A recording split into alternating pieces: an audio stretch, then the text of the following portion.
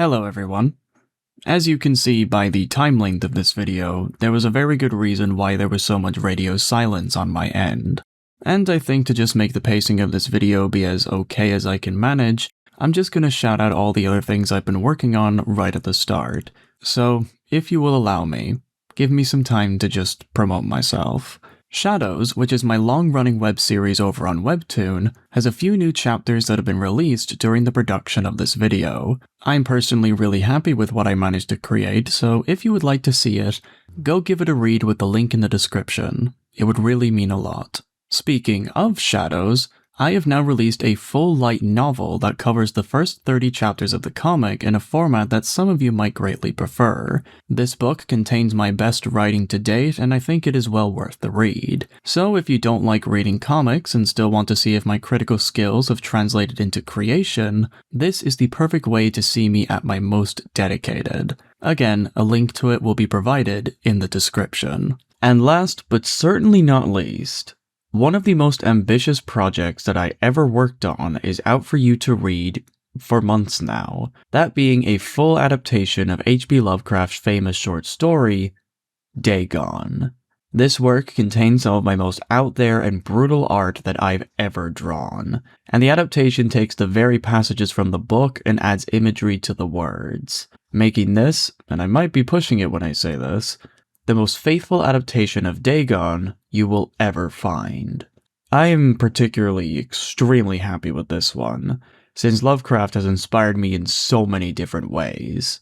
Not just from horror, but the way I even write my scripts. So please give Dagon a shot. I promise you it'll be worth it. So, with these quick plugs out of the way, onto the video. I hope to God it was worth the wait.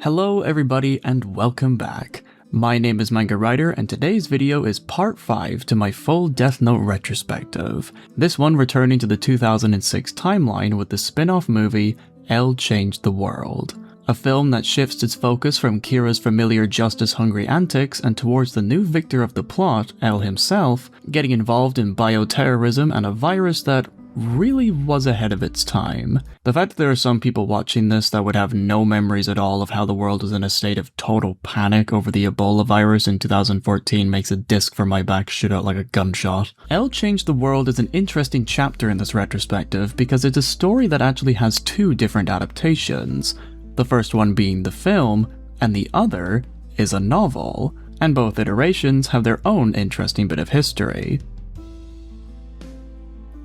Starting with the film, L Changed the World was an idea that was pitched roughly after the release of Death Note: The Last Name, and instead of director Shusuke Kaneko returning to direct this film, the reins were instead handed off to famous Japanese horror director Hideo Nakata, a man who had also worked with Nakatsu in 1985. Nakata's greatest claim to fame was being the man that started the now widely respected genre of Japanese horror, his debut film being in 1996 with the title Joyure, and most people knowing him as the man who directed the Japanese Ring movies, where in Japan they're called Ringu, films that in the horror sphere were extremely popular and even sparked the debate of Westerners making inferior copies of Japanese tales. After the westernized remake of The Ring 2 in 2005, Nakata's popularity finally started to blossom outside of Japan, making his reach all the greater. And it's through this newfound fame and opportunity to explore the world did fate give him a chance that would make his name history in the Death Note fandom.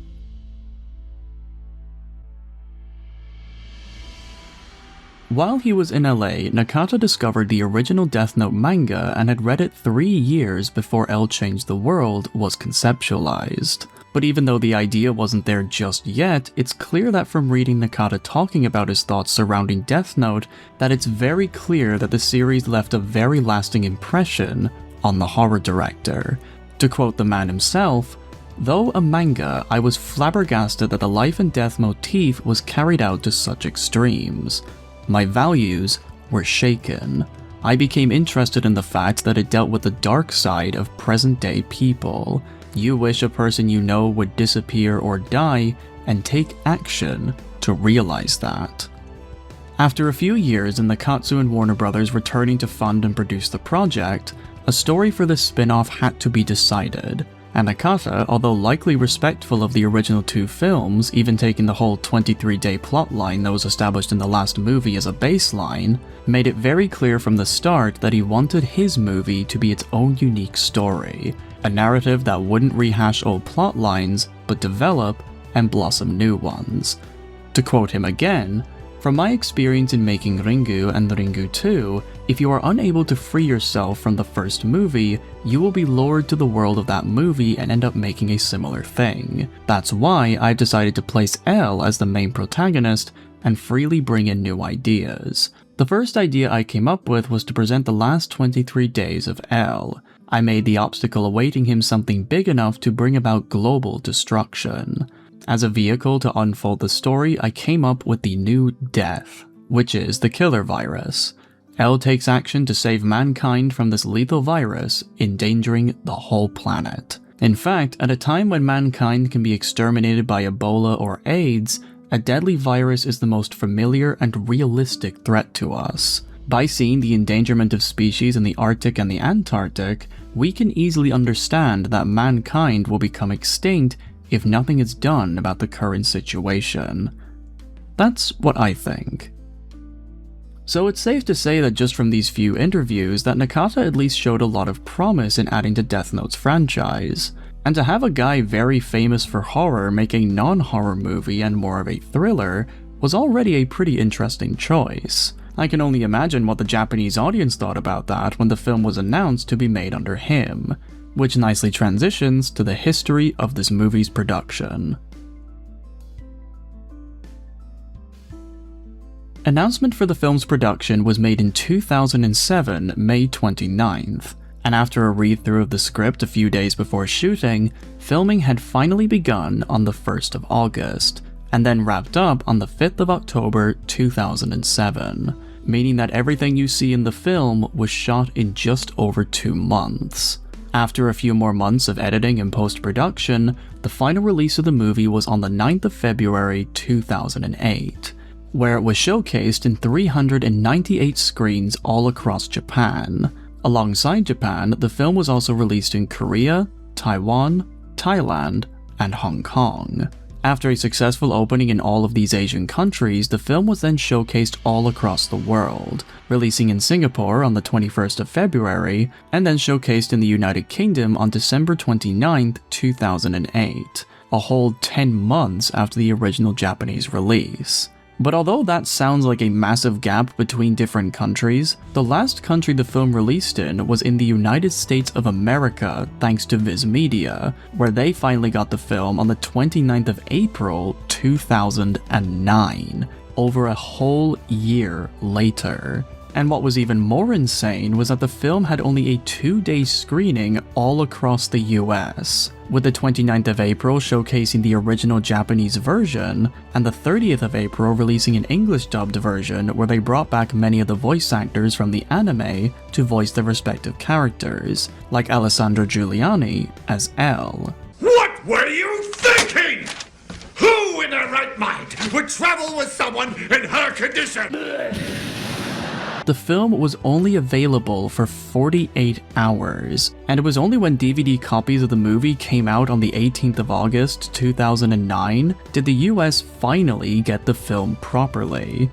That's kinda crazy to think about. Upon release, L Changed the World was met with massive success, as during its opening weekend it became the highest grossing and most watched debut film at the Japanese box office at the time, grossing a total of 846 million Japanese yen and had 677,000 admissions during the first 3 days alone. By the time March came around, an estimated 2.2 million people went to go see it, resulting in the box office numbers being about 2.5 billion Japanese yen, making it the 10th highest grossing film in Japan all throughout 2008. In Japan alone, the film was reported to have made at least 3.1 billion Japanese yen, or $29.99 million in freedom numbers, and when adding another $6,003,340 from the international releases, L Changed the World made a grand total of $35,993,340, making over 3 times its original budget of an estimated $10 million,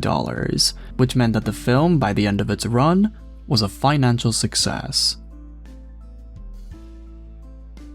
As for the book adaptation, it was made around the same time as the movie, the author of the book being an unknown person that simply went under the pseudonym M, which is a cute nod to Mello from the original story, and the way that children from the Whammy House would use letters to hide their identity.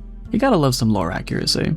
M was hired by the movie producer who had taken notice of M's previous work and thought that they would be perfect to write the book because of their, quote, bold ideas and sure-handed storytelling technique. Alongside the book, M is also credited to have helped out Nakata with the production of the film, and when interviewed, they admit to have never read the original manga and said that, quote, in participating, I wanted it to be read not as my own work, but as a pure L story of Death Note. So I did not mention my name and called myself M. This literary adaptation was then released on the 25th of December 2007, roughly 2 months before the film as a way to, I assume, build up hype for the movie. And when Viz Media eventually translated the book into English, North America would get to experience the book on the 20th of October 2009, a few months after the film released in their country. And like the movie, the book adaptation was actually quite successful, becoming the second most sold book across Japan in 2008, with a grand total of 121,046 copies being sold, beaten only by a light novel adaptation of the hit manga and anime series Gintama, which sold 157,754 copies. Which, keep in mind, was during the height of its popularity. Gintama was created only in 2003 and has had a very successful career that went on until 2019. So to achieve second place against such a cultural juggernaut at the time is certainly nothing to scoff at. While L Changed the World didn't reach the heights of the previous installments in terms of success, the Death Note manga has sold at least 30 million copies at the time of me recording this video, and the 2006 live-action movies made a grand total of $79.1 million altogether. 2008 and 2009 were still pretty damn good years for Death Note, all things considered. This film, despite its predecessors, made its own very good mark on the franchise, at least financially. So, with all of this history laid out to you, now comes the time where I finally talk about the actual stories in these two adaptations. And here's where I come completely clean about my struggle with this video.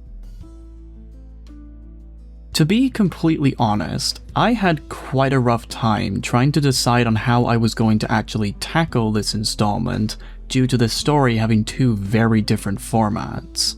Not to mention two basically completely different stories. After all, analyzing a movie and analyzing a book I feel requires two different styles in order to be more effective. So what I decided in the end is that, like what I've been doing with the previous videos in this retrospective, I'm going to be going through the entire plot of the movie, and when I'm done with a certain scene, I will then head over to the book and analyze the way the plot was done there, then go back to the film, rinse and repeat. I am going to try to make this as consistent as I can, but once you see just how different these stories are, at least in the middle portions, you'll understand why this video took so long. So this video will pretty much be a long and deep dive into how the two adaptations executed their storylines in their own unique ways, highlighting various differences along the way.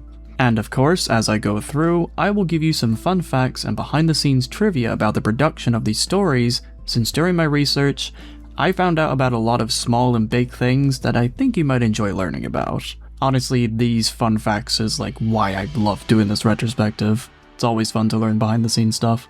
So with that, let's not waste any more time and begin this fucking adventure analyzing L change the world, starting with the beginning of the movie.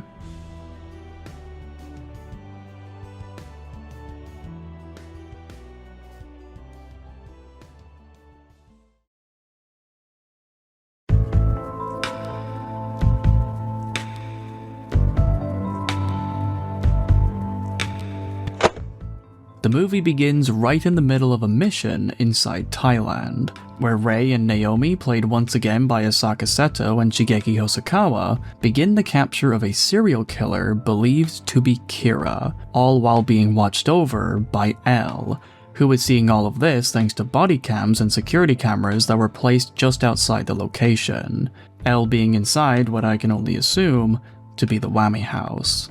This scene is a tense but heartfelt one, as Watori talks to L about if he would ever quit his job as a detective, given that Naomi herself was doing this mission under the pretense that she is going to retire in order to live a simple, married life, which L says makes her even more effective than before. Now having a chance to live a peaceful life, Naomi has something to lose now, and that potential loss makes her all the more determined to get out of this conflict alive. Watori states that L must have built a great trust towards Naomi after mentioning that this was the second time L had hired her for a mission, the last time being a case that honestly sounds like an interesting tale all by itself if it were ever made into a book, but during this conversation, there's this angle to L that is shown off in a much more vulnerable and deep way than previous installments of the story. To L, catching criminals is everything to him. It was what he was born and raised to do ever since he attended the Whammy house, which took full advantage of his strange nature and through accepting his every request, refined him into a stone-cold monster that could solve any case with just his mind and his gut. L's intellect is a near unstoppable weapon that he uses for good rather than evil. And although he watches from the sidelines as that's where he's at his strongest, he expresses a desire to fight alongside the people who carry out justice, showing a great deal of respect towards people like Naomi and Rei, agents who risk life and limb on a daily basis to bring about order to a chaotic and ever-changing world.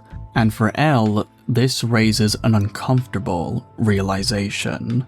In the movie, Naomi says the phrase "takami no kenbutsu," a Japanese expression that when translated into English means to stand by idly or observe from a vantage point.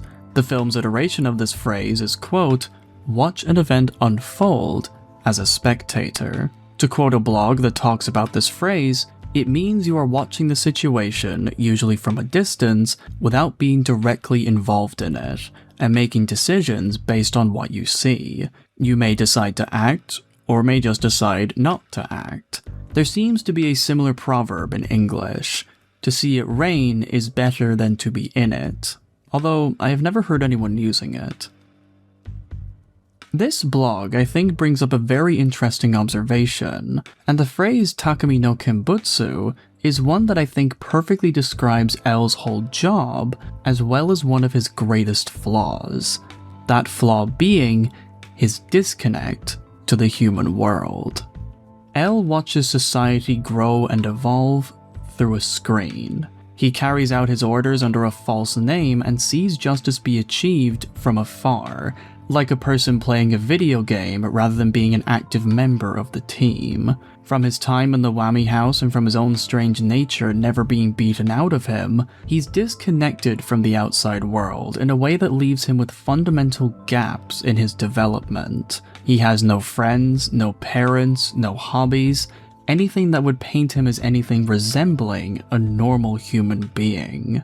Day in and day out, his sole purpose in life is to analyze, find, and catch criminals. That's all he has ever known. And because that world is all he knows, he vows to do it the best he can.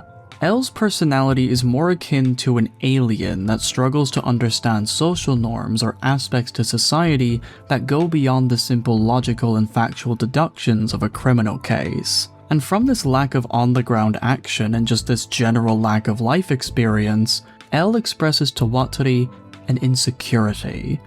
that maybe his only role in life is to be an observer of justice. Someone who may see rain every day but can never explain what it actually feels like to stand in it. Somebody that, to a fault, represents the phrase Takami no Kimbutsu. I'm probably completely mispronouncing this. I'm gonna try my best, alright? Not gonna make any jokes about it, okay? Cool. L has the privilege that his great mind requires the highest of protections. After all, he's so famous in the world of Death Note that he had to create 2 whole new identities so that people seeking to discover him would never get anywhere. He's considered to be a legend among the police and the criminal world, a detective without a face that boasts a perfect track record, and it's a legacy that to L is one that could be perceived as false or greatly exaggerated if one was to actually get to know him as a person. That maybe the great detective L isn't all that he is hyped up to be. After a few gunshots and Naomi coming out 12 seconds earlier than L expected, he expresses an almost jealousy towards her, that she was able to actually prove her worth when it really mattered, something that L has never done himself. Which Wataru attempts to counter by saying that L is also very good too, something that L thanks him for, even if he doesn't believe it himself. And it seemed like Naomi's words really got to L psychologically, because as a way to get in on the action himself, L tells Wataru to set a course for Japan, where he states that there is a 97% probability that the legendary Kira is residing there, and ominously states that there would be a chance that should he go on this mission, L would not return to the Wami house alive.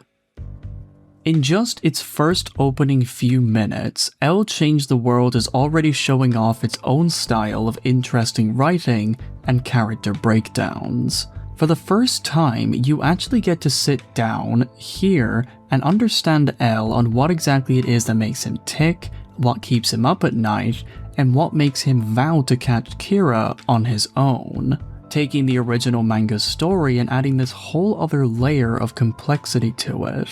From this one scene, suddenly his motivation goes from simple and almost childish to becoming a lot more human, and even relatable.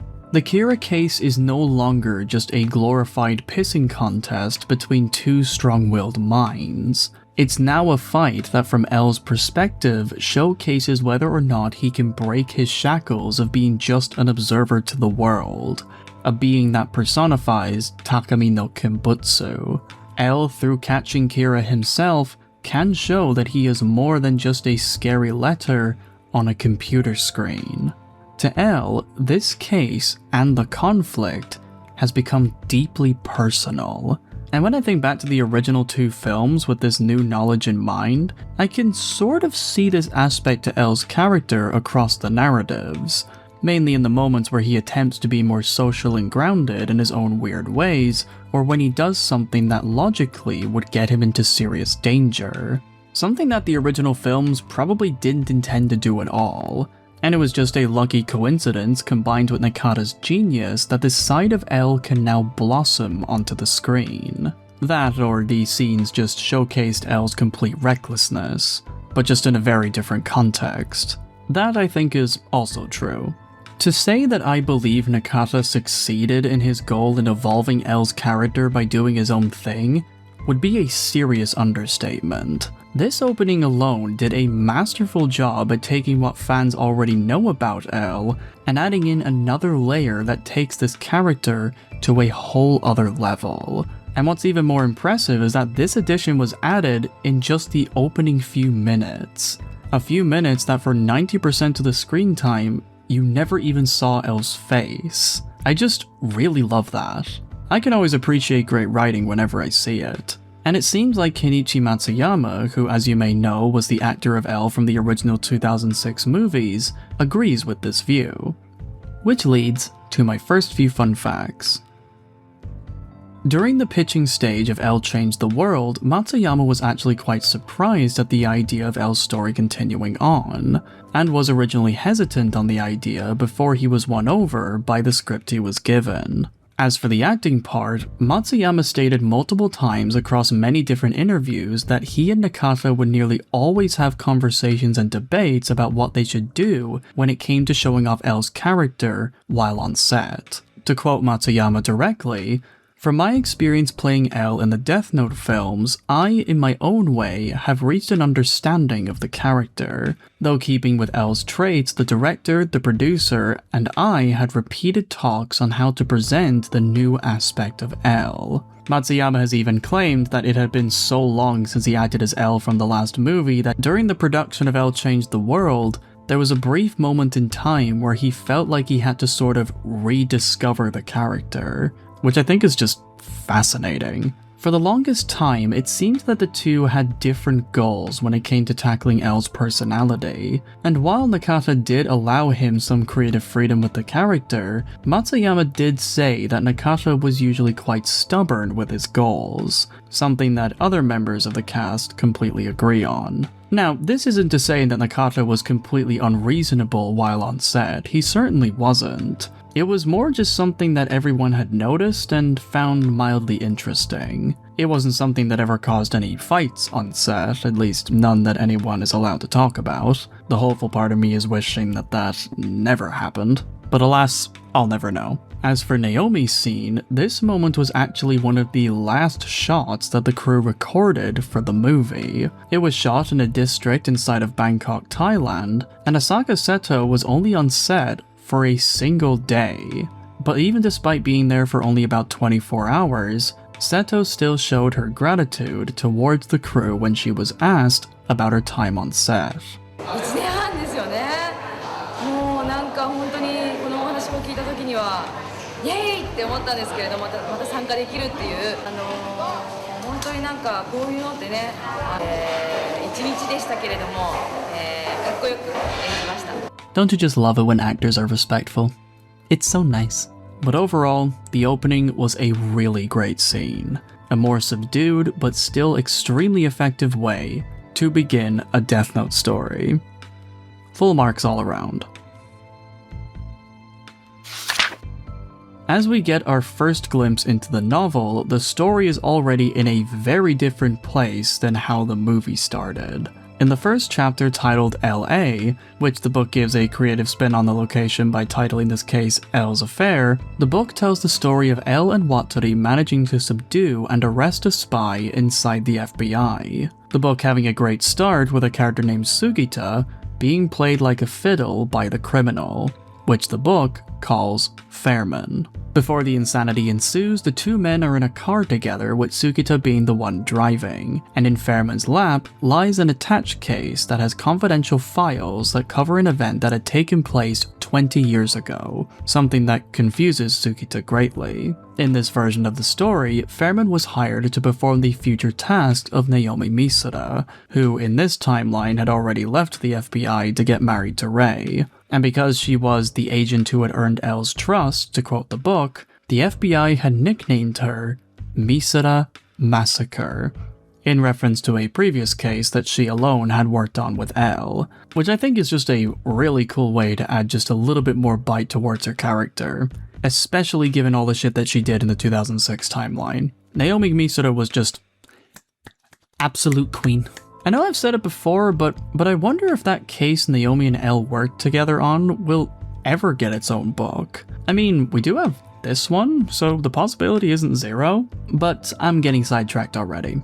Let's focus on this story. After Fairman asks Sugita to stop for a while to get some cigarettes, he manages to nearly escape by taking out a random tractor trailer, killing a bunch of his cronies when a chase car fails to kill Sugita and ran into the flaming trailer. And as Sugita gives chase, Fairman gets stopped by a bear mascot, a mascot who Sugita gets into an amusing spat with the person being oddly calm despite the carnage, and when Fairman is backed into a corner, he holds an old woman he had bumped into hostage, and all seems to have gone horribly wrong. Sugita had fallen for Fairman's trap, and the briefcase he had taken with them at the start of the book looks to have way more importance than it did initially. However, Fairman's fate would prove to be far different than he originally planned. As a young girl swoops in and blasts him with a coke that was powered by Mentos, Sugita uses the brief distraction to his advantage and manages to subdue Fairman with a shot through the shoulder, while at the same time, Wataru, who had been watching the scene on a rooftop, blows up the briefcase that Fairman was trying to escape with a perfect shot, ending the fast and fiery betrayal of the rogue FBI spy, and most likely giving Sugita an awful fright.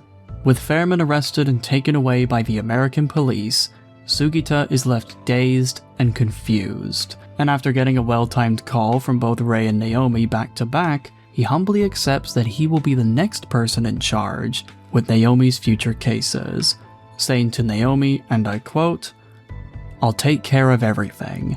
The daily battles with the boss, the investigation with L, all of it. Congratulations on your nuptials, Naomi."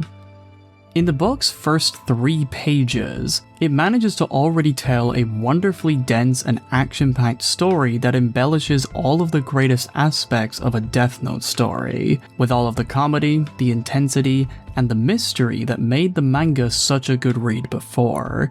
M's writing style, I think, really does wonders for this opening's fast pace, as the dialogue and descriptions are kept to a bare minimum, making the flow of the action feel very energetic and rapid fire in its execution, and yet didn't feel at all amateur. Not to mention that through this action set piece, we get, for the first time, a taste of the dynamic duo that is Wataru and L, who is revealed to have been the person who was inside the bear costume. Not only does the book brilliantly show these subtle and small ways that L injects himself into a conflict so that the case would end up in his own victory, like him bumping into Fairman and throwing him off his groove, and even being the whole reason that Sugita survived getting rammed by Fairman's cronies, by telling him over the phone that a local boutique had no people inside the building before the betrayal even went down. This whole scene makes L feel like a strange cryptid of sorts, like an invisible, all-seeing eye that watches from the sidelines and swoops in at just the right moment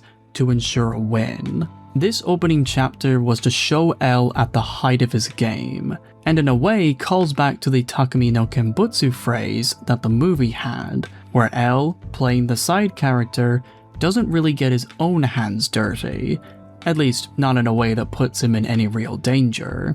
As the girl who blasted Fairman before orders a crepe from L, and there's a funny interaction where L, despite being the sole devourer of sweets, cannot make a crepe to save his life, he and Wataru, who I might just say is talking to him while holding a fucking rifle all out in the open, reveal their 4D chess strategy in catching the spy. The case that Fairman had, at least the one that was on the ground when Fairman dropped it after bumping into L, was actually a fake that the two had manufactured so that L was able to swap them out when no one was looking. The fake being packed with explosives so that L could give Sugita the impression that the whole case from 20 years ago had just gone up in flames. With no prying eyes, L took the document for himself, saying that him getting the files to a 20-year-old case is, quote, "a fair reward considering we helped the FBI flush out a spy in their midst." And after L does a very L thing by managing to read an entire case file in just seconds, he gets a solid understanding of what the file itself contained. In 1980, an infectious disease lab was blown up by the authorities, with the reason being that the lab was housing the development of a deadly biological weapon. And as L eats away on some macrons that Wataru had made for him, the two of them theorize what the lab's existence could potentially mean for the future, given that the two know that the US isn't, at least openly, developing viral weapons. Taking inspiration from real-world history, L recalls that ever since Nixon's proclamation in 1969, the US had ceased all development of offensive biological weapons, and in theory have only been working on developing defensive weapons, to partially quote L's deduction from the book. But L is left puzzling over the significance of these files, given that, quote, "even nuclear weapons are in reality more effective as a deterrent than as an offensive weapon. By the same principle, the pretext of developing biological weapons as leverage to deter an attack would hold up. The former Soviet Union also secretly continued its biological weapons program even after signing the Biological Weapons Ban Treaty in '72. Which, out of morbid curiosity, I went and fact-checked, and yeah, that's also true. I was looking up some stuff online and I was given an article that was released by the Atlantic Council itself in 2018, where a story of a biological weapon being used to kill a former Russian spy and his daughter took place in the United Kingdom. And the article even gives a whole history of Russia breaking its promise to follow the 1972 treaty. If you think that this is some insane shit to be bringing up in a Death Note video, don't worry. This video is going to get so much more insane. But even with M's absolutely stellar attention to real-world politics while writing a story that has the same timeline as a magic book that can kill people, L briefly takes interest in the girl that he made a crepe for, and Watari tells him that the girl was someone named Maki, daughter of the world's preeminent immunologist, Professor Nakaido, a man that Watari and L shared a bit of history with back in their Whammy House days. Maki is a name that you should keep in mind as we go forward, because L believes that he will, quote, see her again. After getting a bit of lore that briefly tells the story of the Whammy House's origins, L wastes no time in dropping the current case and immediately moving on into another one that has already sparked his interest, given that, quote, none of the police or investigative bureaus have recognized it as a case yet. The case where, quote, there have been reports of perpetrators of heinous crimes turning up dead of heart failure. Included among them are criminals whose whereabouts that only L can verify. L says that if this turns out to be a matter for further investigation, then the two's old approach will not be effective, so it's imperative that they get to work immediately. From this small bit of dialogue, we can see the familiar cogs of the L we know and love already whirring into life, and making sense of a case with little to go on, finding the idea of a nearly unsolvable mystery incredibly enticing, and with the completion of this current case, a scene that amusingly shows off L's character perfectly plays out, which I will read to you in full. We should go to your personal safe house in Arizona. I'll arrange for a helicopter immediately. And what should I do with these documents? Despite the trouble they'd gone through to obtain them, the confidential FBI files were no longer of importance to L. What's Nia doing now? Working on a white jigsaw puzzle at the house as usual. He did complain that the solution to the Madrid serial murders was too easy, too boring. Then pass these on to him. The attempted theft of these files is somehow connected with whoever is pulling Fairman's strings and the biohazard at the research lab. No doubt they were secretly exerting some influence over the 1980 presidential election as well. I would think finding the key to solve these mysteries is a perfect puzzle for him to work on. Of course. Now, shall we go? Not only does this interaction give me a slight idea on where L possibly was in the opening of the film, meaning that my guess of him being in the Whammy House was probably wrong, I love how the book manages to capture so much of L's character through such minimal text. The writing of L's minds and actions is very pinpointed and blunt, which given what we have seen from L in the manga, I think represents him in a really accurate way. The opening chapter doesn't take any time to indulge in paragraphs that explain the deep and complex intricacies of his mind, because that isn't how L works at this point in the plot. All he is in for right now is the glory of the chase, the satisfaction of getting one over a criminal, and when the case ends, so too does his interest. If the confidential FBI files were no longer of importance to L despite the trouble they had gone through to obtain them, then that's that. The case is closed. There is no other mystery to learn about. No need for an explanation because L has already moved on to a grander prize, and we as the reader are jolted towards another adventure, with no chance of any breathers, all except giving what the book describes as, quote, something like a premonition. If this turns out to be a murder case, we may be in for a long battle. I think how the way the book was written works a lot to its advantage, showing off how L thinks in a way that the movie could only really do through Matsuyama's acting. And given that this is a novel and words are easier to grasp meaning out of, I think the book has a slight advantage over the film in regards to how it can execute its story with more accuracy and certainty. Given the simplicity of L's mind at the moment, there's no real reading between the lines that you can do here, and I think it makes for a very good read. And after the chapter does a splendid job at showcasing L in his perfect comfort zone, Maki meets up with her father Nakaido at a hotel, where Nakaido sadly says that their trip to Disneyland has to be cancelled. given that he had just received urgent news from Africa about a, quote, outbreak of an unknown virus in a remote part of the Congo, where, quote, 2 villages have been destroyed by an Ebola-like hemorrhagic fever. But despite his regret on breaking his promise, Maki, knowing and understanding the kind of work that her father does, takes this last-minute cancellation very well for a young child, and even vows to go with him because, to quote her, "I made a promise to Mom that I would take care of you in her place. That's what I have to do." Which ends off chapter 1 of the book. From the highly intense action, the laser-focused character writing, the brilliant portrayal of Elle and Watori's characters, and the great cliffhanger that leaves me excited to read on to the next chapter, Elle Changed the World's book adaptation is already off to a very solid start.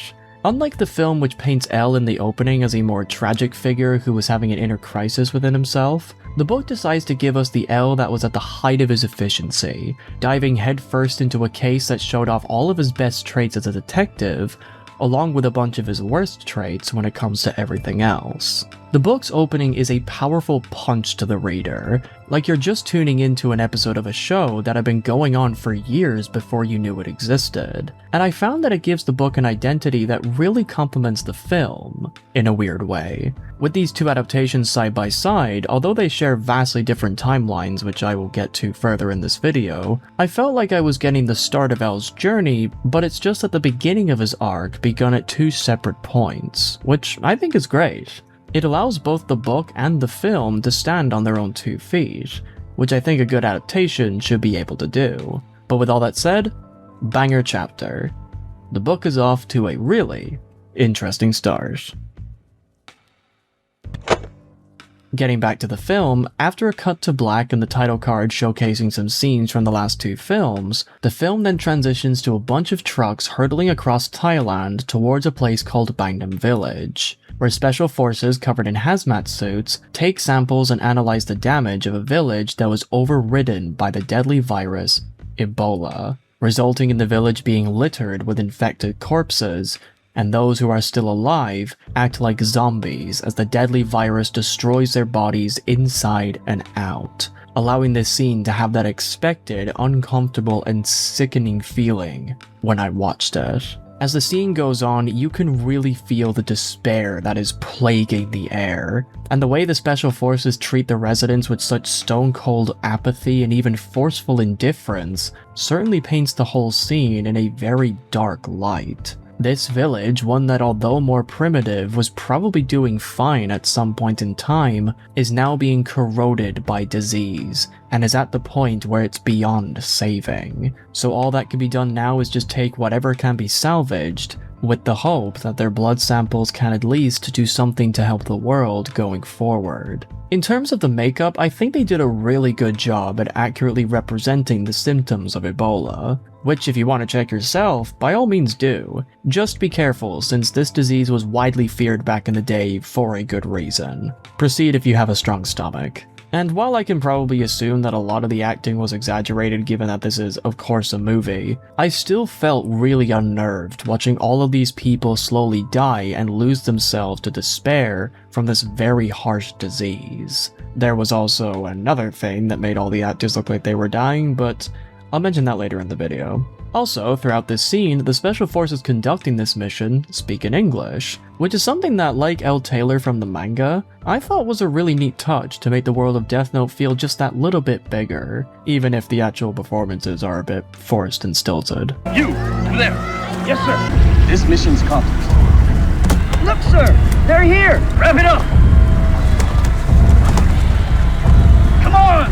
English, motherfucker! Do you speak it? As the special forces do what they do in every other movie and get out of the village as quickly as they came after seeing a large warplane come into view, an unknown man sees this all happen and makes a run for it, heading towards an old temple where a boy with no name is showcasing some very Elle-like mannerisms, his own special quirk being that he's very good at math. I know what joke you expect me to make, but I'm better than that. Besides, low-hanging fruit would just be difficult to salvage. Kinda like math, which Asians have no problem. As the man and the boy make a quick getaway by an old truck, The plane, revealed to be an American warplane, throws down a bomb and blows the entire village sky high, scorching away the virus along with any people that could potentially flee and report such a crime against humanity. As a soldier tells his boss that a truck was seen fleeing the scene of the crime, the head officer does what every other military leader does in a movie like this, and declares that no witnesses to the crime must be left alive. And so, the chase is on. Despite the somewhat explainable nature of doing such an act in order to prevent a worldwide infection, the movie also highlights that even such reasons are forgotten by ones that are way more inhumane, showing very clearly that motivations when it comes to dealing with existential threats can be extremely varied in terms of their own morality. A theme that was all over the last two movies, and was something that I'm happy was given a somewhat new perspective inside this film. Our straggler, now a safe distance away from the village, tells the boy a certain number, and should he call it, Watari will be able to protect him from the incoming threat. And as a helicopter flies over, he finally starts showing signs of weakness as it turns out that he too was infected with Ebola. The movie doing this very nice transition to show how the virus spreads through a body, albeit much quicker for drama's sake. After stopping the truck and telling the boy to run after giving him his necklace, revealing the man to be a member of the Whammy House under the codename F, he gets back in the truck and drives off, creating a distraction for the boy to escape unseen and unharmed, and dies after the helicopter catches up and fires at the truck, blasting his body to Kingdom Come. F in the chat, boys. F in the chat. This scene, I believe, does well at showcasing the almost desperation that moves this story forward. By showing an entire village be ravaged by Ebola, the story sets in stone the severity of this new threat. And the fact that F went to such great lengths to make sure that the boy escapes unharmed gives the scene a nice bit of intensity. F's actor, Kazuki Namioka, provides a stellar performance of a man knowing that his time is rapidly running out, is doing what he can to try and preserve the future of humanity. And he shows an almost older sibling kind of energy towards the boy, who, fun fact, doesn't have any name until the end of the film. When mentioned, he's just referred to as Boy. He may have not have been in the film for very long, but even despite that, F was a pretty decent character that did wonders at propelling the story forward in both its direction and its ominous tone. A banger way to kick the main thread of the story forward and create a gripping and strong narrative. Fun facts about this scene. The whole village part of the film was actually done after a bunch of other scenes were shot in Japan, and Nakata had teamed up with a Thai crew in order to get the scenes in Thailand all done and dusted. The village itself was actually a set created for the movie, located in the mountains of a place named Sayok in Kanchanaburi, and to say that the shooting conditions were less than ideal would be putting it very lightly. In 2008, Japan and South Asia as a whole was experiencing a world record heat wave during the film's production, with temperatures all across the continent reaching over 40 degrees Celsius, or 106 degrees Fahrenheit. In some areas like India and Pakistan, the temperatures even went up to 49 degrees Celsius, or 120.4 degrees Fahrenheit. The heat wave in 2008 got so bad that thousands of people ended up hospitalized, and 184 people were even reported to have died due to the climate and cases of heat stroke that spilled across the southeast. So with this movie being filmed during one of the hottest times in Asian history, the climate of Thailand being incredibly humid, and the fact that some of the actors on set had to act in full hazmat gear, yes, suffice to say some people during the production of this movie were absolutely suffering. While behind the scenes didn't show this, I guarantee you that there was at least a couple of people on set who had a case of heat stroke. If there wasn't, that would have been an absolute miracle. Though I guess in a darkly ironic sense, the film being produced at this time, portraying a story with the themes that it has inside his narrative, was a pretty interesting twist of fate. Why that is, I'll elaborate later. The record heat was no easier for the villagers acting as the infected, as not only were they awake at 4:30 in the morning so that all 60 people could get their makeup done in time for the shoot, because the weather was so hot and so humid, the makeup that was put on them had to be constantly reapplied because their sweat kept washing it off. Meaning that the makeup department was running around all day in the blazing sun trying to get everyone presentable for the camera. Honestly, when I have this knowledge in mind while watching this scene, I just can't help but wonder how much of this was the actors acting, and how much of it was them just going slowly delirious from heat stroke. Either way, it certainly worked to the film's advantage. And when the sun itself wasn't being a massive pain in the rear, when the crew wanted to start shooting for the truck chase scene, there was a very heavy downpour of rain, meaning that no work could be done until it passed. So to counteract this, the crew was split into 2 groups, so that filming of other scenes could carry on despite the weather. And eventually, the rain cleared up and the truck chase scene could be filmed. Got it, stories like these that make me realize that I would just not have the patience to be a director. Like, good god, if that happened to me, I would actually kill someone. As for the action scenes, many cranes, stunt doubles, pulleys, and explosives were used during production. For the giant explosion that wiped out the village, the explosion you see on screen was indeed real, but the village that was blown up was actually just a miniature that the crew built, solely for these couple of shots.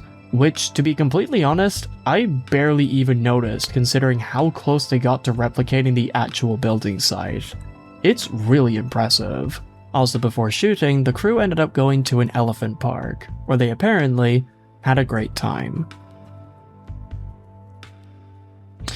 I'm just gonna leave that fact there because I don't want to be the one that tells you what actually happens in most of those places. Just gonna drop a link to this video by Casual Geographic and we shall swiftly move on. As for Kazuki Namioka, he was born in 1978 and made his debut in the world of acting from his role in the 2004 series, Pride. And he went on to act in 2 different shows and 9 movies before L changed the world. As for his future work, he would go on to play a small role in the 2012 Ace Attorney live-action film, was involved in 2 shows in the Kamen Rider franchise, and even played as Arataka Reagan in 2018's live-action adaptation of Mob Psycho 100. But that's enough about history and fun facts.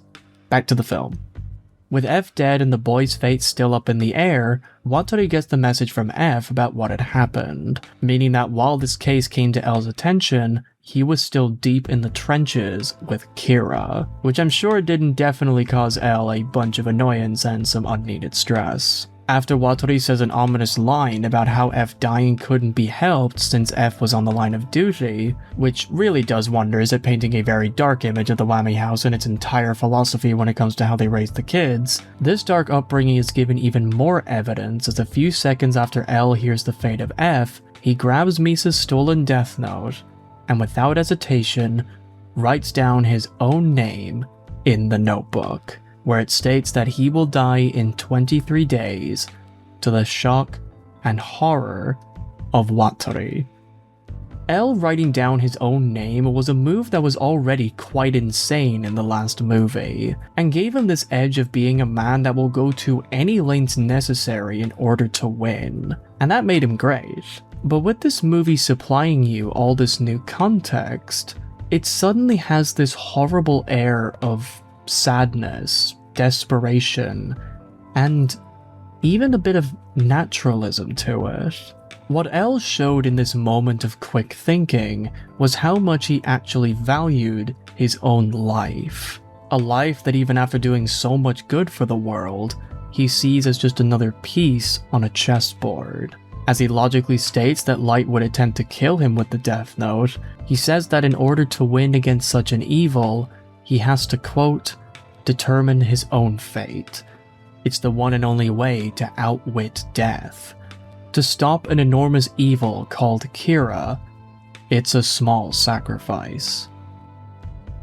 That small sacrifice bit really interests me, because it blatantly shows that L puts no personal value on his own existence. He sees his place in the world as one that lives for one purpose and one purpose alone: to play the part of a detective. The Whammy House did nothing to stop his strange mind from thinking that way, so him to feel that a sacrifice as massive as his own life means very little to him has this horrible implication to it. To L, there's no hesitation on whether or not his death would affect the lives of those around him. He doesn't even consider how Wataru would feel should he go through with this tactic. If he can get a win, then why shouldn't he? It would certainly guarantee that Kira would be beaten, and it would feel great to have this monster be beaten by the very weapon that he used to kill so many people up until this point in the story. For a character that had an upbringing such as L, it makes perfect logical sense to give up his life for the line of duty, much like what F did when he sacrificed himself in order to protect the boy. For the children in the Whammy House, the future means everything. Justice, in whatever form, must be fulfilled, and it doesn't matter on whether or not they themselves will be able to see it with their own two eyes. It's this small scene that I think represents the core values and harsh realities of the Whammy House's indoctrinations and worldviews, where even the catalyst to their cause feels like he is bound to do what their philosophy commands him to do. And from this very sudden casting away of his own life, L showed that he was willing to carry out his dangerous principles to the very end, where after giving his whole speech to Wataru, he goes straight back into the Kira case, ordering Wataru to bring Misa into the L shack so that he and Light can finally settle their score, as if writing down his own name and knowing the time of his death was just a step in a greater master plan. It just doesn't faze him at all, and in a way, it's really, really creepy. However, another way to look at this way that L's acting is that maybe this nonchalant attitude is coming from a sense of peace? That him knowing when exactly he was going to die now makes him feel invincible, and he can go on with this plan knowing that Light was not going to be able to kill him like he intended to do? I feel like both of these interpretations can be true, and this scene, although short, shows yet another side to L's character that, while still present in the past iterations, is given this new heart and deepness that showcases L as both a man of strange nature and a product of his upbringing inside the Whammy House, which, when fused together, created this perfect monster. Someone who will go above and beyond for the line of duty and satisfy his own hubris at the same time. Overall, this scene is another beautiful one that doesn't last very long, but it results in some of the most interesting writing towards L that I have seen thus far. Very, very good shit. This is the perfect place where I feel like I can return to the novel, because not only was the book's version of a village play done in Africa, not in Thailand like in the movie, but this whole scene wasn't in the book. Instead, after the case in LA, the story just jumps straight forward to L's showdown against Kira, and like in the film, L does not waste any time throwing his own life away in order to beat him. But where I think this chapter really excels is how the book doesn't give you L's thoughts in regards to his actions, but instead it gives you his motivations from the perspective of Wataru. When the chapter starts, Wataru already knows that something is wrong. The sweets piled high on the table, which L would normally have devoured in one sitting, remained untouched, and the Death Note, which was supposed to be under lock and key, lay open in front of L, who was staring intently at it. To quote the book directly, unlike the film, the book throws Wataru into a crime scene of sorts, where it feels like a mighty decision has already been made without him knowing, and from that, the paragraphs have this great air of dread to them. Like it's hiding something in plain sight and is about to pull the carpet from under you now that your feet are cemented to the fabric. And it's at this moment where L reveals that he had already written his name in the Death Note, before Watari even entered the room. The twist hitting me like a ton of bricks. This reveal was a very interesting direction to take for the character, and I think is another brilliant way to show off the sheer brutality of this action that makes the book unique from the film. Whereas the movie shows off the tragedy of watching L mindlessly throwing his life away right in front of his mentor, L doing his sacrifice when he was all alone and no one was looking has this very tragic and harrowing weight to it, because it gives the action this air of a man who had already cemented his plan to commit suicide without anybody knowing. A common and sad factor that happens when people are about to kill themselves is that they act and look way more relaxed, even happy, because in their mind, their time left is now finite with a predetermined end, so there's nothing to worry about anymore. It's why people say, "I didn't see the signs, he looked so happy." A lot of the reasoning is because of that. They were peaceful. They were going to die. Might as well make the most of their last few moments. And then the suicide happens. And I'm sure you know the absolute gut-punching power that a suicide can have. If you don't, consider yourself extremely lucky. This suicidal tendency is shown perfectly through Book L, when after he reveals his plan to Watari, there is a line in the novel that reads, quote, "L reached for a snack as if a burden had been lifted from his shoulders." Not only is this a very powerful line, given what had just happened, but it calls into question on whether L would have done it if Watari had been in the room with him. Would he have been so headstrong in his decision if he could witness Watari's despair in real time? We have our answer in the film, of course, but in the book story, we don't have that information. So all we can do is guess on whether or not L writing his name all alone was something he did out of losing time, or because he would have been bothered by how Watari would have reacted to his plan. So that's why he did it when he was all alone. But what makes the suicidal death feel so much more harrowing was that when Watari realizes what L had just done behind his very back, the book tells you Watari's reaction to the whole revelation that his master's time is now finite. To read from the book directly, Watari started to open his mouth, but stopped and closed his eyes to contain his feelings. He would accept L's every decision and support him however possible. That was what he had resolved to do the very first time he met L at the time of the Winchester Mad bombings, when an 8-year-old L had prevented the outbreak of World War III. Watari was well aware that L would analyze the facts objectively and determine for himself what he must do at every turn. If he came to the conclusion that there was only one move to get him to checkmate, then he would choose it, without hesitation, even at the expense of his own life. At the same time, L recognized that his life and work had saved countless lives.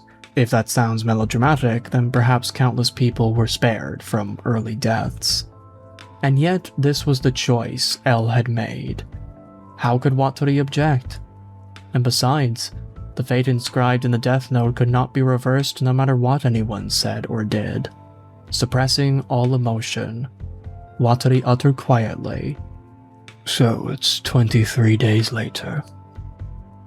A few of the most powerful paragraphs contained in this novel, where Watari in real time has to cope with the fact that he wasn't there to prevent L from committing his own suicide. But in his despair, he puts himself in L's shoes, or feet, whatever, the analogy still works, using cold stone logic to prevent him from losing himself to blind emotion, understanding and accepting that L doing something like this was only natural, given how Watari had raised him all his life.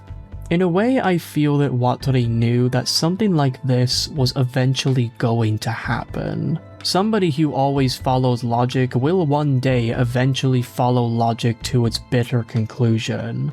But what makes it so sad here was that it happened too soon, and Wataru was not there when L took the leap, meaning that L was alone and had no one to comfort him as he wrote down his name. A betrayal and loss that I believe comes across wonderfully throughout the paragraphs, even if they never straight up tell you that Wataru's feeling that way.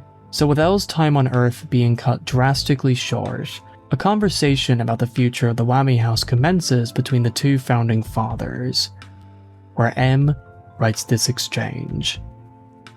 23 days. Wataru, from now on, you must safeguard the world with the other letters. L reached for a snack as if a burden had been lifted from his shoulders. I don't know that any of them can take your place. Wataru shook his head and sighed. L. At Wami's house, this letter did not signify the 12th letter of the alphabet alone.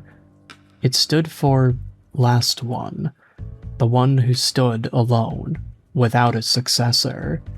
L also stood for lost one, as in a child dropped from heaven by some omnipotent being. Ever since the boy, barely 8 years old, made his existence known as the peerless and unrivaled Detective L and had been given the power to dispatch the police and intelligence agencies of the world, it became the purpose of Wami's house to find and nurture a child with the talent to follow in L's footsteps. We'll need to restructure Wami's as well. Wataru watched over the rounded back of L as the detective ate the dango and turned his thoughts toward a world after L. L would not only vanish from the world, but from Wataru's own life. What I love about these few paragraphs is that not only are they similarly written to L's inner thoughts, which illustrate a very great connection between Wataru and L, but it also does a fantastic job at perfectly summarizing the role that Wataru and the Whammy House itself had been playing in Death Note's story. L, having stopped World War III at the mere age of 8, God, that is some crazy lore to drop like it was just another Tuesday, was a chosen one. A man who was born into a world with a legacy that was unique only to his alien personality. Only he could bear the weight of the responsibilities when catching the most notorious criminals. Only he could bear the weight of throwing away his own life for the sake of the game. Only he was crazy enough to do everything required for his face to be the one that stood high in the end. And Wataru, throughout it all, gave him everything he needed to achieve it. Wataru is the most effective enabler in history. He saw the greatness that L showed at such a young age, and rather than raise him to adapt to the real world while also maintaining his intelligence, he instead did everything he could to satisfy L's every whim, every strange request, every questionable method, because he wanted to take full advantage of L's brilliant mind. This is the darkest aspect to Wataru's supposedly minor character, because what this chapter reveals is that in an almost obsessive manner, Wataru forced himself into the role of the side character so that he could witness L's goals reach greater and grander heights. He did whatever he could to bring out all of L's best traits while completely ignoring his worst. He never gave L some kind of discipline when he started acting out of line, and instead paid every single fee that was needed, be it financial or mental. Which means that when you really stop and think about it, what this means is that Wataru, from doing all of this for L, over time, turned him into the very monster that L had become in the present day.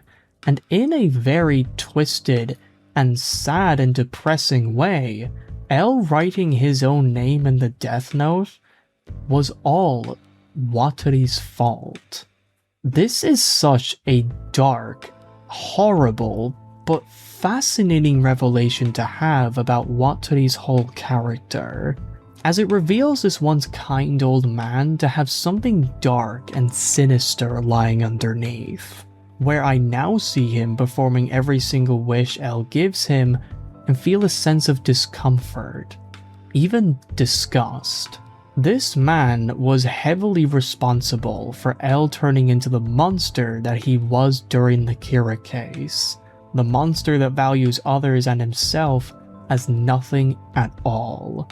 If Watari had just raised him differently, there may have been a high chance that L would have been a great member to society. A light Yagami, if you will. But in pursuing a selfish desire to see how far L would and can go, either out of a higher cause or just morbid curiosity, he refused him any kind of normalcy the moment L's genius could be used for his own gains. And that's not even getting into the true nature of the Whammy House itself, which I know that I somewhat hinted at their cruelty in my anime video, but sorry to ruin your suspense, my commentary of the Whammy House and how they created L will just end here. I'm sorry to blue ball you, I have a good reason. Because in a future video, there will be a character that shapes the entire narrative, and it will be revealed that this particular character came from the Whammy House. He is a whole other fascinating character in and of himself, and the things that that particular story reveals about the place's methods is, let's just say, it's very skin-crawling in nature. Stay tuned. Overall, for a chapter that is only 2 pages long, it manages to tell an incredibly rich and compelling story that brilliantly illustrates the equally fucked up minds of both characters in the room. From the way that the scene paints L's use of the Death Note as more of a suicide allegory, and how the book revealed how L was created from the perspective of his old man, this chapter is a brilliantly short and complex read. If there was any piece of Death Note media that told a whole story in just a few words, this would be it. Truly a fantastic chapter, which also does something very interesting. When you pick up and read the book, you'd immediately notice that the chapters are not named in the 1, 2, 3 format like in a usual novel, but instead they're numbers that go down, and they're titled that way because it's the number of days that L has left to live. For example, in this chapter, instead of it being labeled as Chapter 2, it's labeled as Chapter 23, to show that L has 23 days left to live. And in the first chapter, it was labeled as Chapter 272, which is the book's ingenious way to show how long it had been since the Kira case began, and when L signed his own death sentence. So with using the logic of the book, the Kira investigation, in this timeline anyway, had been going on for 249 days. That's just a very cool attention to detail. The novel adaptation really takes advantage of the whole 23 days to live part of the story, because one other thing it does that makes this book very fun to read is that on the top of every page there is this timeline of days, and depending on where you are in the plot, a certain day number is highlighted in black. So as you read through the novel, the highlighted day will follow along with you, which gives you a more solid understanding about where you are in the story and how much longer L has left to figure everything out. That is a technique that I have never seen a book do before, and it is fucking genius. Not only does it make picking up where you left off far less of a hassle, but it also acts as a kind of ticking time bomb, making me more engrossed in the story during action scenes, because in the back of my mind I'm always checking to see if the days had moved forward or not. I don't know who it was that came up with this idea to format the book in this way, but it was such an amazing decision. Well done to M, and well done to a second brilliant chapter. Full marks all around. As we get back to the movie, the next scene showcases one of the main characters of the film, Maki, played by Mayako Fukuda, getting her daily checkups by her father, Kimihiko Nikaido, played by Shingo Tsurumi. These two characters are both at the Infectious Disease Center, and in the movie, this is where both characters make their first appearances. Maki doesn't have a body on her hands in this version. At least not yet. After some pretty decent chemistry between the two actors, Kimiko Kujo, played by Aoki Kudo, enters the room and spots the homework that Nikaido has been making Maki do for him. with the question "what comes with hope" in the chart below being written on the paper, along with a dark musical track to give the sense that something is off with this moment.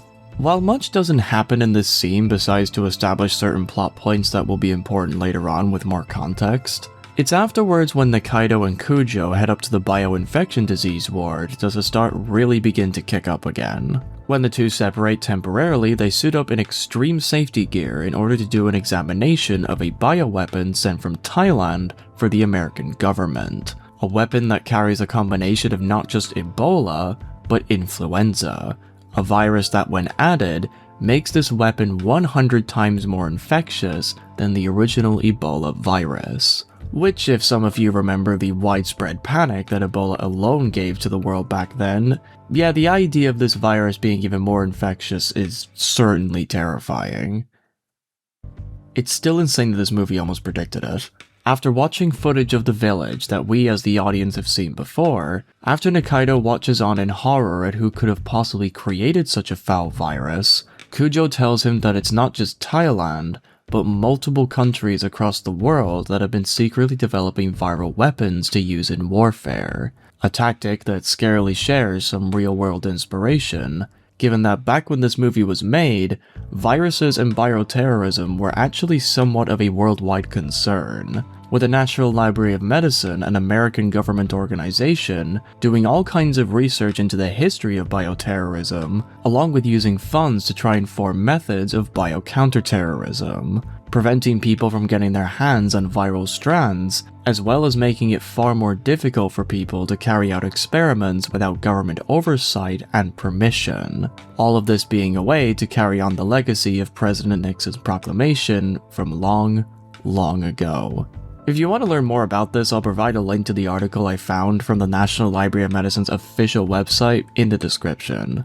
You should definitely give it a read, it's fascinating stuff.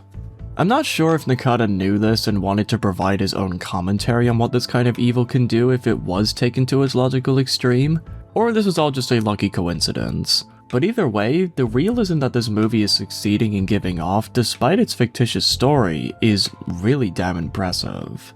But as Kujo believes that Thailand succeeded in creating a world-ending virus, Nikaido disagrees, saying that a viral weapon can only be considered a success if it has an antidote. Otherwise, the wielder of the weapon would also run the risk of being infected, like a sword without a handle or a gun without a safety. And it gets even worse when Nikaido explains that even if there was a cure, the antidote would be useless, as he reveals that the virus in just 20 hours has already mutated, making it even more dangerous than before. In this scene, the dread of the fragility of human life and what some evil people and organizations do to speed up the process of death is given a haunting lens in just a few minutes.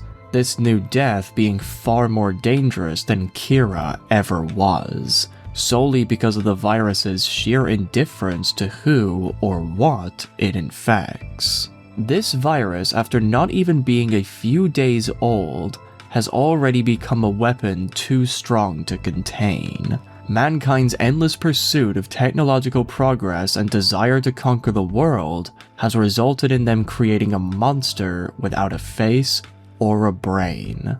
One that mankind went from wielding with no issues to having to rush to defeat it unless global extinction becomes inevitable. It's a great scene that showcases the sheer powerlessness one feels when they stare into the uncaring void, only to grasp with the horrors of the void staring back in cold and ruthless indifference. In this movie, mankind has played God with nature, and their bloodlust and idealism has now given humanity a fast pass to worldwide extinction.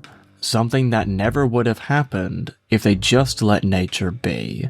Keep what I said in mind for later, because I think this small analysis that I did surrounding the weapon of the movie will help explain the motivation of the film's antagonist later on. And with this movie scene over, let's go back to the book. So what I'm going to be doing from this point onwards is that instead of going through the chapters in chronological order, I'm going to make an effort to talk about the chapters that share the greatest resemblance to what happens in the movie, regardless of their placement. I'll be doing this for the beginning of the video, and then when the plot gets more different, I'll just be going through the book's plot up until it catches up with the movie scene. Because trust me, if I was to talk about these two adaptations in the way that they're actually paced right at the start of this video, then the script would be very messy and it would get really confusing really fast. So to spare you all the headache for now, since the movie scene was all about Nikaido and Kujo studying the virus, Chapter 5 of the book, titled 18-2 Anguish, tells a familiar story, just one chapter ahead in the book's timeline. Instead of showing the two characters discovering the virus and both getting hit with existential dread, the book shows them having already invented the first successful draft of the antidote, where Nikaido vows to give it over to the various branches of government and being fully aware that this weapon, should it ever fall into the hands of terrorists, would make the world come to a dark and painful end.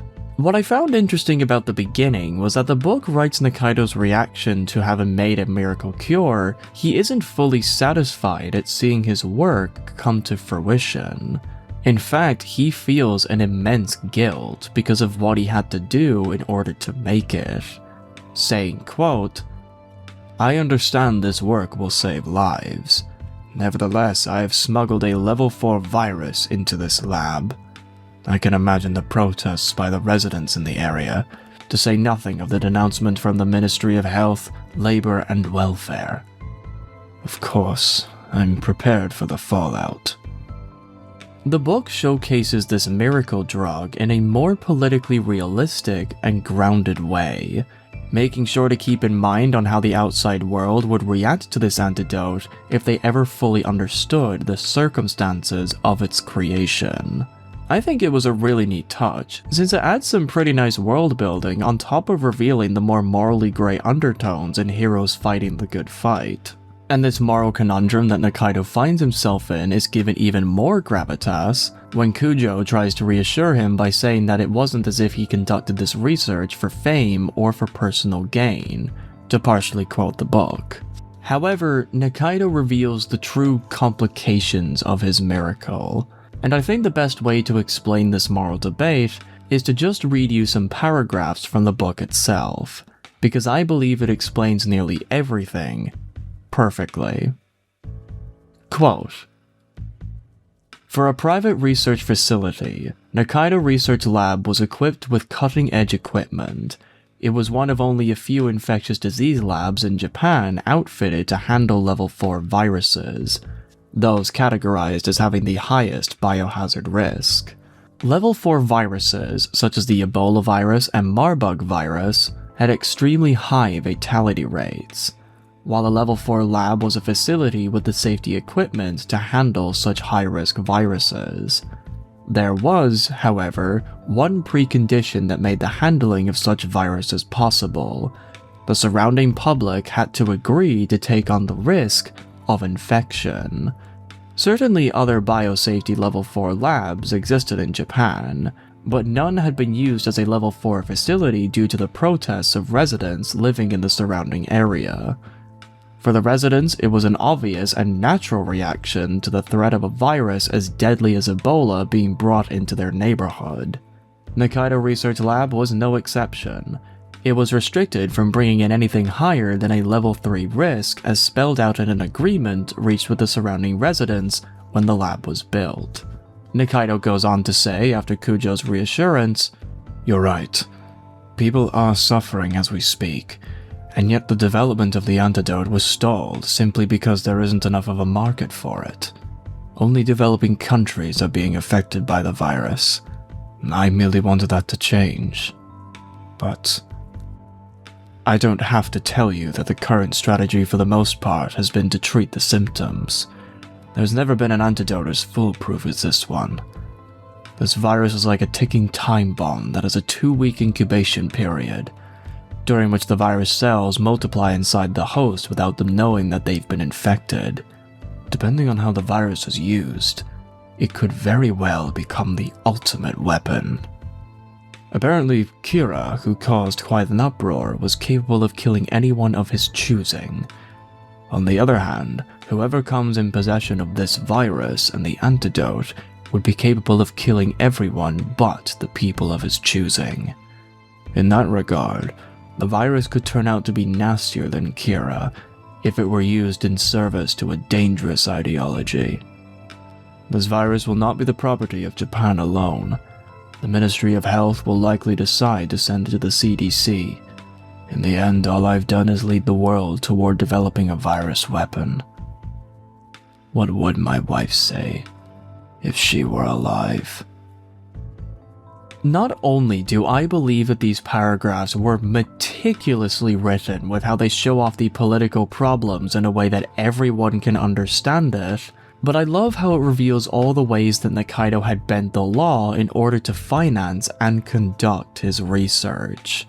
In his quest for a cure, he broke the one promise that he gave to the public, that being he would never bring a virus higher than a level 3 into Japan, and this virus is anything but. Nikaido could still make the argument that if things went wrong, then technically the public in that area consented to the chances of being infected. They knew the risks of living next to such a dangerous lab. But the problem is that Nikaido hasn't been honest with his end of the deal. The public, I'm sure, were very clear that anything higher than a level 4 was a no-go. And from smuggling in this virus for testing, he has put many people, the same people who consented to living in a potent area, in extreme danger. So that's already a very complicated conversation. Is the production of a miracle drug really worth risking so many innocent lives? Can someone live with themselves knowing that from its creation their hands are now forever stained with blood and destroyed futures? Does the end in this instance justify the means? Nikaido answers these questions, but his spirit is deeply hurt by it. And with the virus having a 2-week incubation period, not only is there a possibility that there are a bunch of people already infected and Nikaido doesn't know about it, even though the story made it clear that that hadn't happened, it still shows just how risky this operation of his truly was. If one thing happened to go even slightly wrong, he would have committed a war crime, one that would make him go down in legend as the mad scientist who damned his country to hell in the pursuit of great power. And that's not even mentioning the true victims of all of this. The poor and developing countries that are being ravaged by the virus and do not have the money to pay for this cure. Their cries of suffering ignored because people in more wealthy countries have not yet found a reason to pursue the research, because they are currently not affected by this virus. It paints a foul but brutally realistic picture of how society reacts to crises like this. And to give you a real-world example that isn't exactly like this, but there were some similarities, let me remind you of the time when the world was shut down for 2 whole years, thanks to COVID. Depending on when you watch this video or how old you were when the lockdowns happened, your memories of COVID might be a little hazy. So let me provide you with what I experienced back in that time. This is just my own personal experience. I'm not saying that everybody experienced what I had, okay? I assume that you guys watching this video are smart enough to know that, okay? Cool. I distinctively remember that back around the beginning times of the COVID lockdowns, there was a brief period of time where because the virus was coming from a far-off country, there were people just going about their lives because there was nothing to really worry about. The virus would come, and then it would go. I remember being one of those people, to come completely clean. And I vividly remember how all of that changed when the virus went global, and the absolute panic that came from first world countries when they were suddenly possible targets of this disease. Suddenly, everything mattered. Everything was a death sentence. Everybody fought with each other, and the quest to find a vaccine was very rapid and extreme. with the cures being sold out and were briefly made mandatory for a certain period of time, at least in my country, and it was tried to be given to everyone, even though some variants of the vaccine had more deadly side effects than others. I know this sounded dangerously close to me being an anti-vaxxer, which I am not, but yeah, I feel like even the most pro-medicalist person can see a few red flags from the COVID lockdowns, okay? The vaccine being made in that period of time, yeah, it definitely wasn't going to be perfect. And while it's not exactly the same, I find that the book's commentary on how society would react to a pandemic like this, despite COVID happening decades after the book was written, was scarily accurate and hard-hitting, where it wrote perfectly how society at large preaches about caring for their fellow man, only for that care to not be given when times get brutal and there is no financial gain to be had. It's a fucking brutal depiction of the human soul, and this depravity of morals eats Nikaido alive. So to act against it, he tries to create a cure against society's rules and its contracts, and he did what he set out to do. He created this cure to save humanity, and to him, that comes first. People can hate him, call him names, or paint him to be a devil in human skin, but Nikaido believes that his end goal justifies his rash decision-making. Consequences be damned. But now that he has this cure, the last head of moral philosophy comes in the form of human evil. What would happen if a group with twisted goals got their hands on this virus, and worse, the cure? The answer is obvious to Nikaido. What I think was extremely clever was how the book made a solid connection between the antidote and Kira, and explained beautifully the true horror of Nikaido's invention. While Kira's reign was a nightmarish dystopia that had a dark underbelly that was hidden away due to no wars and reduced crime, the one thing that held Kira's worldview back from being a certified death sentence for humanity was his solid philosophical foundation. If you were good, you were spared, and if you were bad, you would die. I know that the story itself revealed the many complications of such a childish worldview, but that's a conversation that's irrelevant to my point. The point that I am making is that Kira chose his victims with a solid foundation. If he chooses you, you're dead. A foundation that is nowhere to be found with this viral weapon. Like I mentioned in my analysis of the movie scene, what makes a virus so much deadlier than a tyrant is that it doesn't have a mind. It does not kill out of a sense of morals, it just does what its nature programmed it to do. So imagine a reality where a weapon like this is given a wielder. What kind of stuff would a master of this weapon do to destroy and beat humanity into submission, with the promise that should they give in, they will be spared from this deadly plague? What kind of power do you think that would give someone? My answer? You'd get a false god. Like Kira from the past, but this false god does not have the same moral grandstanding as Kira did. Like the virus, this individual would only be out for themselves, and there would be nothing that the world could do to stop them.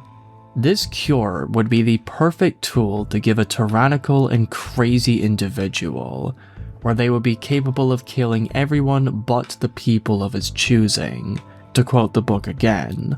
And with this cure having to be sent to other countries to prevent a worldwide infection, Nikaido understands that the chances of a crazy person getting their hands on his miracle drug has only risen to greater heights. Although his cure will save millions, there is also a chance that his miracle of science could also very well bring the end to humanity. Something that eats this poor scientist alive. From the way this book allowed me to go on for this long talking about politics and morality should be enough proof to you that just from these few paragraphs, I absolutely loved it. I remember that back in my manga video, one of the problems I had with the original story was that society at large was not really given a character of sorts. The deeper implications towards Kira, if there were any, were kept to be only relevant to Light and other characters, all while general society wasn't given much spotlight. Like I said in the manga video, I know that Oba did this intentionally, but I still think it's a point of criticism. But here, there is a whole bunch of debate. From just these few paragraphs, there is a near infinite number of ways you can talk about Nikaido's actions, each one providing an amazing source for deep conversation about the true morality of survival versus duty. How much are you willing to risk in order to save the future of mankind? You get this incredible scope of the kind of good and evil that spawns from this virus and the invention of its cure. And the book diving into it and tackling it from so many angles just made this opening part of the chapter so engaging for me to read. Moral arguments, they're just my fucking drug. And this gave me a high that I don't think I've had in a very long time. God, the writing of this book is so fucking good. But after all of this, Kujo informs Nikaido on how the US tackle the construction of biological weapons, something that was mentioned before. And after Maki barges in and we get a nice moment of Nikaido and Kujo saying just how much Maki is turning into her late mother, we get another hard-hitting scene that ends this brilliant chapter. A scene that shows off a brutal reality in the world of science, testing on animals. To quote the book itself, when Kujo looked into the animal husbandry room, Maki was feeding the lab chimpanzee. Eat up now, Maki told the monkey. Though her voice was cheerful, her cheeks were wet with tears. The animals in the room were to be subjects in lab experiments the next day. Maki hastily wiped away her tears upon seeing Kujo. I know I'm not supposed to get attached to them. Ignorant of its own fate, the chimpanzee inside the cage was also attached to Maki. The chimp bared its teeth defensively when Kujo bent down next to Maki. We're allowed to go on living happy, healthy lives because tens of thousands of animals like this chimp sacrifice their lives. But all people do is kill and hate and do whatever they please. I guess they forgot that nature is what keeps us all alive, Maki said. Kujo peered into the girl's face. Maki, do you think the people of this world deserve to live at the expense of sacrificing the lives of these animals? Maki looked at the animals and pondered the question a bit. I don't know. But if these animals have to be sacrificed so we can live, I think we have to live the life they gave us to our fullest. Maki turned her innocent eyes on Kujo without hesitation. Why do you ask, Dr. Kujo? Kujo smiled sadly and put an arm around the girl's shoulders. I think if everyone thought the way you do, this world might change for the better. Kujo's face, which Maki could not see in the dark of the room, was twisted in anguish. I don't know what the hell it is that gave you this talent, but good God, can you save some for the rest of us, please? Jesus fucking Christ, that's a good scene. This moment beautifully showed the way that Maki was raised in a world of science. But even though she was molded by it, her inner child and selfless humanity had never faltered. And even though it hurts to become attached to lab rats and other animals, she still has the desire to make them happy with food and company, to give them at least one happy memory or two before they're killed for humanity's future, which Maki says that humans take for granted all too often and twist for selfish and degenerate goals. The blood that is spilled from these animals is taken for granted by humanity. Very few truly understand the privilege that it is to be alive at a time of super advanced medicine and comfort, where old ravenous diseases are now a thing you would read about in a rotting old textbook. And when faced with this harsh reality, Maki finds it hard to justify these animals' deaths. a realistic depiction of a child who is seeing great evil carried out in front of her. But in this rain of blood, she holds on to the childish but wise perspective that if she lives her life well, then their deaths would at least have meant something in the end. Something that Kujo admires and resents at the same time.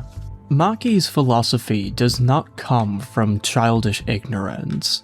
It comes from a human being who has witnessed great evil and yet doesn't get consumed by it. There is great wisdom to be found in the way that Maki reasons with death and suffering, with the way Kujo ends the chapter on an expression of anguish being a nice cliffhanger for more fucked up narratives to come later on.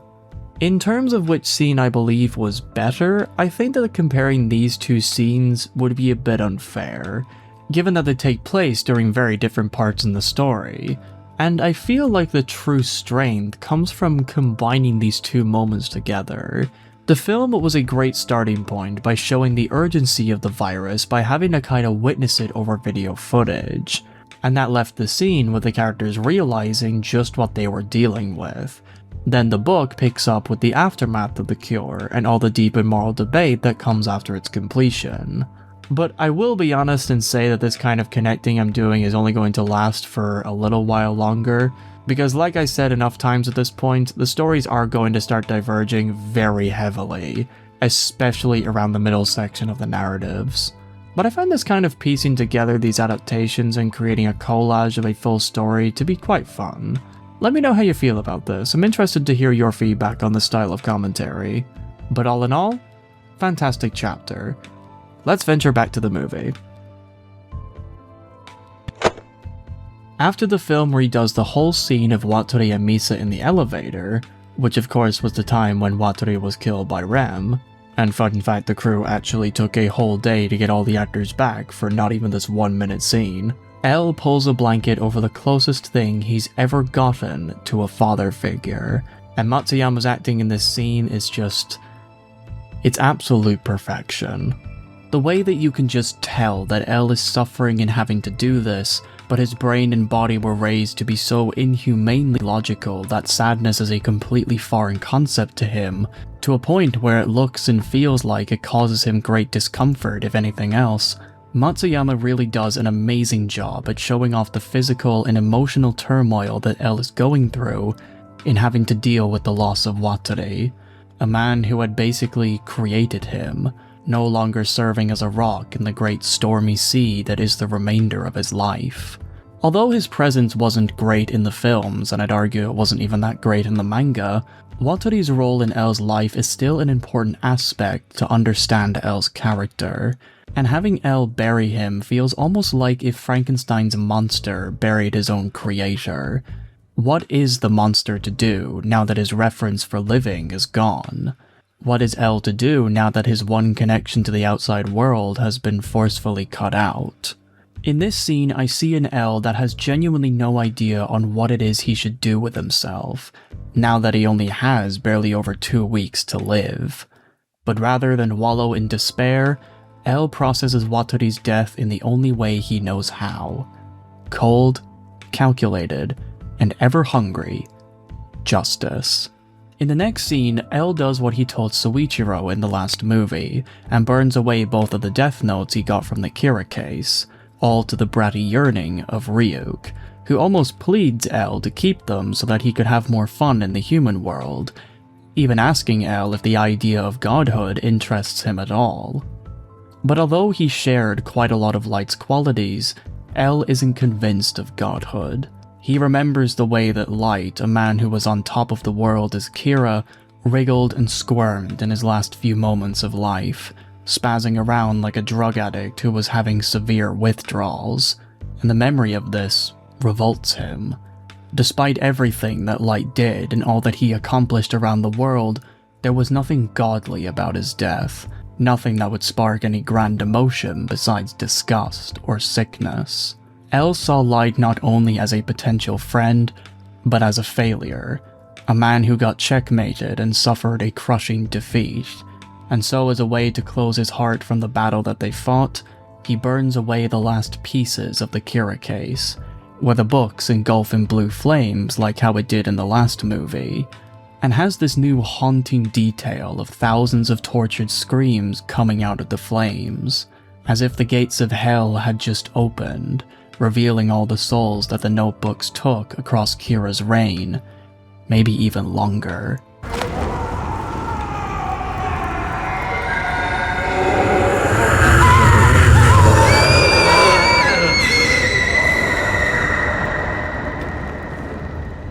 This small detail was something that didn't need to be added, but I think it did such a great job at representing the supernatural nature of the Death Note. And to be honest, I wish other adaptations of the story did their own thing to make this notebook one that is actually quite terrifying when you really sit down and think about it. I mean, it's a device that can literally manipulate and kill people. There's loads of ways that can be represented, and L's near creeped out expression in experiencing this event firsthand was just the icing on the cake. In keeping true to his original intention, Nakata wrote the story in a way that the Kira storyline from the two movies gets barely any focus, only being reduced to a story that occasionally gets brought up before it's completely forgotten about. And while originally I had some issues with this, as I believe that a story as big as Kira not even being mentioned throughout this movie is a bit unrealistic given the massive impact Kira had on the world, the more I think about it from the movie's perspective, I actually now think that enhances just how dangerous this new threat on humanity is in comparison to Kira's reign. Like, it makes all that Light did look like child's play in comparison. I think that was pretty clever.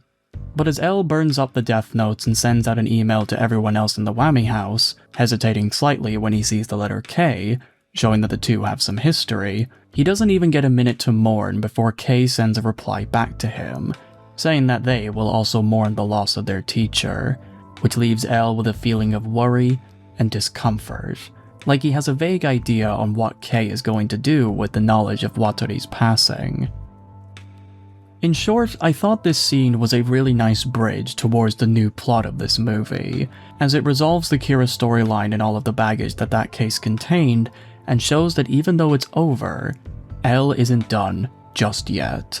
There is a lot more work that he needs to do, and with K providing him with a feeling of competition, the story is now allowed to breathe on its own, finally becoming its own narrative after 23 minutes of film. And the way that the film somberly and elegantly ended the Kira saga after so long, I thought was all superbly done.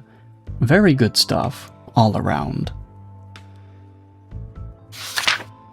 Going back to the novel, we jump back to chapter 19, Destroyed, to the moment of L and Ryuk interacting, where the book gives us something that the film did not: the report of the Kira case coming to a close, with the book's format revealing that the timeline had jumped forward to day 18 of L's remaining life. Now that the over 50 monitors L used throughout the Kira investigation are no longer useful to him, L watches from afar through one television as Soichiro Yagami, the father of his embittered rival, tells the world about Kira's reign coming to an end, refusing to give comment on the fate of the mass murderer himself. I find that this was a good way to start off this scene, and it also nicely puts a cap on the Kira storyline. The book doing a good job on establishing the realistic reactions the public and the press would have to such a phenomenon suddenly going away. But where the book slightly goes in its own direction is how L reacts to Light's death. Soichiro refusing to give any further comment despite being swarmed by hungry journalists, of course carries a heavy sadness to it, and the true despair of the case is spelled out beautifully with L, rather than remembering Light's death and being disgusted by it like how he was in the movie, comments on the broadcast by saying, quote, "So Kira, no, Light is dead." Like I said probably way too much during my 2006 video, which if you haven't seen it, what the hell are you doing here? The way the story handled Light's fall from grace was very akin to a somewhat normal human being getting slowly corrupted by power. The Death Note and the massive waves of support and praise that Light got from people who wanted justice to prevail no matter what form it took became the ingredients that created the monster of Kira, and Kira's first ever victim was Light himself. By correcting himself and saying that it was Light that died, L reveals the real tragedy that underlined the entire battle. From the almost year of fighting to use this book's timeline, L saw and bore witness to the once bright-eyed light Yagami become this twisted and unrecognizable horror that by the end was light in looks and looks alone. For light to suffer such a fate is deeply harrowing. While in the manga, Light and L were never going to be friends, as confirmed by the author himself, in the 2006 timeline, the possibility of the two being brothers in arms if the circumstances were different has a lot more believability. And with L saying that the true victim of the case was Light and not Kira, I believe it shows at the very least, L saw Light as a human being, one that is worthy of sympathy and correction, which I think was a way more interesting way to show L's complex feelings towards Light than what the movie did. Also in the book, Ryuk doesn't pop in like in the movie as a small jump scare, but has an entire paragraph describing his entrance, and the description that M wrote I think is just wonderfully creepy. It reads, quote, L heard a voice ring out, though had anyone else been with him, they would have heard nothing. L did not appear to be shaken, however. It was because a grotesque, non-human outline was silhouetted on the floor, a shadow blocking the light spilling from the open door of the room. Only a Shinigami, a death god with the ability to pass freely through walls, was capable of entering L's suite without triggering the security system. Such a no-bullshit but beautiful paragraph that manages to capture the sheer insanity of trying to describe a Shinigami's existence. The fact that it almost sounds like a schizo rambling is just fucking amazing. And rather than Ryuk trying to convince L to use the Death Note for his own adventures with the energy of a bratty child like how he was in the movie, the book goes with Ryuk's disappointed but almost apathetic personality, as he sees that L isn't going to use it, saying that he was hoping that L would have found an interesting use for it, given that he told them all the rules for it and everything else. The entire reason Ryuk dropped the Death Note in the first place was because all of the Shinigami were bored, and at least Light gave them a good show. And given their similar drives, Ryuk was hoping that L would entertain him by finding his own amusing use for it, finding no fun in L's refusal, to partially quote a bunch of his dialogue from the book. But rather than L trying to make Ryuk see the pathetic way that Light died in the film, he just goes on his usual cold and calculated approach, simply stating that there isn't anything amusing about killing people. And besides, he had already used the notebook on himself. There's no point in using it for anything else. Like how he handled the biocase files in the first chapter, now that the Death Note has no importance to him anymore, L doesn't give it his time with any sort of thought. He is still stuck with that mindset, which has only gotten worse due to the fact that L only has 18 days left to live. And with L revealing his name to Ryuk, which he didn't in the film, after Ryuk sniffs the pages— yeah, that's a line straight from the book, no idea why he did that— Ryuk accepts his loss of entertainment and fucks off through the ceiling, leaving L all alone to do whatever he wants with the Death Notes in his possession, the fate of them being a mystery in the novel, at least for now.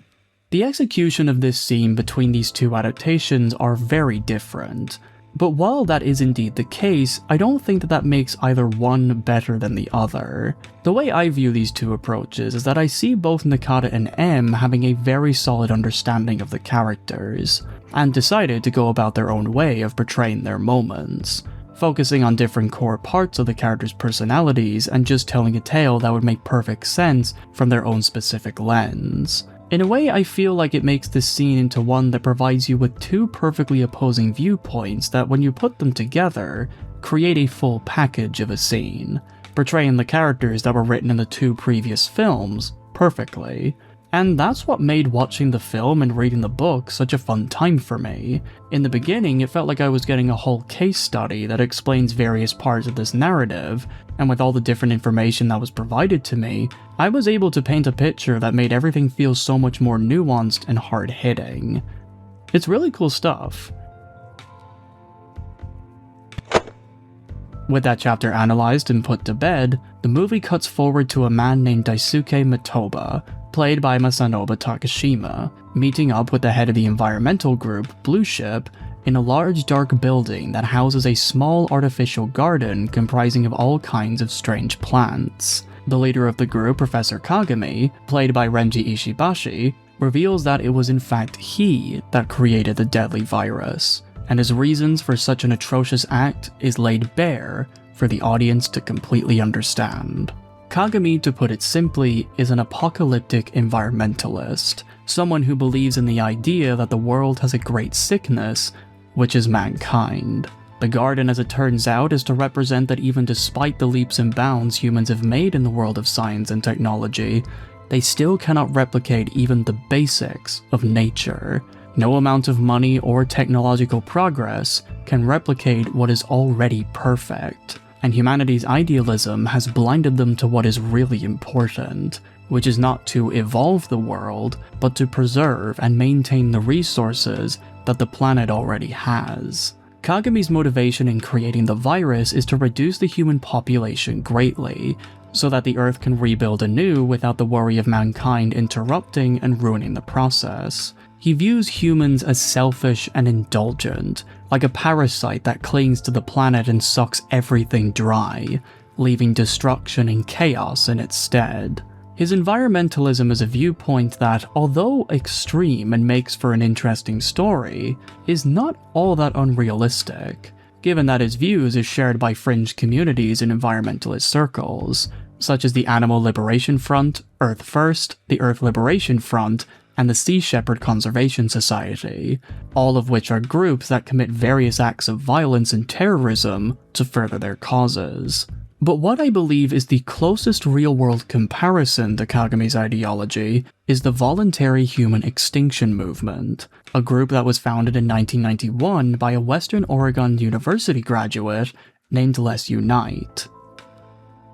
God damn it, I just got the fucking pun. Knight had lived a rough life filled with crowded schools and limited resources, and after attending college, did some environmental work during the 70s. His biggest argument for the world's woes was that the human race was way too overpopulated, and he supports human extinction to prevent further environmental degradation. His method for fighting against this vast overpopulation is to urge members of his group to never reproduce, even getting a vasectomy at the age of 25 to prevent himself from ever having any children. If this sounds like cult behavior, then it kinda is. It just is. Like, this shit is just 100% a cult. In 1991, he wrote a massive newsletter titled These Exit Times, and this 8-page manifesto of sorts goes into great detail surrounding his entire philosophy and goals.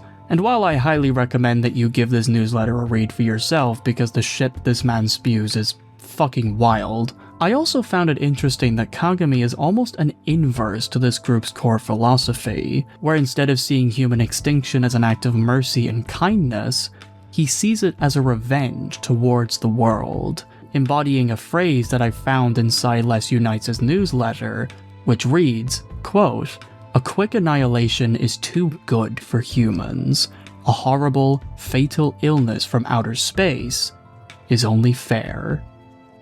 Now, I don't mean to claim that Nakata actually knows of this group and did some research when it came to writing Kagami's motivation. After all, Japanese history is vastly different to the West, and maybe there's a bioterrorism group there that I have no knowledge of that might have sparked this inspiration. But from my research, it seemed like the story's concept was just something that Nakata had been pondering for a good while, because when he was interviewed about it, he said the following quote, "In this film, one of the characters acts based on the principle that in order to save mankind, the number must be decreased.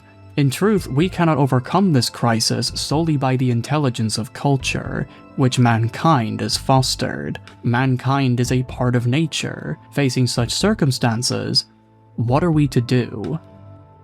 What this reveals to me is that Nakata, although never using the film to preach his own virtues and political opinions, is still someone that seemed to have a very strong understanding of the current goings-on in the world during that time. And the fact that this man is managing to accurately show off real-world problems and philosophies inside this story, all while making it feel extremely believable, is just really commendable.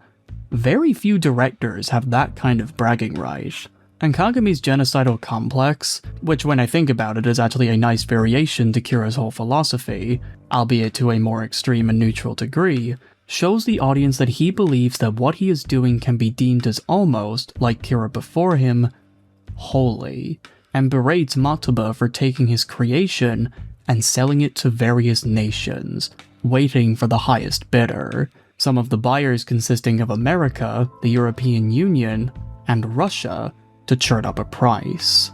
To Kagami, his ideals are virtuous and ethereal, virtues that must not be spoiled by human greed and lust for control. The virus was made to be impartial. Whoever it kills doesn't matter, as it will all lead to the glorious end result of human degradation, and with that, the Earth's revival. But Matuba, capitalizing on the virus's power, has corrupted Kagami's dream. His goal for human reduction is now painted with a disgusting human brush of war, where the virus now has political and social power, rather than planetary ones. Matuba has made this human-preventing virus into, ironically, a product that can be sold, which Kagami states that such greed for personal gains devalues the nature of the world, the very thing he's fighting to protect. Kagami's environmentalism was corrupted by the evils of human adaptation, and when he pushes Matuba away and urges that he leave before he does any more damage, Matuba shows the power of humanity and stabs Kagami straight in the back. When Matuba is asked why he's selling the virus by other members, his views are painted to somewhat match the professor's, but from a more pragmatic approach. He states that while selling the virus on the surface looks like it goes against the entire plan, the fact that so many countries are flocking to buy this virus means that the global spread of it is now a guarantee. He shows that humanity's drive for personal gain and eagerness to hold power can in fact be used against them, succeeding in the spread of Kagami's dream, which he was too idealistic to see. I know that video essayists have developed quite a reputation where a lot of their analysis can be boiled down to capitalism bad, and trust me, that is not the point I'm making when I bring this up. What I'm doing when I'm making this point is to show how different ideologies with common goals can eventually butt heads and start to cause friction, which I believe this scene does masterfully at highlighting. Also, I fucking love capitalism, sorry not sorry. With his goal made clear to everyone, Matuba takes not just the virus, but Kagami's entire research team for himself, where one reveals to already be a suicidal psychopath, played by actress Megami Sato, ending the scene on the line, "We're all going to die anyway." If you couldn't already tell from the massive amount of detail I went into explaining the philosophy of the characters in this scene, I absolutely loved it. So much of the main themes of this story are shown on full display, and it does a great job at showing how even the most idealistic of goals can get corrupted by basic human nature, be it from Kagami's genocidal plan to Matuba's glaring self-interest. This scene also shows that the tactic of the enemy of my enemy is my friend has a big glaring flaw in it. That being that when the time comes to pick a side or to further one's own cause, infighting and self-sabotage will run rampant until the most radical person comes out on top, destroying not just the alliance but the core message of the original goal. And it's through this display of human nature between the idealistic Kagami and the materialistic Matuba that I find to be very interesting to watch and to analyze. In a way, the two men's conflict kind of calls back to the society of Kira, where non-Kira supporters would pretend to go along with the actual supporters, only to have their true colors be exposed when push came to shove, exposing a society that was already filled with corruption now that the mask of pure intention slipped away. I really like it. So with my analysis, let me give you some fun facts. The garden scene was shot in Studio 8 inside Moonstar Studios in Thailand, and was actually the last scene the crew shot for the movie. Kagami's dead body was also meant to be tossed into one of the small ponds of the garden, but in the end, this scene was cut from the film, which I'm sure Ishibashi was a little annoyed to hear about. But alas, I don't know. With all this said and done, fantastic scene. Really, really good shit. As we return to the novel, the Kagami storyline begins in Chapter 6 of the book's timeline, titled 18-3 Plan, where it starts off from Kagami's point of view as he stares out of the window that hides his synthetic garden of holy life and death. And in the beginning, the book immediately shows you the way that Kagami's genocidal mind works. To quote the book directly, "An elderly man, one Dr. Kagami, peered out the window of his office. The Shuto Expressway ran just outside the window. Behind the seemingly endless string of cars stood a mass of synthetic high-rises, and in the background, a smog-filled sky peeked out timidly from behind the buildings that mostly obstructed it." Dr. Kagami stared at the scene and muttered to no one in particular. "Is this really human progress? Even while people are aware of the bleak future from the coming food crisis, the rise in sea levels due to global warming, and the depletion of oil resources, they continue to put off making a decision. This is neither progress nor prosperity. Indeed, mankind is regressing." Kagami let out an indignant sigh and turned toward the room. "Humans have forgotten that they are part of the Earth's environment. The perfect cycle of nature exists now only in this miniature garden." From the way that the paragraphs detail the real mold and decay that surrounds modern-day society with all of its gases and vehicles plaguing the streets with noise and dirt, Kagami's extreme reaction to all of this is given a solid foundation. He is a product of these hard times, where nihilism and endless convenience have now turned the once glorious human race into a parasite that latches onto the planet, sucking its resources dry for their own self-satisfaction. While this, of course, doesn't justify his decision to kill the human race, let's try to not justify genocide, okay? I like that the book gives him a reason that feels believable, similar to how you could definitely understand the way that Light went down his own path of darkness in the manga and in other previous adaptations. From this harsh and brutal world that has so many problems that will never seem to be remedied, there comes people who will of course radicalize and set out on their own destructive paths towards a glorious future. For Kagami, this is his catalyst. And personally, I think it's quite interesting. When a colleague of his gives the word that the virus is completed, Matuba turns to Kagami's loyal followers and gives a speech that greatly represents the cult-like behavior that plagues his leader's evil mind, where he sees himself as a prophet that is ready to cast holy judgment on the sinners that he sees all around him, with Matuba's speech being, quote, "Ladies and gentlemen, the time has come for all of us who have joined the cause in support of the ideals outlined in Dr. Kagami's great work, alert status red, the human species, to take that first step forward, restoring the ideal world, the society we all envision. This may be a difficult decision for all of you who have gathered for a common cause. However, at this critical point in human history, it is important to be prepared for a certain amount of sacrifice and imperative that a select few lead the masses. You are all chosen members of the cause. You will change the world. The day is at hand when the natural balance contained inside this garden will be restored to this world." Much like how I loved the way that L's sacrifice was shown through Watori's eyes back in Chapter 3, Matuba giving this holy speech instead of Kagami doesn't just give the reader a firm grasp of what Blue Ship is about, but through Matuba we understand the way that he sees the movement perfectly, and his viewpoint is far more self-centered and greedy. To quote the book itself, Matuba said those words countless times since he joined Blue Ship 2 years ago, words designed to ingrain within Kagami's followers the idea that the choice had been theirs and not one forced upon them, that only an enlightened few could choose such lofty ideals. Although such a repeated speech, short on details but long on compliments, was a very rudimentary form of manipulation, the members applauded fervently. Matuba is an infiltrator.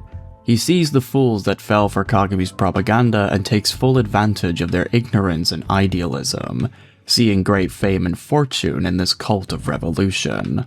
As a man who is only out for himself, Motaba represents the kind of person who will join a cause under the guise of agreement, but is 100% ready to turn his back on the movement when the time is right.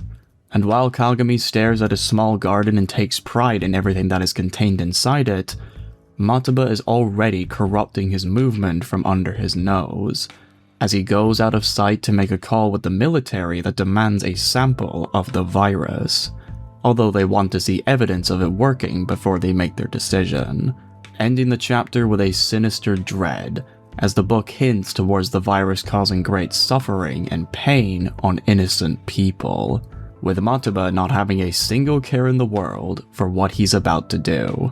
And given what we saw in the second scene of the movie, the carnage that results is deeply harrowing. This chapter is rather short and doesn't have as much going on as the previous chapter in terms of moral and political analysis, but from its few pages I still found great weight inside the way it told a story about the corruption of a movement by bad actors. Kagami represents the idealistic tyrant, while Motaba represents the cunning tyrant, two sides of the very same coin, and two sides that will eventually come to blows. A lot of what I've said about the movie scene can be applied here, so to avoid repeating myself, let's crack on and return to the movie. With his days counting down, L is shown in a montage spanning 5 days to be doing what I believe is the most in-character thing for him to do with his finite time, as he gets a big stack of documents relating to various criminal cases across the world and solving them at an extremely rapid pace. In this moment, we see Matsuyama speak in languages besides Japanese, like Italian, French, and even English. Matsuyama's acting does take a small hit here since he's speaking in a language he's not used to, but rather than give him flack, I do appreciate that this movie even took this extra step and showed off L's intelligence in a way that showcased his worldwide fame and notoriety. Seeing L solve foreign cases is just showing what L has been doing long before Kira. It was his whole existence, and the movie is showing what he does and just how capable he is when he's in the zone. And personally, I think that L doing this is not just as a way to cope with the death of Watari, and he's doing what he can to make him proud, but I think he's also just returning to his roots, and getting a chance to enjoy himself in the last few days, only stopping his spree to take the odd nap, which I believe the one shown in this movie was the only one he took after 5 long days. Knowing L's character, that just makes sense to me. With L being the main character of this film, so far it's doing a phenomenal job at taking what was already a fantastic character from the manga and breathing more life into him in a way that the previous installments had no chance to do, because the whole Kira storyline, with Light as the main focus and the whole battle that took place there, didn't call for it. So great job, Nakata. You're showing that you did your research, and like the anime writers and Kaneko, you proved that you fully understood the assignment. Gold stars all around. The next scene of the movie shows Boy trying to get into contact with L, and there's a cute moment where a random old lady, seeing that Boy is having trouble with the phone, even giving the boy some spare change that she had so that he can make the call. It's a small addition, yes, but I think it was a nice breather from all the misery and dread that permeated throughout the first act. It was a moment that highlighted that even though the world of this story is very dark and feels like it's on the verge of collapse, there's still times where general human compassion pulls through, and this little moment does great at showing another theme that's presented throughout the film that will get more spotlight later on. As L is woken up by his laptop going off, he gets the call through one of Watari's agents, and Boy recites the numbers that he was ordered to repeat by F, which L immediately picks up and quickly accepts this gift that F left him. In the scene, the characters also continue to speak English, which again, I thought was pretty neat. After Boy is flown to him and has to do the typical medical exam to make sure he's not carrying anything nefarious, L's biggest question is how Boy couldn't have been infected by the virus even if he was around the victims. With that strange outlier in the air, L quickly moves on and states that the virus will be used again if they can't find some kind of countermeasure, allowing the audience to sense that L isn't really thinking about the boy and his own mental state, but rather how he fits into the greater puzzle. Small fun fact, The whole scene with Boy and Elle in the hospital was the first scene that the crew recorded for the movie. This ignorance Elle has towards the boy's fears is shown on full display as after a few more days of testing, Boy runs over to Elle, clearly stressed out and terrified at everything he's been put through, which as someone who has been in hospital due to a broken neck I can more than empathize with. And Elle's reaction is one of complete bewilderment, like he had no idea that this was going to even happen. The way Elle stares at the boy like he just popped into the room was very amusing, if not a slight bit unnerving.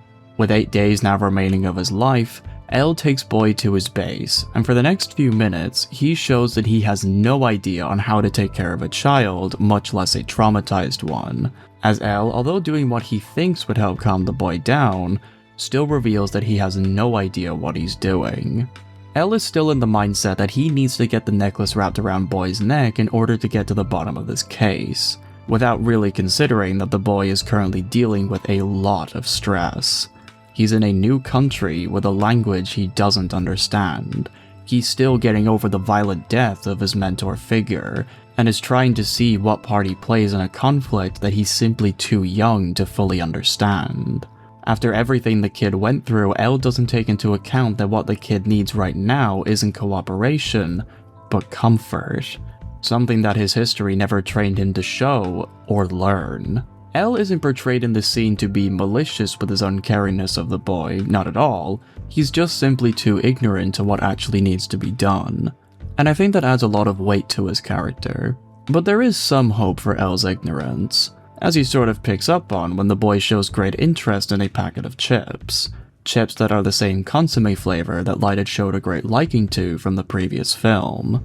In a way, the movie is giving the chips a new kind of meaning, where in the first film it was a tool of deception, whereas here, it is now a tool of comfort, allowing this child to have a moment of peace after everything he had been through. I kinda like that. I kinda like that subtle symbolism. And as Boy eats away like he hadn't eaten in days, Elle allows him to just enjoy the chips in silence, only wiping his face with his hand to show a bit more compassion than before. After letting the boy breathe for a bit and understand that Elle doesn't mean him any harm, he finally gives Elle what he wants.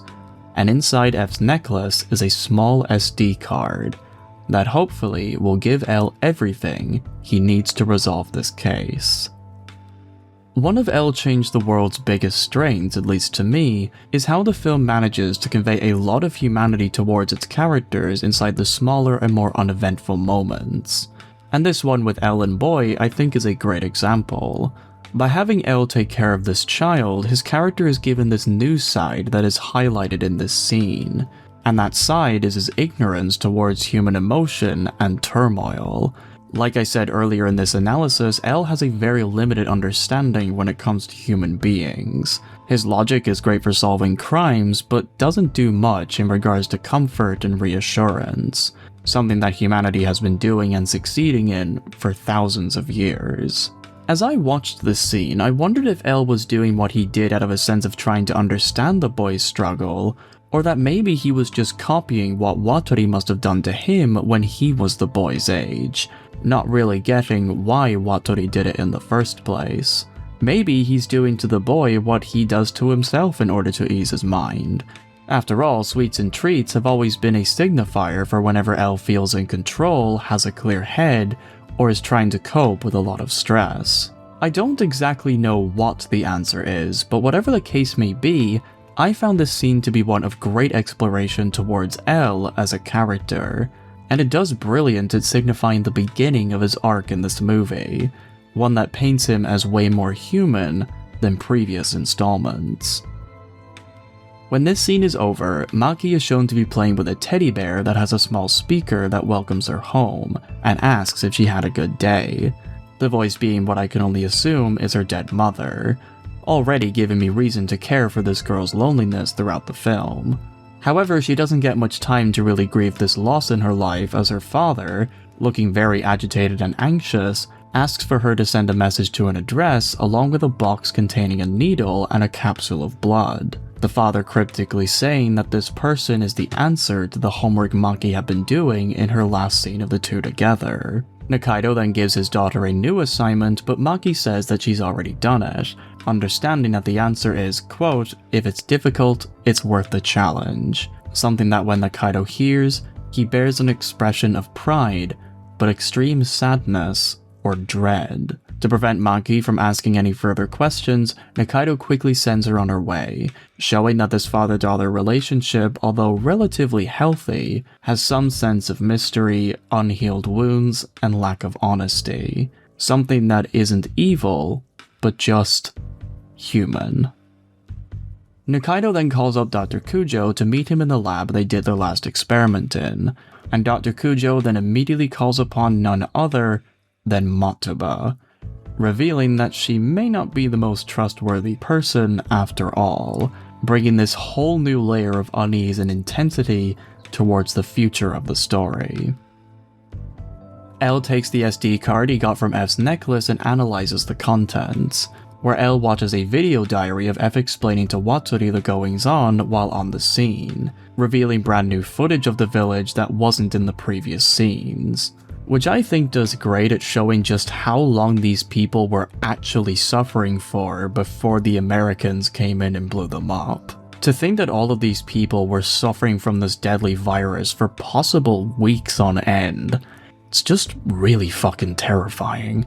Seeing all the death and carnage around him and knowing that his mission is now of dire importance, F states that the boy plays a big role and vows to deliver him safely, showing that he has information surrounding Matuba, claiming that his role in the investigation is way bigger than F initially thought. At this prospect of a potential suspect, this of course piques L's interest as he reaches for a book all about viral and bacterial infections, hoping that the book would give a possible answer to his current investigation.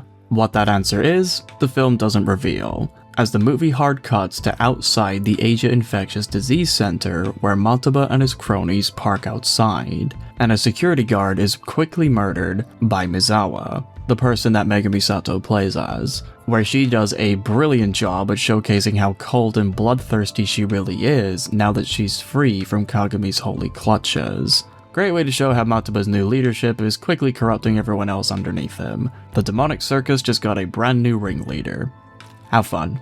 Inside the building, Nikaido is doing late night work as the group infiltrate the building in a gripping and brutal scene, sparing no one and taking innocent lives with them along the way, killing with the same indifference as the virus itself. These people played God, and blood is the payment that they must give for their sins. Nikaido, upon seeing the cult, immediately puts two and two together when Dr. Kujo is joined by the group, and shows a complete lack of shock or horror to the atrocities unfolding, and he figures out that from reverse engineering the virus, it turns out that the deadly virus was in fact created in this very lab, and he demands that Kujo give him an explanation to such a horrible betrayal towards humanity. As Matuba relays what we already know about the cult and their philosophy, Nikaido immediately turns to Kujo, finding it impossible to believe that she would agree with such a radical position, given that she was to him intelligent and decent. Surely he is just mistaken, a good explanation has to exist. Right?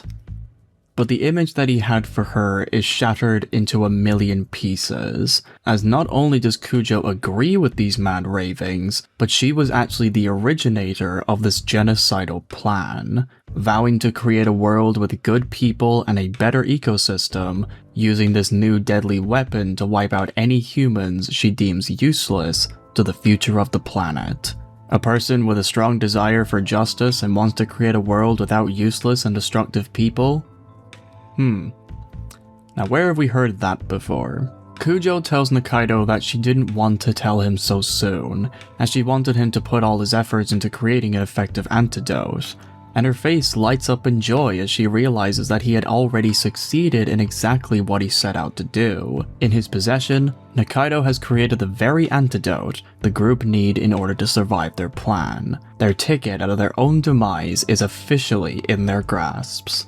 All they have to do is take it. But as this betrayal is happening, Maki makes her way to the building, where she takes her teddy bear and discovers the carnage that the group left in Matuba's wake, her mind becoming permanently altered because of the horrors she now and will later witness. Back with Nikaido, seeing that Kujo had played him for a fool, refuses to take it lying down, and decides that now that they have the virus to destroy the world, he wasn't going to give them their chance to survive the chaos, and goes to incinerate the antidote, stating that he deleted all the data on it after he had completed it, so that if Kujo wants it, she would have to recreate it from the ground up. If she wanted to create her so-called perfect world, then she better come to grips that she actually has to live in it, warts and all. And it's through this that Kujo's real personality shines through bright as day. The way that her shallow sense of superiority all comes crumbling down even against the slightest pushback to her great plan, panicking at the idea that her ticket out of her own manifested hell was evaporating before her very eyes, was extremely cathartic to watch. Like Kira before her, Kujo believes that she is for some reason above her victims, that her being in a position of science somehow gives her more right to exist than the humans she deems as useless to the planet. Even Matuba starts showing cracks in his uncaring facade as he too tenses up and panics when Nikaido does this act of betrayal, showing that even though he carries himself as a monster who was not above killing his fellow man, he doesn't want to actually be a number in that tally. Despite dishing out so much death, he's terrified of it. This pathetic desperation that comes from these two particular characters is what makes Death Note as a franchise such an interesting series of philosophies and struggles. This moment is a peak example of someone who spouts radical beliefs but doesn't actually have the guts to practice what they preach. People that would love to watch the world burn but without ever having to feel the flames themselves. A kind of selfish hypocrite that personifies the phrase Takami no Kenbutsu. I might be stretching with that one, but I think it makes sense. Does it? I believe it does. When Matuba attempts to regain control by putting a conundrum in front of Nikaido, asking what is more precious to him, the antidote data or his daughter's life, a very typical choice that villains use when they try to back a kind-hearted person into a corner, Nikaido isn't fooled by such a bargain. He knows the kind of people that this virus has attracted, and that their words are as worthless as their worldview. So, to give one last fuck you to this group of radical terrorists, he injects himself with the virus, dying an agonizing slow death that is so fucking sad and creepy to watch because of Nakata's experience with horror movies. And as the virus corrodes away his body, he takes all of his research and his discoveries along with him, making it so that Kujo has to destroy the lab so that she and the others won't be infected thanks to the air vents, leaving her with nothing but a deadly virus with no cure and friendly blood that she manipulated for her own means, splattered across her hands. Seeing all of this unfold and no doubt having deep emotional trauma for the rest of her life, Maki manages to escape undetected and runs out of the building, throwing herself into a random taxi and demanding that the driver take her to all the addresses that her father had given her, ending this scene on a chilling and depressing note, where the stakes are worse than ever. This scene was an absolutely fantastic moment. Not only does the plot propel forward with the villains being established and the death of Nikaido was done extremely well, showcasing Nakata's massive talent towards horror, but this moment did wonders at highlighting the greatest part about the villains of this storyline, their hidden cowardice.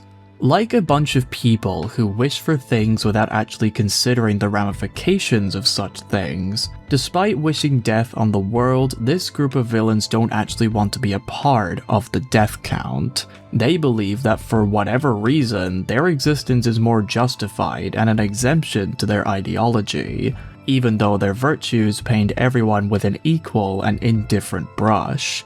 We believe in the right thing, so it's our right to be able to live after everyone else dies. We are the chosen ones. We will change the world. Like the monster that Kira was in the previous movies, this group of environmental terrorists, at least the people who are leading the group, are complete hypocrites.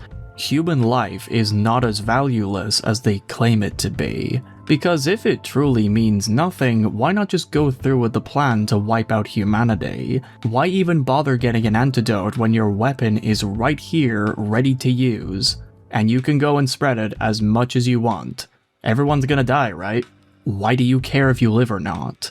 The answer, when you take a few seconds to think about it, is very simple. These people are false gods. Unholy beings that wish to rule the world with an iron fist and receive no pushback from their own weapons of mass destruction. They embody the brutality and the maturity of children. It's all so pathetic to look at, but it's so human as well. Everybody's got a weird god complex about something. These people just try to go all the way. And when it blew up in their face, well, you saw what happened. After a good few minutes diving into the movie's plot, this is where I think would be the best place to return to the book, as Chapter 17 One Break-In describes its own take on how Nikaido was betrayed and eventually killed by Blue Ship. In the book, Nikaido checks and rechecks the security system that alerted him to an intruder, and the scene is far more melancholy than it was in the movie, where instead of Kujo's betrayal being a surprise and a shock to him, Book Nikaido is saddened, but is more angry at himself for not seeing the signs sooner. The book saying, quote, "Unwilling to accept the truth, Nikaido silently ran the security check again and again. He stared at the same result displayed on the monitor and sighed deeply. It was just past 11 p.m., and there was no one else in the lab. Nikaido's eyes wandered in search of something. Just as I'm unable to see a virus without a microscope, it seems I haven't been able to see people for who they are." A disgusted smile escaped his lips. He stared at the teacup in his hand, but did not drink the tea that Kujo had made for him, which was now cold. For as long as he'd been handling the virus, which had the potential to become a more powerful weapon than even nuclear warheads, he had been preparing for exactly this situation. He turned to the computer and began to type furiously. After sending one email, he deleted all of his files using the emergency system created by Q. The intruders walked calmly into the lab, only a second later. This moment in the chapter, I think, is a really powerful one. From just these few paragraphs, you can understand perfectly what Nikaido is thinking and feeling, where his main emotion is just numbed acceptance. He sees now that everything was too good to be true. The high of his cure would not last forever, and something or someone had to have gone overlooked. He's just sad and angry that the person who slipped through the cracks turned out to be so close to him. Also, the book takes a good while for Kujo to be revealed, so just gonna keep that in mind. But in this despair, Nikaido shows why he was connected to the Whammy House for all these years, and immediately jumps into action, which makes even a character like him into a worthy force inside the book's story. Instead of his actions being filled with grief and spite like in the movie, the book is more calculated and focused, very reminiscent of the kind of people that the Whammy House had been raising all this time. I really liked it. So when Blue Ship come in all masked up and start playing the big man and demanding that Nikaido give him the antidote or else, Nikaido has the energy of a man who has nothing left to lose, not letting any of their taunts get to him until Maki, who in the film had never been involved, is now held captive by the Blue Ship members, being a way stronger bargaining chip than she was in the movie. But what I really liked about this scene was after getting roughed around by Matuba and being forced to hand over the virus at gunpoint, Nikaido draws comparisons of the cult to a monster that was in all of their living memories, and this exchange that Nikaido has with Matuba is one that I find to be truly excellent writing on M's part. The book reads, quote, They arrived at the storage compartment, and Nikaido had no choice but to hand the ampoule of the virus to the group's leader. Then, onto the next storage compartment. Nikaido took the ampoule of the antidote in his hand, and stopped. The world would end if they used this. Nikaido hesitated and asked, "What will you use it for?" "Not to worry. We will use it to achieve world peace," said the group's leader. Nikaido fixed his eyes on the man and said, "The world peace you speak of is one that's only convenient to you. You're the same as that Kira, who went around killing criminals without regard for the law." The leader in the mask appeared unruffled. "The same as Kira? For us, that would be a high compliment. Our will to create an ideal society is no less passionate than that of Kira." While I have praised the film in making an attempt to make the story its own thing, and I appreciated how it tries to move on from the Kira storyline as much as it could, one thing that I think the book does brilliant at is that the story, from its constant referencing back to Kira, makes the book's narrative feel like an escalation and even a somewhat endpoint to the destructive philosophy of Kira. Because justice as a concept is such a broad term and the way it can be carried out varies infinitely among individuals, Blue Ship's genocide of the planet feels like another flavor of Kira's old reign of terror, but this time on a much higher scale and way more dangerous. And the most terrifying part is that these members take the accusation of being like Kira as a form of praise. Because to their fucked up minds, being compared to a being that was so passionate in his crusade that he had the entire world under his thumb is a high compliment. Blue Ship's drive for world peace, at least among the lower cult members, is genuine. They're ecstatic to see this future come to fruition, just like how Light felt the excitement of having the world of criminals be terrified at even the mention of Kira's name. And this way of connecting the past with the present is why I find this book so engaging to read. Rather than move on from the past, M takes the past very seriously and builds up on the foundation that the last few stories gave them, giving this plot and Blue Ship this brilliant realism and brutality that wasn't in the movie as much. And with that, I think that's all just excellent writing. And when Nikaido sees that giving the group this antidote would be the end of the world, he looks to his daughter, says some last cryptic words, smashes the antidote right in front of his attackers, makes a beeline for one of the gunners, and gets shot in the process, dying a desperate and heroic death, leaving Blue Ship with nothing but the deadly virus.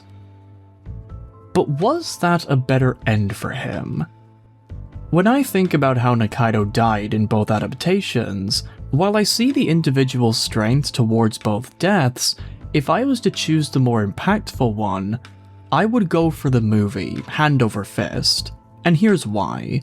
For one, the death itself was a far more harrowing one. Not only was the death a lot more drawn out and showed the virus on full display and how fucked up it really is, but Nikaido's suicide was also done right after he found out about Kujo's betrayal, which in the book, Kujo isn't in the scene at all. While I found that it makes book Kujo a lot more intimidating and makes her out as the mastermind behind the curtains, the movie having Kujo gloat and then watch in horror as Nikaido goes against her perfect plan makes the death hit a lot harder.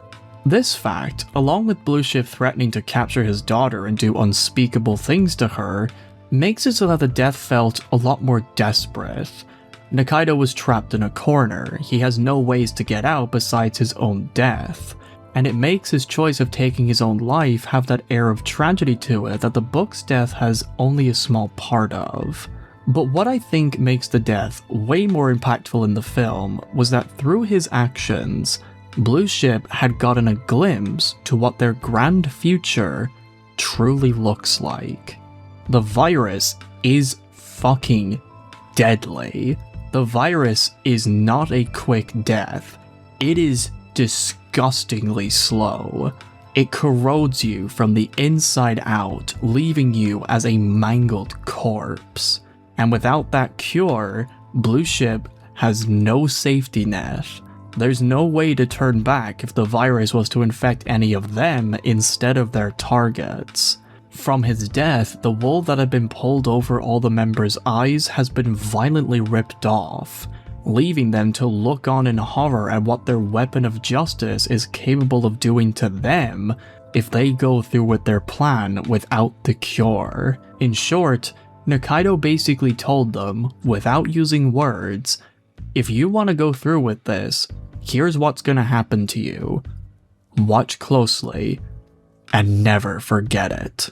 It's for all of these reasons that I think the film, for the first time, has a full point over the book.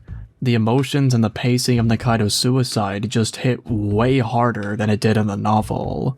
However, it doesn't mean that the book's death has nothing going for it. As Nikaido was killed, one thing that the book reveals that the movie didn't really give any perspective on were the Blue Ship members themselves. And in this moment, something that resembles a horrifying revelation comes to the radicalized individual that shot Nikaido. This revelation reads, quote, "The man's fingers inadvertently pulled the trigger. The rifle crack rang throughout the room and everything stopped. I shot him," the man said, visibly upset even with his face masked. "It wasn't my fault." He looked down at Nikaido. The scientist had sunk to his knees.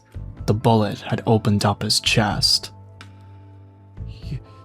You came at me first," the man said. He dropped the rifle with a bewildered look. Evidently, he had never shot anyone before now. This is a tiny scene inside this 100+ page book, but it's one that I found so much meaning within it, because it shows how much this group's perception of reality had been altered by Kagami and Matsuba's constant brainwashing, and that when things get real and they actually have to carry out the justice they all preach, this man froze. The murder of Nikaido is on his hands. His brainwashed mind has now been tampered with the blood that stains his humanity and his soul. An action that makes his bleeding heart cry out in anguish at what he's just done. The revolution has now truly begun, and his gunshot was the blast that started it all. And the way that he tried to immediately rationalize his actions by claiming that he was only acting in self-defense makes this nameless character one that exposes Blue Ship for what they really are. A cult of demonic terrorists that successfully turned normal people into their foot soldiers, all while convincing them that they made the choice to join on their own. It's fucking evil to read this member come to the reality that he was not actually ready to carry out the murders of his enemies, and he had been so brainwashed by absolute monsters. But God, it is so well done. M, in just a few sentences, showed a very common thing that happens in a revolution. The soldiers who do not react well to the sight of blood, and get permanently altered when they commit an act as heinous as murder. Beautiful stuff. Fucking beautiful shit. And since Maki was present in this version of the tale, she makes her escape, and the following scene makes her not just resourceful, but quite clever too, using all of the lab's assets to her own advantage, like the fire extinguishers and even one of the chimpanzees to keep the Blue Ship members distracted for a brief period of time. This part does feel slightly comical given that Blue Ship are being trounced by this girl in a way that wouldn't be too weird if it was seen in a cartoon, but given that we have evidence of these members being complete amateurs, I think the scene still holds some decent weight to it.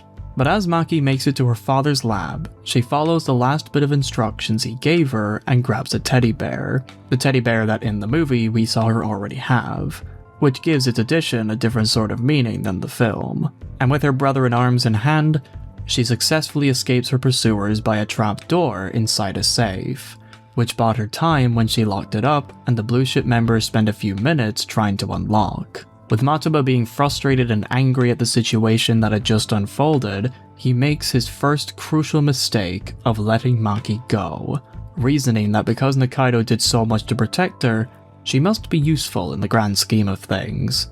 When he's asked by one of the members if they should just go through with their plan even without the antidote, Matoba counters by saying, quote, "Listen to yourself. If we do that, you and the other people who are indispensable to the New World are liable to become victims. I won't jeopardize the people who support our plan. You must not degrade what we are trying to accomplish to an act of terrorism. I will not allow anyone to disgrace this plan that has to be carried out for a noble cause." A damning and righteous speech on the surface, but the book of course instantly reminds the audience of who exactly is saying this speech and how hollow it is in its merit. Following up this speech with, quote, "Since Matoba was rarely one to raise his voice, his concern for the members had an effect of boosting morale. To Matoba, the members of the organization were nothing more than pawns to be used. For these pawns to perform effectively, however, they could not yet know their real purpose." I know I've mentioned this a few times already, but in regards to the way the book writes this cult, I really love how it blatantly expresses the way that Matoba is in it for his own gain and nothing else. It makes his manipulation of these brainwashed fanatics so much more sinister and cruel. And this cruelty is shown once again where after Hatsune, the Mizawa of the book, asks what they should do with Nikaido's body, Matoba coldly states the next step of their plan, which is, quote, "Fortunately, this is a level 4 experimental facility. No one will discover the body if we incinerate it along with the infected lab animals. We'll make it look like Professor Nikaido went on a little trip." Apart from this declaration being a great exposure to Matoba's twisted views, the fact that he uses the facility as a logical possibility for things going wrong does show that while he is leading a bunch of people who don't know any better, Matoba is still very intelligent. Unlike the majority of the followers, he has a calculating mind, one that is capable of adapting to surprises and change fairly quickly, which makes him quite a formidable foe in his own right. And this intelligence ends the chapter very creepily, where the group, now on the hunt for Maki, make it so that everything she held dear will be no more, severing her last few connections to the world she had grown up in for so many years. In terms of whether the book or the film was better in regards to this specific part of the story, my opinion leans more in the direction of the movie. Not only was Nikaido's death more impactful for the reasons I mentioned earlier, but I felt that the whole scene did a fantastic job at bringing the story into a whole other dark and gruesome light that I just didn't really get from the book's take. I'd say one of my biggest reasons is simply that in the movie, Kujo was present the entire time. The main villain got the chance to reveal her hand, show how ruthless she was in her whole plan, but then showed off her weakness in being afraid of her own mortality, being visibly shaken and scared by how Nikaido died right in front of her. From this, I was more invested into seeing how Kujo would evolve as the story went on. Now that she has seen firsthand what the virus is capable of, how would she go about compromising or changing the plan throughout the story? This kind of thinking is very interesting to me, and I just didn't really get that from the book. Which of course isn't to say that it was bad, it was not. But in terms of impact, I'd say that the film was certainly the clear victor in this part. Not to mention that Maki managing to escape without anyone noticing her and her getting the full brunt of her father's death where she can't even cry out lest she get caught by the murderers was also a really brutal addition that I think carried a lot of that scene's horror. But for the book, great enough job. Back inside the movie's plotline, Kujo's group desperately try and fail to find any kind of remnants of Nikaido's research for the antidote, and Kujo calmly sits and states that she knows where the data is, she just has to figure it out in her head. After thinking back to the homework Nikaido gave Maki back in their first scene together, she jots down the entire equation from memory, showing off extremely great intelligence. and manages to figure out that the homework was actually a code, one that simply states Watari, which she concludes must be the place where the data is residing. With this small scene, the movie is already showing Kujo to be another great villain for this story, as like Light, she has intelligence that rivals even L's, making her a very good threat.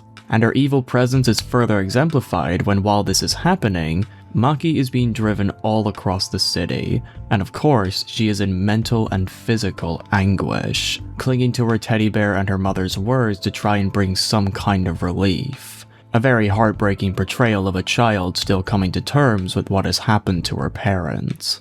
As she does so, Kujo's villainy is given a brand new layer of dread as she makes her daring first move and decides to directly call Watari herself, revealing that all along, she was actually a child that came from the Whammy house, under the codename K, the very same letter that, if you may remember, was the one that L hesitated to contact from so many minutes ago. And L shows the audience that he is fully aware of what kind of monster Kujo is when he answers the call, and hides away his face so that Kujo can't see what he really looks like. I gotta say, I love how the mask that L wore in the last movie comes back here as a little homage. That's just some cute continuity. As she lies through her teeth retelling what had actually happened, L agrees to meet with Kujo the next day at noon, giving her a map to his location and then hanging up the call, making her believe that she was playing L like a fiddle, stating that Maki has the data and that she will have gone to L's hideout in order to secure it. But L, as we all know, is not so easily fooled, as he reveals to have secretly recorded the call, and through some honestly very clever detective work, by using the reflection of a shiny metal ball inside Kujo's room, he finds out that Kujo wasn't just not alone, but she had Motaba with her, immediately raising L's suspicions of her by 1,000%. These three scenes, I feel, really bring the plot into a gripping new conflict. And not only does the movie do great in bringing the two main opponents together in a way that feels very natural and in-universe thanks to their shared connection to the Whammy house, but Kujo now has this brilliant air of creepiness about her. She not only manages to keep up with the case in very L-like ways, but her character also reveals what kind of people the Whammy house produced in their past, making the story go from catching Motaba and stopping the Blue Ship group, and turns it into a fight between two minds that came from the same background, and how their individual lives hardened them into the hardened individuals they become in the present. L Changed the World at this point has now become a story all about the Whammy house, and the virus is a symbol for what kind of ethics and strategies will survive in this new battle of wits, and the entire future of the Whammy house's legacy. It's really good stuff. Fun facts about the lab scenes. The scenes involving all the lab shenanigans were done inside a set that was built from the ground up, with one of the set designers saying that for the first time in their career they used stainless steel to build the sets, different from their usual glass, frills, and vinyl that the crew were used to using. As for Nikaido's death scene, the death was shot in separate parts, where they applied more blood and boils to give off the illusion of the virus spreading, with some of the shots being flared up with some CGI to make the transformation more lifelike. A great example of CGI and practical effects being used in perfect harmony with one another. Also, there's this very cute clip of the actor who plays Motaba being super excited at watching it from behind the scenes. いやー、素晴らしいですね。本当にファイルは実感に打ち震えながら見させていただいてブラボー。As the number of days remaining for L go down to 6, he is seen playing chess by himself before he gets an alarm coming from his door, where he sees a taxi driver telling him that he has someone important to bring him, showing something that L immediately recognizes as being something related to the Whammy house. L plays dumb and goes the driver into leaving, but after hearing that the girl carries a teddy bear and knows of Watari's name, he quickly changes his mind and asks that Maki be let inside. Already, L's mind begins to try and make sense of this revelation, and the answers that Maki might hold for him brings him great interest. But much like how we handled Boy from before, L has no idea on how to comfort Maki, showing that he hadn't really learned from his past errors as he continues to coldly focus on the investigation, not realizing that Maki is just using all of her energy to keep herself together, even going and doing her usual tests as that was what her father made her do, which she now realizes is pointless given that these results would never have an examiner. As the events that unfolded at last come crashing down around her, Maki is ambushed with the cruel reality of what she had witnessed, and she finally breaks down and cries, her tears being met with obvious confusion by L. But the scene ends on a very heartbreaking but sweet moment, as Boy, not saying anything or even touching Maki, just stands there and cries along with her, showing a sense of community in their own losses, and shows that he understands very clearly what kind of pain that Maki is going through, something that L watches on with complete bewilderment. What I think are the strongest parts of L Changed the World are the time where the movie shows L as being a sort of onlooker in his own story. He's so trapped in his ways and laser focused on catching this new criminal that he fails to do the simple things that would help him out greatly, like comforting these children in their time of despair. Trauma and loss are things that L is only just getting a taste of, and his mind doesn't really know how to process dealing with trauma that comes from others. Like I said before with Boy, I don't see this coldness from L as anything malicious, but I see this as a man who was so ignorant to human beings because of how he was raised that he struggles to find connection with them. And the film does amazing at showing this ignorance in a way that you can see where L is going wrong, but you never get the impression that L is doing it out of a lack of care. These scenes build the foundation for one of L's character arcs throughout the film, and his growing relationship with the kids is one that I think brings out a really good heart to this film's story. But I'm getting ahead of myself. Let's save that analysis for later on in the video. With the movie's moment ending on a bit of harrowing despair, I think this would be a good time to bring back the book and talk about its own take of L and Maki's meeting, as well as revealing the biggest difference between the book and the film.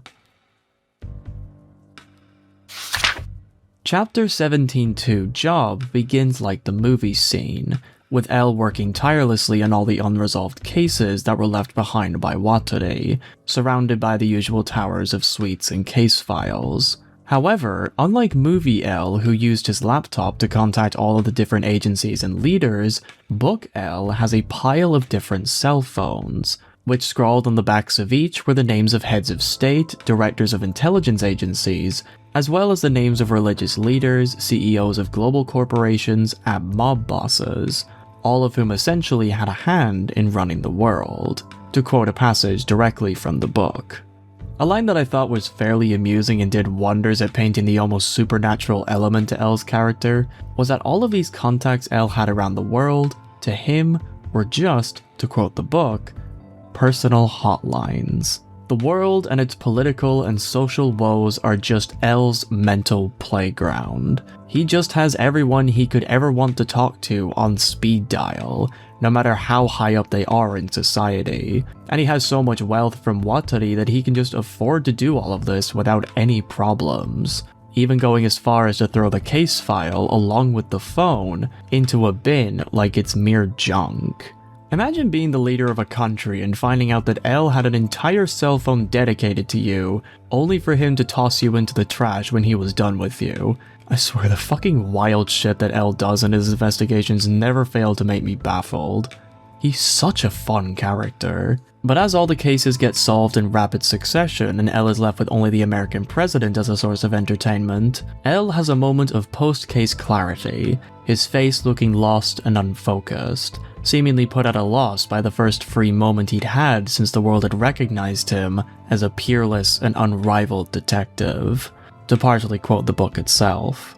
This moment was also in the movie if you just look at Matsuyama's acting, but I find that the book's quick mention of this feeling of emptiness L felt after so many hours of hard work was a great reminder of L's broken and depressed mental state, where underneath his extreme work ethic, he deeply misses Watari, doing the only thing he knows how to do in hopes that work will help him cope with the death better.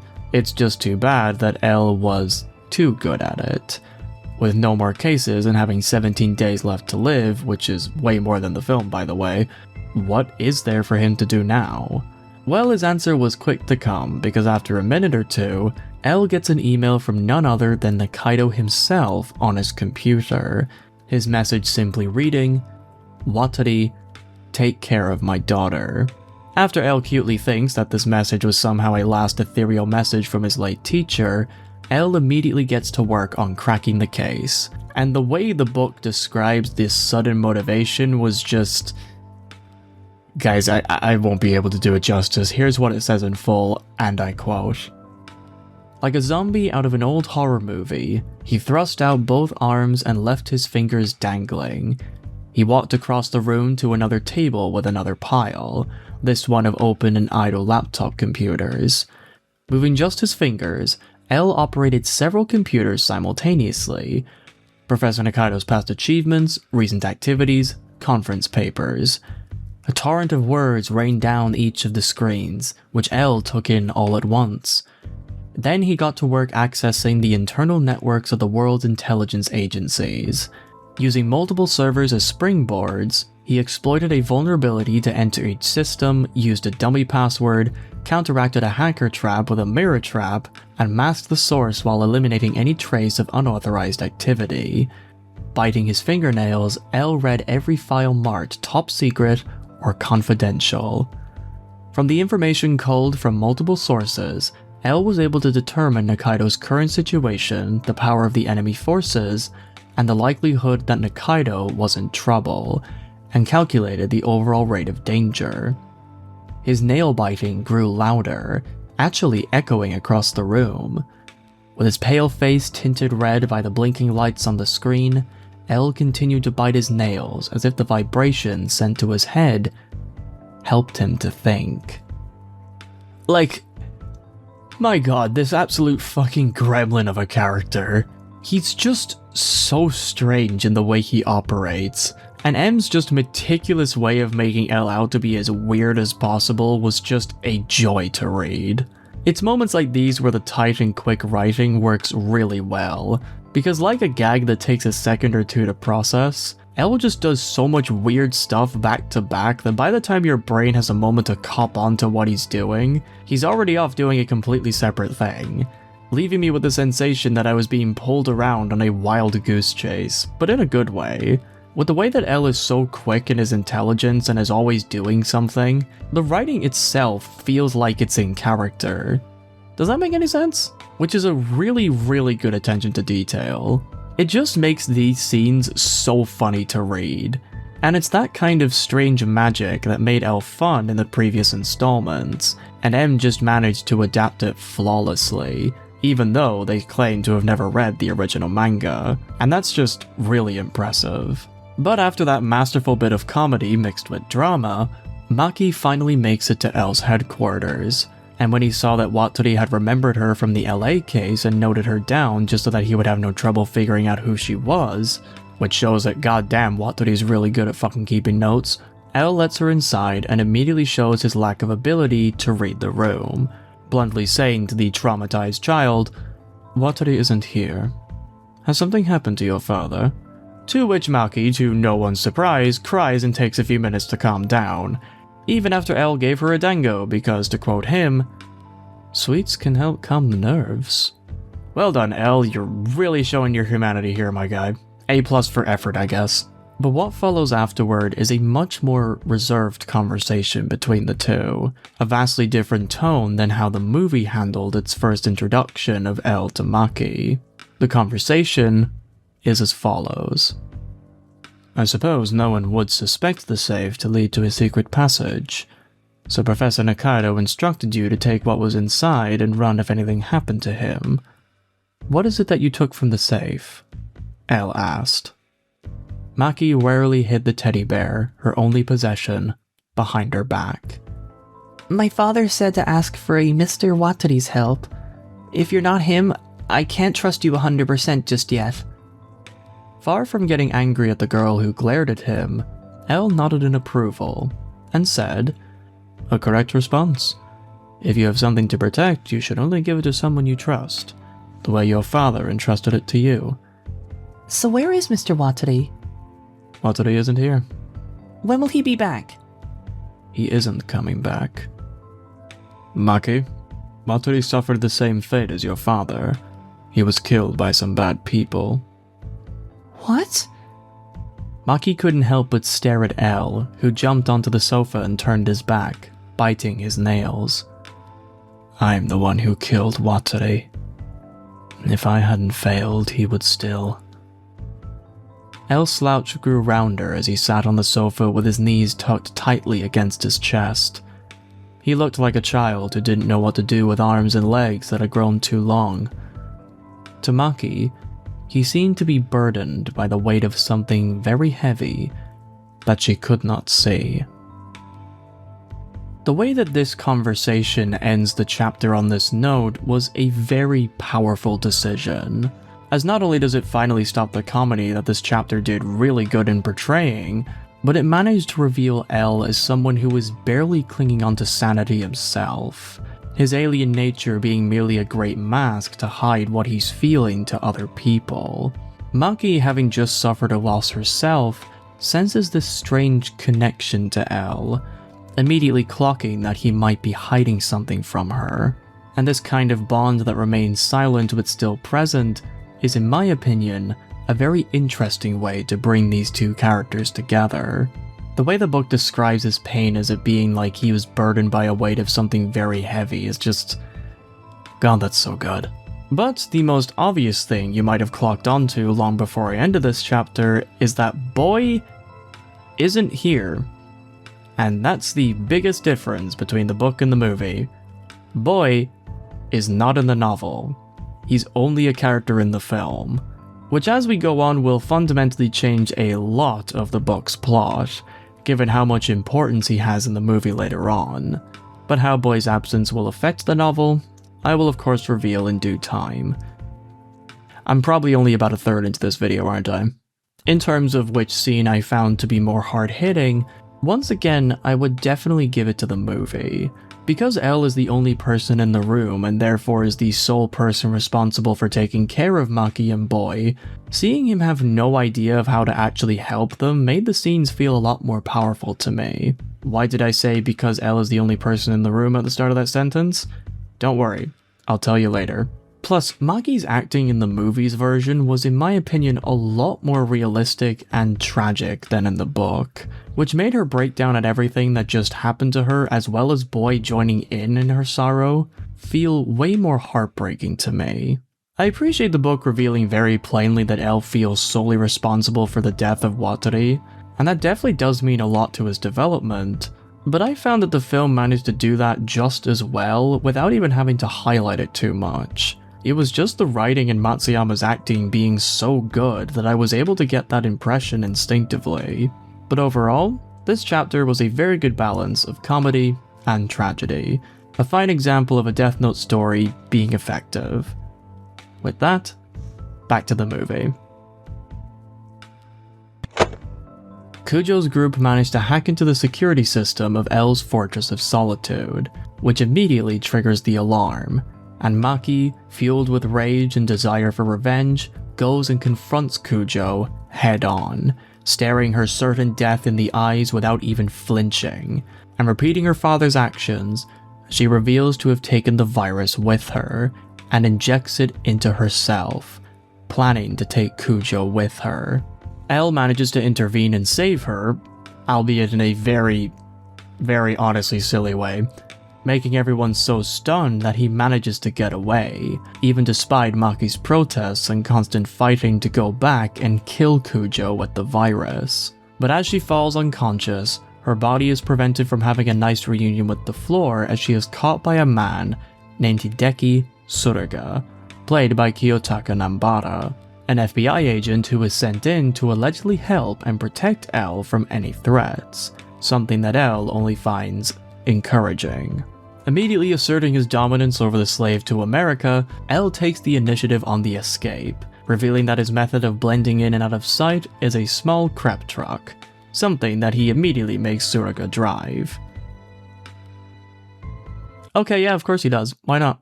Kujo and the others, realizing that Maki had had the virus this whole time, meant that not only did she manage to take her own life like Nakaido, but their precious antidote never actually existed, making this whole break-in a complete waste of time, and leaves everyone furious.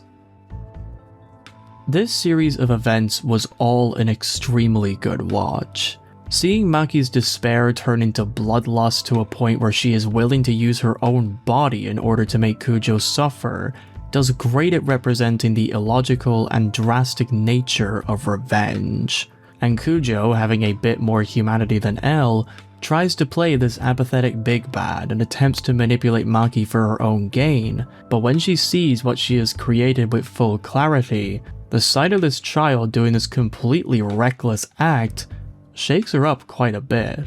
This is also where we see the absolute pathetic nature that the Blue Ship group embody as they try to act all cold and heartless, only for the group to fear for their lives when Maki attempts to fight back, pointing guns and shitting themselves brown when they see her perform this act. These people think only about themselves, and with that, their own survival, and if anything dares to threaten that, the badass exterior is immediately replaced with blind panic and extreme escalation, actions that are very reminiscent to real-life cults. L is also done beautifully in this scene, where once he figures out that Kujo is not going to be threatened by his presence alone, he immediately takes matters into his own hands, and from grabbing Maki, shows the entire Blue Ship group that he is not afraid to put his own life on the line, even though he did just witness Maki inject herself with the virus. Obviously, we know that L would be fine, we have the meta-narrative to back us up, but just imagine for a moment that you see this girl infect herself with a virus that is possibly the most agonizing way for a human being to go, and you just see this slouching gremlin walk past you after hitting you with a fucking bottle of all things, and just grab her and drag her away like she's being a naughty child. Can you imagine just how much of your worldview would shatter upon seeing that? The way that L just made everyone freeze in shock in this moment is just so damn cool. And when Tsuruga comes in and offers his assistance like any good Fed, L shows once again that he follows his old code to a T, immediately placing Tsuruga under his command without any chance for debate or compromise, which was what L did all the time during the Kira case with the task force. All of this, and combined with the fact that the crepe truck is just the most in-character thing for L to have just lying around ready for an escape, this scene was just brilliant in the stakes, the emotions, and the general weirdness that makes Death Note itself such a fun franchise. Truly a fantastic moment of film. Fun facts about this location.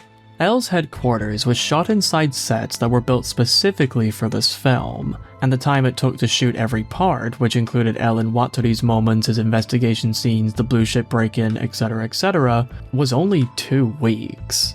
That is really impressive, I'm not gonna lie. Also, there's this fun and cute moment in the behind the scenes where Takashima, you know, the guy who plays Matsuba, just goes off and explores the building with a cameraman. And he's just gawking at everything he sees like a child on Christmas.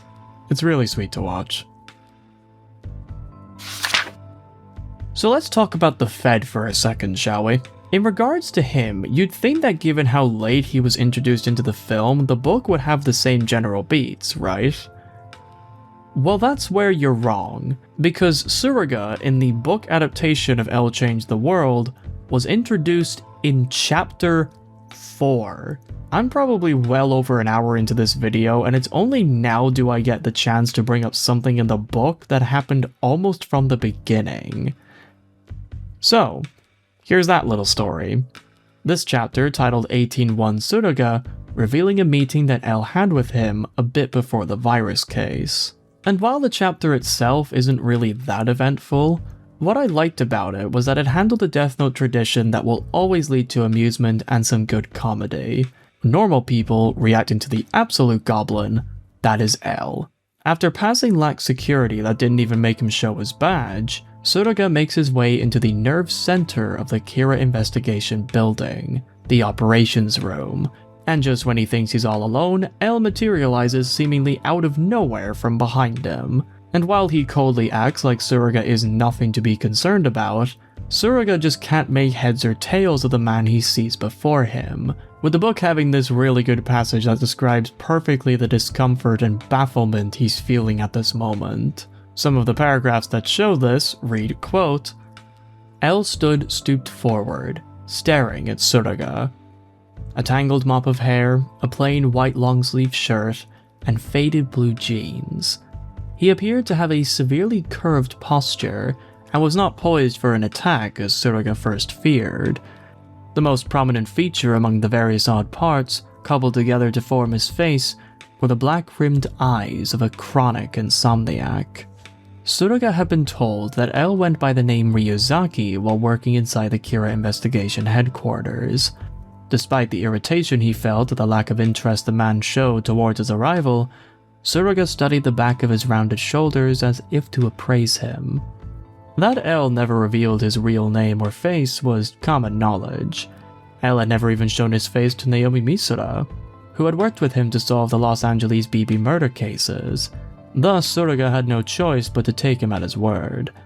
However, the man standing before him was a far cry from his image of the world's top detective. Although Tsuruga remained stone-faced as per the rules of undercover work, he was assaulted by a chill that made his hair stand on end. The FBI had issued him a fake ID, and any reference to his real name in records L was likely to hack into had been changed. All the necessary precautions had been taken. But what if he can see my real name? Fighting back the thought, Tsuruga continued.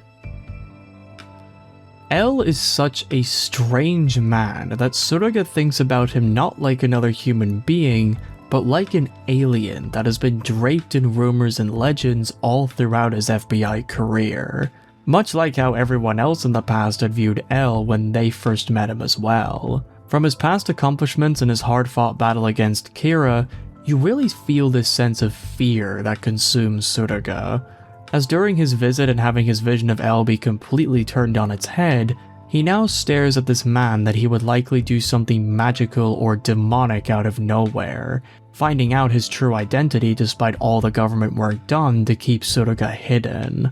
Like what I said in the first chapter, L is much like a cryptic, as he has this air of uneasiness about him, where people, being so scared of what he's capable of, try to look into his every move with fear and the belief that they had fallen into an unknown trap, even though L himself, most of the time, is not even giving them much thought, much like how he talks to Tsuruga in this interaction. There's also this nicely creepy line where after Tsuruga lets slip that he had taken over Naomi's duties, L turns to look at him with mild interest, but only his head turned around while the rest of him continued to face forward like a marionette with tangled strings, to quote the book directly. M is just fantastic at representing L's otherworldly and strange aura whenever he's around normal people, making him seem almost lifeless in how he acts unnaturally through his body language, sharing traits with that of apex predators who watch their prey with very scary accuracy. It's just so fun to read. By the way, in case you haven't picked it up already, this chapter revealed that Tsukito, the man who had taken over Naomi's work in chapter 1, and Tsuruga are the same person. This non-verbal connection also makes Tsuruga's fear of L finding out who he is all the more engaging, given that they have both fought Fairman despite never meeting. That means that they had distant but concrete history, and to Tsuruga, that small exchange they had over the phone is all that he thinks L would need to tie him back to the Fairman case and figure out who he really is. Whether or not L knows this, the book doesn't reveal just yet, which I think is a really neat little detail. Sometimes the best questions are the ones you don't answer immediately. But as L does an action that no show or movie ever adapted, with him getting on all fours and scampering like a weird insect with long limbs, uncaring about what he bumps into along the way, which is just... yeah, okay, I dig it. He opens up a hidden compartment inside the wall, revealing that he has a whole stack of the same white long-sleeve shirts and faded jeans that he always wears, a stash of cell phones, and a collection of Misa Amane merchandise, which all have the contents meticulously arranged and organized. That last part is not just a cute reference to the manga and the last movie, but it is also a confirmation that L was indeed a big fan of Misa Amane back when he claimed that to her when they first met, at least in the 2006 timeline. L having this small fanboyism for Misa is something that doesn't really add anything to the narrative, but it does show that M did their homework and at least seen the movies before writing this book, which I think is very cute. And when L says to Tsuruga that they have a situation on their hands, the chapter ends comedically with L revealing the situation to him, and have it just be that he desires the godly flavor of a quote, sweet potato cake from Funoa, concluding the chapter with a funny anticlimax.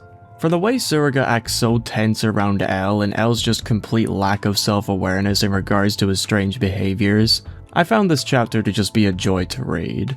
It tackled the trope of people being bewildered by L extremely well, and it's a damn worthy addition to the various reactions to the little goblin that this retrospective has talked about so far. As for Tsuruga himself, I enjoy his character in this chapter. Not only is it interesting to see how the FBI changed his whole identity before meeting with L, showing that they were just as scared of his intellect as Tsuruga is, but the way he tries to carry himself when he is in the same room as L was very fun to read, leaving him an anxious and confused mess by the end of L's constant barrage of weirdness. The fact that L just straight up crawls like a spider in front of this guy and just doesn't he just doesn't think it's wrong. This is completely normal, is a really hilarious mental image. And I do wish that one day someone will have the drive to adapt that onto the screen. The day that happens, I will die happy. But even though L gives him a severe mental beating, Tsuruga's willingness to put his life on the line is also shown very well in this chapter, where he reveals that the reason why he even came to see L was because he wanted to offer his gratitude for L avenging Rei and Naomi's deaths by defeating Kira, telling L that he shouldn't hesitate to let him know if there's anything he can do, to paraphrase the book. This simple interaction shows off Tsuruga's greatest trait, and one that you will see constantly throughout the novel, that being his loyalty. From his life as an agent, he understands the weight that Naomi carried thanks to his experience in her shoes, and sees L, a man who Naomi had trusted in the past, to be someone that although he's quite uncomfortable around him, he can still trust him as well. As a man of great pride, he values the legacy that Naomi passed on to him, and he's ready to throw down his life to continue the legendary career of this one woman who managed to befriend such a strange man. Through this interaction, Tsuruga shows his unbreakable loyalty to his colleagues, a loyalty that is ready to fuse with L at a moment's notice, even if it is only being used to run an errand right now. This dedication to others is very well represented, and it adds a nice bit of heart to what is pretty much a more comedic chapter. But all in all, great story. And before I get back to the film, what I did not reveal was that during L and Maki's meeting in the book, Tsuruga was actually there the entire time. He was basically L's housekeeper and cleaning up his messes while he worked. Aside from that, he didn't do anything besides be annoyed when L said that another L would take over him after he died, and he was the one who said that Watori suffered the same fate as your father line from the chapter I analyzed before. I didn't tell you that just because I wanted to keep this fact a mystery. So to those who noticed that something was off, would get rewarded for it. But yep, Tsuruga is just a maid now. Not even complete with the outfit, what the fuck, L? Which is just a really amusing mental image to think about. I didn't know the FBI actually stood for Fantastic Bubbling Icon. And to maybe your surprise, I'm not going to return to the movie. Not just yet. Because the way the novel handled Kujo and her break into L's headquarters was done quite differently than the movie.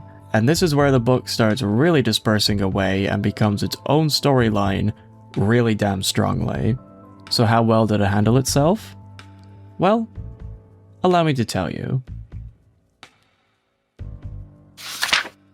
The book's chapter titled 16 Kujo is where the book's plot goes down a very different road, with Kujo coming into L's headquarters all alone and attempts to build up trust towards him, Maki, and Tsuruga. And after she passes a security test that Tsuruga found confusing given that he was able to break in so easily, Kujo does a pretty convincing job at portraying herself as innocent, even though her complete ignorance towards the FBI raises quite a few red flags. Despite Kujo showing what looks to be great sorrow at Nikaido's death to a point where even Tsuruga is shedding a few tears, L doesn't budge whatsoever, as he just blankly stares at her as if such emotions are alien to him, which makes Tsuruga feel embarrassed, even though he acknowledges that L isn't known as a kinky, bizarre, murder-loving detective who never gets involved unless there are more than 10 bodies for nothing, to partially quote the book. Kujo hasn't even been inside the building for like 10 minutes and L is immediately going on the silent offensive, because this is L. This trust is practically embedded into his DNA, and that is why I love him. When Kujo asks L if she can stay and he agrees to let her in under some strict conditions, there's a funny interaction between him and Tsuruga, where when Tsuruga tells him that someone like Kujo would make staying at the headquarters more exciting, L just looks at him and the book beautifully describes his complete lack of feelings towards women by saying, quote, L looked lost, as if he'd been asked his opinion of some profound impressionist painting. Beautiful? Such things I don't know about. L's reaction here I thought was pretty funny, given that he was never established to have any feelings for anyone besides Misa Amane, and even then that's kind of up for debate. But this response is also perfectly in character since L's suspicions of Kujo are vastly overshadowing any kind of desire he would theoretically have for her. Proof of this being that he had already put surveillance cameras inside of Kujo's room, something that Tsuruga finds deeply perverted. But as we all know from Misa's capture, watching a woman with perverted intentions is something that just doesn't make sense in L's twisted mind. And with Kujo, the lack of sexual desire is also clear as day, with him bluntly stating his reasoning to the baffled Tsuruga that he believes that Kujo had not come here with the purpose of protecting Maki, but for another purpose. L suspects a trap, and this female Fed is glowing a very bright green indeed. But what I found really cool inside this chapter was that L's suspicions of Kujo were not based off nothing. Red flags had started flying inside his head long before Kujo even went inside. While she may have appeared to look uncomfortable when she first arrived, one thing the book reveals was that L noticed that she was alert and checking the security cameras, which is an action that he found very suspicious. And so, to test her innocence, L goes with the idea that he's going to keep her under 24-hour surveillance, much like how he did with Light and with Misa in the past. All he asks from Tsuruga is that he doesn't tell her or Maki about what he's doing.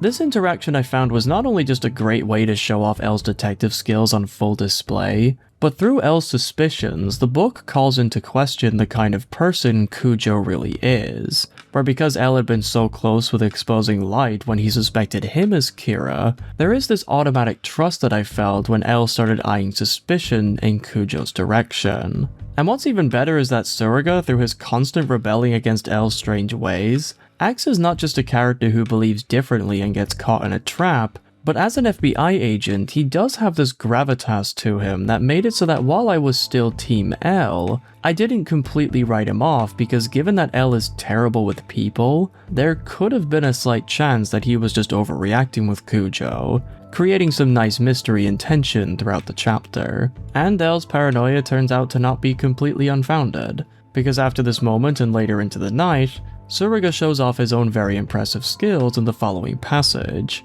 which reads, quote, 66 seconds to the second floor, wait 6 seconds and move to north end of hall. 75 seconds, take cover in fuel storage room. 81 seconds, back out to the hall. 87 seconds, deactivate lock. 90 seconds, arrive at destination. Tsuruga repeated several dance-like steps while staring down at the stopwatch setting on his watch, then slipped into the server room. The Kira investigation headquarters was monitored via surveillance cameras placed all throughout the building. At the moment, L was monitoring 90 locations on 3 monitors, which were on a 19-second loop that switched to a different camera every 3 seconds. After Tsuruga had figured out the sequential pattern, it had become his late-night routine to sneak into the server room without being detected. In this room alone, there were no surveillance cameras. Inside the rooms were the rows of servers that controlled the Kira investigation headquarters. They buzzed quietly, unaware that their primary goal of tracking Kira was finished.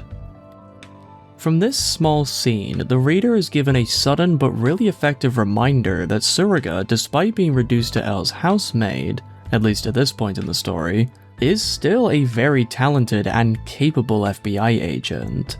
He spent days and possibly weeks mastering the entire layout of the building, and being able to accomplish everything the way that he did it was really impressive to read. It gives Tsuruga this very nice edge to him that makes him a worthy character for this story, and I really like it. It's very cool. But on this night of sneaking around, Tsuruga isn't alone, and inside the server room, he is met with none other than Dr. Kujo, who had mysteriously managed to get there before him, despite only being in the HQ for not even a whole day. I wonder how this happened.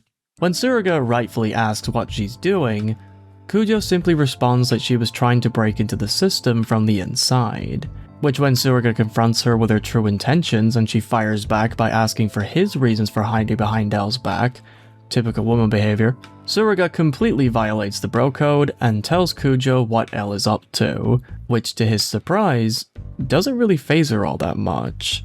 Matter of fact, she expected as much. The man known as the world's top detective wouldn't be so careless, to quote her directly from the book.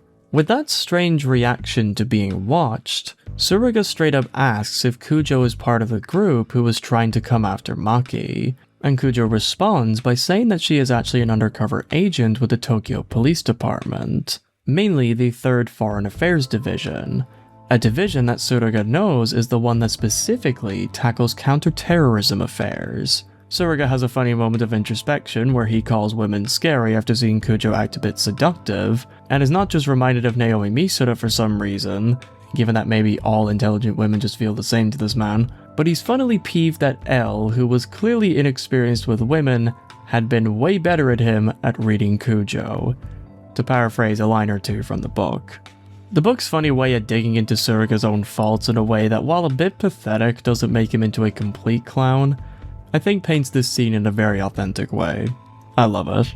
So when Tsuruga silently kicks himself at his own stupidity, given that someone in Kujo's position would of course know about the FBI, Kujo spins a tale about why she's even here, saying that after her division received information that Professor Nikaido had smuggled a deadly virus into Japan, she was sent to infiltrate his lab posing as a research assistant. During her time, she picked up activity of several terrorist groups who were also after the virus, and believes that one of them is responsible for the professor's murder.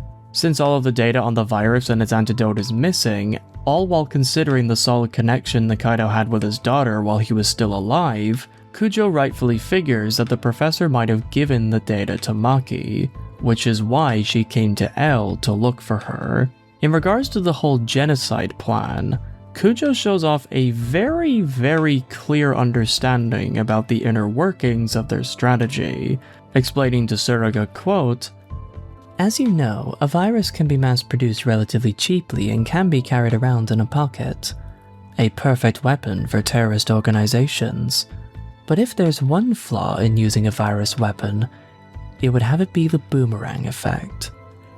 If you were to use the virus in an attack, it might spread and come back to infect you. If both the virus and the antidote were to fall into the hands of a terrorist group, the world could be at an end. So her alleged aim is to secure the antidote data that Professor Nikaido entrusted to his daughter, and using Maki's inbuilt trust for her, Kujo is fairly confident that she will succeed, if not for one man that Tsuruga also had his own problems with since he came to the building, L himself. To quote Kujo directly from the book, Of course, it's my job to prevent the antidote data from falling into the hands of terrorists, but even more than that, we're afraid of L coming into possession of the data. It would be helpful just to know whether Maki still has the data, or if he is already in possession of it. But since he's been listening in on my conversations with Maki, if he would at least eat the meals that I make, I could slip him a pill and do some investigating. But he didn't even touch dinner. But as she gets up to leave, Kujo finally asks Tsuruga what he's after himself, and Tsuruga, completely captivated by Kujo's charm, sings like a canary, and confesses that he's actually after the Death Note, saying that the FBI, terrified of the man who defeated Kira, can't allow the killing weapon to remain in L's possession. Upon hearing this moral and political dilemma, Kujo suggests that she and Tsuruga form a partnership, pushing him by saying, quote, "You need Kira's instrument of death and I need the antidote data. Our roles and what we are after may be different, but our goal is essentially the same. Wouldn't it be wise to work together?" So I went on a bit of a tirade there when it came to recapping the plot, and for that I apologize. But what my intention was in going so in depth with this scene between Kujo and Tsuruga is that I believe it highlights one of the novel's greatest strengths, the build-up to Kujo's villainy. Like any effective mystery story, Kujo's red flags are shown everywhere in the scenes that she's in. From her checking the security cameras, feigning ignorance towards the FBI's existence, showing no fear when she was told about L's secret plan of watching her, having a very thorough understanding of the cult and their aims and goals, all the way down to her trying to build a mutual bond with Tsuruga right behind L's back. This chapter has so much material that can be used to cast doubt on Kujo's authenticity. But on a first read, these weird things that Kujo does could potentially be read as just being too paranoid. You're just reading too deep into it, she's really not that bad. But upon a second read, it makes her a villain that was hiding in plain sight all along, making the book have this extra layer of detail that you can get out of it with a twist in mind. This is something that I will grant the novel in doing, because even though it's nothing like the movie, I still think that for what it tried to do, I think it succeeded quite well. And fortunately for me, I won't be going back to the movie for a little while. Since I'm about halfway through the movie, it would only be fair if I caught you guys up to speed on the book. So let's just jump to the next chapter, shall we? With the plan to get the Death Note and the antidote data away from Maki and L, Kujo and Tsuruga make preparations in Chapter 15, Agreement. But not until L makes a jab that hints at something more happening between these two rogues. I think that explaining it would just ruin the joke, so let me give you what the book describes, word for word. "It seems you've fallen out of favor with Dr. Kujo," L pointed out as soon as Kujo disappeared into the kitchen with the dishes. "Yeah, well, you know," Tsuruga replied. "Perhaps this isn't for me to say, but it's inappropriate to go to a lady's room at that hour." "So you think so too?" "Hey, wait! You weren't..." Rushing to the sofa, Tsuruga pushed L aside and looked into the monitor hidden by his feet. As expected, the monitor showed the image of Kujo washing dishes in the kitchen. "You weren't watching when I was in Kujo's room last night, were you?" "Of course." "Damn, that's what I was afraid of! You pervert!" "There's no need to be embarrassed, Mr. Tsuruga." "It's not that I'm embarrassed." "Why are you being so serious, Mr. Tsuruga?"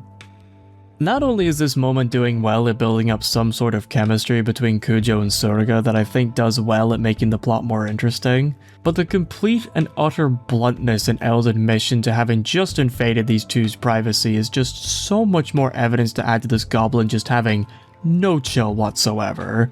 Once he's suspicious of someone being a criminal, all of the rules, social etiquette and laws, all that stuff, tossed to the wayside like they're just minor annoyances.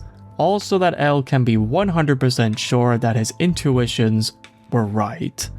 This fucking guy. There's no author that has managed to make a character this morally dubious and yet make them so likable at the same time. Oba just... he struck gold. And M, you're carrying that torch like an absolute champion. Man, L is just a fucking treat. But as Kujo and Tsuruga plan their next move, the book describes the way that Tsuruga, completely against his code, has started to develop feelings towards this mysterious and petite woman. And after proving to her just how much of a gentleman he is, Kujo pitches that they use one of his cell phones as a listening device to eavesdrop on L and Maki talking in private. A pretty decent plan, not gonna lie. And with that plan in stone, they managed to get exactly what they wanted. with Tsuruga being the one to listen in on their private chat. With an unknown audience listening in, at least from Maki's end, Elle and Maki talk briefly about how she actually knew of Misa Amane before she was famous, and Elle shows some genuine humanity in his responses, a passage that I thought was a very cute reference to the original manga and serves as pretty interesting in-world history. But through this conversation, Tsuruga finally gets what he wants when Elle probes Maki about giving him the data to the antidote, where this conversation ensues. Quote, "You really won't give me the data no matter how much I ask?" Nope, I'm not handing over this data to anyone. Then what would you say to a trade for my cherished notebook? A notebook? Yes. It's more precious than my own life. Would you trade the data for that? Well, alright. If you feel that strongly about it. Thank you. Here's my notebook. Ryuzaki, this is a bag of potato chips. Yes, the notebook is inside. Nobody would think anything important would be inside a bag of potato chips, don't you think? Yeah, but... I'll put the data you gave me in a different bag of potato chips and keep it in my snacks compartment for safekeeping. You'll be a lot safer than putting it in a normal safe. You won't eat it by mistake, will you, Ryuzaki? Don't worry. I don't eat consommé flavor. Although this funny interaction does kind of go against the whole arc that Elle is going through and having to open up to other people, and this interaction definitely feels way too chill for a character like Elle to do, especially with a traumatized child, one argument that I could possibly see being reasonable in order to justify this is that Elle, because he's Elle, knows that something is going on.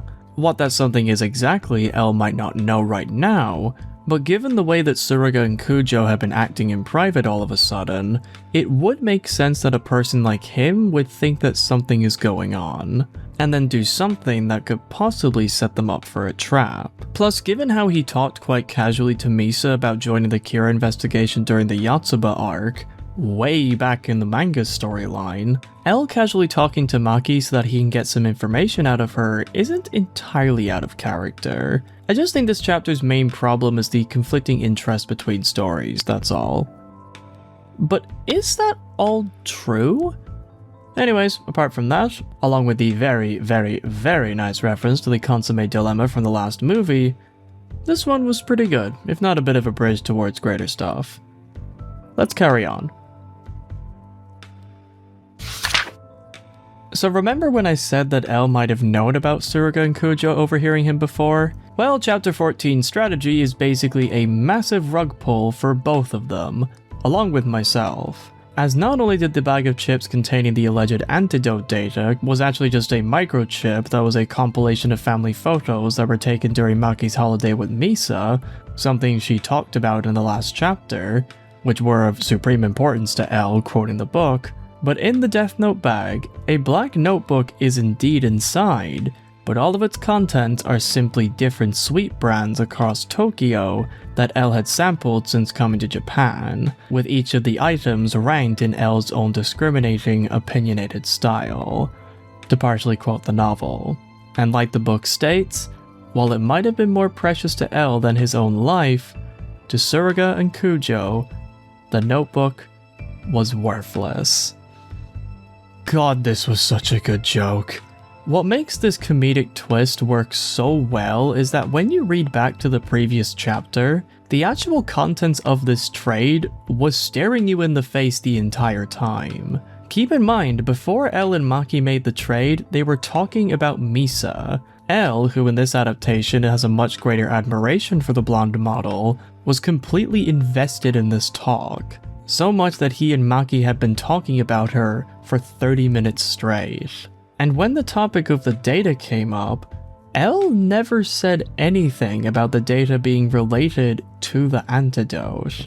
He just said the word data, and because the chapter was written so that you were reading it from Tsuruga's point of view, you were fully tricked into believing that what he was talking about was the antidote, and nothing else. It was just a fantastic punchline that masterfully used both the characters and the reader's own skewed view of things to hide this simple trade under layers of meaning that never existed in the first place. If you ever want a clear-cut example of a well-done subversion of expectations, study this chapter.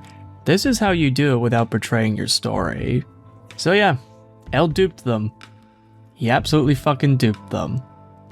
But was the trade really that simple? Was there a bit more going on?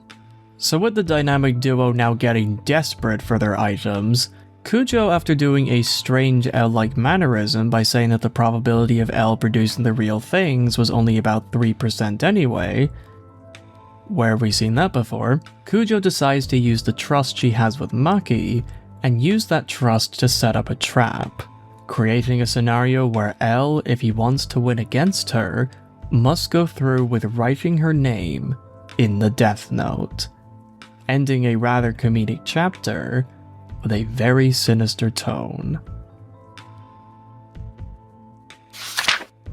Kujo's plan to beat L begins in Chapter 13-1 Hostage, with a bunch of people in suits who Kujo claimed was from her counterterrorism division breaking into his security system and breaking down the door, a tactic that Tsuruga helped in executing.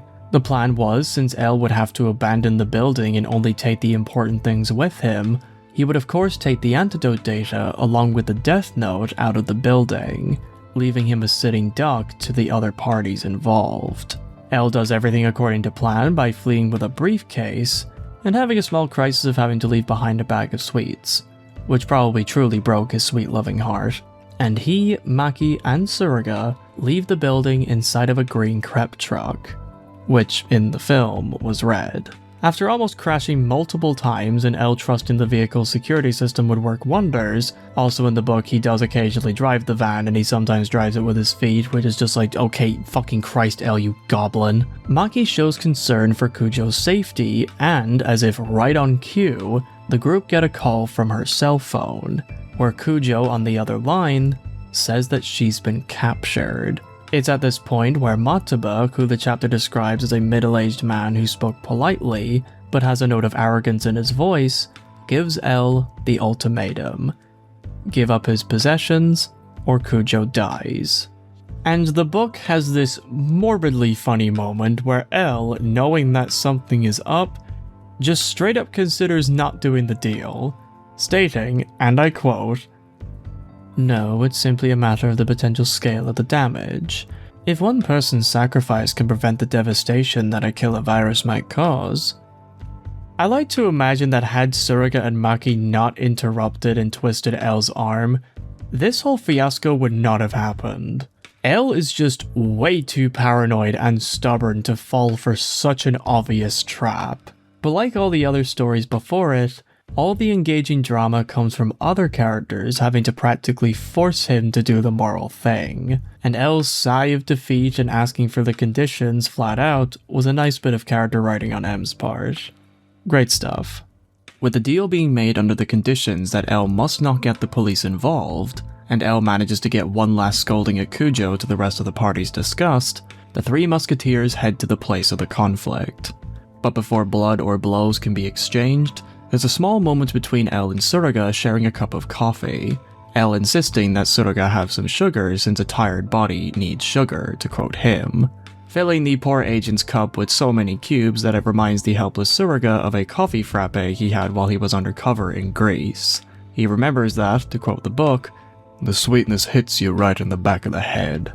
Although this scene doesn't do much to further the novel's storyline, at least not yet, I did find it nice that this downtime allowed for one of L's strange traits to get the spotlight for a few moments. Not to mention that anyone who was brave enough to try his diet and reaping the consequences is always a pretty funny experience to read and watch, no matter who it is. With the two all alone since Maki had gone to bed, Tsuruga tries to press L on his whole opinion surrounding the group that took Kujo, trying to stay passive and ignorant given that he was in on the whole plan. L theorizes that seeing how they carelessly allowed a child to escape, they don't appear to be a trained terrorist group, and as for what they're plotting with the killer virus, Tsuruga finishes his thought by thinking that either using the virus is the main goal, or they're thinking of selling it for a profit. to partially quote passages from the book. This theory prompts L to ask Tsuruga if he could do some intelligence gathering using the FBI's network, along with doing a background check on Dr. Kujo, since after what had transpired, his suspicions of her have only grown to limitless heights, even if he doesn't say that part out loud. It's during this conversation that one of my favorite moments inside this novel shines its beautiful deepness, and that moment is this. To read directly from the book. Tsuruga leaned forward. "Listen, Ryuzaki, couldn't you use the Death Note if you absolutely needed to?" he asked as if the thought had just entered his mind. "You're asking me, someone who's battled Kira, to use the Death Note?" L responded, his face dead serious. With nothing more to say, Tsuruga rolled over on his back and looked up at the sky. "This reminds me of when I was a trainee at the academy.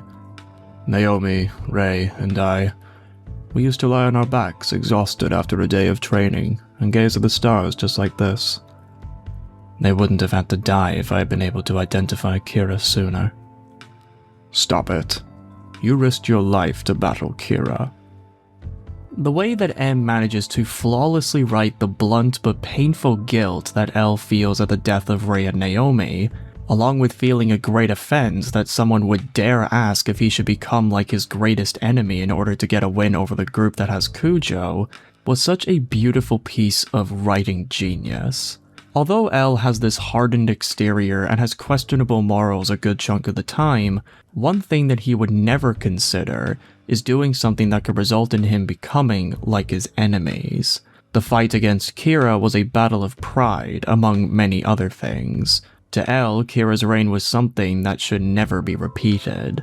The Death Note was a disturbing weapon that in the wrong hands would cause absolute chaos and make the wielder of it invincible, something that he finds cowardly, even insulting. To use the Death Note for his own gain after battling so hard to show the world the flaws of such a dangerous power would be a terrible blow to his whole victory against Kira, which is why he would never even think about using it. He has seen the corruptive power that it inflicted upon Light and many other users. So how dare Tsuruga even suggest that he should do the same thing, even if it was for good reason? After all the previous users of the notebook used that exact same excuse. And look what happened to them in the end. Along with this admirable commitment to his principles, this scene shows that the battle between him and Light had left scars within L that for ages he successfully managed to hide from everyone around him. Because of that fight, thousands of people died, and many people that L knew personally were caught in the crossfires, each death being a permanent stain in his mind that no amount of time would ever be able to wash off. Rei was hired to investigate Light by L's orders to the FBI, and Naomi acted on her own out of a desire for revenge when Rei was killed. So in a way, those two deaths are on his hands. Although he will never say it, L mourns the loss of those two very deeply, and it creates an interesting picture when L acts as amorally as he does towards Kujo. Maybe he's just suspicious of her and thinks that something is up? Or is it possible that his amorality comes from a place of fear, where if he was to try and save her, could more blood be on his hands should he fail, like how he failed Rei and Naomi? Out of this fear, does L distance himself further as a way to dodge responsibility should things go south? These questions that I have, while they could just be me looking way too deep into the character of L, I think it makes this scene all the more hard-hitting for me. L Changed the World is all about adding more complexity to this character, so I feel it's only fair to the novel if I add in some more possible conversation into the protagonist, which I'm able to do thanks to this book's incredible writing style. M is knocking out of the park with this. I'm really impressed. But with the conversation ending with L basically confessing that he has the Death Note, or so Tsuruga thought, the novel reveals that before L had left the building, he deleted all of the data inside the system, meaning that if Kujo was doing this to get answers, the efforts would have been for naught. And Tsuruga, away from prying ears, calls up his boss back at headquarters, where this conversation ends the chapter with this haunting exchange. "This is Y286. I've acquired my target. How much longer to receive it? I'll need more time to confirm its authenticity, but I should have it tonight. Understood. Our superiors are getting impatient, but I'll think of something to say to appease them. Were you able to confirm those 2 issues since we last talked? On the first issue about the eyes of the Shinigami, I should be able to confirm that tonight. And the second? He's made several references to the existence of more than one L, but no conclusive evidence yet. I think it's fairly obvious that this chapter was one that I really enjoyed, mainly because of that one conversation between Tsuruga and L. But the way it ends with the FBI knowing about the ideal, along with Tsuruga feeding them the paranoia that there might be a chance of there being more L's besides him, I think really does hit you with just how much the Whammy House has instilled so much respect, yet endless fear to the people it has had a hand in creating. And that fear will only be further justified with the story that takes place in the next chapter. In Chapter 13-2 Exchange, L, Maki, and Tsuruga make it to the place of ransom just as Kujo's captors ordered, and even before any shots are fired, Tsuruga immediately notices that something isn't right. To quote the novel, as L, Tsuruga, and Maki entered the warehouse, about 10 men and women with rifles came out of the shadows. Secretly, Tsuruga was dismayed at the formation of the masked men and women that surrounded them. A circular formation was typically never employed to surround the target to avoid hitting a non-target with a stray bullet. You're not amateurs for crying out loud. But I guess they have no intention of shooting us anyway. No doubt they're with the counter-terrorism division like Kujo. But to think these jokers were this nation's defense against terrorism. Tsuruga couldn't help but worry for Japan's security. One thing that I really appreciate the novel for doing that the movie adaptation only really hinted at if you paid more attention to the actors, was show and explain just how incompetent Blue Ship really are as a rebellion group. After all, this cult is comprised of members who have never had any military or combat training, so it would make complete sense that the people who make up this movement are mainly comprised of brainwashed idiots who would make the most amateur of mistakes. The whole circle tactic, I'm sure, was just to intimidate the targets, and not once did they consider the ramifications if these people weren't scared. It adds this sense of realism, but also a bit of tension given that since these are the people who make up the rebellion, it's only a matter of time before something goes horribly wrong for them. I really like it.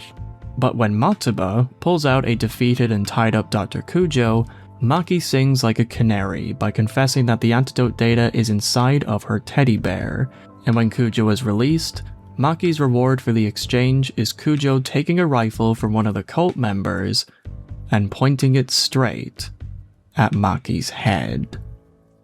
With Maki paralyzed with fear, Kujo turns her attention to L, her passive and airy self completely vanishing as she threatens to kill Maki if L doesn't comply. But L appears unshaken at this, because to quote the book, it was as if he'd expected it, even going as far as to taunt her by sticking out his tongue like a child. Why L did this to someone pointing a gun at him, I do not know whatsoever, but it's very funny to me, so I accept it. But before a battle of the minds could play between these two children of the Whammy House, Hatsune, showing off very clearly just how much this cult is held together by spit, blue tack, and prayers, does something completely out of order and injects poor Maki with the virus. A far cry from the way Maki injected herself like she did in the movie. With him now having his hands completely tied with Maki's life now on a very quick death timer, L immediately hands over the data to Kujo, with her knowing and taunting the fact that L would not simply hand it over without making plans to get an antidote himself, knowing full well that Kujo would kill him where he stood so that he would be out of the way. Tsuruga, seeing that the plan was becoming all too real, managed to save L with some clever thinking, and while they hide under a sea of bullets, Tsuruga presses L to use the death note on Kujo, and to his surprise, L actually complies, writing down the name that Kujo had given him, which confirms to Tsuruga that he doesn't in fact have the Shinigami eyes. Doing a last act of betrayal, Tsuruga snatches away the death note after L finished writing Kujo's name, And after running over to her and singing the truth in that the data she was given was in fact real, Kujo's mask finally at last slips away, and she points her gun on her partner, leaving him, like Maki, in utter bewilderment.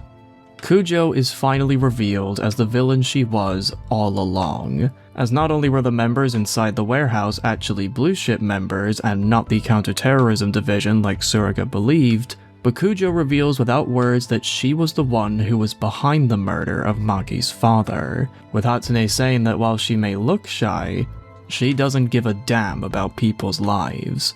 She's badder than the virus. With Kujo now finally free of her mask and she starts to revel in her own perceived moral superiority, L uses this god complex to his advantage, stating that while they may have won, he still doesn't understand why the group are going through with this plan. He says, and I quote, "You have a hostage, the Death Note, and here I am all alone, unarmed. I accept the fact that I will die here, but I'm also a detective. If I don't find out whether my deduction was correct, I won't be able to die in peace. Will you honor a dying man's wish by revealing your plan?" This suicidal request is accepted by Matuba, finding sadistic pleasure in giving the dying L what he wants before making him face the wall. And when L comes out to face them head-on, the true conflict of the book is revealed on full display, which I will read to you in full.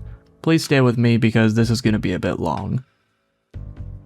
What we are trying to carry out, L, is a negative population growth plan. Just as you figured. The human population has far exceeded the number the Earth can adequately support. With the virus, we plan to cleanse the planet of that peril. It seems you have a pessimistic view of the future of mankind, L said. A smile came across Kujo's face. Detective L, you of all people should recognize the folly of humans. Wouldn't you agree? You're right, Dr. Kujo.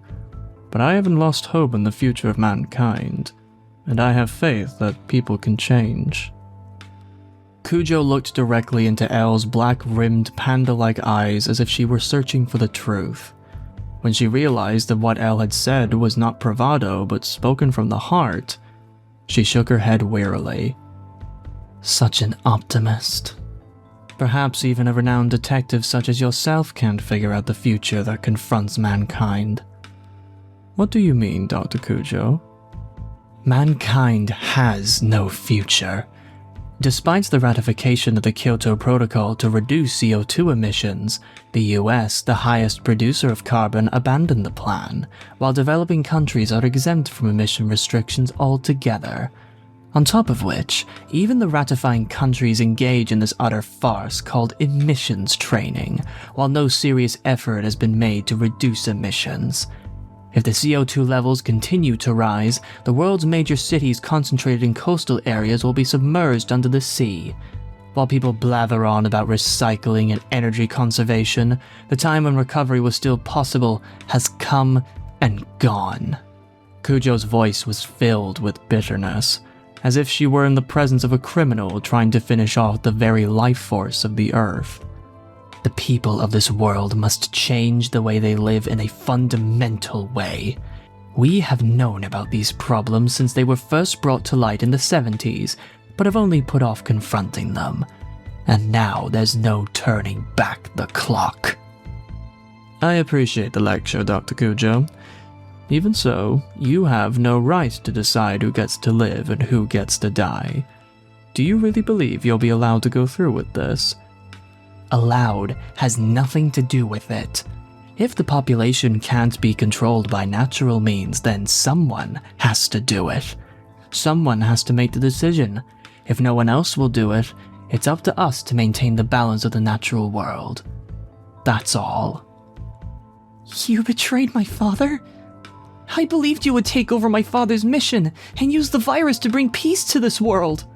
Maki clenched her fist, her voice trembling. Kujo directed the same kind smile at Maki. While our thinking may be different from your father's, this is our best possible solution toward world peace. A peace that can only be gained by killing isn't real. You're no better than Kira!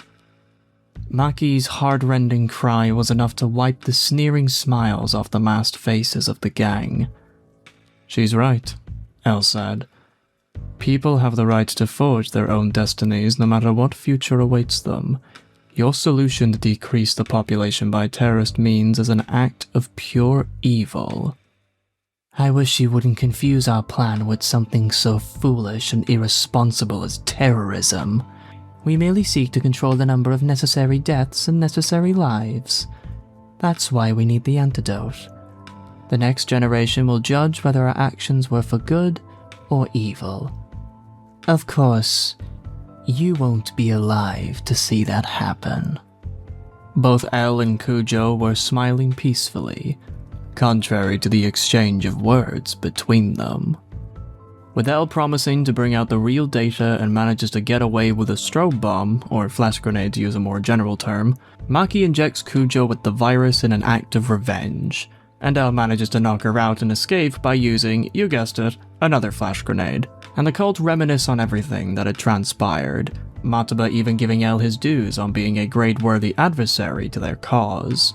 As the group collects themselves, Kujo breathes a sigh of relief that during the chaos, none of the members had noticed that she was injected with the virus, and since she had been prepared to forfeit her life from the start, it was actually a blessing in disguise that she become a carrier, knowing that the group's finding out about it would only be a hindrance to the plan. But with this hidden ticking time bomb in their midst, and Suruga is now a hostage that got to have a face full of Hatsune's underwear.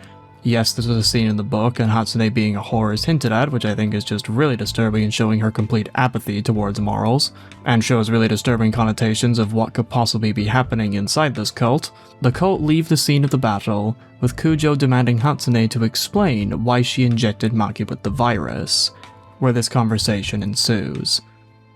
Why did you inject the girl with the virus?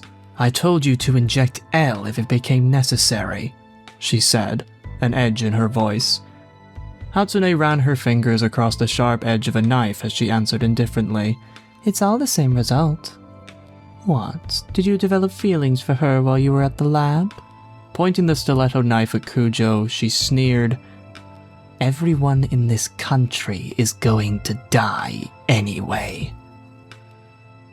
Now, I have received a lot of feedback from these videos, and a common criticism that I get is that my videos feel like glorified recaps of the stories I'm reviewing, and I am fully aware that the analysis of this part has felt like me just recapping the whole chapter, and for that, I am sorry. But the reason why these videos talk about the plot so much is that I feel that to truly tell you my thoughts in regards to the stories of Death Note, I need to give you as much context as I can, because I always feel that my opinions are stronger when there's lots of evidence to back them up. And when it comes to this turning point in the story, I needed to supply you with all of this context, since everything I told you plays into my thoughts surrounding the narrative. And yep, I know that this is not the best excuse, of course. I'm sure there is a way that I can do better in future videos, and I will do my best to improve my analysis skills as I go forward in this retrospective. I just wanted to address that criticism and show you that I do truly care about making good content, and I do listen to what you have to say, so the feedback is very appreciated. So to those who have stuck with me for this long, thank you. I hope that what I have to say will be worth it. So, here's what I think. Like I said at the beginning of the chapter's recap, I like the book's insistence on painting this cult as a dangerously incompetent threat. Not only do the members have no idea what they are doing half the time and are easily fooled by the simplest of countermeasures, with the proof being that Elle threw out a flash grenade and they all follow the trajectory like fucking lemmings not once but twice, but with Hatsune going off on her own and injecting Maki with the virus, this chapter shows that this cult of brainwashed fools and bloodthirsty psychopaths is doomed to fail. The people in this cult have no sense of self-preservation, nor do they have a concrete shared plan of action. As long as their goal of mass genocide can be incited, it doesn't matter how they go about it or how many of them would die to make that dream a reality. Hatsune best represents this destructive nature in how she mindlessly acts on her own, not even considering that all of these rash actions could easily come back and kill either herself or her comrades. To her, it doesn't matter, because in the end, quote, everyone in this country is going to die anyway. And with this woman being allowed to do all of this and not be punished whatsoever by her higher-ups, all that this is doing is cementing the cult's own demise. They show no signs of even attempting to restrain the monsters they created, something that always leads to them suffering a terrible fate. But the leader of the group is just as idiotic, with Kagami saying that, and I quote, "After all, none of us are really trained for anything like this." Which nicely transitions to a thing I didn't reveal yet. Kagami is still alive.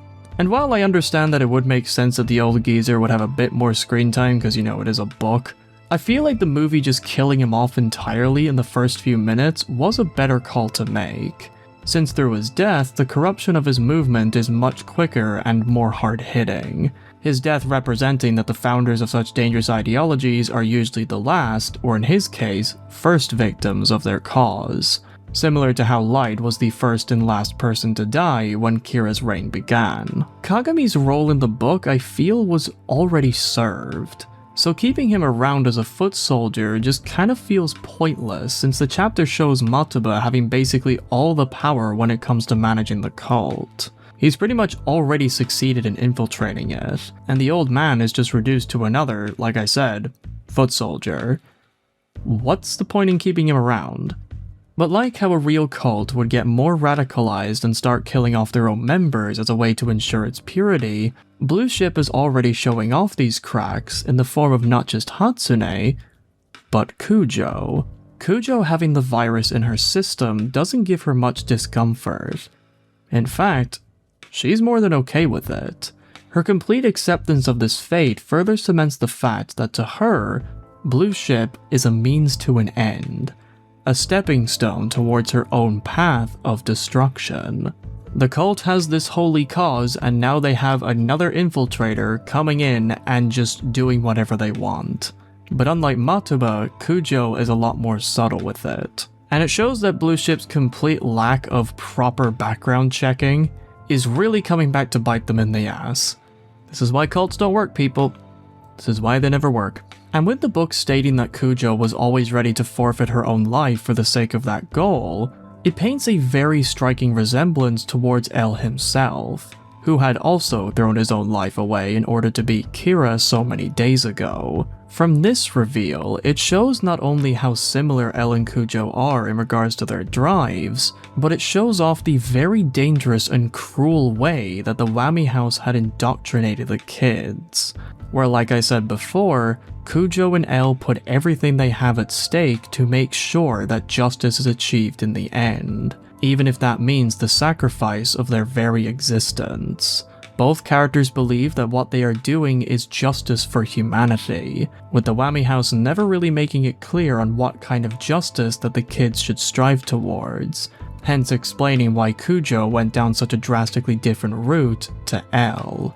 In a nutshell, the Whammy House created monsters that have all the tools necessary to change the world around them, and their biggest mistake was that the monsters were the ones that could make their own choices, rather than have their powers be guided and controlled by morals and social etiquette. And what happens when you allow a monster to decide their fate?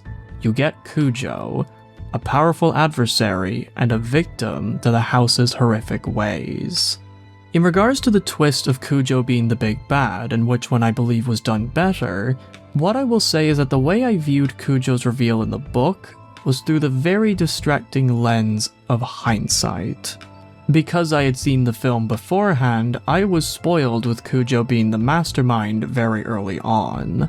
The way that the film revealed Kujo was done very well, and that care will be explained later in this video, don't worry. But when I read the novel, I already had the twist in mind, which meant that the big reveal lost a lot of its impact. But that is not a point against the book. What I'm saying here is not a criticism.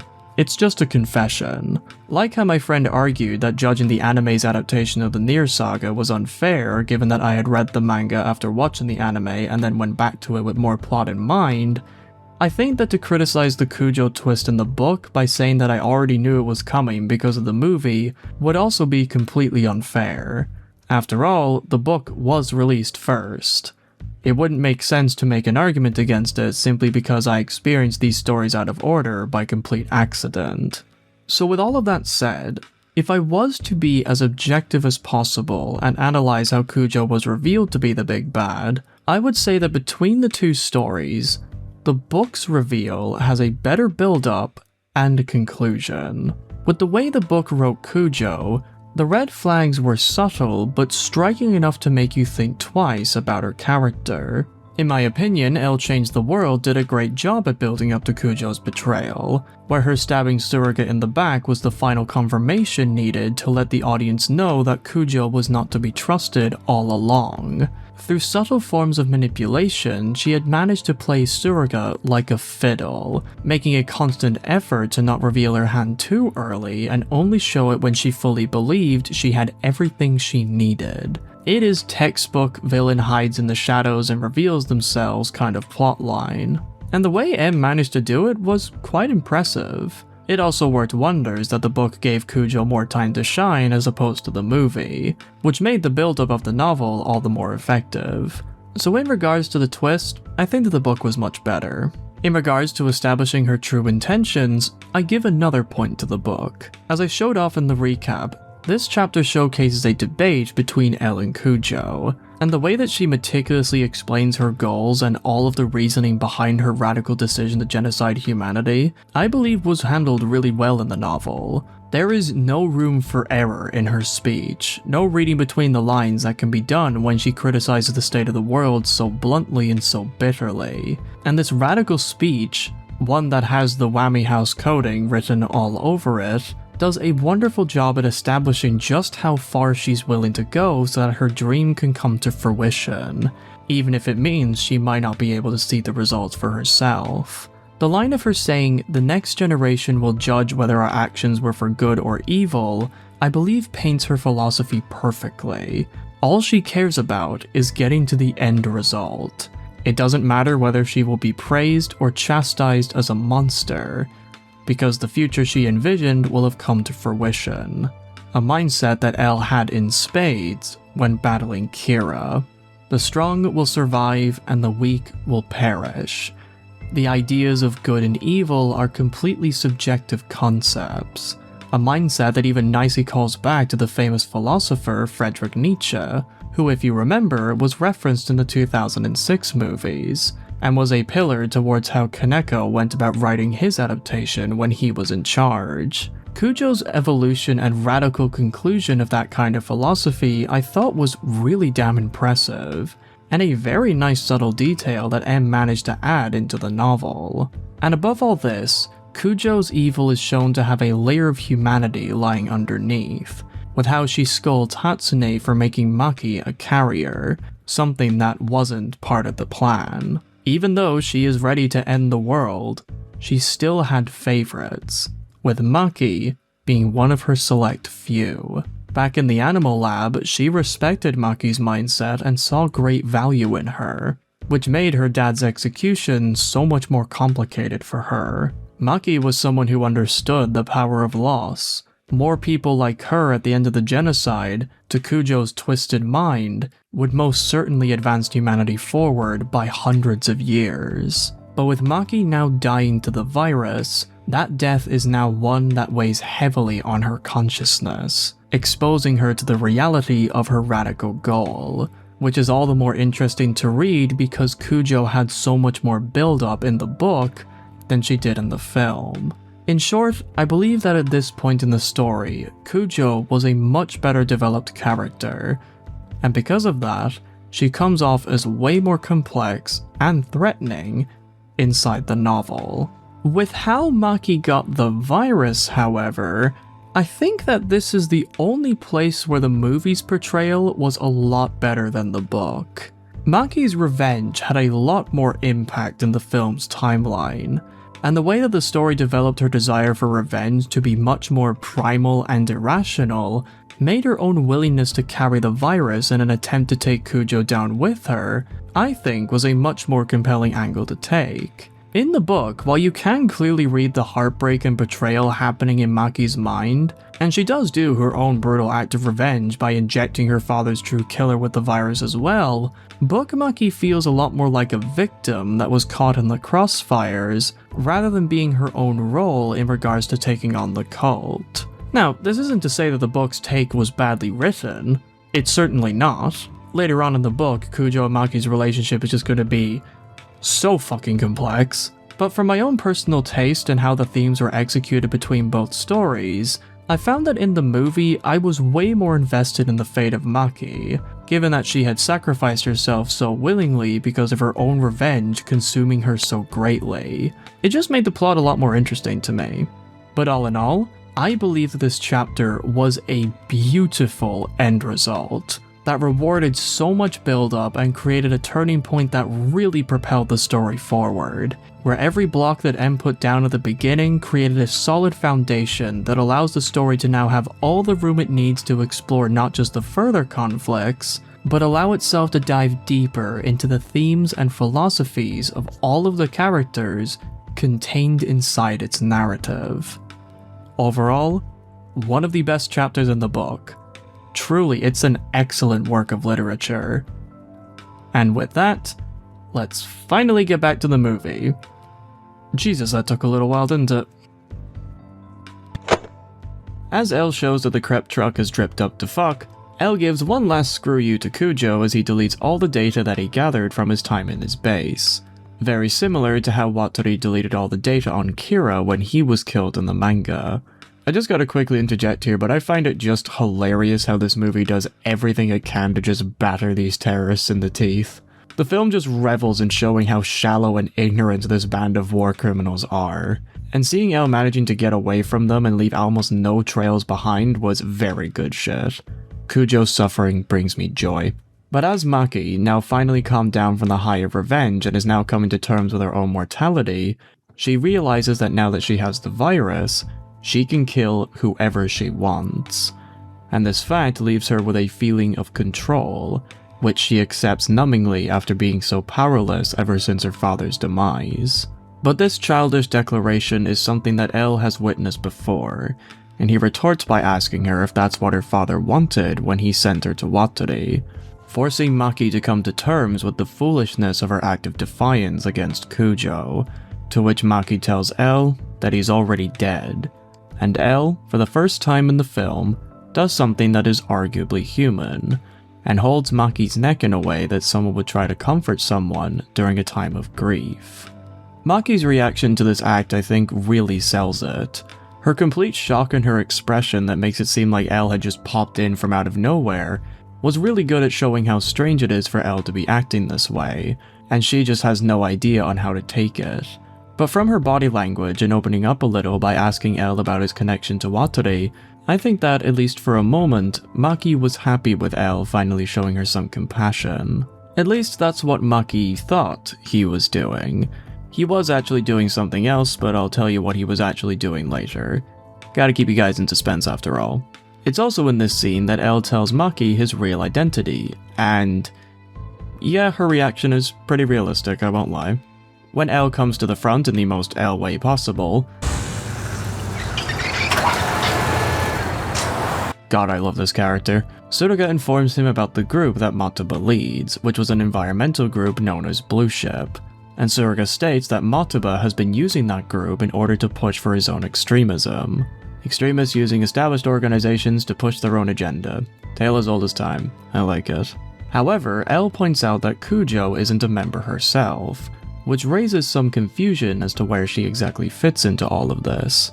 But Tsuruga has no time to speculate the details after L tells him to turn the car immediately and the van heads down a very small street, where L immediately sets Tsuruga up as bait while he, Maki, and Boy go undercover for a few hours, leaving the poor FBI agent bewildered, confused, and now trapped when he sees the group's car quickly come behind him and he makes his escape, ending this more quiet and reserved scene on a darkly funny note. It's nice to see that L still has his old quirks, one of them being his sheer discard for others' feelings when he enacts one of his big brain plays. But it's while undercover does the movie give itself another chance to breathe, as L, Maki, and Boy spend a little bit of time together, and while L peruses for equipment, Boy shows a great interest to a toy robot, something that longtime fans would see as an alarm bell for another character that was in the original manga. And L, of course being L, doesn't know how to take this. At least, that's what I thought originally. Tsuruga attempts to escape his chasers by going down a small and very busy street, much to the annoyance and rage of the vendors and passers-by, and the car that was driven by Blue Ship gets stopped entirely by the angry mob. Tsuruga manages to get a bit more ahead and manages to piss off the people so badly that even flashing his FBI badge does nothing to let him escape his consequences, in a scene that I think is probably the funniest moment in the film.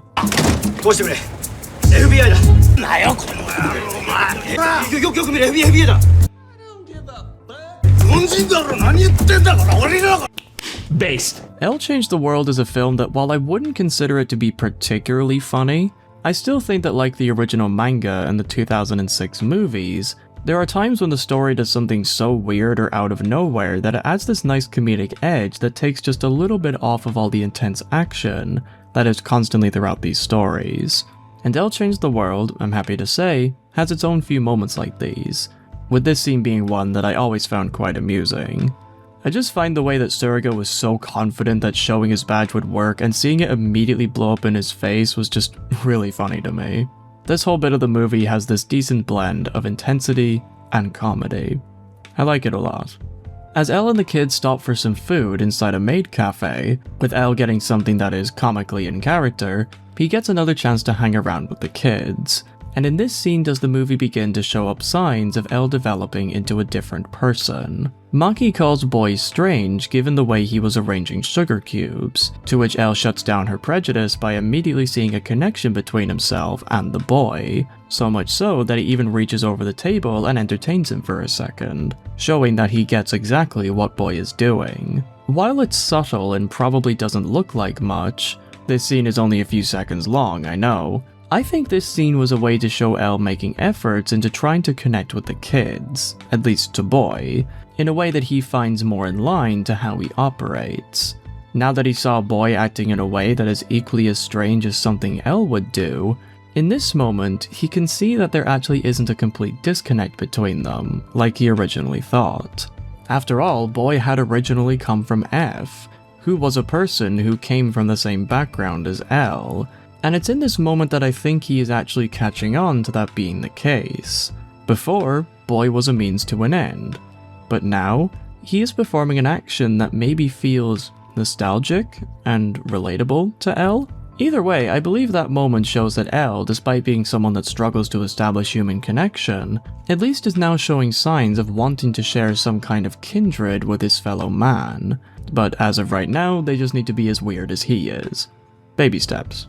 Baby steps. With Elle telling Maki that the virus she injected into herself must have been a fake, given that her body temperature stayed the same, which was what that last moment of him supposedly comforting her was actually all about, after Maki protests this, she comes to a revelation that the reason her symptoms are mild right now is because of her father's injections, which is revealed to be the case by Kujo, who figured it out at the exact same time that Maki is both a carrier, but also the cure to the virus, showing that her intellect is just as great and as fast as Elle, revealing the true importance of Maki's role in the plan in just a few minutes.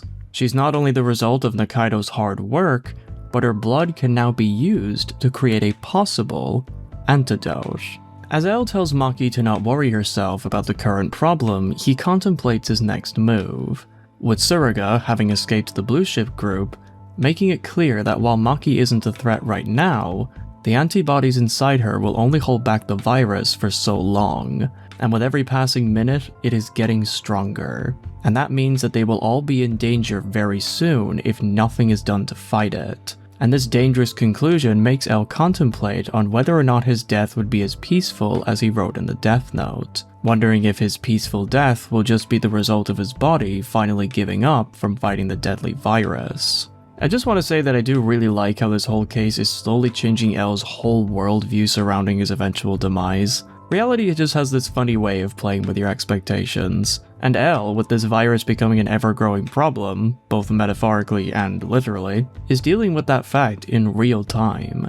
It makes the story feel a lot more interesting. With Surga putting his life on the line to help out, showing off a very honorable pride in pursuing justice, L agrees to let him help. So they split up once again, with L taking the kids on a subway train and Surga still being a distraction for Blue Ship. Great job, L, you fucking little rat. As L does his best to show off his complete lack of social etiquette, which makes for another amusing small scene with the character, Maki asks him where they're going, with L answering that they're off to look for a man named Koichi Matsudo, a man that Maki actually recognizes the name of. And L reveals that the reason he knows of him was because he found his name in the book that he had been skimming over way earlier in the film, showing the audience just how early L's plan had been set in motion. This film's script is just so tightly written, and I love how nearly every scene that could be seen as just filler actually comes back in a big way when the plot calls for it. That's the sign of a really smart story. It makes the adventures so much more engaging to watch. But unfortunately, their streak of bad luck takes another victory lap around them, as their peaceful train ride is suddenly turned into a catastrophe as a passenger, listening to some emergency news on his phone, the news having Kujo making an appearance to spread the word of a patient who has escaped from a hospital with a deadly incurable virus, recognizes the deadly spreader as Maki herself, making all the passengers panic and get off the train like it just had a bomb on it. And L, knowing that he would get caught very quickly if he was to stay on the train, has to change course and flee the scene before any of the higher-ups can show up, taking the slower, but safer option on a bike. This scene I think was really good in showing the realistic panic that would surge across the population when the idea of being infected feels much closer than they realize, with some shouting in fear, others are either confused about the uproar, and some are just so scared that they cannot move from their seats, almost like they refuse to believe that it's even happening. It's great stuff. The way that Nakata just understands the world and just how it would react to certain things it's really impressive. On a society and social level, this man is like IQ 150. And I just gotta say that I find the way the boy sits in the basket in front of L's bike is just, it's quite funny. Look at him just fucking With the entire train station being shut down and disinfected to prevent further potential deaths, representing very well the kind of panic a society would have towards such a pandemic, L does his best to escape the authorities, all while Blue Ship are trying their best to narrow down where he and Maki might have gone, with Matsuba getting more and more frustrated at his plan going wrong. I know I said that the cult feels like it's getting every single kick in the teeth, but the fact that they can still be seen as a threat even at this point in the story shows off how dangerous their ideology is, and also just how strong the characters are. I swear Kujo and Matsuba's actors are just, they're fucking killing it. But after such an intense series of events, the scene finally ends with L taking refuge inside a small internet cafe, so that Maki can get some rest after a whole day of cycling. And there's this really cute moment of awkward humanity when L tries to comfort Boy after he saw that L was refused access to his files back at HQ, showing that Blue Ship, although they got nothing, still put in countermeasures to make sure that L couldn't get back to his stuff, ending this part of the chase on a very uneasy note. I'm sure that my opinion of this film has been coming through quite clearly with how much I'm trying to talk about my feelings towards many of these moments so far, but upon a rewatch for this video, I found this film to be extremely well done in not just the technical and acting levels, but on how well the story was able to weave so many different plot beats together in a way where nothing feels confusing, and how all the arcs for each character is established and developed alongside the story, making the whole narrative feel like it has so much more going on at any given time.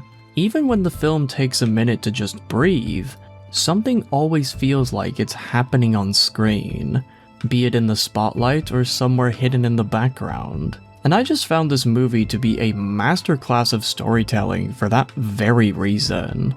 Underneath this tale of viruses and genocide, there's an exploration of change in values, responsibilities, and motivations happening all throughout the story, especially when it comes to Elle, who I think shines very well with these two children in this film, and specifically in the small moment between him and Boy. And the story is only able to be portrayed so well thanks to the very good performances of these three actors. Matsuyama and the two Fukudas do an excellent job at giving this heart to the plot that is just impossible to be done by any other actor. Whenever they act against each other, there's just this warmth that you feel amongst the performance. And the way that they can genuinely connect, or at least try to genuinely connect, I think makes for an extremely powerful experience to watch. They're really giving it their all, and for that, they all get my deepest respects. Very good soup. Fun fact, the big busy street scene with all the people running around was shot during a Ginza Street Oban festival in Tokyo, and because of filming, the street was completely blocked from the public. During the shoot, Japan received its highest recorded temperature in 74 years, with a day of filming having a temperature of a stone-splitting 40.9 degrees Celsius, or 105.62 degrees Fahrenheit in freedom numbers. Suffice to say, it was pretty fucking hot. 300 extras were hired for the shooting of this scene, and because of its location, the planning, and various other factors, this moment in the movie ended up being the biggest, most expensive, and hardest scene to shoot for the film. However, in the end, the only part of that scene that made it into the final movie was this 2 seconds of footage. Yeah, all that effort just for 2 seconds of film. That had to have stung. And with those fun facts, it's time that I go back to the book, because there is quite a lot of plot that you need to catch up on, until we get to the next moment in this film. So let's quickly backtrack and come back to this part, shall we? Going back to the world of the novel, Chapter 13.3 Hate is a rather short one, but inside the pages it tells a fairly effective story surrounding the theme of revenge and hatred, hence the chapter's title. After coming to, Maki wastes no time in trying to return to the scene of the crime, vowing that she would kill Kujo with her own hands, and Elle, unsurprisingly, attempts to talk her out of it.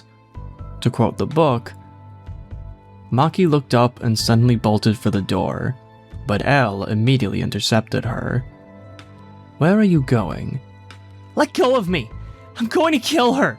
I believed her! "If you kill Dr. Kujo out of hate, Maki, you're no better than they are." My father was killed in front of my eyes, betrayed by the person I trusted the most. You don't know how it feels to lose your mother and father and be all alone. Yes, I do. He took out a picture of Watari he'd carried with him since his mentor's death. I'm an orphan too. Watari, my greatest supporter, was killed by Kira. I too am alone in this world. That's why I understand how you feel. You too, Ryuzaki? Maki thought she detected the same inconsolable sadness in Elle's eyes as he stared at the picture. Troubled as she was by hearing Elle's past for the first time, Maki could feel her anger dissipate. Now I know some people will roll their eyes at the whole "if you kill out of hate, you're no better than they are" line. And to that I will just say, please grow up and be a rational human being for once in your fucking life. Revenge always ends with 2 open caskets. But with that aside, I found the way that Elle explained his connection towards Maki's despair was very effectively done. The dialogue is not only once again very straightforward and blunt, given that that's just how Elle talks, but in these lines you can really feel just how much Watari's murder has been affecting him all this time. Like Maki, Watari was killed in front of his very eyes. Well, not exactly, but you know what I mean. By someone that Elle trusted very deeply, and betrayed him at the last second. Given that the character of Elle is fairly different in the 2006 timeline, the fact that he actually sees Light as a potential friend I think makes his betrayal all the more devastating. And because of that, L felt a justifiably intense anger. A sort of cathartic hate that he reveled in secretly when Light was cornered, begging on his knees, and then got killed by the one being who helped him in his creation of false godhood. But with Light's death now being a thing of the past, L understands that although he managed to avenge Wataru, and all the other innocent people that were killed by his mad tyranny, that victory didn't give him peace. The scars left were too deep, and they will never heal. And with L taking his own life and only having 13 days to live at this point in the story, even if L wanted to achieve peace, it is now 1,000,000 times harder given that he has such little time left to process and grow from everything that had happened to him. And with Wataru's passing, the grief is now so much harder to deal with. With his greatest supporter gone, L has no one that he can turn to for guidance. He's been thrown out into the cruel and careless world, and this leaves him with a deep loneliness, where no one can ever replace the love he had for his old mentor.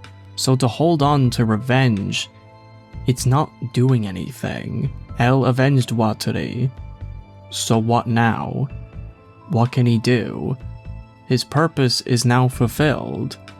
So where can he possibly go now? And it's through all of this suffering that L gets Maki's vengeance completely. After all, she had just lost her father.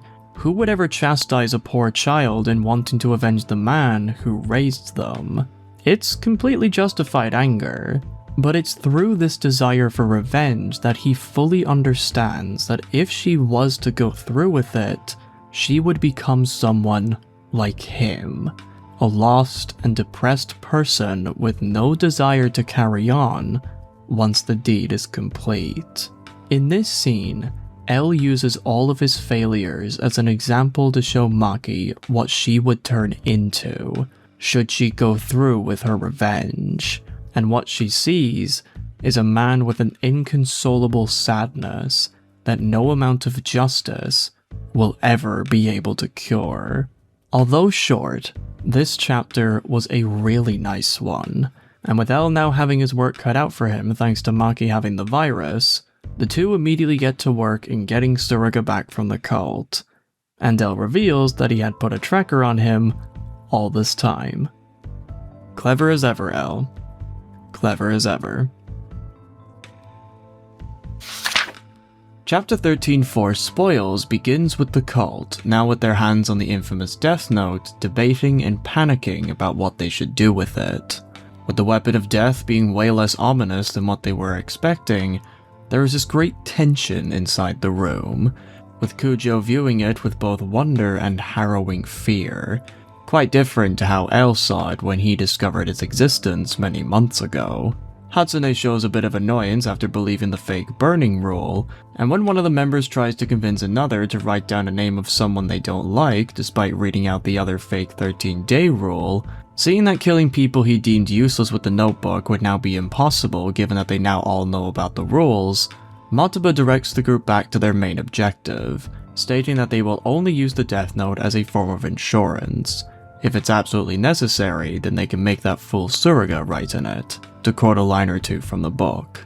In just a few opening lines, I found the way that M managed to shed light on the Death Note's power while also not treating it with any disrespect in regards to making the antidote data the main focus of the story, I believe was done very tastefully. Since the Death Note isn't a big part of the genocide, it makes sense that the notebook wouldn't be given much spotlight. But the way the novel showed the members handling the Death Note like it was a bomb that could go off at any minute, and being fully convinced of the rules that we as the audience of course know are completely fake, I believe it was a nice way to gently push the notebook away from the main story, while also calling back to the way it was viewed in previous adaptations.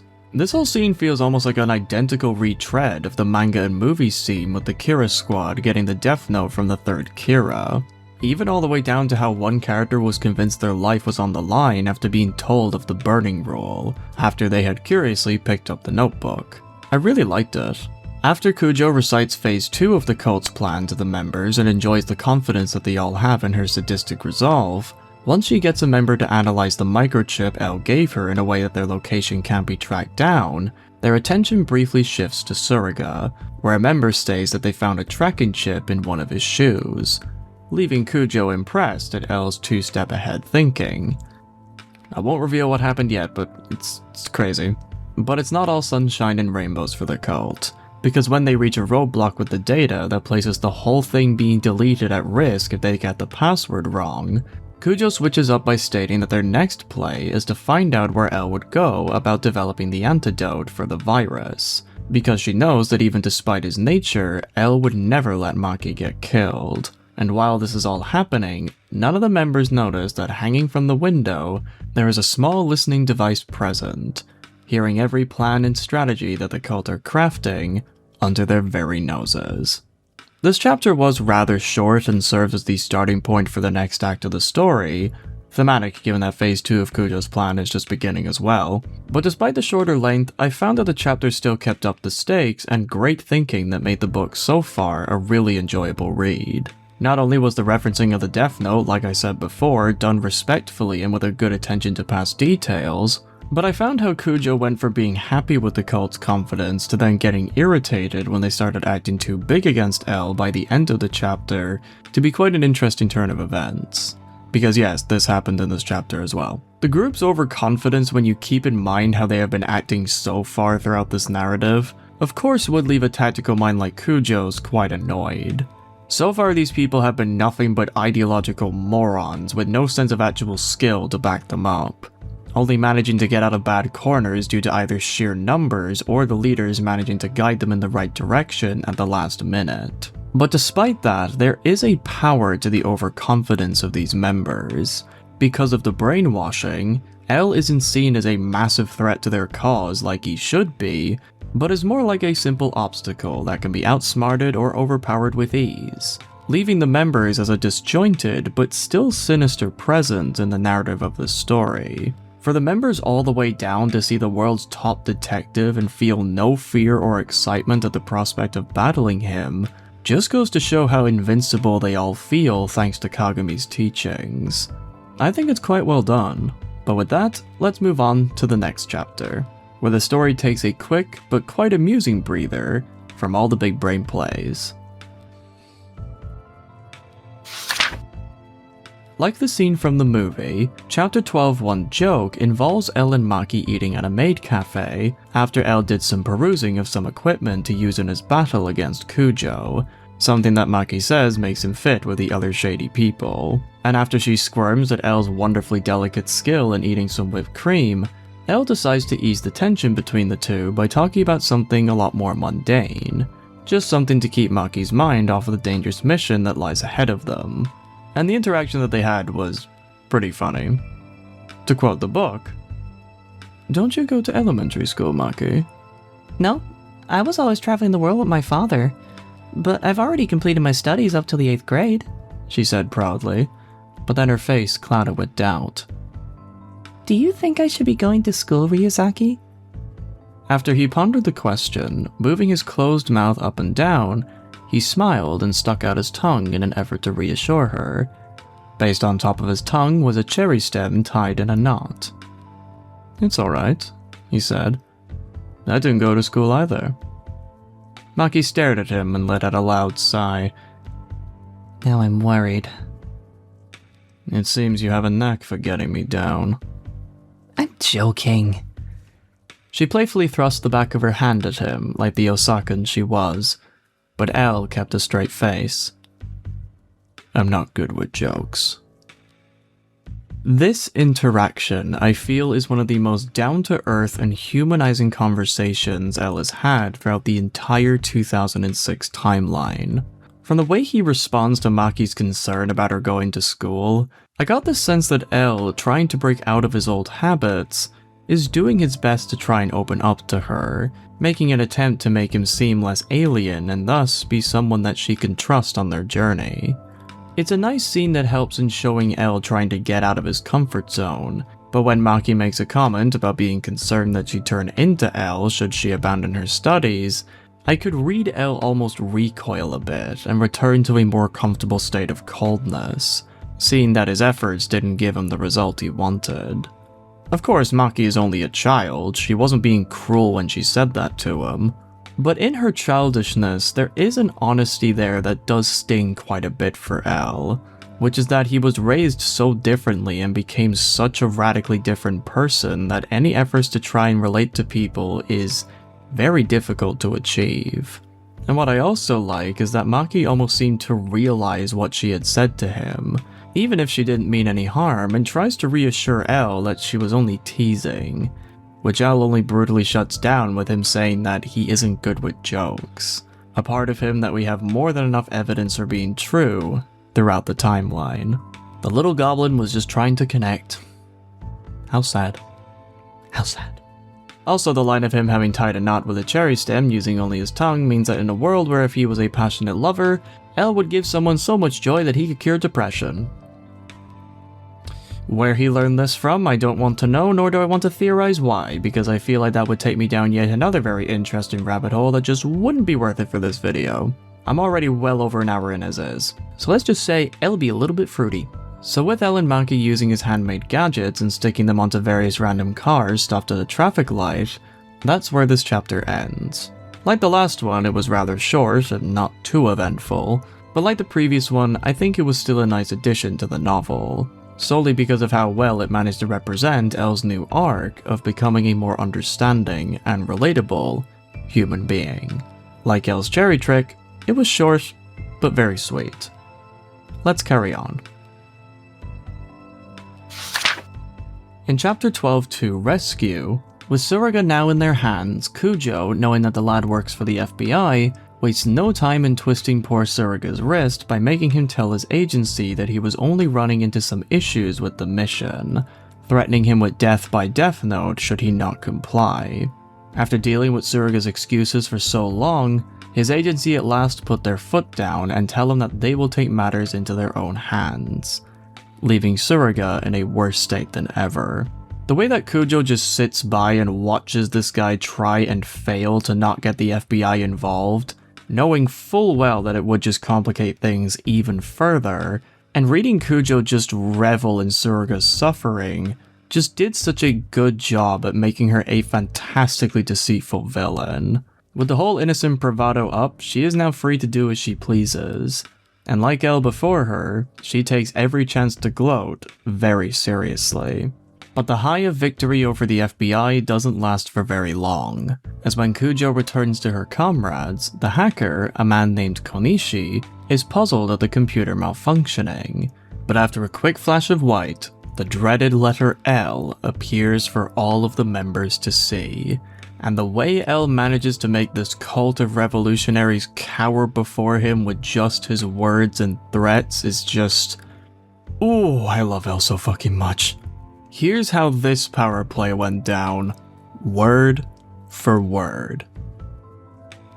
To the members of Blue Ship, thank you for your hospitality last night, said an electronically altered voice coming through the speakers of every one of the computers. L, how did you... Kujo was paralyzed, her face ashen. How did I find your location? That's because I'm L, he answered simply, as if no other further explanation were necessary. There's something else I know. All of your names. Daisuke Matuba, Tomotsu Yoshizawa, Hatsune Misawa.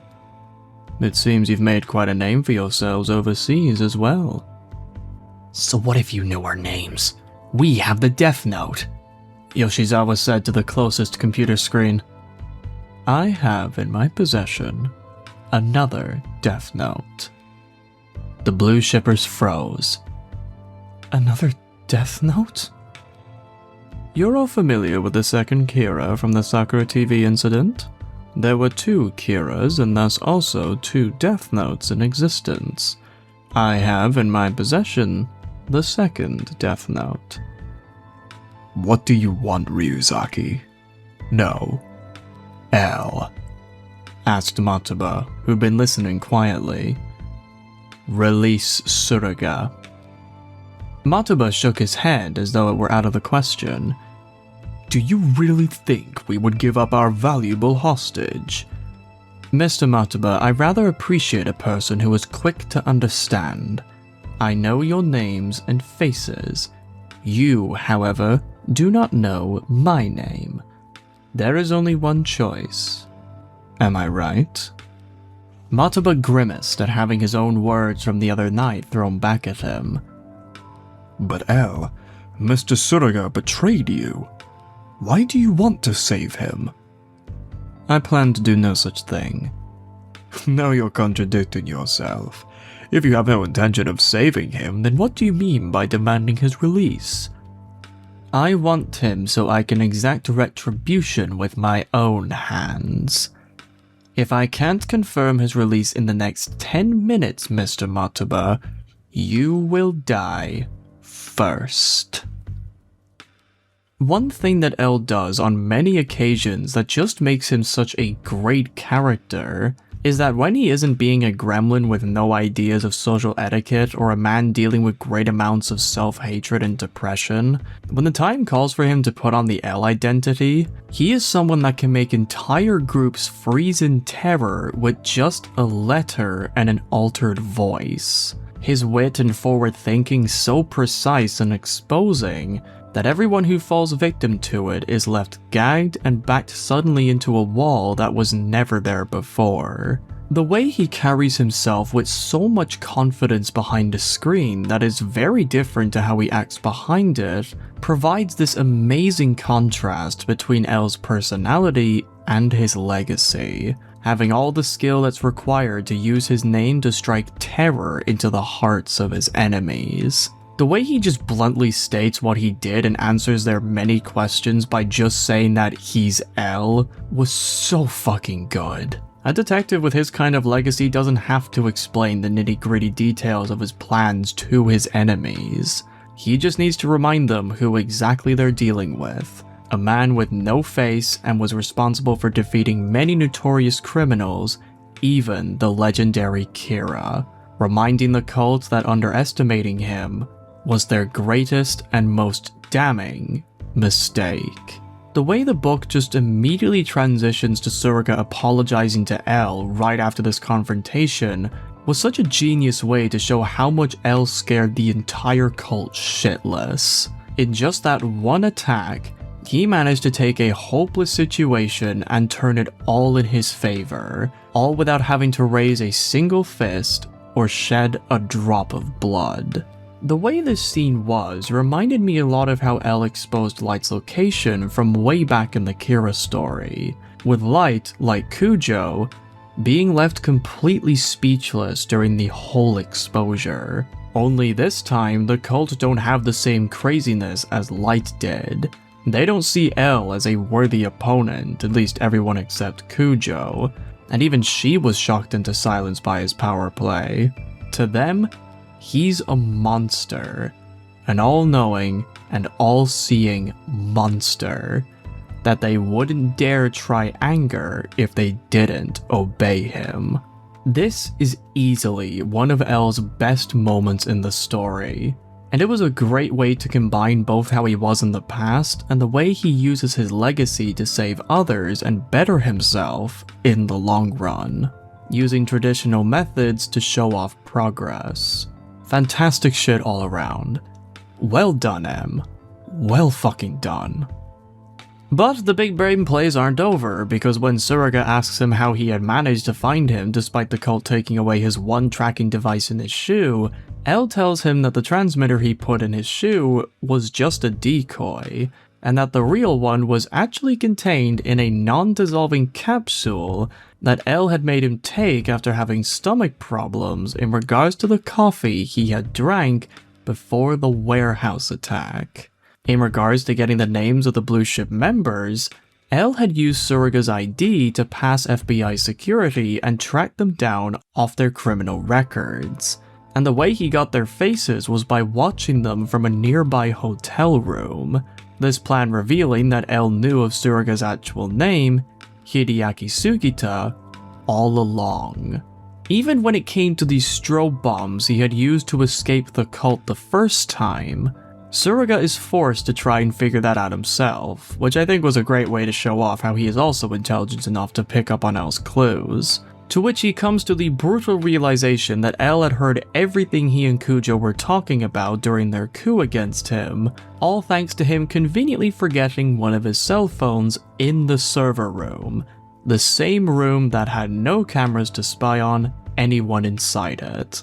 So because L now knew the location of the trade ahead of time, all he had to do was hack into an explosive manufacturer system and have a shipping container delivered to the warehouse before the time of the exchange, meaning that before the deal ever left the ground, L had planned everything that he could possibly need to get out of the conflict victorious.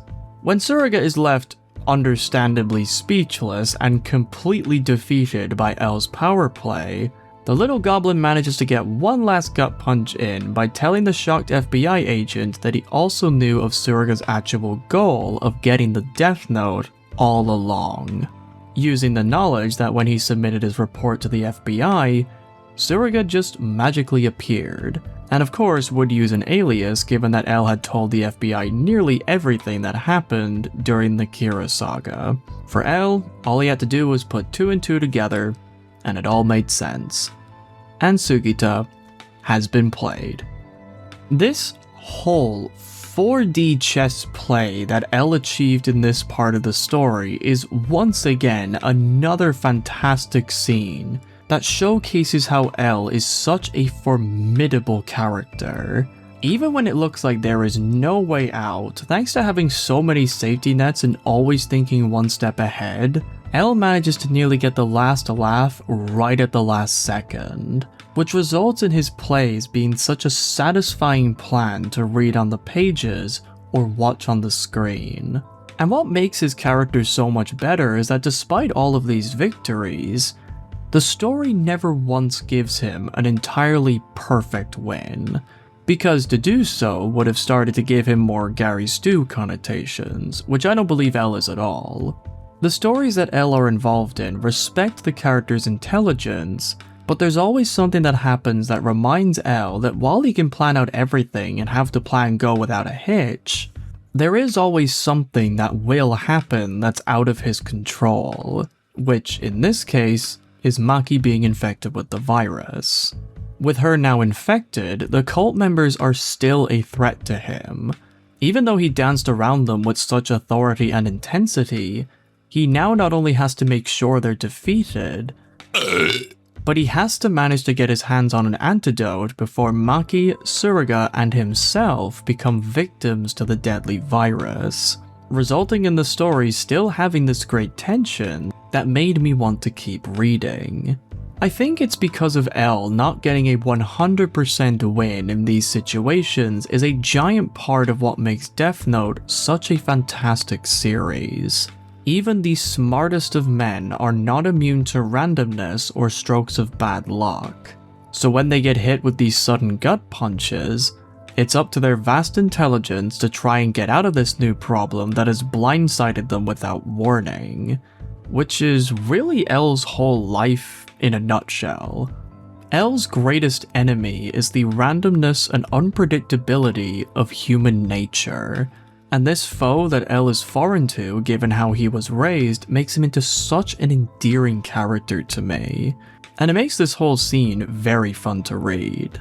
But another part of this whole scene that makes it so interesting to me is that L achieved all of this, and yet doesn't feel any pride in what he had done. With the book saying, quote, "That's because I'm L," he said simply. Of course, such words only a man with the title of world's top detective could utter, but there was not a hint of pride in the declaration, only more loneliness. This response is what I think perfectly summarizes L's current character in this part of the story. For him, what he did with the cult was nothing more than just another game that he has done hundreds, if not thousands of times throughout the course of his life. It's something that he is way too well versed in, and because he's the only one to be able to do it for so long with such success, There isn't a single person that L thinks he can share this pride in. At least, not anymore. On top of his tower of success, L stands alone and empty, watching the world beneath that is so far from his grasp that he can't picture it at all in his mind. And this isolation leaves him hollow and depressingly lonely. Everyone knows of the letter, and criminals shake in fear at the sight of it, but no one, besides Watari, ever knew of the man that was behind the letter, which this story I believe does a fantastic job at attempting to explore with L's character, by giving him a chance to be able to reach out to people that he otherwise thought would have been impossible to share his last few days with. The way M had wrote L in this chapter, it is just fantastic. With L doing a small act of kindness to Maki by doing something that the book describes as him being reminded of that fatherly figure who used to do the same for him, L tries to look on the bright side of the whole exchange, and to Tsuruga's shock, asks him if he would like to help him with the case going forward, even despite all of the deceit that Tsuruga had done to him this whole time, with L asking him in a very logical, L-like manner. And with guilt eating at his heart and determination brewing in his stomach, Tsuruga immediately accepts, showing a great moment for his character in how he wants to make up for all the chaos he had caused to L up to this point, showing that he's willing to go even against his own agency if it means he can help him out. It's a small moment for Tsuruga, but I found it one that really cemented my likeness towards his character. And it seemed that Tsuruga's loyalty is put to the test immediately as after they leave the truck to go and get supplies from the old Kira investigation headquarters. By the way, this whole scene was taking place inside the crepe truck, which is just a really funny contrast to how serious the scene was played out. They immediately get jumped by two feds in fully masked gear, with the two making quick work of both of them because Tsuruga is a skilled FBI agent and L is, well, he's L. And so, with the realization that the enemies have only multiplied thanks to the FBI coming after Tsuruga for his failure of the mission and collaborating with L, Tsuruga asks a very logical question by asking if it would be possible to get L's old friends from the Metropolitan Police involved, given that L had all kinds of connections there. But L, for the first time in his whole life, refuses. He states plainly that for this case, he won't, quote, rely on the police or any other agencies for that matter for this mission. And when Tsuruga asks why the sudden main character syndrome, given that L had a whole history of, quote, dispatching the police and intelligence agency of the world as his pawns, relegating others to bear the brunt and never revealing himself to others, which yeah, the book just beautifully highlights that so concisely, L gives his reasoning. And it's this speech that he gives to Tsuruga that makes L change the world, in my opinion, a worthy addition to this franchise. Quote, "My only friend once told me that I knew nothing of the real world, having locked myself inside a room, which is precisely why I'd like to complete this mission without depending on any of the organized agencies. But this is just my selfish desire. If you wish to leave, Mr. Tsuruga, now is your chance." In just a few words, M highlighted exactly why L had done so much throughout this whole story. As the book perfectly described before this speech, quote, "Of all the cases L had solved in the past, not one was credited to him on the official record. The Los Angeles BB murder cases, during which he had used Naomi as his pawn, was typical. In reality, by using the name Ryuzaki and hundreds of other detective codes, L alone was more active than the average private detective agency. For L, as long as his relative safety was directly connected with the security of the world, this was the way it had to be. However, the reality was that the investigative and intelligence agencies had grown suspicious of L and had come to regard him as a secretive and selfish detective who bore none of the risk. For his whole life, L had been the mastermind of his work. He was always the one lurking in the shadows and never dirtied his hands with the sweat or blood needed to catch so many of his opponents, leaving all that work to people who had more to lose and less to gain. This is something you might remember me talking about in the opening of the movie, where I said that him getting involved with Kira was a way to prove that he wasn't the personification of the phrase Takumi no Kenbutsu. But while I still believe that him choosing that case was for all the reasons I mentioned back then, even when he was battling Light, L fought him with an army behind him that was ready to do whatever he commanded them to do, as his word was seen as law. L may have confronted Light, alone at some points, but he still had people to back him up when the time for justice was ready. He had played the secret leader for so long, and while he was never officially credited for his work, everyone knew who was actually the one pulling the strings. In short, L had never battled any of his foes all alone. And it's for this very reason that out of a sense of selfish pride, that he does this one last case all by himself. Not only is this battle rooted deeply in the house that raised him and so many other gifted kids, but it's one that gives him the chance to show true heroism. To show to everyone that called him a coward and a fraud that he is still a dangerous foe, even without all the safety nets to catch him should he fall. For L, this is his last chance to prove to everyone, but mainly himself, that he actually has what it takes to have earned his title as the world's greatest detective. To see if he actually has the willpower and drive to get his hands dirty for the first time in his life. Which, given how he was in the Kira saga, I think was the most enriching way to evolve his character that makes so much sense to his prideful personality.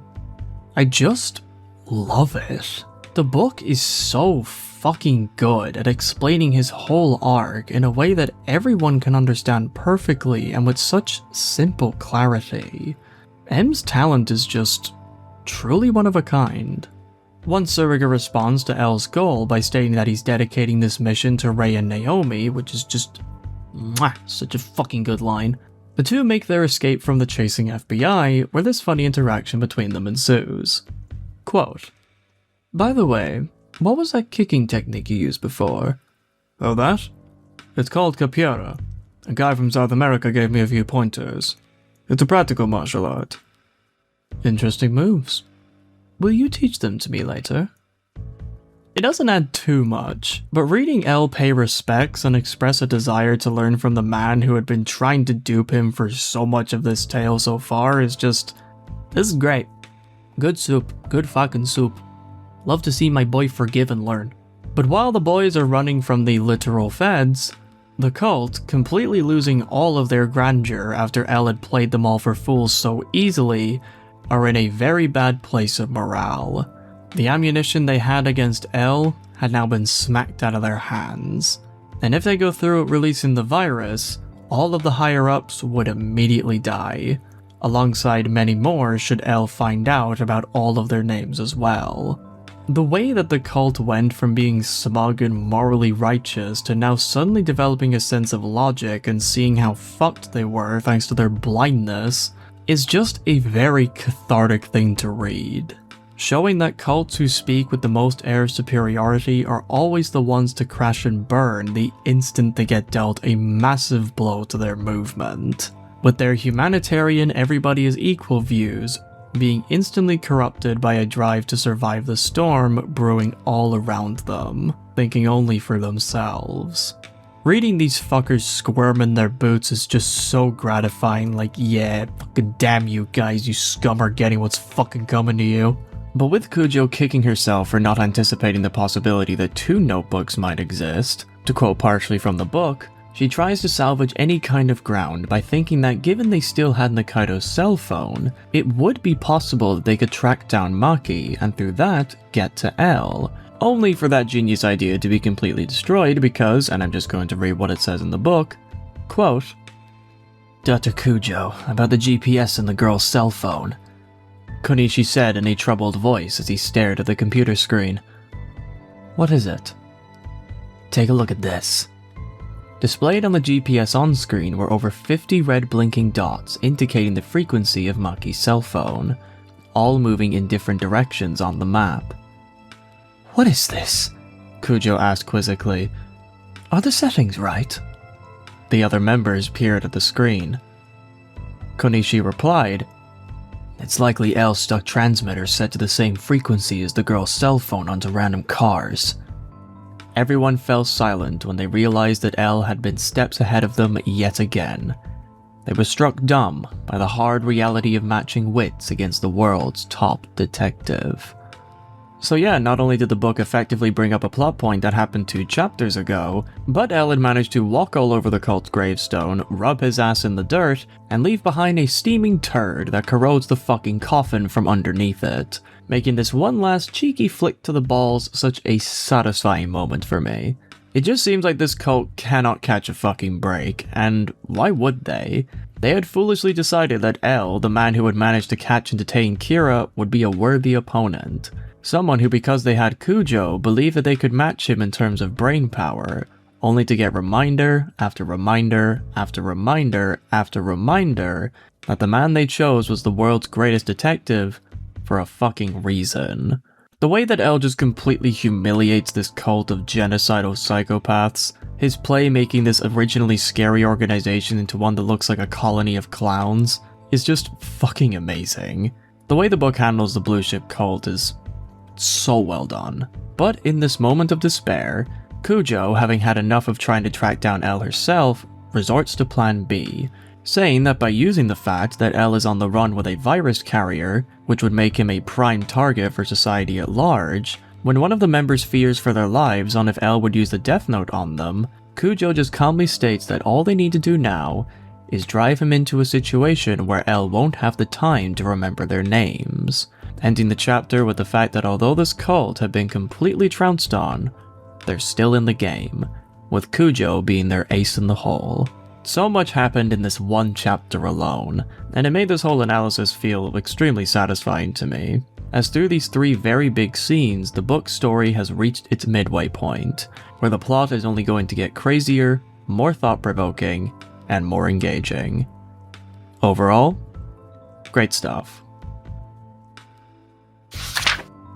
Chapter 11 News follows almost the exact same story that I covered in the movie, all the way down to El and Maki getting on the train to go and find Professor Matsudo, who in the book is called Professor Kishikawa, and being spotted by someone watching the news, with the 2 men who were watching it going into a blind panic at the sight of the 2 fugitives. In the novel, the reaction is only from these 2 guys and not the whole train, which personally I think the movie's moment certainly had more impact given that it showed off the power of a crowd whipped up into a frenzy about a deadly outbreak right in front of them. Whereas in the book, the moment has this vibe of escaping detection right before shit gets really bad. Now this isn't to say that the 2 almost being detected by less eyes isn't still tense, but the film's drama I believe made it stand out a lot more in its adaptation as opposed to the book.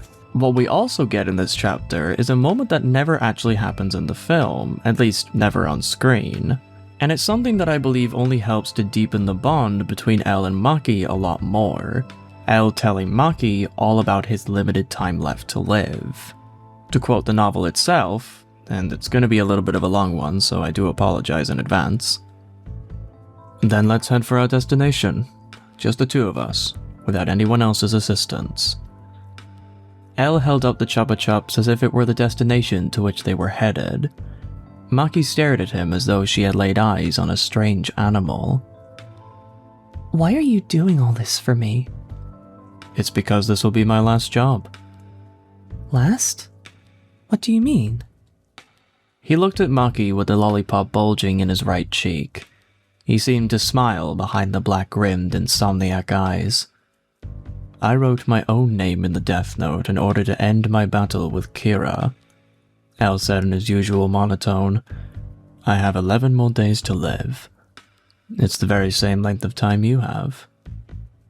Maki's eyes widened. Aren't you afraid to die? I am. I'm terrified. Maki shook her head as if to shake off the fear. Why are you trying to save me and the world when you only have days to live yourself?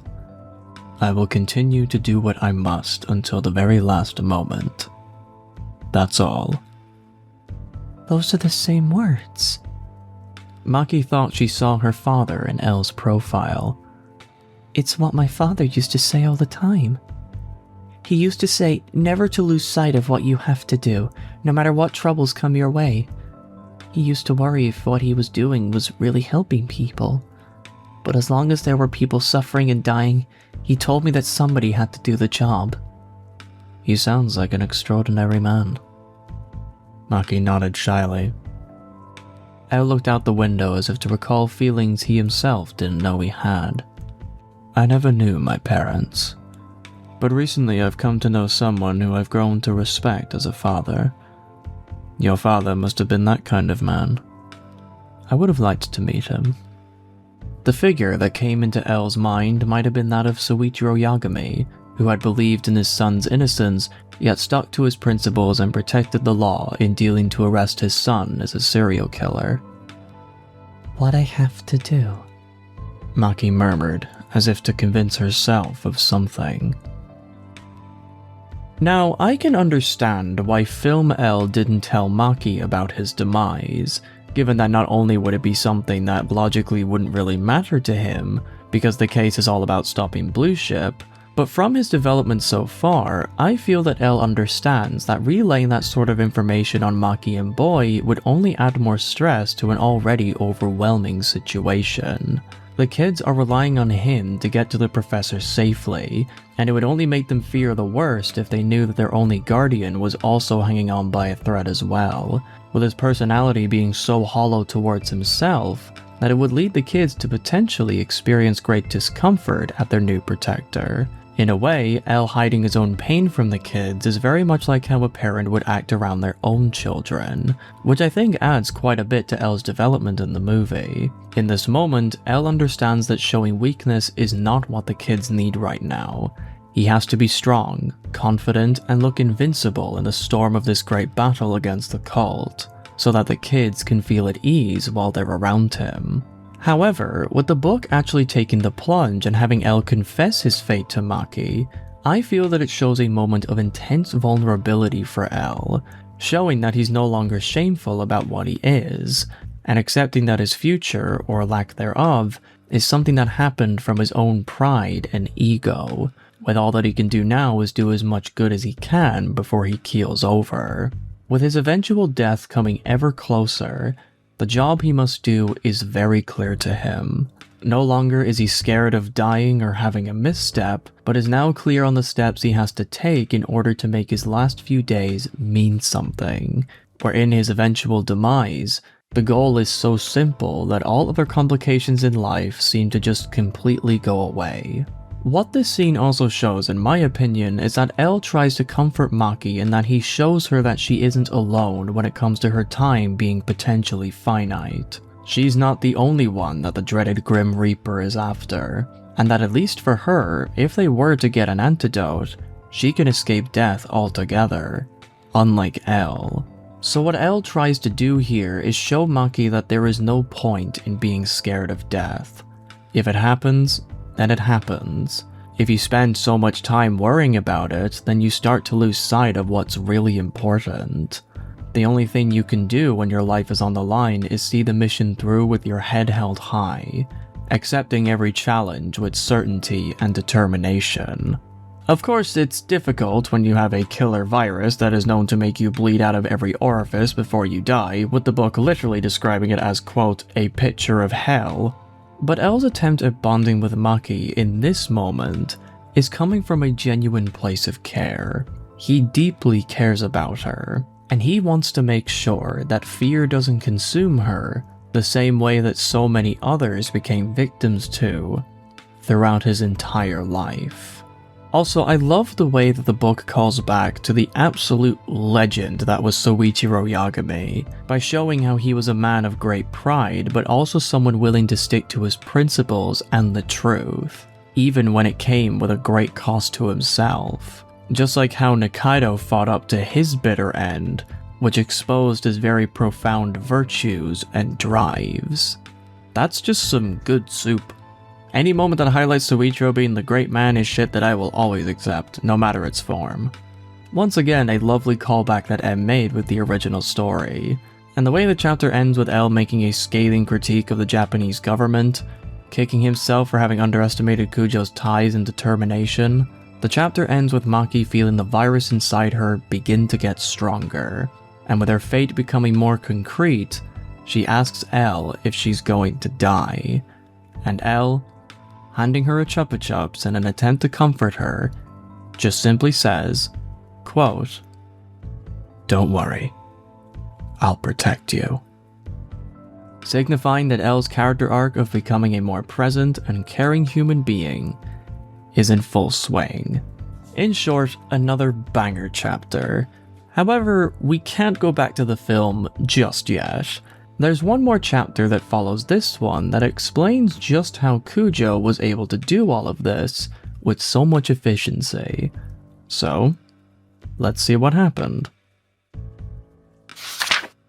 Chapter 10.1 Surrounded tells of how Kujo managed to get Maki's face all across Japan in a scene that wasn't in the movie, by going through with it by herself and not following the usual protocols that Japanese law enforcers do, which leads to her and the leader of Pandemic Task Force at the Ministry of Health, Labor and Welfare, Sayagusa, getting into a debate that is as rich in content and philosophy than any other time a Death Note story decides to have a clash of ideas.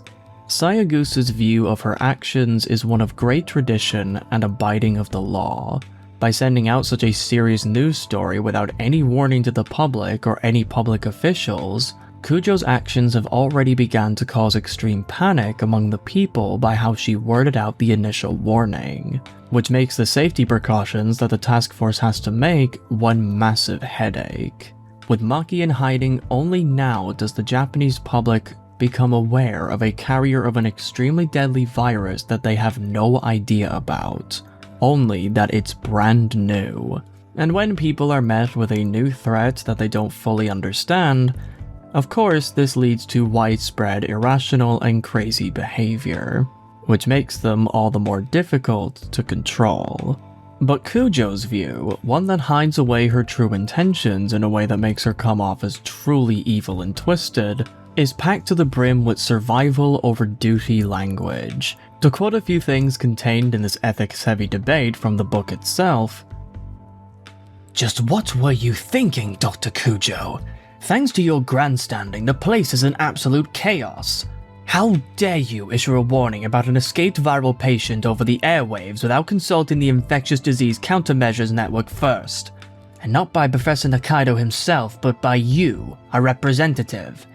Anyone with common sense, we are in a race against time," Kujo interrupted. "What would have happened if we consulted you first? There would have been endless meetings over whether or not to announce the threat of the virus and over who would accept the responsibility of doing so. In fact, how long did it take you to summon me here? Action is to be taken when all the necessary precautions have been made. In the end, that is the most effective way to proceed." But Kujo dismissed such a Japanese way of thinking. "I am merely pointing out this country's lack of crisis management skills when it comes to infectious diseases. What's done is done," said Sayagusa. "But Dr. Kujo, after all your requests for information over the airwaves, we have yet to receive any information about the girl. Is there really such a girl on the run?" The members of the task force looked toward Kujo at once. They were your stereotypical Japanese corporate drones who, while loath to bear any responsibility themselves, obsessed with finding blame in others. Kujo faced them as a way to repel their stares. "The girl who was infected is Professor Nakaido's daughter. She was accidentally infected with the new strain of virus her father had been researching. Did you conceal how she was infected and lie about her escaping a hospital to protect Professor Nakaido? I couldn't go public with the truth because Professor Nakaido was the one who smuggled the virus into Japan in the first place. The professor was involved with a terrorist organization and was planning to take part in a viral terrorist attack. We think his daughter was infected in the process." Not Professor Nikaido, one of the task members said in disbelief. As you know, Nikaido Research Lab is a biosafety level 4 facility, but it's prohibited from handling viruses above level 3 per an agreement with residents in the area. Nevertheless, the virus was smuggled into the lab, and the lab's director, who was plotting a viral terrorist attack, has gone missing. And now his daughter, carrier of the virus, has escaped. Do you really think we can report the truth, such as it is? The task force members averted their eyes at once, reluctant to get involved. They began to speak in hushed tones with the person next to them, not one willing to propose a solution that could be put into action. what is the transmission risk of the virus? One member asked after collecting himself. It has both a transmission risk and fatality rate higher than that of the Ebola virus, and after a 2-week incubation period, it will multiply at an explosive rate. How does it? Sayagusa hesitated to ask the question. It's an airborne virus, Kujo answered soberly. The conference room fell silent again. The virus could spread from the host's phlegm, cough, and vomit and enter the new host's lungs. This was a virus with an extremely high fatality rate, which was also capable of spreading exponentially. What would you like to do? Will you allow this country to be wiped out, or will you establish a task force immediately? No one uttered a word. Finally, Sayagusa relented. We have no choice. We'll have to set up a task force. And I expect you to take part, Dr. Kujo. Even as Kujo nodded with a hard look on her face, she was trying desperately to keep from laughing at the performance Sayagusa was putting on. What makes Kujo such a fantastic villain for me is how, unlike Kira, who was a monster that gradually took form the more and more his popularity and corruption grew, Kujo's villainy is one that feels like it's constantly hiding itself as much as it can. Kujo has already been corrupted long before the story of this novel took place, and the way that she hid it from everyone is through a persona that paints her evil actions in the most empathetic and humanitarian perspectives, while also giving scathing critique of the systems that govern the country of Japan, in a way that makes it extremely hard for someone to disagree with her without being seen as a monster themselves. In short, she's incredibly manipulative. And the way she even spoke in the debate shows off that underlying manipulation perfectly throughout the entire conversation, with her game having 3 main steps. Step 1. When she's accused of being rash, Kujo responds that what she did was out of desperation. The Japanese system of handling viruses is known for taking way longer to announce the problem than many believe would be justifiable. This works okay when the virus in question is something small like a new flu or common cold, but when it's something as deadly as this new virus, task forces taking so long to announce its existence and debating who gets the honor of sharing the news is guaranteed to get thousands of people infected and even killed. In a genuine crisis, although greatly understandable and would result in more grounded and well-educated news for the panicked public, Kujo pretends to believe that that is not a good justification. The people need to know the danger, and they need to know it now, tugging at the heartstrings of the task force to see where she's pretending to be coming from, and from this, get control over all of them. That was step 1. Step 2 of Kujo's manipulation was then to paint herself as a hero for coming out with this news, painting a convincing lie that she did it under the desire to not reveal all that she knew because it would have destroyed the credibility of Professor Nikaido, which in turn would have ruined the credibility of the entire government. By lying to the task force by saying that Nikaido had smuggled in a virus for nefarious reasons and painting Maki as an innocent victim who was caught in the crossfires, Kujo plants inside the minds of the task force that her rash actions not only was out of concern for the public, but also in conserving the trust that the public has to their higher-ups. If the public was to find out what Nikaido had done with full clarity, like what I mentioned briefly about 2 hours ago, the public would riot. The credibility of the government would be damaged beyond repair, which Kujo uses as a way to paint her actions as way more heroic and noble than they actually are. So with Kujo having painted herself as a hero fighting the good fight against society's rules, and throwing her mentor under the bus in order to pick herself up, her manipulation wins over the task force in the final step, by revealing the kind of power that the virus contains, letting its sheer destructive nature give the last push needed to get the task force to bend to her will.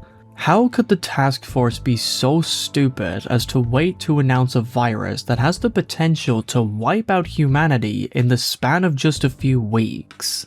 How could they possibly live with themselves over such a terrible mistake? Through just a few sentences, Kujo played all of these people for fools. She used the inherent goodness and also selfish self-preservation of the members to make them go through with her plan to capture Maki, which in turn would get her to L. Through humanity's underlying drive to do what is right, Kujo wore that suit to hide away her true desire of world destruction, and the way she flawlessly executed this plan was nothing short of terrifying and disgusting to read. There is a famous phrase that says the road to hell is paved with good intentions, which represents the idea that a society going into ruin usually happens under the guise of safety and progress, a phrase that the Japanese and many other governments use to push laws and orders that could cause worldwide anger or fear because they use the same empathy that Kujo falsely wields in her twisted plan. Kujo, I believe, is a villain that wears this phrase like a skin suit, where by falsely convincing others that she is a good person, she managed to get away with so much evil for so long. Because when people challenged her, all she had to do was give a sub-story on how she was doing everything with everyone's safety in mind, and using the general goodness contained in humanity to her own advantage. It's manipulative, slimy, snake-tonguing in its purest form. And to think that all of this was actually a trap that was set up by Kujo and Sayagusa later in the novel, when Matsuba says that Sayagusa's collusive activities with a pharmaceutical company must have come in handy for Kujo's goals, and Kujo admits that that fact was all she could think about to stop herself from laughing, is just, Jesus Christ, this bitch is so fucking evil. All of that philosophy, it was all a trap.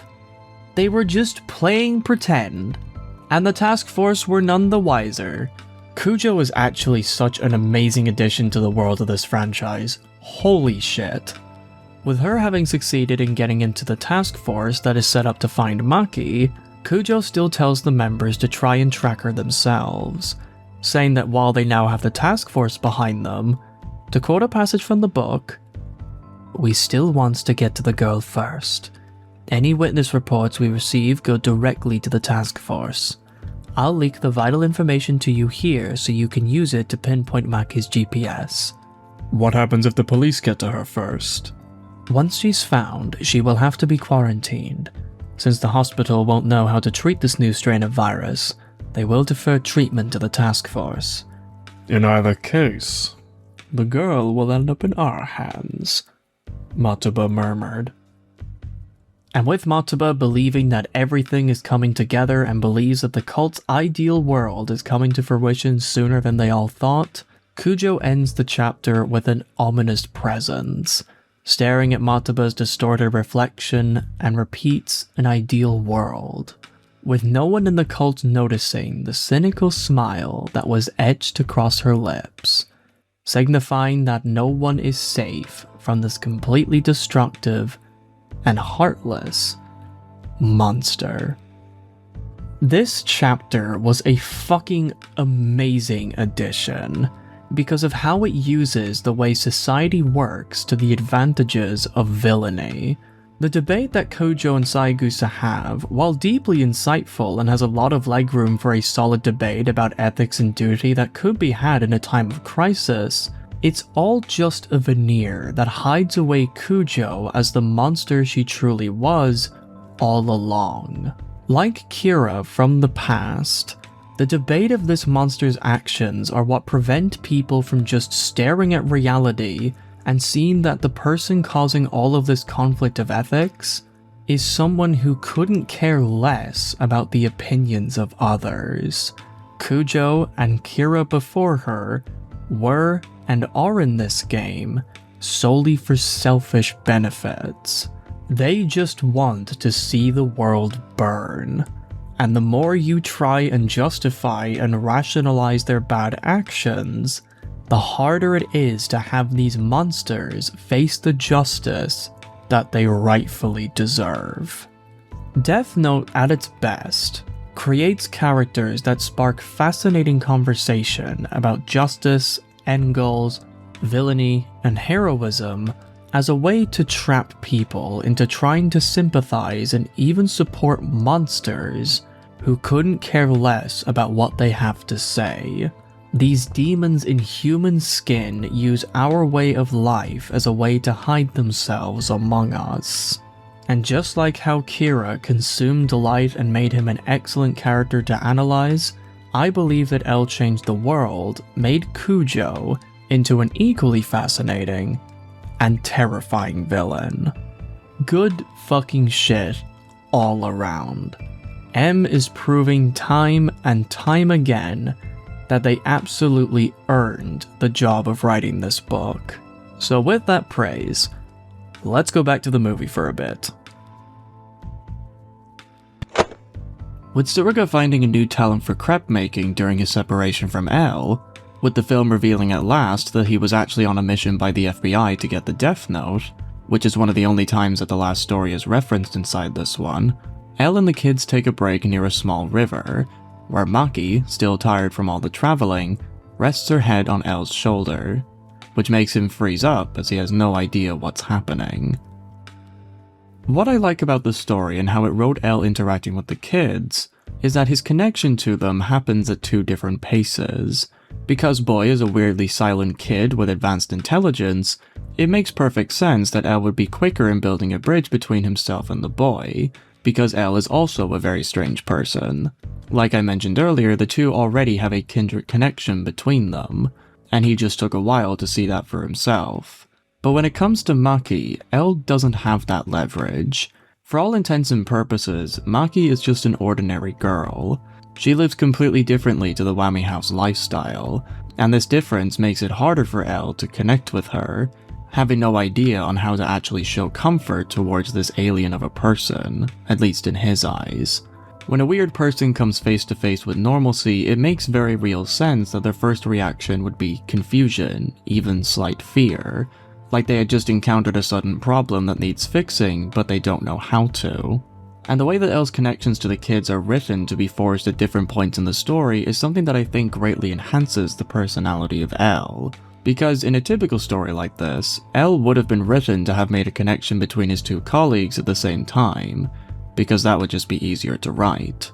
But Nakata, along with Matsuyama, had this very deep understanding of the kind of character L is, and rather than try to make the plot more simple to save time, they put in the effort to make L's development more in line to his previous personality traits, and showing the very realistic and slow growth that it takes for someone like L to connect with people who are very different than him. In short, I do love this small moment between the two. It represents that L still has a way to go and never once comes off as being unnatural or poorly executed. With every passing scene, L has more things to like about him and is more interesting to see these sites explored. And I love that about this movie. So after a day of relentless cycling in the movie's timeline, L, Maki, and Boy finally make it to Matsudo's place. Matsudo being played by Sei Kiraizuma, who has the most justified crash out I've ever seen from this franchise. バカ野郎! ウイルスに感染した人間を連れ回すやつがあるか。どんな事情があろうとな。人口密集地から離すのが常識だろう。発症したらどうすんだよ。マキさんだけじゃない。周りの人間を巻き込むことになるんだぞ。おい。聞いてんのか? He has only said a couple of lines and I already love this man. Given that L has had a very long history of testing people's patience at this point, it's nice to see someone who was just having none of his shit right from the word go. This man is what I'm sure everyone wanted at least one character to do to L when he gets away with so much bullshit, and the slaps he gives this fucking goblin was just borderline cathartic. Brilliant scene that was wonderfully acted. My soul felt vindicated in a way I just cannot explain with words. While Maki takes a long-needed shower, when she gets out, panic goes through the room as she asks to be quarantined after noticing a small mark had begun to form on her shoulder. And everyone immediately is on edge thinking that the worst has already happened, only for Matsudo to calm the situation and say that the supposed spreading of the virus was just a tick bite. One that she must have gotten from the woods, and all, at least for now, is completely fine. While much didn't happen here besides L getting a long overdue slap, this was a great moment that showed off very well how irrational some people can get when the situation is tense. From the way everyone acts on edge and Matsudo manages to calm everyone's fears down by just using some basic reasoning, it does kind of remind me of COVID times and how people reacted to the mere idea of someone having COVID. Thinking back to the pandemic while watching this scene just reminded me that, God, those times were fucked. Matsudo, now furious with L, immediately pulls him out of the room, demanding that he explain himself and his extremely reckless actions up until this point. Again, being a very good vehicle of catharsis in just how he manages to put the supposedly untouchable L in his place for a change. And L, showing clear signs of discomfort after being manhandled and scolded so harshly, plainly states that his goal is for Matsudo to create a vaccine to the virus, using Maki's blood as a catalyst to create the antidote. Matsudo's anger towards L bringing Maki and stating his goal so plainly is revealed to be a veil for his horrible fear, showing doubts in his own abilities given that he had already tried to create a vaccine, but the previous attempts had ended up killing people. In just a few lines of dialogue, Matsudo goes from being a funny voice of reason for the story and now has all of this background that justifies not only his knowledge, but convictions. Suddenly, everything he does makes complete sense, like how seriously he takes the virus, along with how he manages to comfort children when they're dealing with high stress. But the thing I think really hammers home this scene is L's response to Matsudo's anxiety of killing more people, which he counters by saying that his adventures had led various people to die too. But despite that, he can't let Maki's life be one more death, showing a very heartwarming development for L's character. Going slightly back to his old ways, L plays the part of a man who's ready to do anything for the greater good. Mental health issues and personal traumas and deaths be damned. This is a part of L that we have known all throughout the previous stories. The 2006 movies doing their own version of this twisted philosophy of L. In the past, L's mindset was simple. Results are the end goal. Justice being served is all that matters. People sacrificing their lives, although sad, is something L can rationalize as being a means to an end. And in the past, Matsudo's intelligence to L would have been seen as a means to get to that goal easier. But for the first time, L's reasoning for getting others involved isn't out of a selfish desire to win, but it's to save another person's life. Maki is only a child that believes that there is no hope for her infection to be cured, and thus is losing hope for the future with every passing minute. L sees that very clearly, and understands from spending all this time with her that she doesn't deserve to go through any of it. Her recovery isn't just a means to an end, it's a chance for Maki to get her own life back. And motivated to give her that, L wants to do whatever he can to help save her from the virus, showing a change in values that the original L never showed, to serve justice for another person. The mission to stop the virus in Blue Ship is not just a case between Whammy House children anymore. It's about L wanting to prove that he can do something for others, to do something noble, honorable, even heroic. He understands that his mind cannot be the one to save Maki, so he decides for the first time to go out and ask for help, to get someone else involved that would be able to do something about this threat. In short, L is allowing himself to ask and accept help from others, finally realizing the much greater power that comes from having a team of people that can supply their own skills to his cause. When Matsudo talks about his fear of losing more people, L hears himself, but from a more empathetic angle. The angle that doesn't take loss like this lightly. But now that he gets it, and he cares very strongly for Maki, in a desire to change, he uses his own traumas to relate to Matsudo, begging him that he must try again, that they must try again. Not for themselves, but for Maki. She is what is important now. Her life comes before them both. And in this scene that in an older story would be L trying to manipulate another person into doing his bidding, it shows a new L that finally, for once in his life, has something more to lose than just a win. This scene, in the simplest way I can put it, showcases L's newfound humanity. A thing that he was missing for so many years. All in all, brilliant scene. And one small fact about this moment, this scene was shot inside a house during the only amount of time the crew shot inside Japan. I couldn't really find anything else, so my apologies. This is all you'll get for this one. And with that, let's get back to the book, because there is a lot of plot that goes in a very different direction and just so manages to land in the same spot as this scene in the movie. So let's return to the pages and go from where we left off. I'm so sorry if this strategy has made the video very weirdly paced. I'm really trying my best to make this as coherent as possible. So if you stuck up to this point, thank you. It really means a lot. The story of Chapter 10-2 Cybernet starts off with the perspectives of an internet cafe feeling the sheer unbridled wrath of L's sugar addiction, and M describes the weirdness of L's mannerisms in a way that I think is very amusing, in that it reads like an outsider looking in at what he is doing. One of these descriptions reads, quote, "One cubicle was occupied by two customers wearing Hansen Tigers caps. They might have been brothers, separated only by age. The younger brother was buried in a blanket, asleep. The older brother sat on the love seat with his legs folded tightly against his chest and worked on the computer. Though this posture looked unsteady, he kept his balance, gripping the edge of the sofa with his bare feet, like an eagle clutching a branch with its talons. What he had up on screen was neither an online game nor an adults-only site. Operating the two computers in the cubicle as well as his own laptop, the man took in the information scrolling across 3 monitors, all crowded with open browser windows, at once.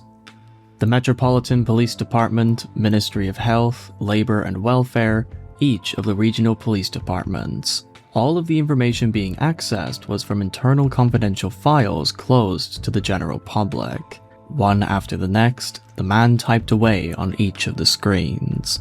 5 coffee cups and countless packets of sugar were set next to the keyboard.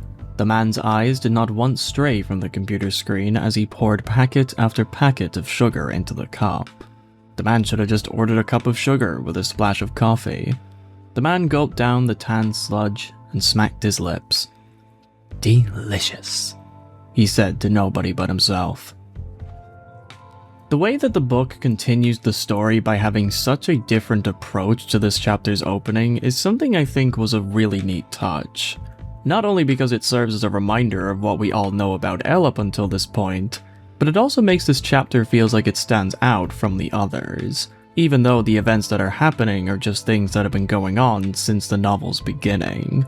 A different perspective can sometimes make all the difference, and this lens that M took when describing L's activities was both a great shift in viewpoint and also makes it quite funny.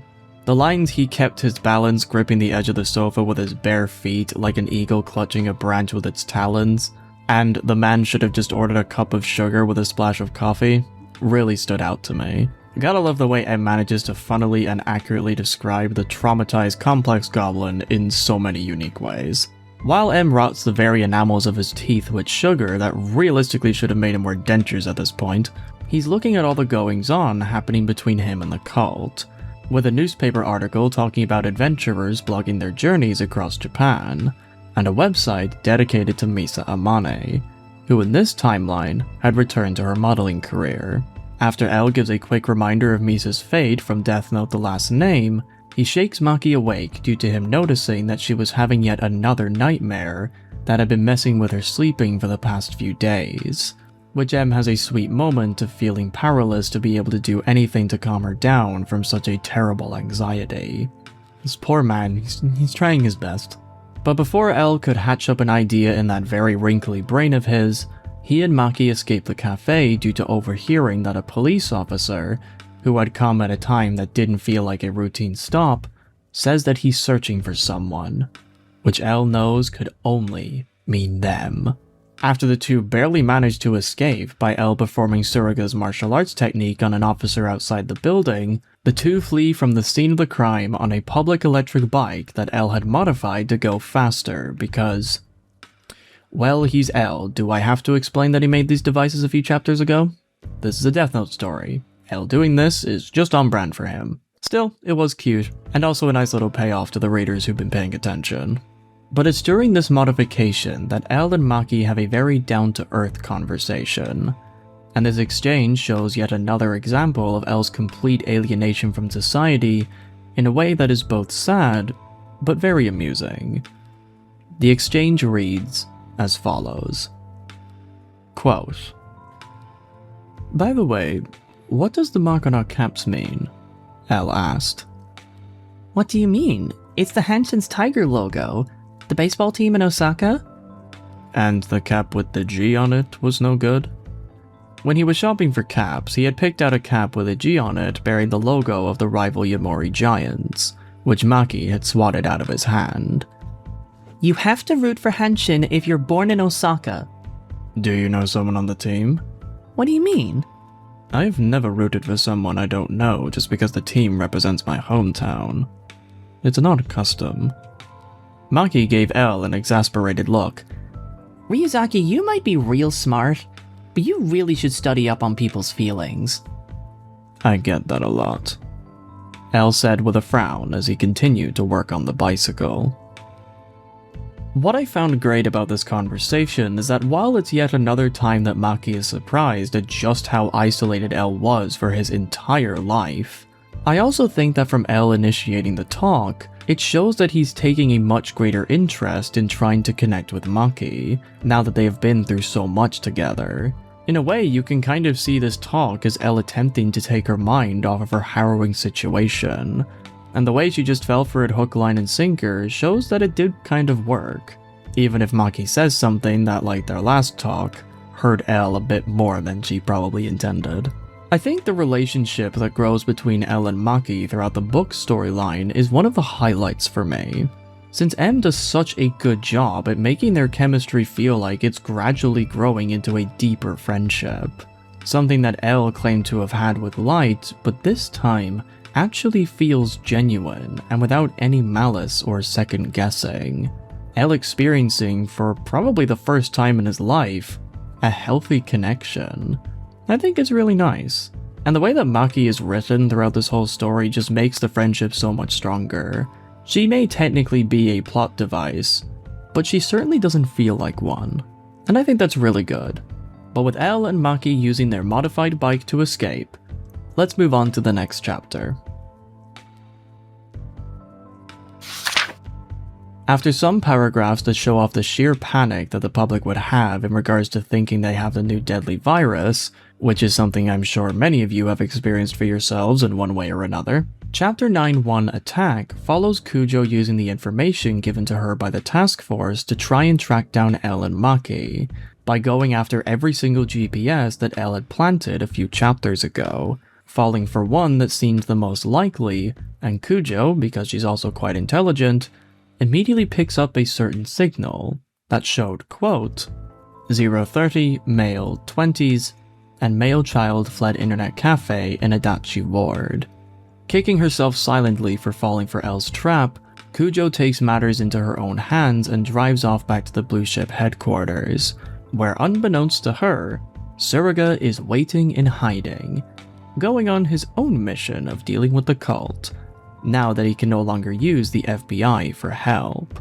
Using an honestly very creative distraction by using a truck he stole, ramming into a utility pole and cutting the power to the base, with the book going into some pretty impressive detail that explained how that was all possible, using all of the chaos and the cult's own incompetence against them, Tsuruga actually manages to retrieve the Death Note in just 5 minutes, with his plan being sabotaged by none other than Kujo, who threatens him at gunpoint to surrender the Death Note back to her.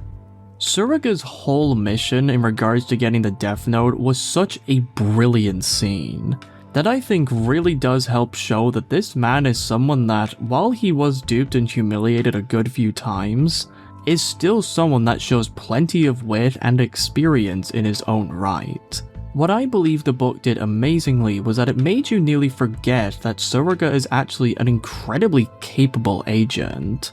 And given that he was able to carry the torch that was Rei and Naomi Misura's legacy, shows that he had to have done something to earn that right by his peers. And the way he nearly flawlessly executed his plan was such a great moment for a character that in the story feels like an almost Matsuda-style character, with just a few more years of experience and heroic drive guiding his every action. I really loved it. Tsuruga, he's the fucking GOAT. If he wasn't going up against basically intelligence cryptids, he would have been the main character in any other story. A thing that really does show how much presence he has in the world of the book. But unfortunately, Tsuruga's enemy at this time is a mind that was forged in the hell that was the Whammy House. And with him successfully sweet-talking Kujo from prematurely ending his life, Kujo, using her ways that got Tsuruga wrapped around her finger a second time, tries to get him to switch sides, only for that attempt to fall on deaf ears. Tsuruga saying a banger line that reads, and I quote, "It all comes down to who'd make a scarier enemy, you or Elle." Which is, yeah, that really does provide a great insight in Tsuruga's role in this whole plot. The man is going up against basically superhumans. It makes complete sense that he would just choose to fight for the side that is trying to enact justice. At least then his fear of Elle could be lessened given his more honorable goals. Which, speaking of Elle, after Kujo reveals to Tsuruga that she knows his real name, Elle and Maki arrive on the scene, and a great tenseness can be felt in the air as all 4 characters meet again for the second time in the story, since the conflict at the warehouse. And to show off this tenseness in its purest form, I'm just gonna read you the exchange that happens in the book itself. Quote, "I'm so sorry, Maki. I never imagined that you would be infected." "Tell me, Dr. Kujo, are you really going to use the virus to destroy the world?" Maki interrupted. "No, I'm trying to build a new world." "By killing people?" Kujo fell silent. The two, who once trusted each other like family, kept their distance. The gap between them physical, as well as emotional. "I wouldn't be happy living in a peaceful world that was created by sacrificing people's lives," Maki said. Kujo faltered for a moment, but then began again. "Maki, of course that's the ideal. A world where everyone can laugh and live happily. But that isn't possible now. You should know that after traveling the world with your father. This time, it was Maki's turn to fall silent. She recalled the countless countries and regions she'd been to with her father. Even a child like Maki recognized the conflicts and problems that had befallen the Earth. Problems the planet could not handle. Maki, do you remember what we talked about in the animal husbandry room? The reason you can live a healthy life is because those research animals sacrificed their lives. Sacrifice is a necessary part of any accomplishment. And you're satisfied with that? I don't believe that's how you really feel. Kujo bit her lip and answered quietly. No.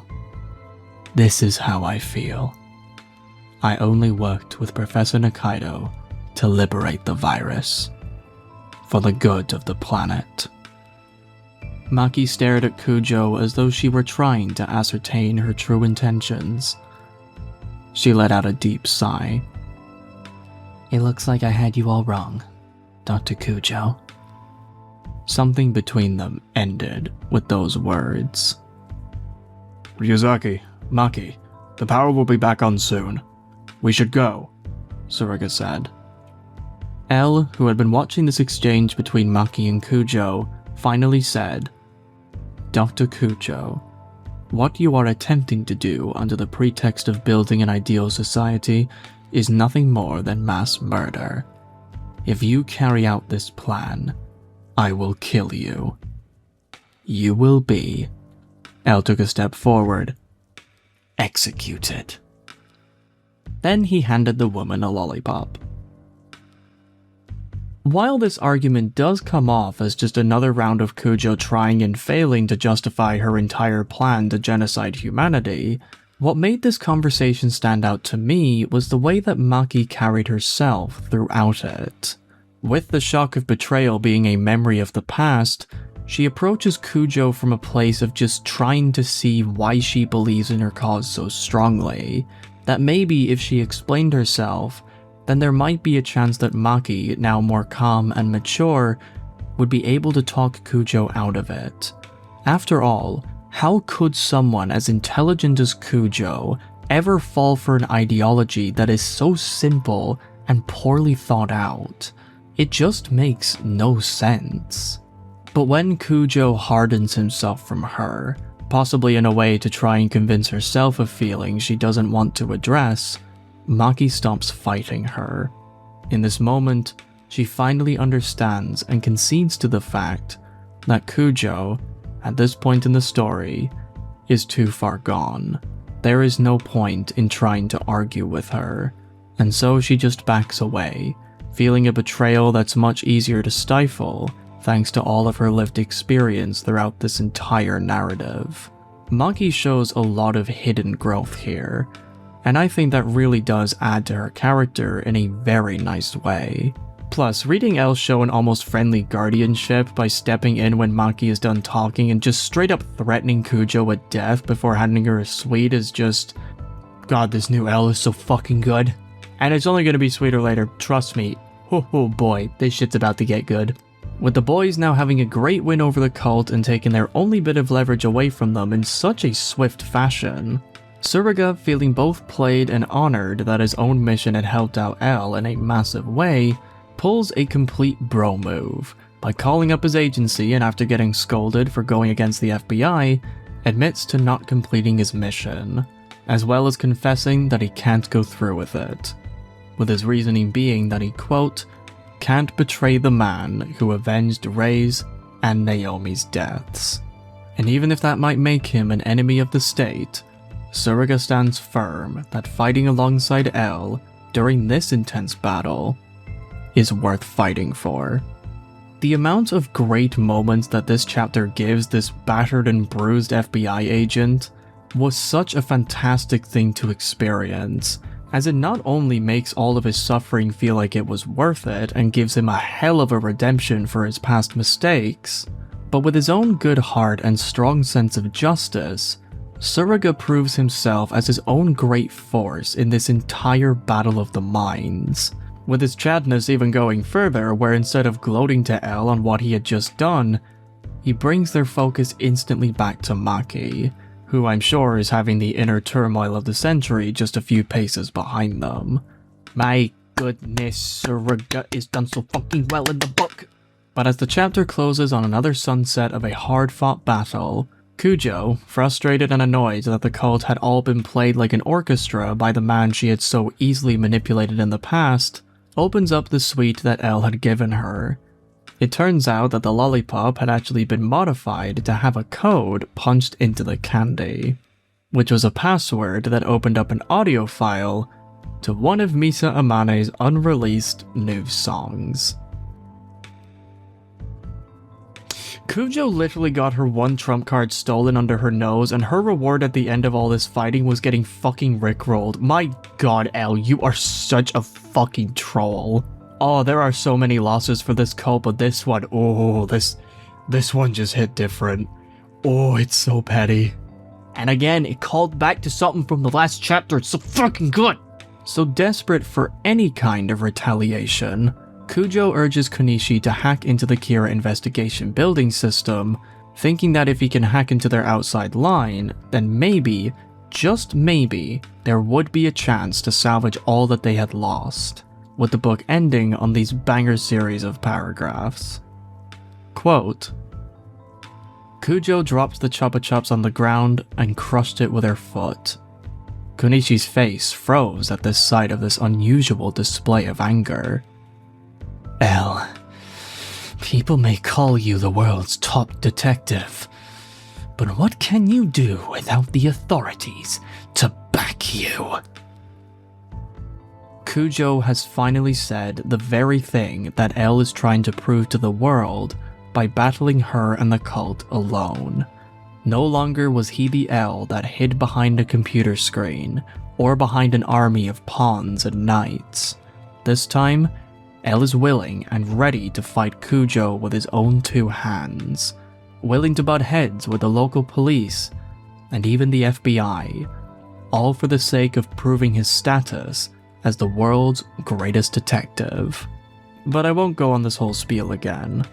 So to end my praise here, I thought this chapter was fucking brilliant, for it contained all the tension, drama, comedy, and heart that makes a Death Note story so memorable. Once again, M knocked it out of the park. What chapter is this? What is this? I'm going to die. In Chapter 9-1 Attack, with the world going through procedures that seemed very in time to the real-world reaction to the Ebola outbreak of 2014, L and Maki, taking the scenic route, try to get to Osaka by foot to meet up with Suruga, who had taken the truck they had been using to modify its appearance and license plate.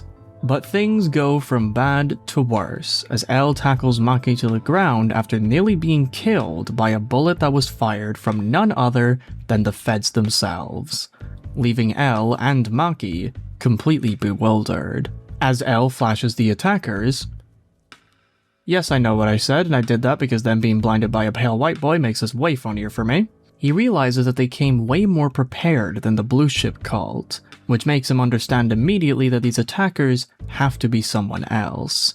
And with L trying to make sure Maki gets out of this alive, it results in possibly the best interaction that these two have in the whole novel.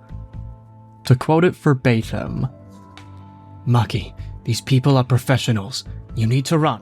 Their aim is to kill me. What are you saying? If we run together. Besides, you're the one who said you protect me. You said you'd take care of me until the end, cried Maki. She grabbed L by the shirt and shook him. L looked at her like he was staring at a talking armadillo. That selfish act is meant to encourage me, isn't it? You don't have to say it out loud, stupid!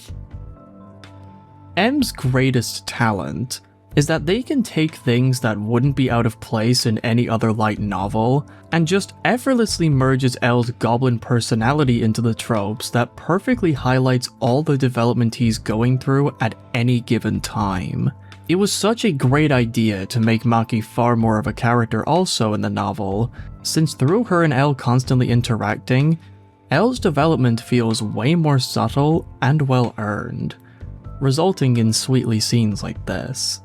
Elle looked at her like he was staring at a talking armadillo. Oh, I love this book to bits. But as the two barely escape from the constant storm of bullets, fireworks go off in the distance, which explodes an idea inside of Elle, which results in a moment that not only brings back a character we all know and love, mostly, but it results in some of the most out there and yet smartest strategies that this book has going for it. Here's how this shit went down. Using the festival as a giant meat shield, the pair manage to create some distance between them and the attackers, and while they guard the exit so that the two can't escape, Elle, having been reminded by some gaggles of goth lolly girls in black frilly dresses among the crowd, yes, the word goth lolly is in the book, that this festival was the mark of Misa Amane's comeback tour after a long hiatus, Maki, using her connection to Misa, springs her own plan into action. And that plan is... I think to paraphrase this part would just be a complete disservice to the true magic of this moment in the book. So I'm just gonna give it to you in full. Ryuzaki, I have an idea. No sooner as she said it, Maki took Elle by the hand and dragged him into the event hall. The hall was thronged with fans. Behind the pair, a small group of enemy agents followed. Taking off their helmets, the trackers put on dark sunglasses and gaze masks to guard against the eyes of the Shinigami. They kept their distance from Elle and positioned themselves by the exits.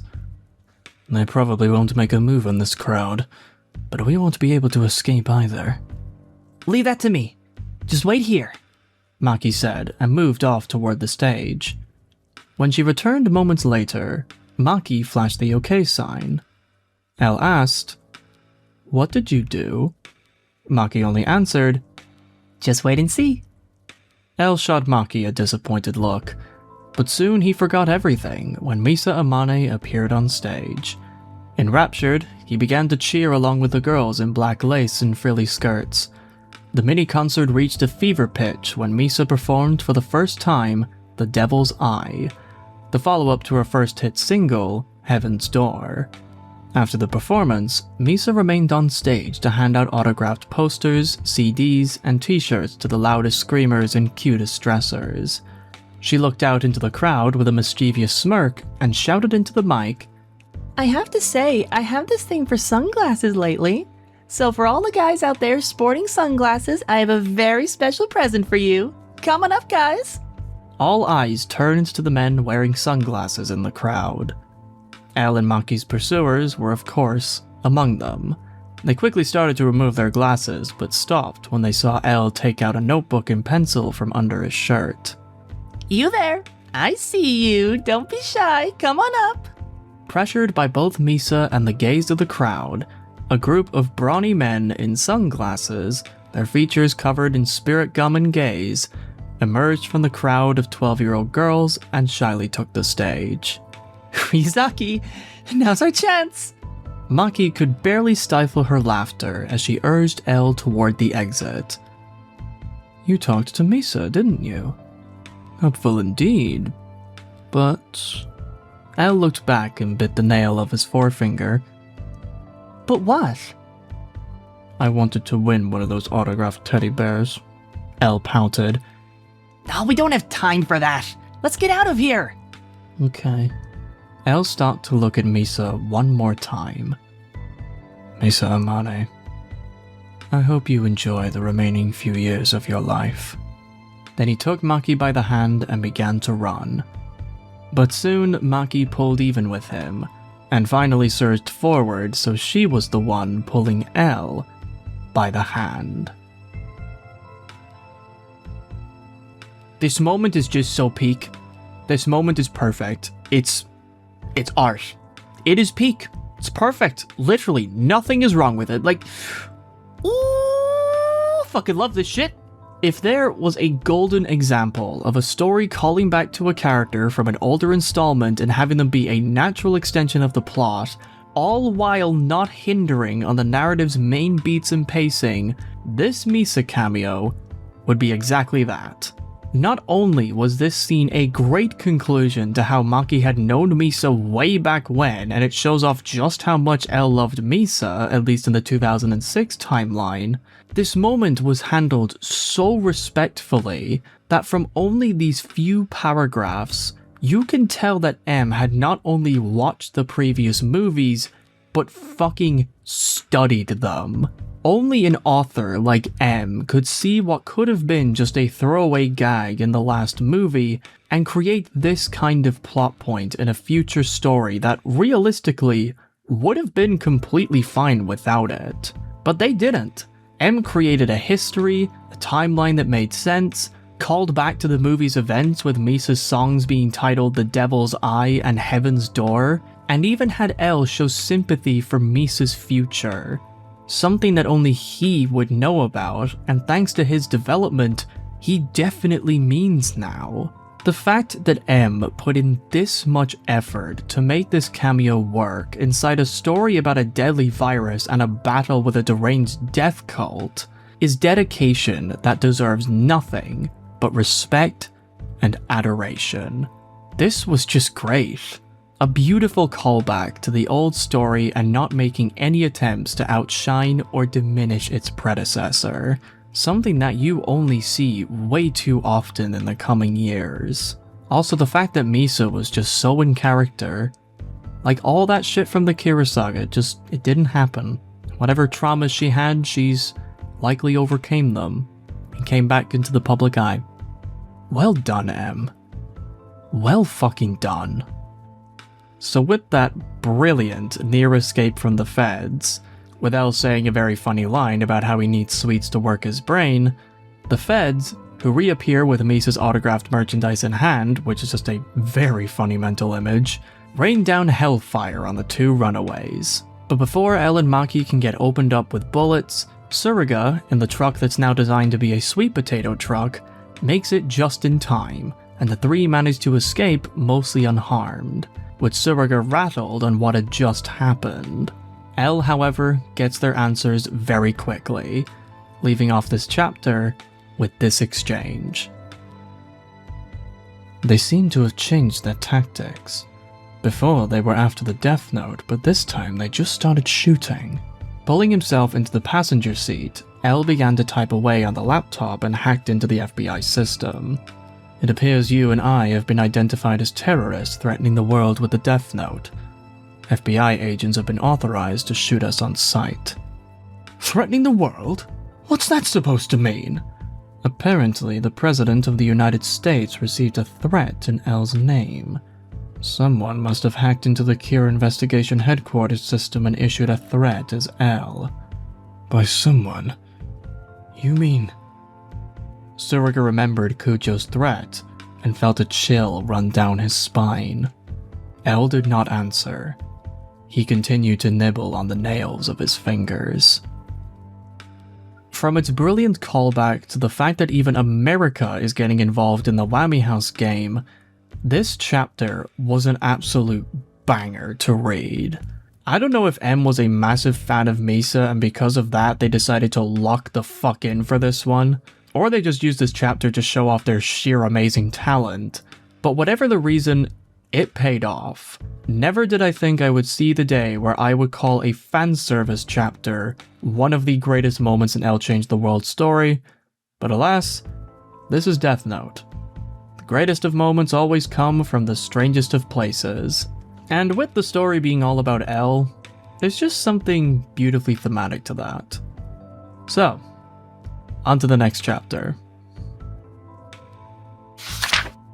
With the cult hitting an all-time low in regards to morale and leverage over Elle, Chapter 9-2 Purge has Kujo, now back inside Kagami's mini-utopia, fighting a great internal struggle from her confrontation with Maki.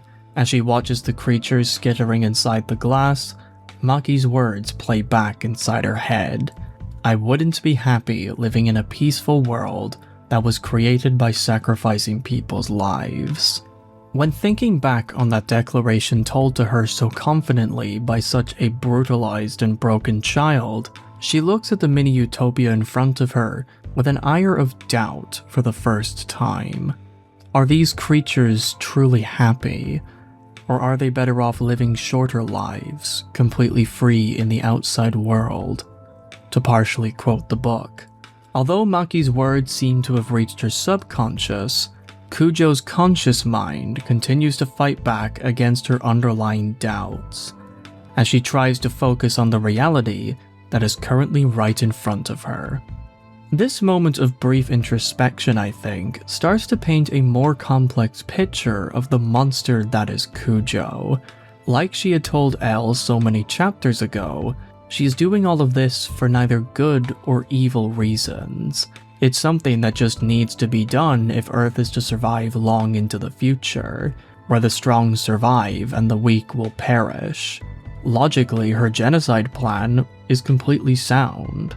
But even though she tries to view her goal as objectively as she can, her humanity that was beaten so severely during her time in the Whammy House and previous traumas, that we will definitely be revealed to later, has this slight flicker inside her soul, making her feel a tiny sense of doubt that what she's doing is actually the right thing to do.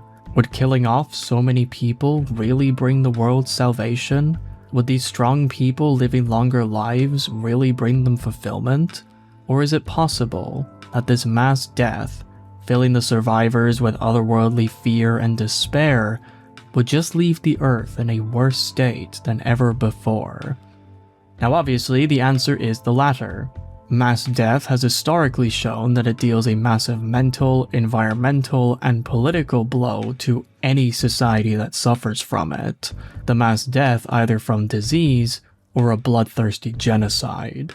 But I'm asking these questions towards a character with a broken mind, someone who isn't seeing straight. So simple questions like these are ones that can often take a toll on their psyche, adding a lot of intrigue to Kujo's character, at least for me.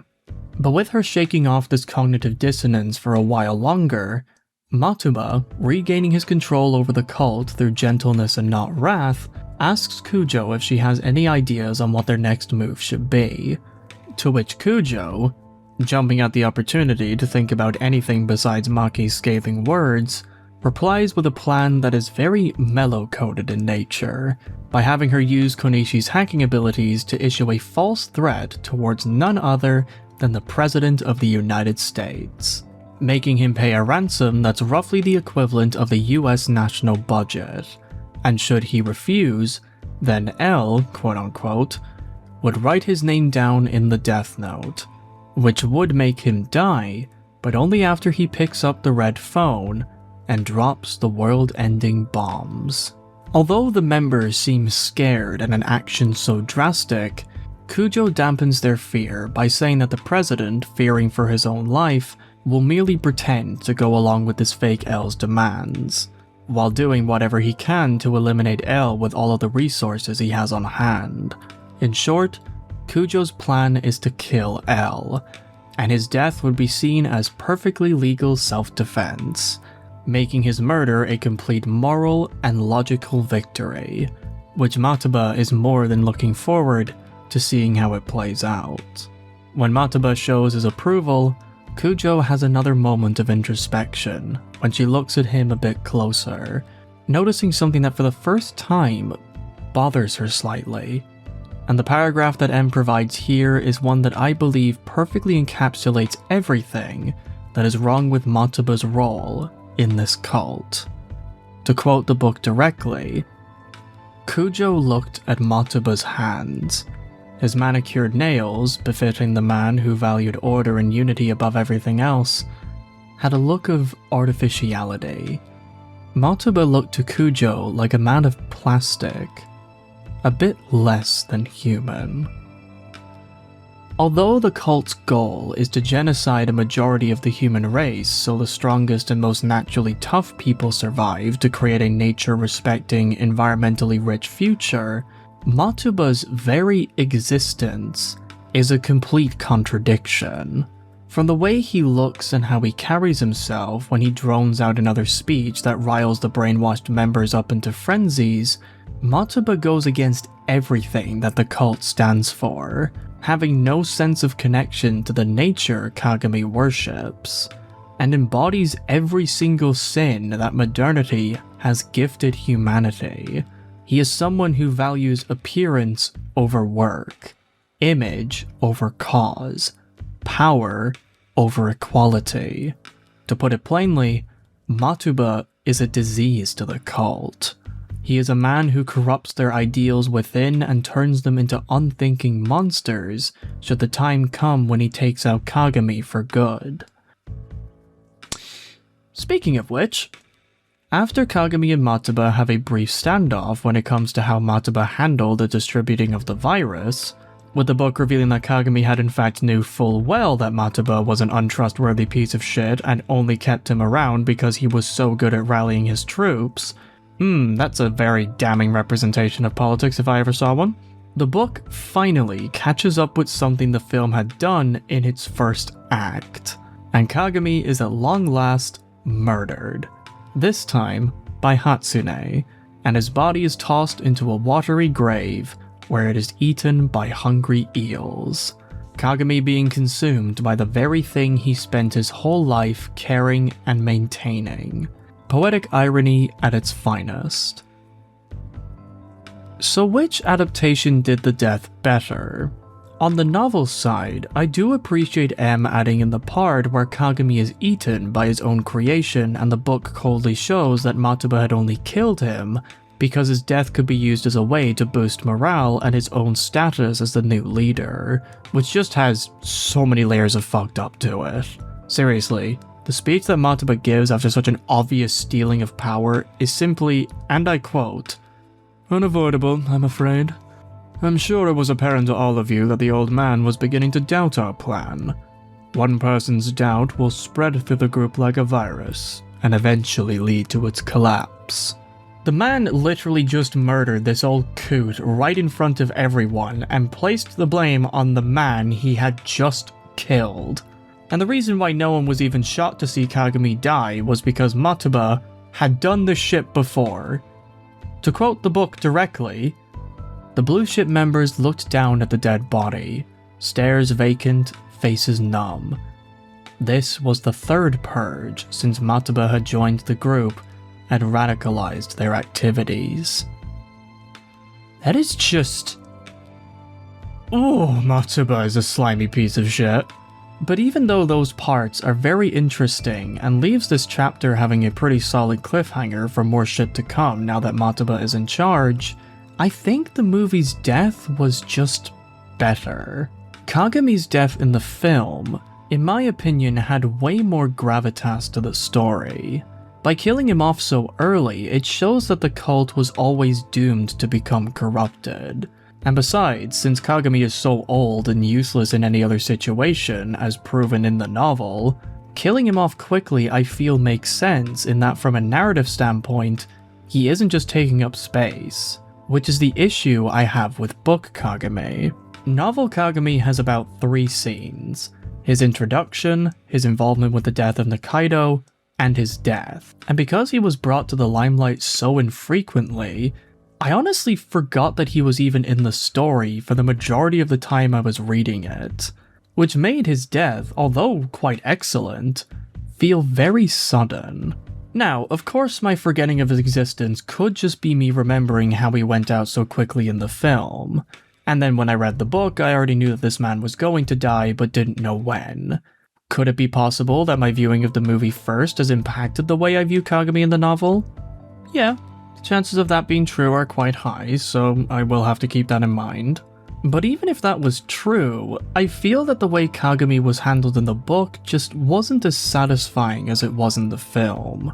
The old man's whole role in the story is just to establish the cult and their core beliefs, his death representing one of the main themes of the story, which is corruption. In short, he's basically a plot device. So having him be established and then be killed off shortly after is perfectly acceptable to me.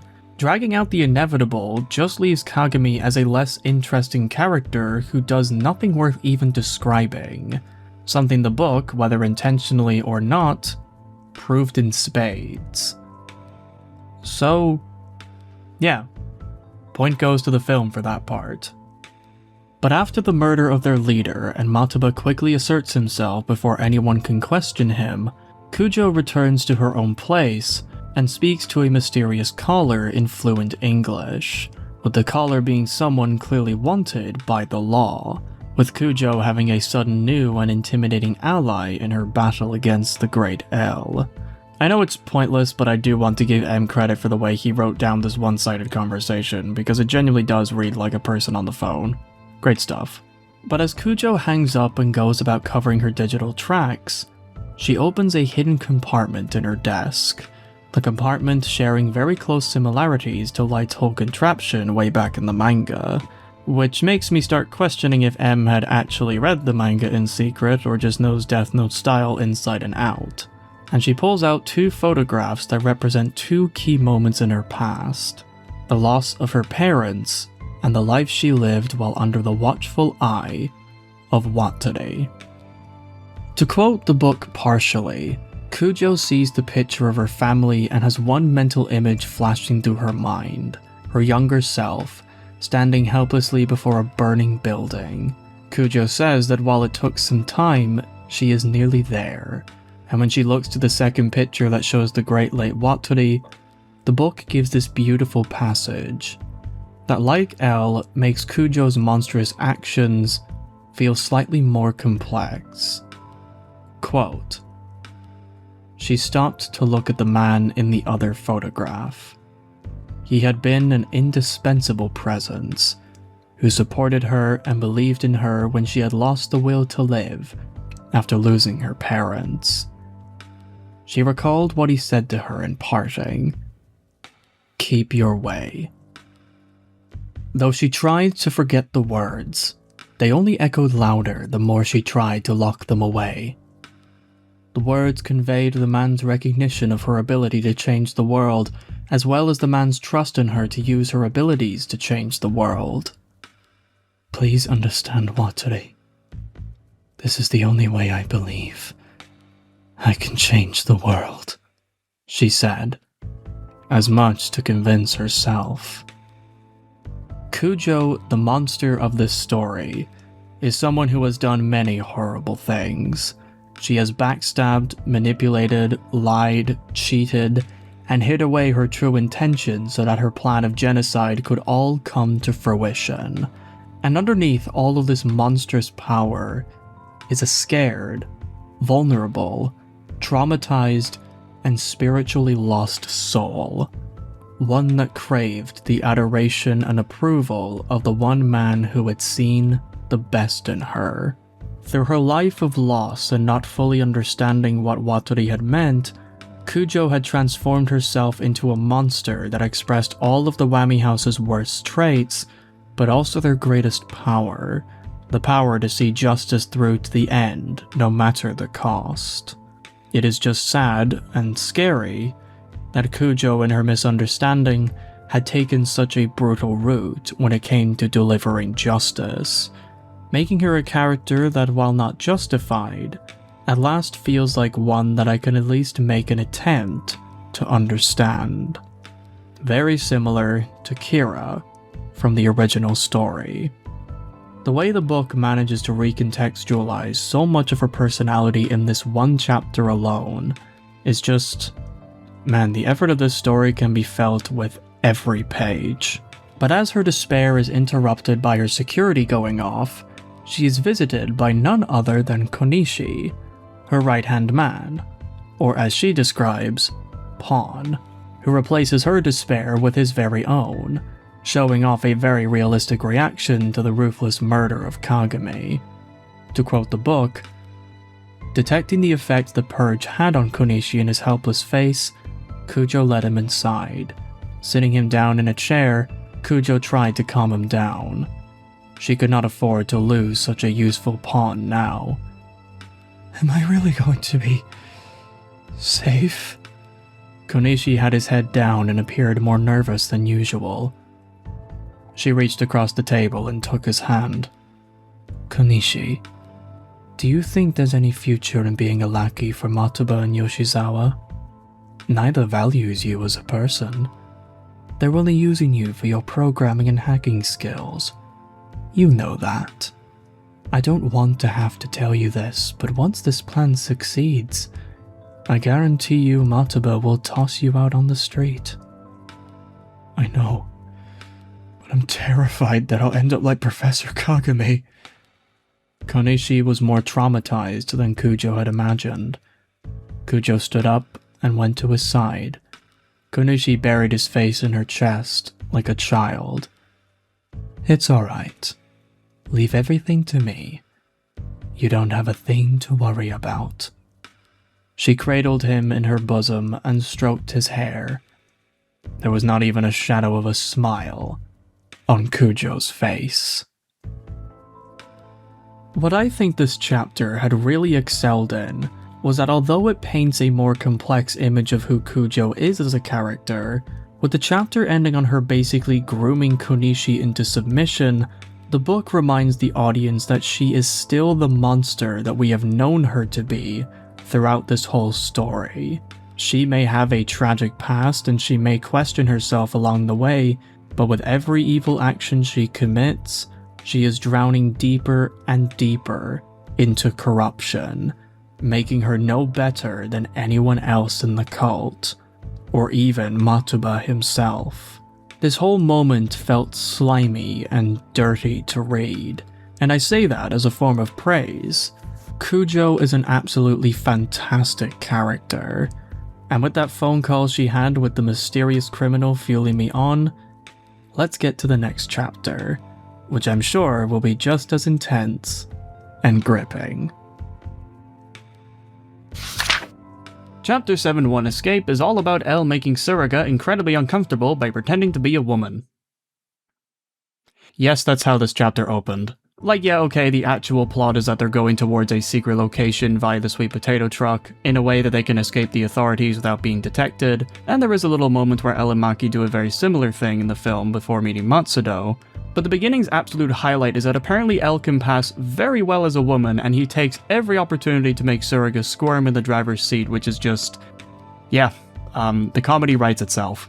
I'm starting to think that my complete dismissal of the L and Light ship from the anime video has come back to haunt me, at least from this timeline. A dismissal that, yes, I have heard your opinions, and yeah, I was a bit dismissive of that, quite badly, and I do plan to redeem that one day. But just not in this video. Just give me a year or so before I do all that, okay? Anyways, back to the book. As Maki and L have a moment to themselves after Tsuruga tries to fix up his wife's truck, after L having this strange feeling of having an emotion so imperfect and passive, as he is touched by the sight of the stars, the topic of Kira and the long and brutal battle against him is brought up for the first proper time, and when he's mentioned, L thinks back to his great fight of the mines with an air of guilt and even sadness. This conversation, one that I feel truly shows how far L has come from his antisocial origins, reads as follows. Say, Ryuzaki, were you ever able to catch Kira? No. While I was able to stop the killing, I was unable to catch him. Why not? Kira died.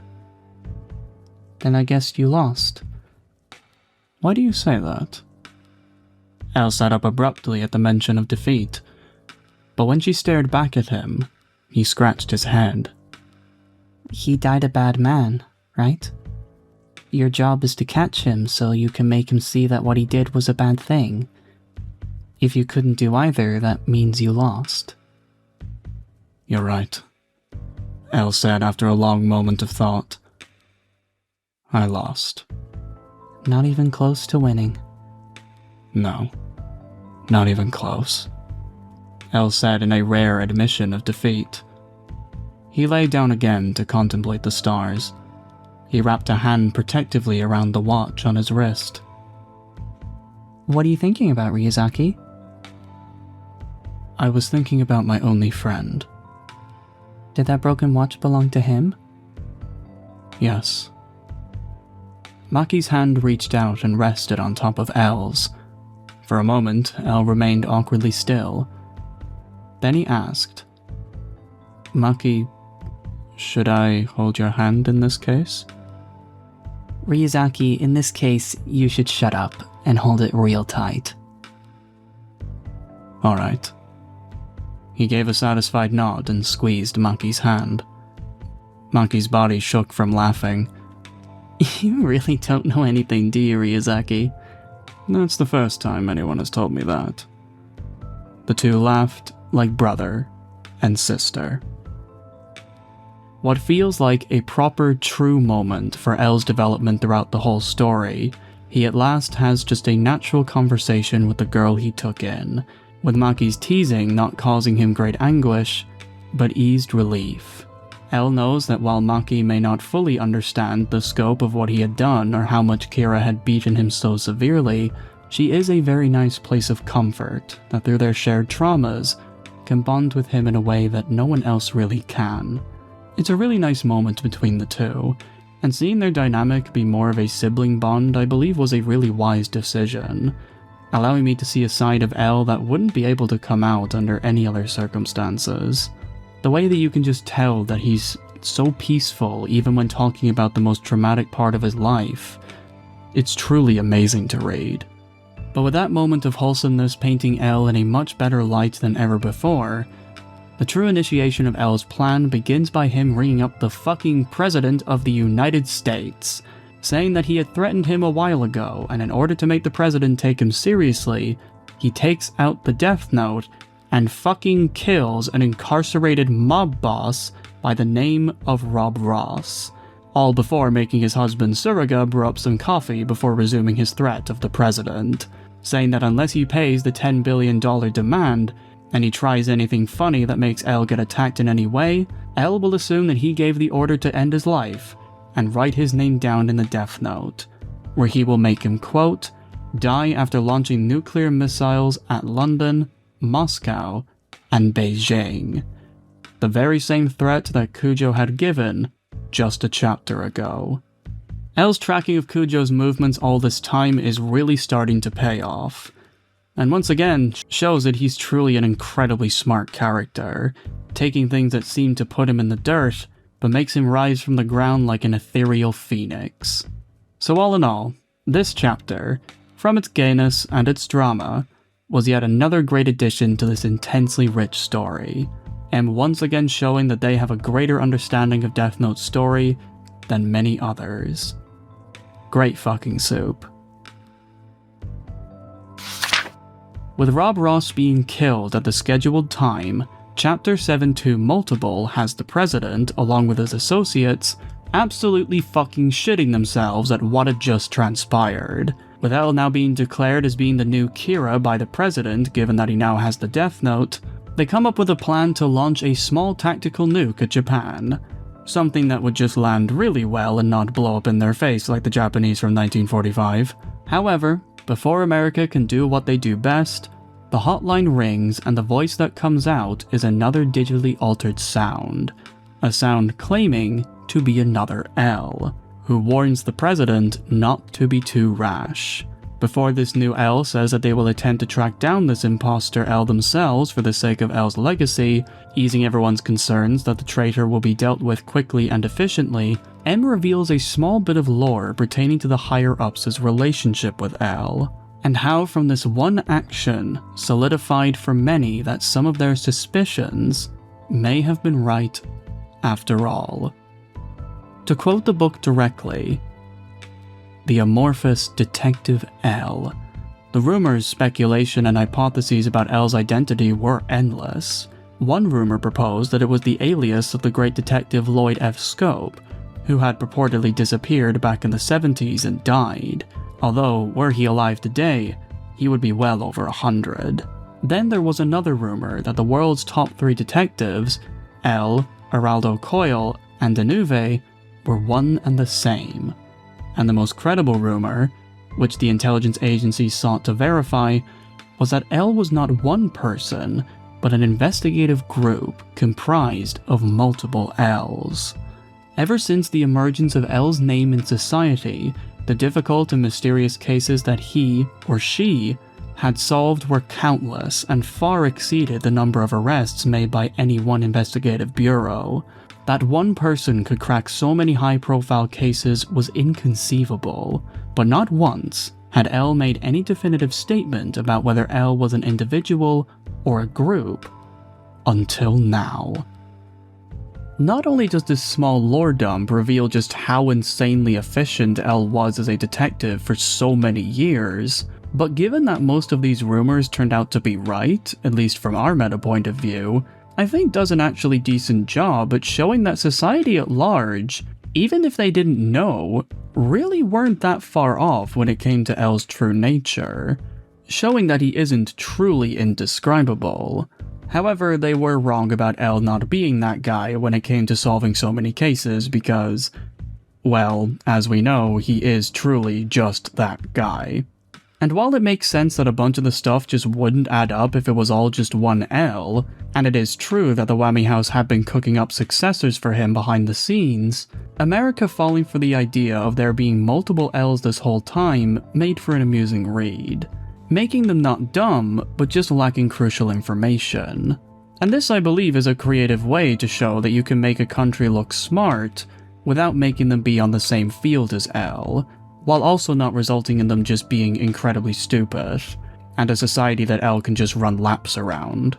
I think that is really neat. But with the fake L lie implanted deep into the land of the free, the president decides to hold off his act of war, and instead allows this L to have the week they promised to take care of this supposed imposter, seeing that this is a battle that they shouldn't get involved in for their own safety. So instead, America, in a pretty characteristic way if I want to be charitable, pulls a complete bro move, and the president orders the FBI to not kill L, but protect him from any perceived threats, should the imposter try and do anything out of the ordinary. Whether it was L or Cujo that was behind that call, I can't tell you just yet, but I'm sure the people who are paying attention already have the answer. But whoever was the one that was behind it, the way that they had managed to casually sideline Armageddon while also getting America involved in a way that greatly befits them in this battle of the Whammy House, proves that the kids of Watari are forces of nature not to be taken lightly, and with America as their ace in the hole, we can carry on to the next chapter. This one will be a doozy. To quote the first paragraph of Chapter 7-3 Flight word for word, now onto the next phase of our plan. M brought up meteorological data on the laptop and fumbled around in the truck for a long tarp. It's my hot air balloon, he explained in the most bare-bones way. Yeah, that was the fucking beginning, by the way. So remember how in the movie we had Elle and the kids trying their best to avoid the authorities with only the limited resources they had on hand, resulting in their chase being quite dramatic and even a little funny given how much Elle just sent Surga out as live bait? Yeah, I guess M just looked at that and went, yo, that shit is lame and gay, and instead fully embraced the absurdity of Elle's character by giving him a hot air balloon to use against the cult. Because, to quote the logic of Surga, we'll be virtually undetectable flying in the dark. And by air, there won't be any fallen trees to worry about. I mean, yeah, sure, I guess that's one way of doing it. Why Elle just suddenly has this new hot air balloon? Who knows, and who cares? It's because he's fucking Elle. I have long just accepted this as the reality. Elle is the almighty creator, and I'm just watching the world of Death Note be his giant playground. The more I see Elle just pulling things from the deepest crevice of his asshole, is for some reason reminding me of James Bond in a strange way. Is that weird? Because from my vague knowledge of James Bond movies, he does tend to do that quite a lot. James Bond fans, please tell me if I'm wrong in the comments. I've probably just gone mad from how long I've been here. But after Elle asks Surga if he has a license to drive a boat, given that they might be taking to the waters soon enough, the balloon goes up, up, and away, with Surga having to stay behind with the truck, not just as bait, but to maintain the already busted up vehicle. In the movie, this is like kind of an insult to his character, but in the book, he feels so useful now. God, book Surga is so much better. With the FBI Chad gone, we at last have another moment of Elle and Maki being alone, and with Maki questioning if she will live to see the beauties of the world, L, showing a much more confident and empathetic side that has fully formed into something genuinely human, promises that he will do whatever it takes to do what is needed to keep her safe. To quote this declaration as it's beautifully described in the book, "The orderly street lights, the blinking traffic signals, the lamps illuminating the home windows. To Maki, they all seemed to flicker like the crystallizations of people's hopes and dreams." Isn't it pretty, Ryuzaki? She thought of all the beautiful lights and what remained of her short life, and she began to tear up. L did not hesitate to take her hand this time, and he held it tightly. There is happiness in each and every one of those lights. I won't allow anyone to shatter them. When L gives a declaration, it's always swift and to the point, like an expertly thrown jab that attacks the very gut of whoever is victim to it.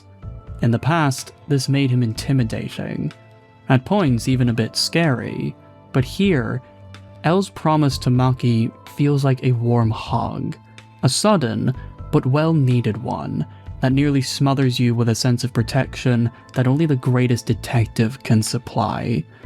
Although high up in the air, L's support for Maki is as solid as the ground below, ending the chapter on a protectively sweet note that made me temporarily forget that this incredible scene was done in a fucking hot air balloon. Jesus Christ, this franchise never ceases to leave me speechless. Once the aerial trail had been cut short due to L having no directional awareness and he and Maki make it to their destination by way of a rickshaw pulled by L, Chapter 6-1 Arrival has the book finally arrive at Takahashi's house so that L can convince him to join his cause. We did it, boys. We did it. We made it. Woo! We fucking did it. At long last, I can make some comparisons again. And for the scene in the book, it follows a very similar pattern to the film, even down to Maki's tick bite being misconstrued as a virus symptom. But despite the scene having the same beginning and end, it's the middle part where the book takes its own roots and tells a different story. For example, in the novel, Takahashi has his wife living with him, a woman named Hitomi, who provides a nice motherly care towards Maki while she was showering. As for Takahashi himself, his personality is portrayed a lot differently, where instead of being someone who looks like he's constantly trying to rationalize how he's going to survive the apocalypse by deciding who he was going to eat first, he has a much more reserved and even jovial aspect to the way he talks to L and especially Maki. The biggest example was when Maki asked him to quarantine her. After he checks her status, he does this. Quote, looking at their worried faces, Takahashi grinned and patted Maki on the head. It's just a tick bite from your escape through the mountains. Maki stood there blankly for a moment, then sank down helplessly on the tatami floor, breathing a sigh of relief. Let that be a lesson to you. There is no predicting the onset of the virus. 2 weeks is only an average. The actual onset depends on many factors, such as the carrier's general health and stress level. From this scene, Takahashi feels like someone who is very good with children, who he knows needs a strong adult to feel safe in a time of crisis. And when he looks into the data that Nikaido had left behind, Takahashi shows way more openness in educating L on the subject of immunology, even trying to ease the tension by attempting to make a joke as a way to demonstrate his knowledge, only for that joke to fall on deaf ears because, well, it's L. Like he said, he was never good with jokes. He even acknowledges Maki's own intelligence where, when he asked L if he knew about a protein called interferons, and Maki immediately understood that it was a protein used to treat hepatitis C, Takahashi praises her for having such knowledge, and adds on that it's also used to treat tumors for various cancers. In short, Takahashi feels like a sweet old man who was completely unaware of why L had come to him, whereas in the film, Matsudo acts like someone who knows what is up and is doing everything within the law to make it so that L will just leave him the fuck alone. And it was only when Maki came back all scared from her tick bite does he finally talk to L more understandably, even if he was really not in the mood for it. But when the time comes for L to finally confess why he had come all this way to find him, Takahashi's personality completely changes, where like in the movie, he tells L about a vaccine he created years ago that had resulted in the deaths of more people than he's willing to confess to. But it's through L talking about the positives of his research, Maki trying to not be scared, and his wife telling him that he should do it for the victims he couldn't save, that he finally relents, and agrees to help them in their creation of another antidote. Takahashi being convinced by multiple people as opposed to just one, like with Matsudo. A scene that I believe has some decent weight behind it, but doesn't hold a candle to the movie. The reason why I believe the film scene works so well is that Matsudo is clearly distressed the entire time. He doesn't even attempt to hide his disgust towards L's antics, and while he doesn't take any of his anger out on Maki, because she is just a child, throughout the scene you can just tell that Matsudo is someone who is at the end of his ropes. He has made mistakes in the past that have eaten him alive, and to go back in the trenches is the last thing he ever wants to do, with his guilt and rage towards his own failure blinding him from seeing any good in the world. This internal self-hatred results in his and L's private talk, something I think was a great choice because it showed that Matsudo, even at his worst, was thinking about Maki's well-being, is a terrified man who was not ready to fight again, but is convinced by L to do it, for all the selfless reasons that I mentioned about an hour ago. In a nutshell, the movie scene feels like it was dragging Matsudo out of his dark place, and as a character study to more people than just him, which is why I feel that the film's version hits way harder than the novels. Now that isn't to say that the book scene doesn't have its own strengths. I still found value in the way that Takahashi completely changed when he clocked in on why L had come to him with Nikaido's data, and having Maki herself hear his failure and yet still trusting him with her life is very powerful. In this version, the kid's not ignorant to Takahashi's failure. To have a child trust you with their life after hearing that you had caused other people's deaths is a weight that cannot be put into words. Along with this, having his wife egg him on because if he does, he will be honoring all of the people that he killed before, results in Takahashi seeing that he's way more trustworthy than he previously thought. And because he has so many people backing him up this time, it makes him decide that he's ready to fight the virus for a second round. There's a lot of stuff in the book that makes this moment a very good scene. But as for emotional weight and general themes, I feel like the movie just did it so much better. The world-ending part of the virus is treated with way more urgency than the book, and it results in scenes like Matsudo's joining of the boys feel much more satisfying to see. But that is my opinion anyway. If you disagree, tell me in the comments. Getting back to the novel, when Takahashi agrees to help out and questions L on if he could possibly use a research facility given that his house would not be able to contain a level 4 virus, L brings the bad news in that because of Kujo's involvement, the likelihood of the facilities being infiltrated by cult members is just way too high, making Takahashi see that the creation of the virus is now not just on a strict timer, but it's a massive gamble, where its completion will have to be done before anyone begins to show any symptoms of the virus, leaving the group in a very uneasy place. But in this moment of desperation, L's mind wanders to a picture of Nikaido going fishing, and with this last cryptic line, we can move back to the film's timeline. Man, feels like it's been a while, hasn't it? As for this chapter, while it isn't as good as the movie's version, I still found it to be a very powerful read. It fitted in with all the other chapters to a T. Great writing all around. After bribing a security guard with cans of coke, Matsudo uses the lab he and Nikaido frequented in the past to begin his tests. All the while Boy is doing what looks like to be a very complicated math question on the blackboard. With the odds looking ever grimmer and hopeless, and Matsudo is almost ready to call this quest for a vaccine a waste of time, revealing that the only reason that the virus wasn't affecting Maki quickly was because of her low blood sugar, which is the virus's energy source, Boy starts cryptically shouting the numbers 1311, which leaves Matsudo in complete confusion, but L immediately figures it out as a code to breaking the vaccine mystery. Maki picks up on this as well as she recognizes the equation being one that Nikaido had made her do before, and with L reading and decoding everything in front of him, saying any scientific words that have the letters MK in them, him getting MK because of the numbers in the alphabet, which, yeah, I'm sure you've already figured that out, they land on the word midkine, which is a protein that breaks down and recreates cells, being used in cancer and even Alzheimer's treatment, that would have the ability to suppress the virus. All is looking wonderful. The cure for the virus is at last discovered, synthetically created midkine, albeit for the small price of 10 billion yen and 5 years of time. Both being resources that no one in the room has. Oh dear. But there is a possibility.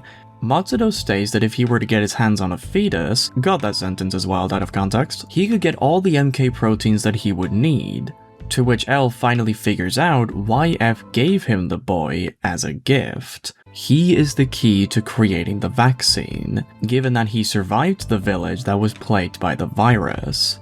And so if Matsudo was to get a sample of boy's blood, and combine it with Maki's blood, the creation of a vaccine is not only possible, but can be done in mere days, giving all these characters the breakthrough that they needed for so long.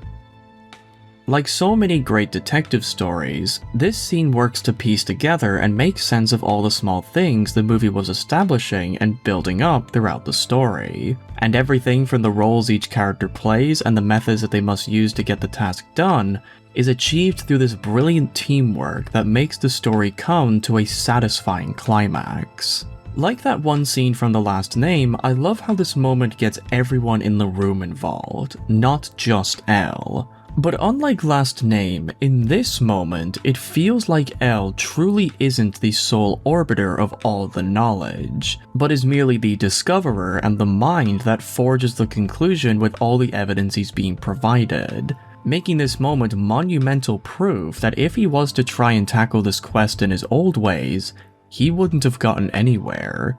Not only is this scene a great moment that makes sense of everything that has been seen so far, but it's also a moment to help L's character arc move forward in his new direction, creating a moment where throughout this victorious piecing together of the puzzle, L sees the kids and Matsudo as invaluable assets, people that he's grateful to have gotten to know and reason with. From allowing himself to get people involved, L got further than he ever would have gotten on his own, making the scene a truly very good watch.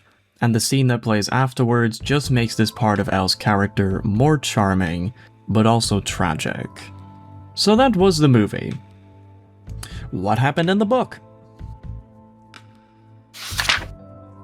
In the world of the novel, Chapter 6-2 Discovery has the cult seething and molding by the fact that L had managed to escape their grasp once again. And when Konishi concludes that the only way they could have escaped was if they flew, which actually makes the cult more intelligent than they made themselves out to be, Kujo is left petrified at just how much L had managed to play her, given that although she had been using the Kira Investigation Headquarters' line to send threats to the president, none of what she thought was going to happen actually came to fruition. And with Matsuba being anxious of how the selling of the virus was going to be a massive pain in the hole because Maki could not be allowed to spread the virus first in a haphazard way, Konishi notices that all of the GPSs that they had been tracking all this time had all gone away, leaving only one that is located in Osaka, ending the chapter with the scary fact that L's foolproof plan had only gone so far. Once again, one of the novel's many strengths is that L isn't completely invincible, and with this one error that couldn't be avoided, there is now a sudden spotlight that shines to exactly where they are, giving the cult one more leg up that they desperately needed for so long, resulting in the conflict still having some intensity that makes me want to continue reading. But this chapter is only a bridge to the next part of the story. Nothing too much happens in this one, other than giving me some subtle joy at the cult being, well, useless. So with my thoughts being that I thought this chapter was just a decent way to bring the cult back into the plot, let's move on. Chapter 6-3 production opens with the L gang setting out to sea with a full lab haphazardly designed so that Takahashi can work on the antidote that will be safely away from any potential victims should things go wrong, with L even kindly saying that when everything is done, the cruiser would be Takahashi's to keep, which I thought was very cute, even if the gesture has fallen on deaf ears, which L tries to tell Takahashi that he means that as a compliment. With Tsuruga now back with the gang, he is assigned to drive the boat, and when he questions how safe everything is and L by the end of the conversation says that Tsuruga could present the first marine animals to be infected with a hemorrhagic fever virus if he turns out to be wrong, which is such a funny comeback that distills all of the worries in L's plan going tits up, Takahashi makes them all wear hazmat suits for their own safety, and he begins his great scientific forging of the vaccine, under the prying eyes of the FBI themselves. Something that Tsuruga, the very man who went against his agency to fight alongside L, calls, quote, a fine irony. Yep, the feds are protecting the boys. Isn't that just lovely? Like the last chapter, production feels like one that is very blunt and to the point, making it blatantly clear to the reader that the real conflict is about to start, just not right now. But as a somewhat uneventful chapter, I still thought it was good. It's nice to see L use all that he has learned from hanging out with Maki and using his newfound social skills to try and break any ice or tension that he had with Takahashi and Tsuruga. It's these two small moments that really highlight how much L has changed from his beginnings in the story, talking to the two like they've been old friends for so many years. And his conversations and his comebacks now come a lot more naturally, and they aren't filled with anywhere near as much venom as before. It was some good stuff. Unfortunately, I don't have anything else to say. So, on to the next chapter. With the day passing by on the ship and into the early morning of the next, Chapter 5 Pirates has the cult thinking that they have L completely surrounded, Kujo believing that because he had decided to go out to sea, there is nothing stopping them from attacking his boat and getting the upper hand, while L has no chance to kill them all using his Death Note. All seems well in the world of the cult, and they go out on their boat to try and kill L, only for their great crusade to be interrupted by the literal feds, who blind their ships as a warning for them to not go any further with their mission, leaving the cult stuck and angrier than ever. From this action and Kujo questioning what L had done to get the FBI to protect him, this answers the previous question of who that fake L was that told the president that they would take care of the imposter. As it turned out, that was all just L, which I just think is really funny to think about from Tsuruga and Maki's end because it just means that L had made that threat to America, sat there twiddling his thumbs for about 10 or 15 minutes, called the president to threaten him again, whistling a completely different tune, using all of the rumors that society had about him to his full advantage. On one side, this shows off a really smart man doing what he can with what he's got. On the other, that's just so fucking funny. And that kind of parallel thinking is what makes L such a good character, and M just seems to get that in spades. But as Kujo sees that she can't do anything else except plan her next strategy, the chapter ends with a small moment with Maki and L, taking a break from a hard day's work. So to pass the time, they watch a baseball game that has Maki's home state playing, and from L trying to understand the fun Maki is having along with listening to her with great intrigue, the chapter ends on a happy note, with L turning towards his computer and putting a manju in his mouth, showing a very lovely older brother vibe in his time spent with Maki. It's really nice to realize that L and Maki had grown so much that this small scene of them just doing something that is not related to the case at all feels like it was truly deserved. After everything these two have gone through, they deserve a fucking break. Another short chapter, but still very well done. So with this streak of shorter stories all done, let's go back to the movie. Because some shit is about to get really real. With victory finally in hand, Elle and the others celebrate to a big feast of candy and other sweet foods, and in this scene, Elle spends some downtime with the kids. allowing himself to follow Maki's traditions when eating food, acknowledging that his reasoning for eating so many sweets is quite flawed and could very well be the thing that kills him, and even entertains them in the form of attempting to straighten his posture, and struggling greatly to do so. But despite his failure to straighten his back, Maki and Boy give him cheers and encouragement all the same, the two of them understanding that L, although strange in his nature, is trying his best to show them that he cares for them, even if the scars of his past are so deep that a few of them will remain permanent. This small but humorous moment between the three characters is probably my favorite scene in the film. After so much turmoil that was both physical and emotional, it truly feels like the characters earned this break from all the chaos. And throughout the scene, you really see just how much L has changed throughout the story. No longer is he keeping his distance from the kids and sees them as a nuisance. No longer is he scared to socialize with them. But instead, he is now bonding with them in small and simple ways, allowing himself to share a moment of peace with them, just like how a man would bond with his friends and people he cares about. L shows here that he has grown to care for these kids and their safety very much, because now he sees them as people rather than assets. And this moment highlights his growth in the story in a wonderfully easy way, and it makes for his moment to physically represent his desire to change out of his old habits, one that I looked on with admiration and pride, all because the scene felt truly earned. From the placement of the scene all the way to the acting, I loved this small moment. It's by far the sweetest part of the film, no pun intended, and I love it for that reason alone. Truly amazing stuff. Fun facts about the lab scenes. The shots for this part of the movie were filmed in Otomiya University, one of the national universities in Japan, where they used one of the science labs as the set for the indoor parts of the movie. As for the outside, they filmed it on the main campus's rooftop, and the shots were filmed during Japan's intense heat wave, meaning that everyone on set was dealing with the scorching sun all throughout the day, which I sympathize very deeply. Fuck me, I hate the sun. However, this is Death Note. We can't have lasting joy. And in L's Change the World, the good times do not last for long. As after Maki tells L that she needs the restroom, she leaves the group to go to a dark harbor, where it's revealed that she had been contacted by Kujo to settle things once and for all. Despite Maki's happy and calm exterior, all she had done was hide her desire for revenge away from L and the others.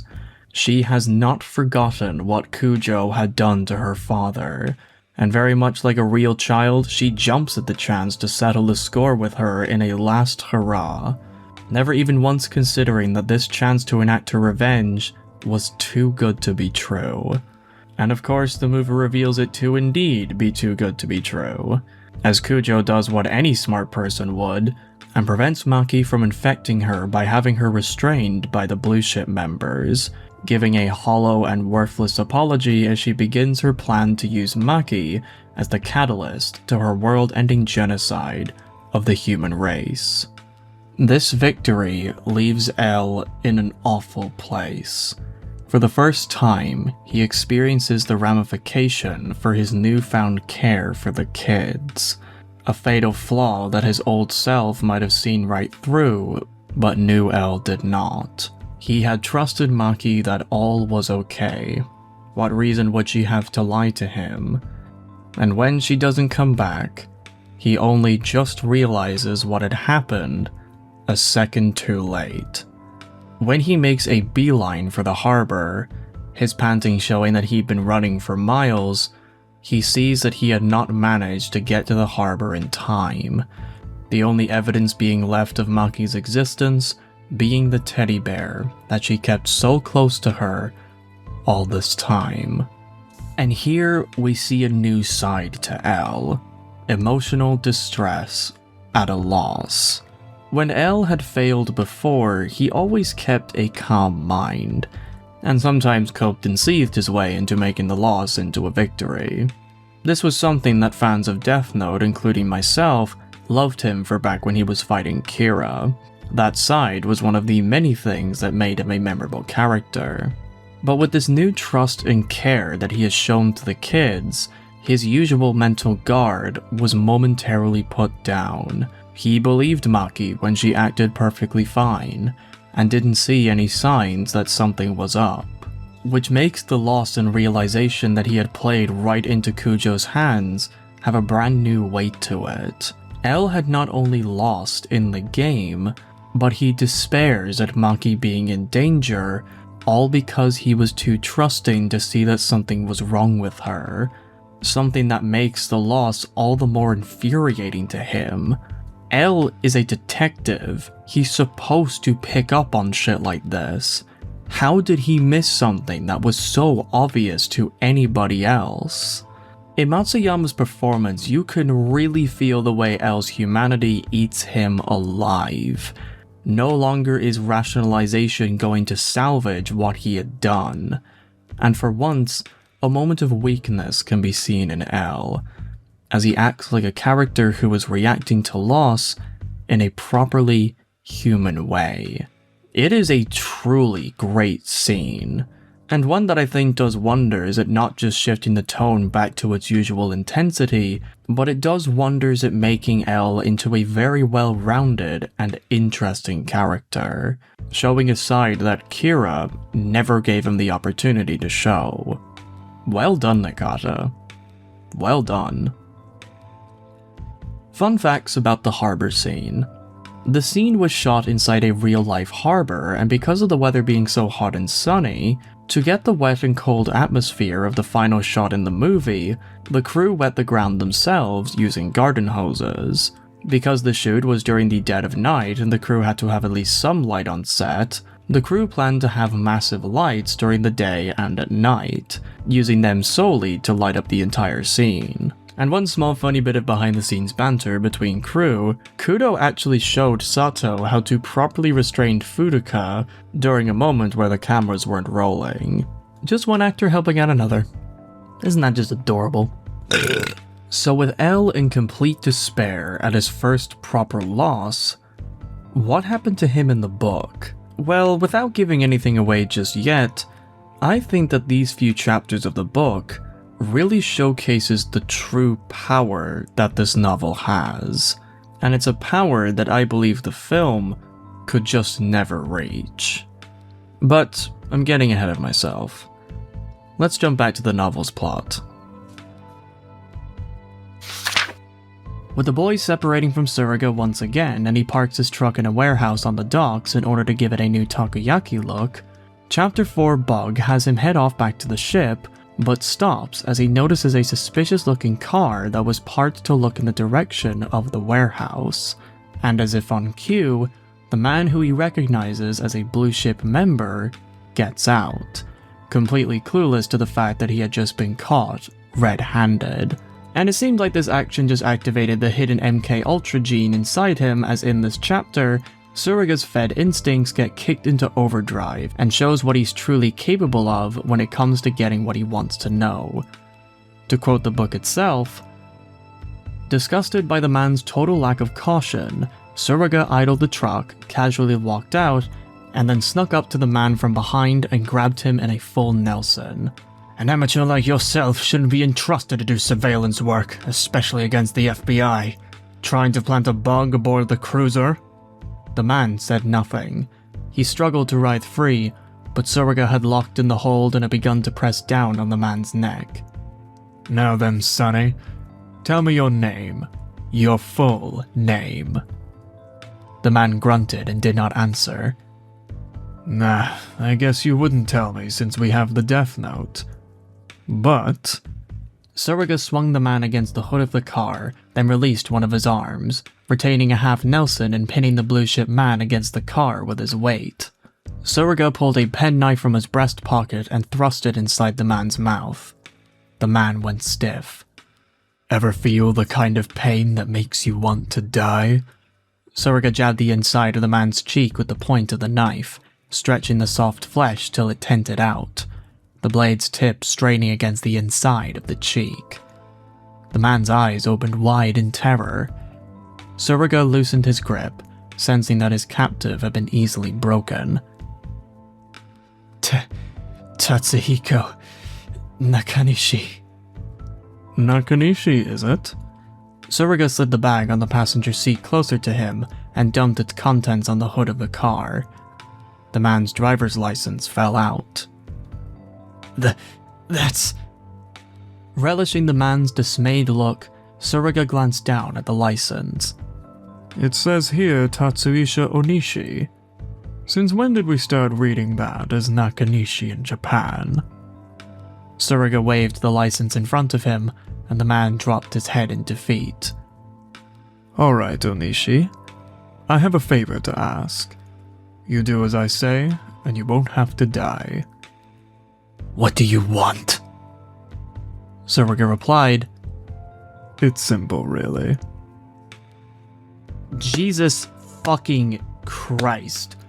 What an absolute specimen of a man this guy is. Tsuruga is an absolute monster in the book, and being able to see him show all of his best and even threatening qualities in all of these solo missions just makes him such a fun character to read. Through his own adventures, he has this kind of Mission Impossible Jack Reacher kind of vibe that older and more distinguished gentleman-like characters exude in their own stories. And seeing a guy like that in a story like L Changed the World makes for some great side plots, as well as giving us a very strong cast of new characters. Tsuruga, who I would argue is on par with someone like Naomi Misora, makes his addition a very welcome one. With him in L's corner, the cult has no chance whenever they try anything. At least, not yet. More on that later. And seeing this badass in the novel and then seeing how he's utilized in the film is just... Again, more on that later.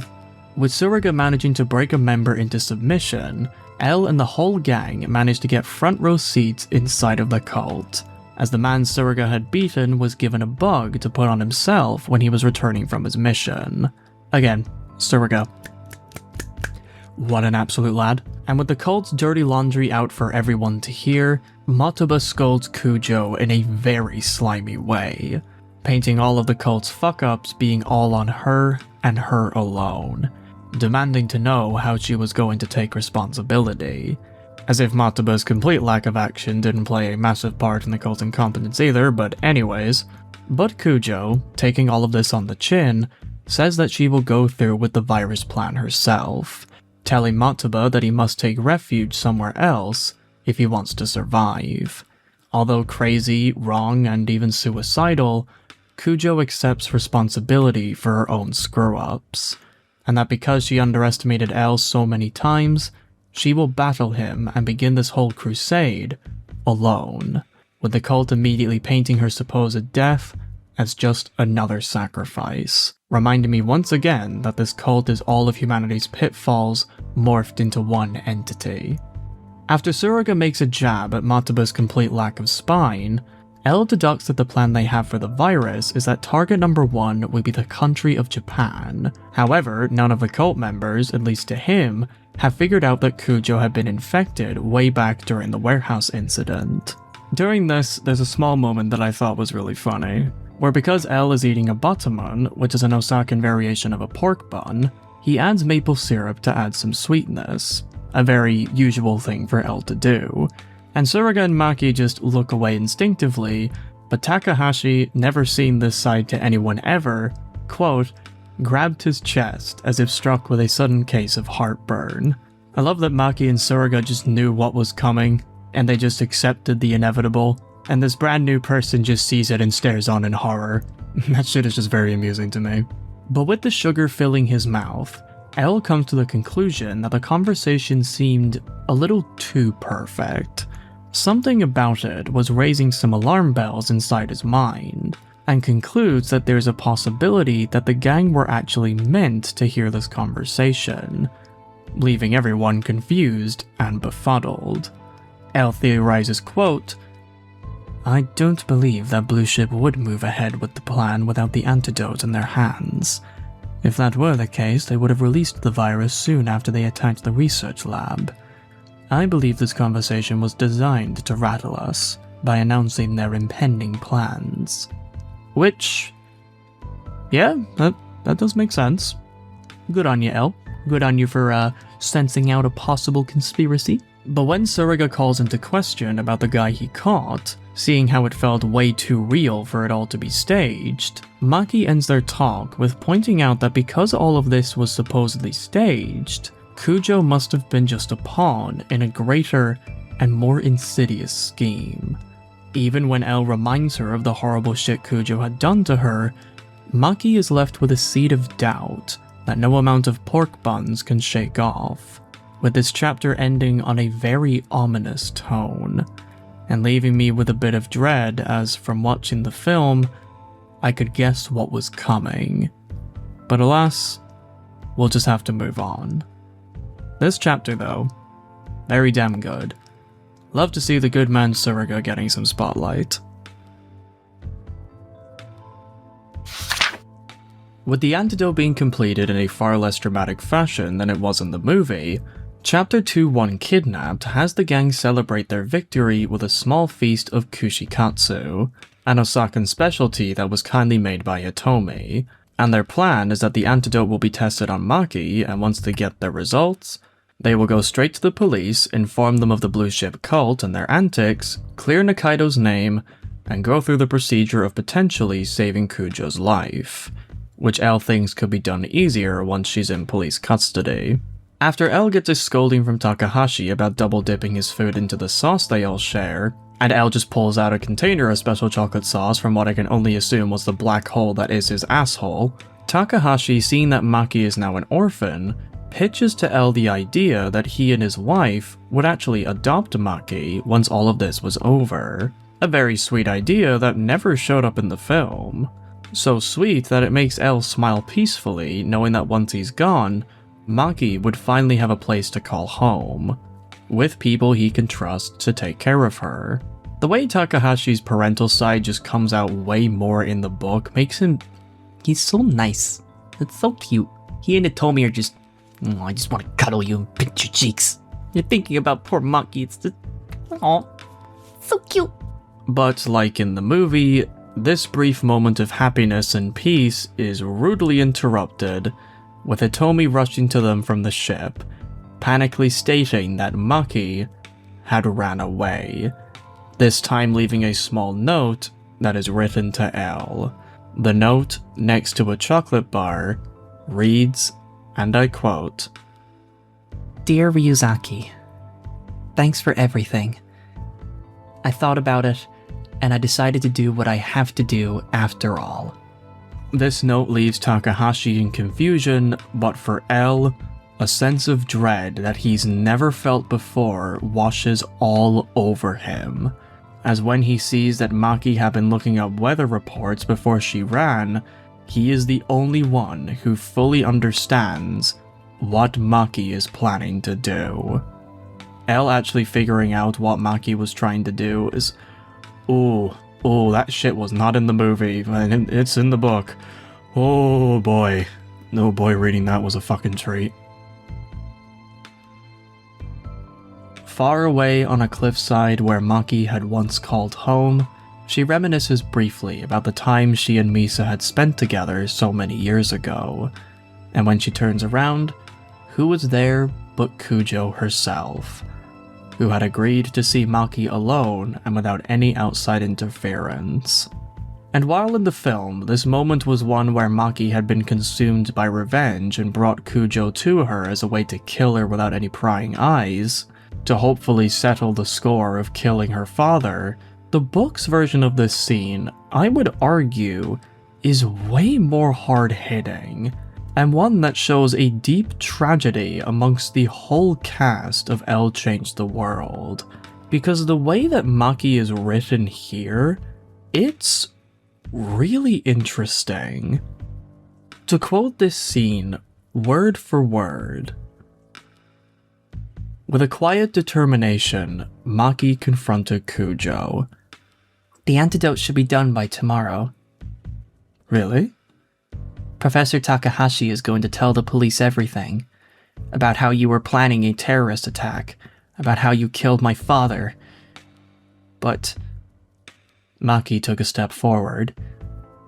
Maybe you were planning to die from the start, Dr. Kujo. Kujo nodded quietly, stone-faced. What I have to do now is get you to live, so you can redeem yourself, so you can atone for your sins. It was what Maki had been contemplating ever since she had lost her father. Maki. Kujo's eyes grew wider. My father always told me to never lose sight of what you have to do, no matter what. And what I want is for you to take over my father's mission. So please, let's start over. If you can't, Maki gripped the knife in her right hand. I'll kill you, and then I'll kill myself. Kujo looked around her and sighed. That's why you asked me to meet you. The virus won't spread, and we'll be the only ones to die. Maki nodded. Her father had taught her the risks of working with deadly viruses, and that as his daughter she might one day have to sacrifice herself for others. Maki, you still believe in me, and forgive me after everything that's happened. Maki recalled the image of how her father had died. The woman her father trusted with his life, but who drove him to his death, now stood before her. In an instant, a burning hatred nearly erupted from her soul, but Maki extinguished it.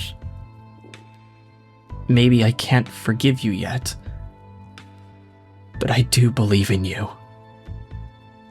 Kujo looked away to gaze at the sea. Endless houses and streets spread out on the other side of the bay. It was a warm and peaceful scene. Maki stood next to Kujo, like she used to, and stared across the bay. Dr. Kujo, that place over there is filled with happiness. Of course there are some bad people there, but still everyone is trying to live life to the fullest. Can you really destroy all that? Finally, Kujo said, "All right, Maki. I'll bring everything out in the open. About killing your father, about what we have been trying to do." Dr. Kujo, thank you. The two took a step closer and held each other's hand. Their hands became connected by a tiny hope that transcended despair, hate, and anguish.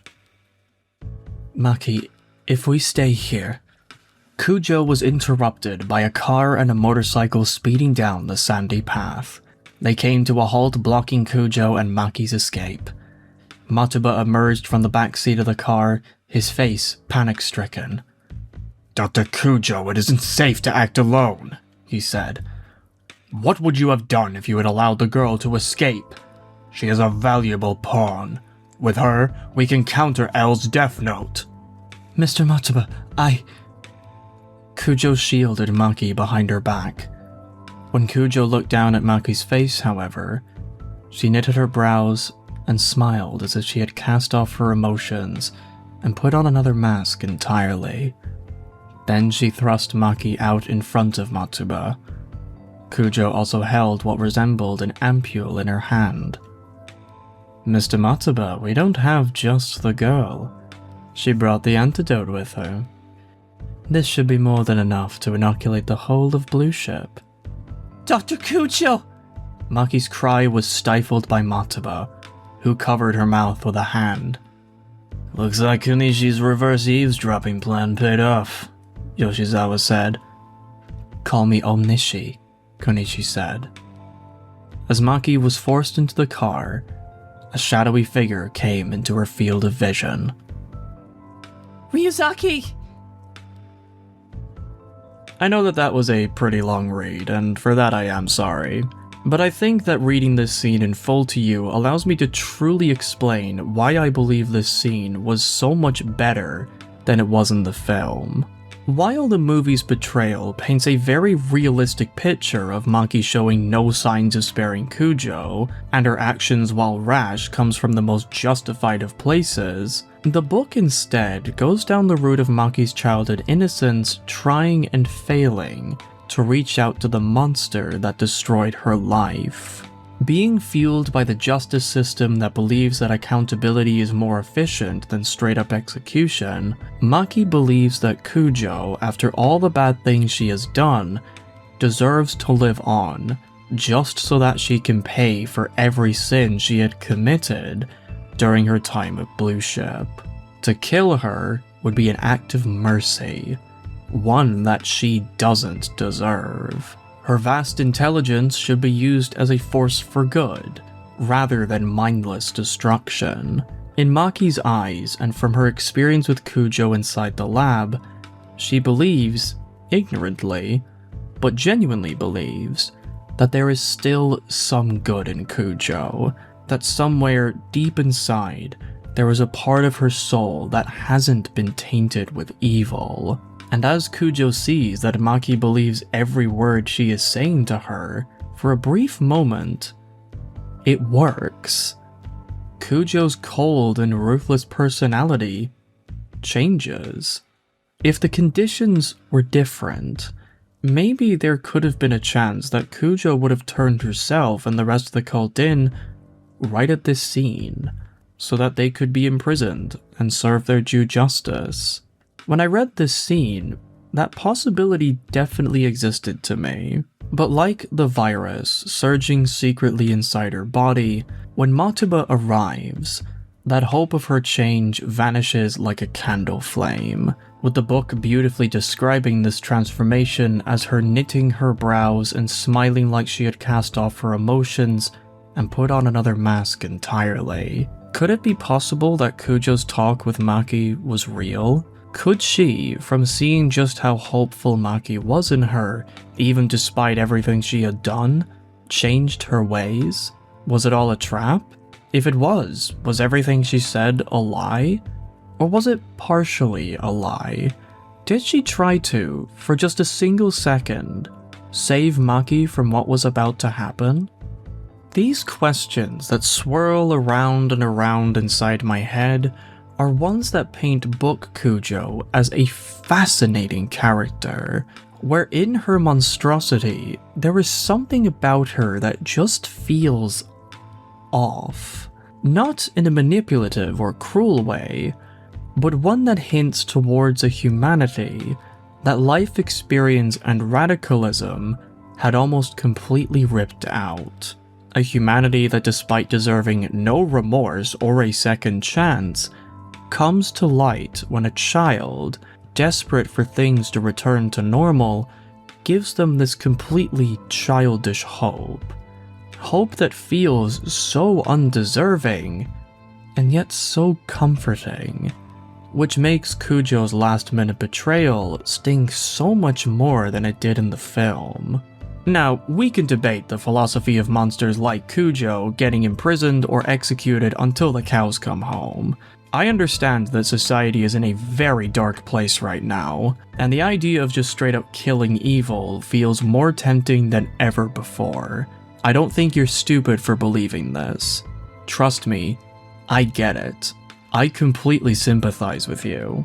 But to keep this as fictional as possible, I found that the book's way of almost having Kujo abandon her cause and turn herself in, even if it was all just an act, makes for a far more interesting conflict than the movie scene, which I'm not trying to paint as bad or childish, not at all. I just like moments where a child's innocence can move even the most diabolical of monsters. Children just have this almost delusional hope that when you experience it, feels contagious.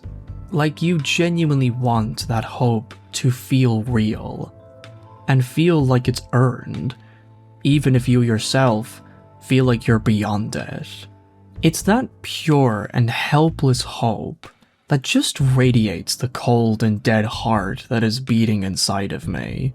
A hope that I believe shouldn't be demonized or mocked, but praised, and even respected.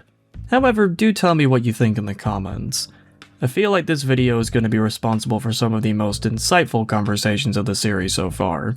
This plot is just so rich. Goddamn, Death Note just ages like fine wine. But with Maki kidnapped, L manages to find her a second too late, and after a brief fight with none other than Hatsune, L is left stabbed, beaten, bruised, and suffers his first proper loss against the cult for the first time in the story. And his reaction, it's just way fucking better here. Like I have said multiple times throughout this analysis, I can't just paraphrase what is said in the book. This one passage, one that manages to highlight L's core struggles and demons in a way that no one else has ever done better in this entire franchise, needs to be told as is, because once you hear it, you will just get it. Here is that passage, and as I read it, cling on to every single word. Quote, L ran after the car that carried Maki, straightening his curved back, pushing his body beyond what it could handle. He knew from the start that there would be no catching up to them, that his own body was no match for a car. And still L ran, like a man who had battled everything that was ludicrous in this world. Just like those who confronted a great evil in the name of justice. The car receded into the distance. L fell forward on his hands and knees, gasping for breath. Light. This feeling of failing to protect those to whom you promised safety. Is this the reality you spoke of? The car's taillights gradually faded from view. The blood from the wound trickled down L's arm to the broken watch he wore in remembrance of Light and dripped into the asphalt. Suddenly, he pounded his fists against the hard ground, over and over. He did not stop even when his knuckles were pink with blood. Light. It hurts. My heart. It was a hurt that L. Lolliot had suppressed, that he had to suppress in order to continue his existence as the peerless detective L. How had the world's top detective been described with regards to facets of his personality other than his ability as a detective? He had been called a kinky detective who relished bizarre murders, a human computer capable only of measuring mass murders in terms of cold numbers, a reclusive sociopath. What L thought of such estimations of his personality only L could know. But no one could truly understand L. How L did not and could not forget the faces of thousands of victims. Who could comprehend the man who had lived his life and had to live confronting all of the lives ended prematurely, the tears of grief-stricken survivors, the devaluing of life as a daily reality.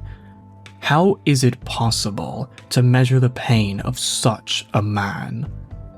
Was it a strain so heavy that L's back curved under all its weight? Was it an agony so terrible to leave the indelible dark circles around his eyes? Was it a feeling so bitter that every bite he took needed to be coated in sugar? The chronically rounded shoulders, the inevitable dark circles, the eccentric tastes. L suppressed the pain of being a champion of justice, but the evidence of the pain was molded into his very body. L tore out his hair and howled at the sky, unleashing the agony inside his soul. Remember what I had said in regards to L's despair in the movie scene a good few minutes ago? M's description of L's suffering tells it in a way that I could never do in a million years. And I think why this passage hits so hard for me on a second read is that in this chapter, M revealed that they, like Kaneko from 2006, understood the themes and history of the original story, and in this case, just got L. From the way they called back to the friendship L had with Light, the way that they bring in how society sees L as a monster that is unfeeling, even sociopathic, how L had to keep up that whole facade in order to be respected and feared, how M highlighted that because of his intelligence, L's memory is that of a supercomputer, being able to remember every face of not just the criminals, but the victims whose lives were cut mercilessly short, and all the families that cry out in pain after the mindless slaughter of their loved ones. From the way M used all of L's defining fucking traits to illustrate all the ways he's been suffering and coping with the mental toll of such an otherworldly job. It was perfect. There's no other way to describe it, it's just perfect. This passage, I would argue, is the best piece of Death Note content I have read so far, and is the most accurate and easy to understand description of L's entire character from this whole franchise. It is a brutal, sincere, and deeply tragic lyrical gut punch that paints L as the most human he has ever been. The sad and overwhelming life he has had finally being gifted with wonderful words and brilliant explanation. Guys, I seriously cannot tell you to read this book yourself enough. This video does not do it justice, not at all. You have to read this with your own eyes to truly get it. Do not think for a second that because of this video's length or how much description I'm going into when it comes to the stories, that this is a good way to experience it. No. These videos are just my experience, my thoughts, my own. Go form your own. Death Note is way too good of a franchise for you to just take my word for it. And with that passionate rant, this chapter is without a doubt my favorite one in the book. I fucking love it. Everything about it, it's just perfection. Absolutely phenomenal writing on M's part. The talent, the sheer fucking talent. Whew. Holy shit. Getting back to the movie after such a big high from the book, things look very bleak, as L understands immediately that Blue Ship's plan is to use Maki as a vessel for their plan. But things look up for him as Matsudo reveals to him that in his absence, he had made the first sample of the vaccine. A solid victory, only that the vaccine has not been tested, so it makes its usage a massive medical risk. But with L's desire to save Maki at all costs, Matsudo promises to make as much of the vaccine as he can, and L, rather than coldly setting him to work, pleads him to do so, something that he has never done before. While the chances of the vaccine backfiring are high, L doesn't care. Maki is in trouble. She needs him, and that's a risk that to L is worth taking. In this scene, there's also a cute moment between L and Boy as he runs over and grabs his back, something that he had never done before throughout the story so far, which I think can be interpreted as him either looking for comfort, or maybe he's trying to comfort L, which L, even though he is hiding his emotional anguish, takes a lot better than he did before. Like I've said, L has had a character arc with these kids now, and this movie uses every chance it gets to show you this growth throughout the movie. I think it was very cute. After Surga meets up with L and they discuss their next move, with L deducing that their destination for the spread of the virus would be the most profitable country given what he knows about Matuba's philosophy, Blue Ship incites their plan by disguising Maki as an emergency patient, making their way into the airport with no complications. As they head for the airport, L informs Surga that he had burned the Death Note, something we had known during the first 20 minutes of the film, apologizing to him for making his involvement a complete waste of time. But Tsuruga, a man of honor and integrity, takes it in good strides, and vows that even though he's lost his original mission, he will still help out L in any way he can. Tsuruga isn't the most developed character in the film, and I'd argue he's probably the weakest part of this whole story. But even so, I do find his drive to help to be somewhat nice to watch. He has that blind optimism that just feels contagious. A small moment between these two that I also like a lot was while L was shocked that Maki would go so far for revenge, Tsuruga states her motivations clear as day, showing that he understands very well why Maki did what she did. And L, in a moment of acceptance, agrees with him, which Tsuruga clearly did not expect at all. His surprised reaction was not only funny, but it has another layer of comedy to it, given that because he spent such little time with this new L, he hadn't seen the gradual change that he had throughout the story, and in this moment noticed immediately that something was different about him. It's a subtle but really clever way to show off L's arc. It's almost like he's talking to a completely different person. It's good stuff. So with the climax almost at our reach, I'm just gonna blue ball all of you and talk briefly about the book. I know, it is very frustrating that I'm doing this. Look, maybe I could have split this video into 2 parts. I don't care. I'm too deep in. Let's just continue where I'm going. I'm doing this just so that when we can get to the finale, I can just talk about that and compare both the book and the film respectively. Sound good? Fantastic. Now, let's go back to the ancient texts. With L trying to suppress his sorrow over his colossal mistake, Chapter 2-2 Deception has another great bit of fan service in the form of the sharpshooter that nearly killed Light in the manga and the anime, Matsuda.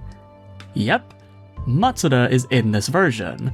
The legend that made a grand stand against the evil tyrant known as Kira is back for another round of action. And oh, I am so happy that he's back. You definitely love to see it. You absolutely love to see it. My fanboying aside, he came here under the false pretense that L had been the one who sent him, and when L looks through a mysterious report that Matsuda had with him, all of the pieces of the case start falling into place.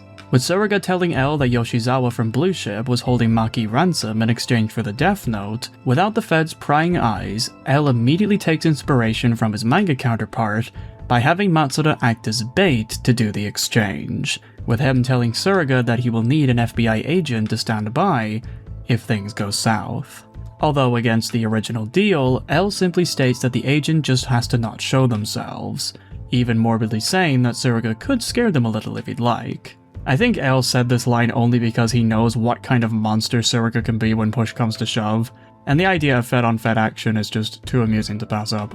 As the 3 amigos go off to their destination, with L receiving a case filled with only 1 untested vaccine by Takahashi, and when L orders him to make more while he's gone, the 3 head to the 30th floor of the Ameda New Sky building, the location where Maki's captors demanded they make the deal. With the boys theorizing on why they chose this specific building and that specific time, with the most likely reasoning being that they had somehow made the virus into an aerial weapon, Matsuda, completely unaware of anything that is going on by the way, asks L if his peaceful death is certain after L made a brief comment about his death not being as quiet as he had hoped.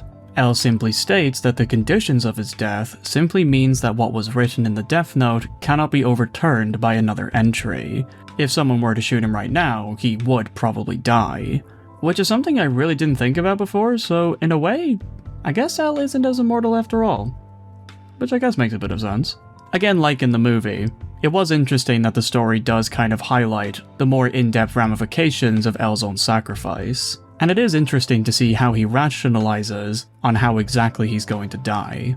But to calm Matsuda's clear anxiety, he states that with his help, L would be able to die a peaceful death as it was written, which in this context is actually a pretty powerful line. Because keep in mind, Matsuda had no idea that L had gone through so much growth in their time apart, and when they meet up again, he sees this more calm and sad side to L, and of course he's immediately concerned. Hearing such a cold person in the past suddenly say something so nice to him must have come as a very unexpected surprise for the poor sharpshooter. But as L thinks back to Maki's kidnapping, he realizes that Matsuba had said something quite odd back at the cliff. That being that he had the antidote in his possession. Something that makes no sense at all, given that Maki never even had a sample of the antidote when she met up with Kujo, because the vaccine hadn't been invented yet. Which means that it might be possible that Kujo had ended up tricking the Blue Ship members into believing she obtained the antidote from Maki. But why? What would be her motive? This very strange act of heroism is met with complete befuddlement by Tsuruga, which is completely understandable. But what this says to L is that Kujo is now more dangerous than ever, seeming to see at last that the child of the Whammy House might have been doing all of this for a different agenda than the cult. And as we know about the Whammy House, when a kid raised there goes out on a mission, they go about it in ways that the average person would never see coming, and never be prepared for in a million years.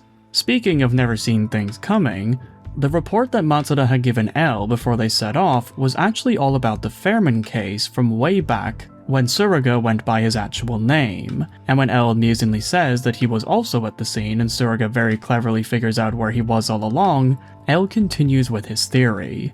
And since all of the details are really important to understand and I just can't paraphrase this like I normally do, let me just give you what it says in the book.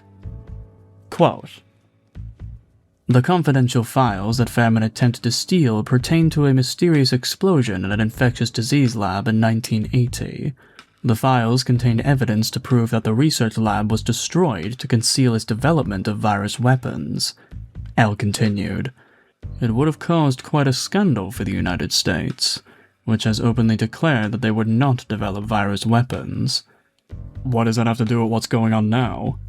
Dr. Kujo's parents were working at the infectious disease lab. Although they weren't involved with the research of virus weapons, somehow they became entangled in the incident.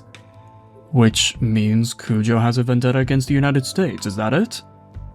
The identity of whoever was pulling Fairman's strings and issued fake orders from the Secretary of State has yet to be found, but one fact has been revealed. What is it? We received word that Fairman left the US several days ago and entered Japan under the alias Gilbert Vine. Perhaps there is a connection. Tell me, Ryuzaki, who is the report from? L looked down at the report and smiled as if he were remembering its author. From someone who likes to solve puzzles. I do really love it when a mystery novel brings back a detail that seemed unimportant at the time, and it all comes back in a massive way by the end. Not only does Nier come back in a cute way by showing that he was being a helping hand in the case all along, and is most certainly the one who sent Matsuda to L in the first place, but with all the information he had managed to gather for L now has a much better understanding on what possibly could be driving Kujo to go on such a murderous rampage, and if he is lucky, he could even get the identity of the person who had been pulling on Fairman's strings all those months back. The way that M managed to combine these seemingly two completely separate cases into one giant complex narrative, just like how L had managed to deduce there being two notebooks when he first saw Rem in the manga, is such an impressive sight to behold. And with the idea that the identity of the mastermind is just a few pages away, it makes me even more excited to see the exchange that the boys are going to have with the cult. An exchange that shares quite a few similarities to a moment way back from the manga. I'm interested to see if some of you may figure it out before I reveal it to you. So the boys make it to the 30th floor, and Yoshizawa and Hatsune, armed with guns and determined to continue their winning streak, demand that L hand over the notebook, which L does inside a potato crisp packet. Nice callback, Em. I really like that. As they ask him for the second notebook, and L simply states that he had faked having it since he had actually burned it, when Yoshizawa tries to call him out for breaking the burning rule inside the Death Note, he just simply reveals that the rule was completely fake, even jokingly saying that he could show more evidence by burning the one he has now if the cult aren't convinced. It's a small moment, but I love that Yoshizawa is just not having any of it when L suggested that, with the book even describing his actions as, quote, Yoshizawa pulled the Death Note away from L, who looked like he might pull out a lighter at any moment. No, you've burned us enough times already. even when they're supposedly winning, the cult just can't help exposing themselves as insecure losers. It's so fun to read. So, as a way to properly test L's death note as real, the cult members force them to write their own names down in the notebook. Which after L sees the perfect reasoning for them doing so, much to Suruga's disappointment, and before Yoshizawa and Hatsune could think that maybe all of this was a trap, L takes the pen he's offered by Yoshizawa and slowly writes his own name down, saying that he would die from jumping out of the window, which he believes would be more merciful since a heart attack is a way more painful way to go. I mean, I can't say if he's wrong on that, because, well, I've never tried either, but fuck it, why not? Let him go out in a dramatic fashion, he's fucking L. And, right on cue at the 40-second mark, L, entranced by the death note, darts to the window and goofies himself out of the window onto the concrete below, with Hatsune and Yoshizawa seeing clear evidence of a body that looked like a frog that had been flattened by a car. It seemed that this stunt was the real deal as the members turned their sights onto Suruga, and like L before him, he asks if he could write down a different time for his death. But his request is immediately shot down because while the cult may have been trounced on throughout this whole story, they aren't completely stupid. So alas, Suruga accepts his fate, but makes them an offer they cannot refuse. He will die at 8:30 PM without contacting anyone, these conditions guaranteeing that if the members were to leave the scene of the crime, they would be able to escape the police and their viral device could work its magic with no problems. All while L and Suruga would be the ones seen as enacting this terrible attack on humanity. And with this level 100 wisdom play, the members take the bait, Suruga getting rewarded with the sight of Hatsune's underwear for the second time, which she gave him just as openly as the first time. Don't make the joke, writer, don't make the joke. And as I am sure you are all painfully aware by how I described the scene to you, yeah, it was all a fucking trick. All of it. The death note, fake. It's the same one that L had traded with Maki all those hours ago. At least, I think. L's death, also fake. He had jumped out of the window, yes, but some FBI members had managed to catch him from the 29th floor with a mattress. Exactly like how Matsuda was saved back in the manga during the Yotsuba arc. Speaking of that, L's body and the ambulance that took him away, once again, fake. The body was actually just Matsuda disguised as L, and the ambulance was being driven by the feds. And this just brings me to an interesting observation. Remember when I read you that one quote where M claims that he had never read the manga and was just going off of the OG films while he was writing this novel?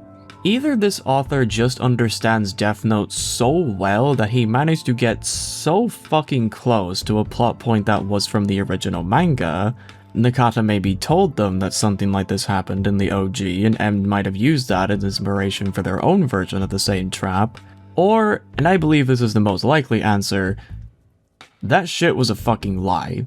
Which I think makes complete sense because at the end of the book, after thanking the people who helped them, M says, and I quote, "This work is a novel adaptation of the film L Changed the World, as well as an homage to the original comics, novel, and live-action films that preceded it." So, yeah, I think M probably did their homework.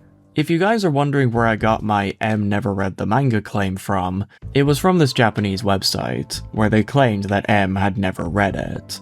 Maybe this was a mistranslation, maybe the site was just lying, maybe M didn't read the manga before working on the book and had started reading it during the writing process. I will never know. But given how much this book embodies the spirit of Death Note, I find M having no knowledge of the source material as they wrote it to be extremely hard to believe. I'm not saying this is a point of criticism against M, by the way.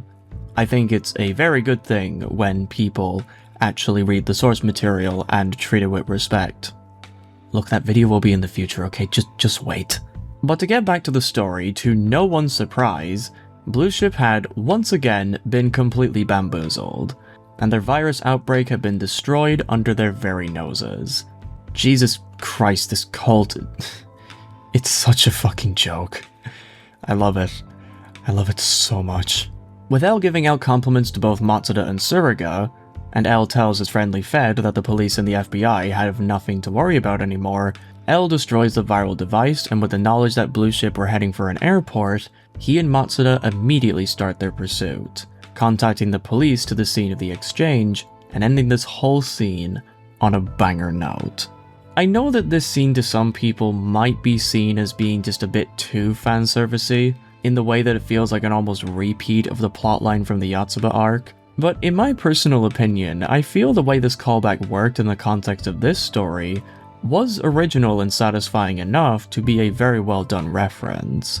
Plus, given that Tsuruga is a way more developed character in the book, having him sweet-talk the cult members into basically dropping their pre-established plans in such a smart way just shows that even though Tsuruga had been scripted to say this by L, he was such a good actor that he managed to play the cult members for fools.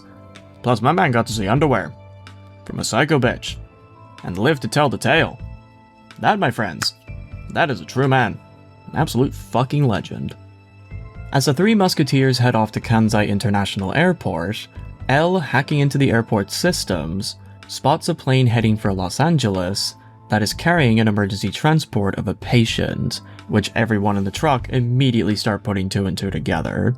With the boys theorizing that Kujo is heading for America, all of their brains start turning towards the why. Why was Kujo doing all of this? Here is all their theories, straight from the book. Quote, Dr. Kujo plans to take Maki to the States by disguising her as a patient in need of an emergency operation. Matsuba and the others will likely board the same flight posing as doctors and nurses. Smuggling weapons and bombs inside the medical equipment should be easy enough. They also have the added advantage of being able to use the plane as a bioweapon, were Maki or Dr. Kujo to exhibit symptoms during the flight. If the plane were to explode over American airspace, the virus would rain down from the sky. In which case, Kujo and Matsuba, as well as the Blue Ship members, will all go up in flames. Dr. Kujo may well be prepared for that eventuality. While the Blue Ship members intend to escape the threat of the virus, Dr. Kujo may be planning to annihilate the United States by using the members themselves as viral weapons. A suicide attack to enact vengeance on the United States for killing her parents. But Ryuzaki, wasn't this Kujo woman infiltrating Nikaido's lab? Matsuda asked from the back seat. She should have had plenty of opportunity to steal the virus without Blue Ship's help. Why would she have to smuggle the virus into the US in such a roundabout way? Perhaps the US is not Kujo's target of revenge. Huh? What do you mean by that? We should have an answer to the entire puzzle at the airport. With the climax so close in sight, I love that this missing piece of Kujo's motivation is the one thing stopping someone from getting the whole picture. It just adds this kind of intense desire for me to keep reading, hoping that with every page I turn, the answer will come to me and everything in this book and Kujo's whole character will make complete sense. But the answer will only come in time. For now, Tsuruga has a mini-fight with the truck's GPS, and L locks the fuck in by getting his last few mouthfuls of takoyaki covered in chocolate sauce. In his own way, snacking was L's method of preparing for action, to take a very good line directly from the book. With Tsuruga committing about 120 points worth of traffic violations, the boys are eventually chased by the police, and after escaping them by the use of a really busy arcade, kind of like how they escaped Blue Ship the first time in the movie on a tiny street, L, using a bag full of Hanshin Tigers merchandise, uses the wild and primal instincts of rabid fans to get the crowd of people to block the police's path. This trick not just being one that was quite funny, but it also showed that L, from his time with Maki, had grown to understand sports in his own weird way. The fucking goblin had even tried to give Maki an autographed ball, something she said she wanted before she was kidnapped. And L, seeing that it was impossible to do it now, just sadly tosses the ball into the crowd before making the boys move on with their mission. That's just so cute. Fucking heart. Funny moment and character growth. God. Hell yeah. But as the chapter is nearing its end, the book decides that having a whole grand mystery and countless big brain plays just wasn't enough. Because at the 11th hour, L decides that now would be a good time to tell Tsuruga a secret that when you first hear it, you won't believe it. What is it? Well, I think I'll just have L say it, and explain everything himself. Mr. Surga, this may not be the appropriate time, but may I make a confession? What is it all of a sudden? I regret to tell you that no real Death Note exists. I burned both of them after Kira's death. Surga gave L a long, confused look. The truck nearly veered off the sidewalk and he hastily put his eyes back on the road. There's no real Death Note? Then why did you hide it like it was so valuable? And why did I go through all the trouble of recovering it? I don't ever recall saying that the Death Note in my possession was real, said L innocently. Indeed, he had not once said that he had the genuine Death Note. Neither had he once said that he didn't. Suraga's heart sank. His infiltration of the Kira investigation headquarters, the performance with Kujo back at the Yellow Box warehouse, and the dangerous mission to recover the Death Note from Blue Ship had all been for naught. Hold on. You wrote down the name of a criminal in the Death Note in order to threaten the president, and he died. What kind of trick was that? After Misa Amane, who was the second Kira, was released from confinement, she resumed the killings as Kira, with the real Death Note on the first day, but with a fate book starting the second day after Watori had made the switch. Yeah, that much I read about in your report to the FBI, which is why the only deaths following Amane's release happened on that first day. Among those whose names were written on that first day was one criminal who had not yet died. I omitted this detail from the report. Written in the Death Note but not dead. How was that possible? Surga did not bother to hide his irritation. It was simply a case of Misa Amane writing in the wrong date. The date she had mistakenly written was July 23rd. The exact date and time you told the president. What was already written in the Death Note could not be altered. I knew that the US government and the FBI were wary of my connection with the Death Note. I withheld this information about the mistaken date from my report so I might use it in an emergency. Also, that threat to force the president to launch nuclear weapons is impossible either.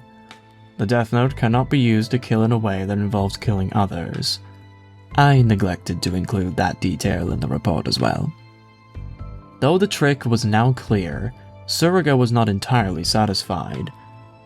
Then why didn't you say as much to the president? That both Death Notes have been destroyed and that the person threatening the president was a fake L. It was hardly necessary to go along with the imposter's methods. We were nearly killed because of it. L did not offer an answer as he trained his sights on the road ahead. To Surga, L seemed to be studying a chessboard and looking hundreds of moves ahead. M. What did you study to have this big of a fucking brain? Did you confide in Akasa, Kaneko, help fucking Oba himself to concoct this absolutely brilliant twist? It was simply a case of Misa Amane writing in the wrong date. The date she had mistakenly written was July 23rd. That explanation is so simple, so basic. Yet because L had remembered such a tiny detail and kept it secret just in case he might use it later in his life, it changed everything. Suddenly, a moment that you would believe would be this book's unfortunate moment of jumping the shark lands so perfectly and so cleanly that I'm left lost for words at how much I was played. And this is coming from someone who had seen L destroy both notebooks in the first 20-ish minutes of the film. I already knew this shit was happening, and yet the way that M integrated the Death Note so seamlessly into the story, in a way where from everything that had happened, it looked to have played a massive role in this fight of the Whammy House, only for all of it to just be a giant fucking lie because of one tiny mistake made by Misa Amane so many months ago. I'm speechless. I have no words. M played me like a fucking fiddle. Holy shit. What else can I say except that I think this chapter, one that serves as a springboard that dives our heroes into the depths of the climax, was one of the greatest chapters of the book, and one of the best things Death Note has had in the whole franchise. God, this video has really made me appreciate this book way more than the first time I read it. Also the film too. Speaking of which,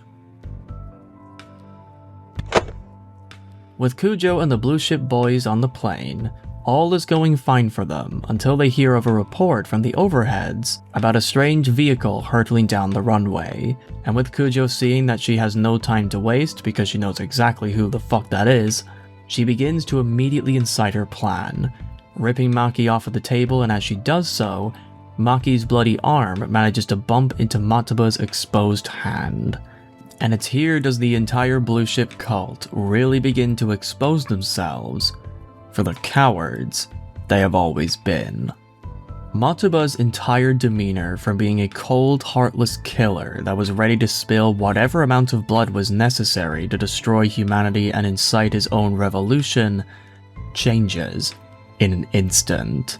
His prideful and invincible persona, one that had tact and authority to it, completely goes away as he does whatever he can to wipe off the infected blood, with the way he looks not even being a factor as panic for what just happened sets inside his mind. It was both really creepy but very poetic to watch this villain finally get a taste of his own medicine, and realizing that he didn't actually think of the possibility that he would also be infected if he actually went through with this plan. As Kujo incites their plan of infecting all the passengers and rallies up the other members into a blind frenzy so that they wouldn't think twice about what they are doing, this scene is easily one of the highlights for me. There is this absolute chaos that unfolds throughout the plane, and seeing the people one by one succumb to the virus is extremely visceral to watch. It's like watching Pandora's box be opened, and all the carnage takes out everyone with terrifying indifference, with Mataba panicking about getting the antidote that was promised to him, and Kujo just plainly states that she had lied about having one. Kujo didn't actually plan to survive the journey, nor was anyone else in Blue Ship actually going to escape their fates. They were all going to die on this plane, exposing her plan to be self-destructive and without a true motive, leaving Mataba acting very much like Light from the manga when his whole philosophy came back to bite him in the ass. Villains suffering from their own creations is a theme that is all over Death Note stories, and what I love about the way that this series does it is that they do it at the exact moment where the character cannot escape or try to change their ways. With Light, it had been when he was caught and brutalized, with his one supposed friend leaving him to rot in his own ideals. And with Mataba, he for the first time feels the anguish and despair that comes from losing your life to a deadly disease. A disease that he thought he was above and would never feel its wrath, with his supposed greatest ally having actually been playing him for a fool, using his own money-hungry drive for power be the very thing that ends up killing him. What makes these moments so strong for me is that it exposes the kind of people that these characters truly are at the end of their stories. Moral and spiritual cowards who thought they were above the consequences of their destructive crusades. People that abandon humanity for selfish ideals, and to have that very betrayal come back to haunt them in their last few moments of desperation. It's this brutal and heartless reality that these characters face towards the end of their lives that gives these defeats such a cathartic edge to them. At last, justice is served to these wicked people, and they'll change the world, I'm happy to say, honors this theme in a very beautiful way. Mostly. I'll get to what I mean later. As the virus starts to spread around the plane, Kujo orders her remaining cronies to get the plane moving, and as it moves, Elle and Suruga only barely manage to catch up, with Elle having to do a leap of faith in order to actually get on the plane, where he is immediately held at gunpoint, and sees the true horror that was inflicted on the plane. Seeing every passenger suffering and writhing in agony like Elle is seeing a depiction of a circle of hell is a brutal scene to watch, and the situation only gets more chaotic as Misawa, the psycho girl who was already shown to be violently suicidal in her worldview, is at her limit and is now reveling in her body's own destruction, where in a last-ditch effort to inflict even more pain on the Earth, attempts to take an innocent baby with her, before the virus becomes too strong and she collapses, very much like her boss.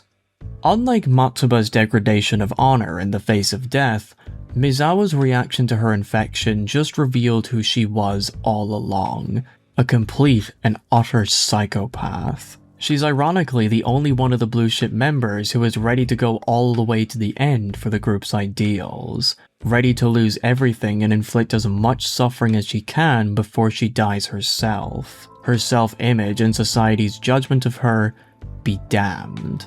All of this makes her scary to watch, because she is the one person in the gang that genuinely has nothing to lose, nothing that could bring her back into the light. Her entire character is a beautiful representation of a broken person that has nothing going for them, and when given a purpose by someone else, allows themselves to be fully radicalized into a cause that would mean their own destruction, and not having a single care in the world, given that before this salvation, to put in spiritual terms, they were lost, and even suicidal people, but at least with the cause, they could die having a meaning. A purpose in their empty lives. Or another way to look at her character would be that the cause was just a facade to allow her to indulge in her sadism and murderous bloodlust completely unopposed, where her desire for suffering is allowed given that she can pretend that she was doing it for a grander purpose. But the truth was that the idea of this lawless murder makes her euphoric, like a drug addict feeling the high of a new powerful opiate. In a nutshell, Misawa represents the radicalized cult member, the member who is more than ready to give up their lives and become demons for either a cause or their own self-interests, the members that always destroy the cult. But regardless of the motivation, these members are always the ones that get destroyed in the end, blinded by their own delusions. Oh, my foot has pins and needles. Oh god. This moment was a very powerful one, and the fact that they used a baby to demonstrate just how vile Misawa has become was an excellent touch. A great end for this absolute piece of shit.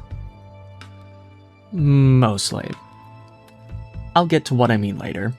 Like Misawa, Kujo loses her composure as well, but unlike the others, her desperation comes in the form of her clinging onto her worldview like it's her fragile lifeline, claiming that Watori's wish of make the world better meant she was justified in killing mankind, a race of beings that were responsible for destroying the environment and waging wars. Kujo is clearly scared to die, but puts on a front so that her enemy can't see that weakness inside her, and tries to become a martyr for her cause. Her spilled blood would mean the bright future of humanity, even if the goal was always destructive and genocidal in nature. In a way, I think that film Kujo is a great representation of what kind of broken people are formed during their times in the Whammy House. Kids that are raised there do not come out the other end without heavy traumas and deep scars. And with this knowledge, suddenly Kujo's genocide plan in the film begins to have layers of tragedy to it. Maybe this was all a symptom of Kujo not being able to process the trauma she suffered in the house, and is thus taking her revenge out on all of humanity because they didn't save her from the abuse. Or could it be that the brainwashing was so bad that she genuinely believes that what she's doing is the right path for humanity? Either way, what I appreciate about Kujo is that I find her desperation to cling onto her ideals to have this air of sympathy, where you can see that she knows that she has gone too far and she simply cannot turn back, like many other martyrs before her. So rather than grovel and beg for forgiveness, she can do the honorable thing and see her goal to the end, even if that honor will be the very thing that kills her. But having heard this kind of radical language before, L shows Kujo that her words mean nothing to him, as he, having been raised by Watori all his life, understood what the old man actually meant, that mankind, although flawed, should be allowed the potential to change their future, no matter what shape that change may take, spelling out the main theme of this movie: redemption. L Changed the World is a story all about a broken man finding new meaning when he's close to the end of his life. L had done many terrible things that had reserved his slot in hell long before the virus, and even way before he went after Kira. But having to come to terms with the fact that his death is coming soon, and getting to finally experience human connection in a way that his old life never allowed him to, L strives to make a difference, a positive one that enforces what Wataru had told him all along. Although deeply flawed, L should be allowed the potential to change his future, no matter what shape that change may take.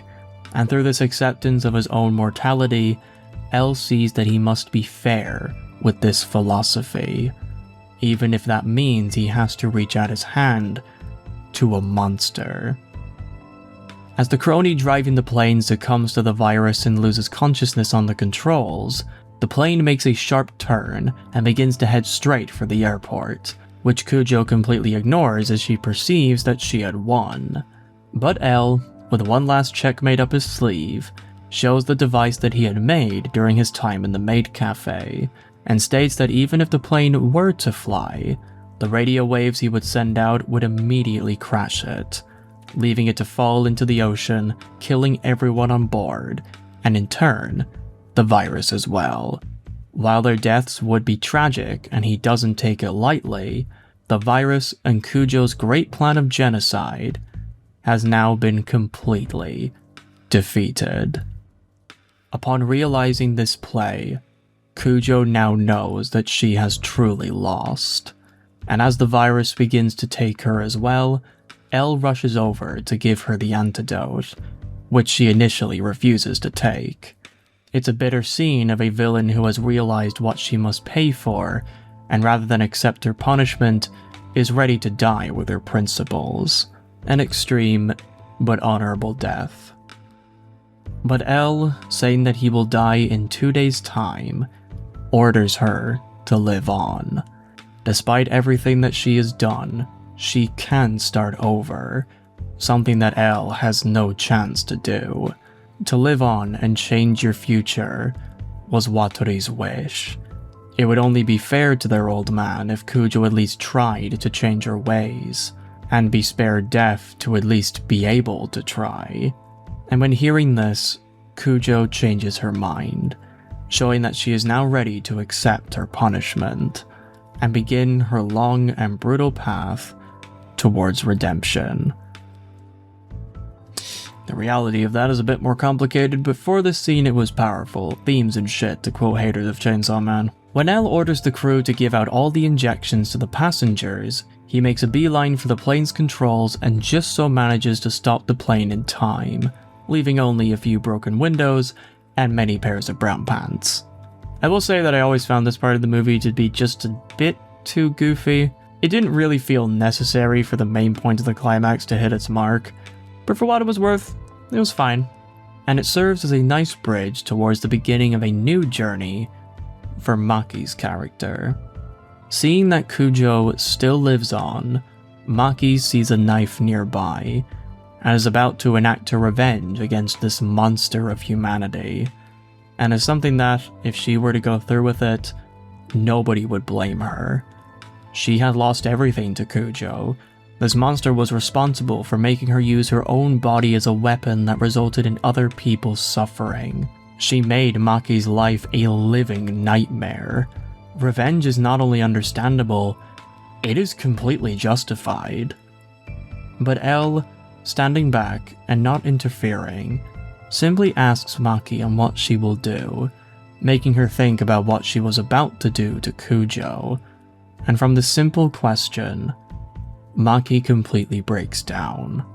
Despite everything she has been through, despite her losing her father and nearly her life to Kujo's plan, Maki, at the end of the day, is still a child. Deep inside her is the hopeful and terrified childhood that prevents her from murdering this monster, That side of her being that she is still just a kid. She would not be able to take murder lightly, even if she could rationalize every single detail with complete justification. To take a human life leaves you scarred. It leaves you broken. It leaves you fundamentally different to how you were before. And Maki, although she really wants to kill Kujo for what she did to her, and no one, again, nobody would blame her, knows that deep down, she would never recover.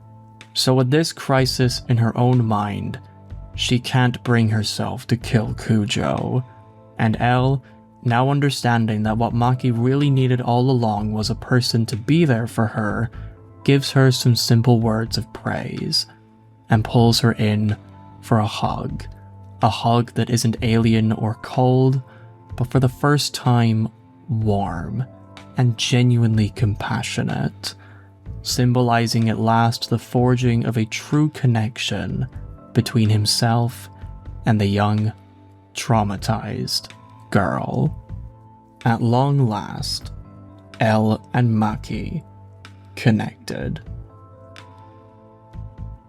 This entire climax was a fucking roller coaster of a scene, with so many plot beats coming to their conclusions, characters going through so many arcs, and the themes and messaging of the story all being done in this last few minutes of the film. Elle Changed the World has without a doubt one of the greatest climaxes in the entire franchise. And while one could make the meta-argument that Elle reaching out a hand to Kujo was silly given all that she had done throughout the story, with the whole narrative being about hope and change, I think this decision worked to the movie's favor. I know that we all love to be cynical assholes, but stories about hope should allow hope to prevail. Hope is a good thing. Let's not forget it. All in all, a fantastic climax. Thanks to Elle's work, all of the passengers manage to survive the whole ordeal, and Maki is sent off for treatment, while Kujo and Blue Ship are arrested for their crimes against humanity, showing that none of them actually died. And yeah, remember when I said that the story did a mostly great job at making the evil characters get what they deserve in the end? I kind of feel that all the Blue Ship members surviving was just a bit too contrived. Kujo, I can at least make an argument for her surviving. After all, she was the end result of her time in the Whammy House and becoming radicalized to commit genocide. And despite what she has done, because of her connection to Elle, it at least makes narrative sense on why she earned a chance to face punishment that isn't death. To kill her would kind of go against the entire theme of the story. But for the others, I don't think that they really deserved to keep on living. They were just way too evil in their methods, way too evil in the way they backstabbed and threw each other under the bus. And they were way too far gone when all of the plan came crashing down all around them.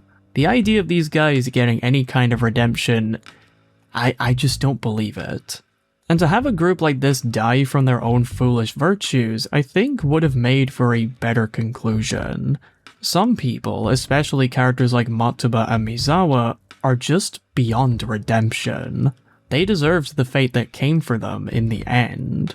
So to have them just live and spend the rest of their lives rotting away in a prison just feels a bit unsatisfying. But honestly, that's more of a personal preference. I just think that having some of the characters die in the same way that Lyta died back in the original story would have made for a more powerful conclusion. But that's just me.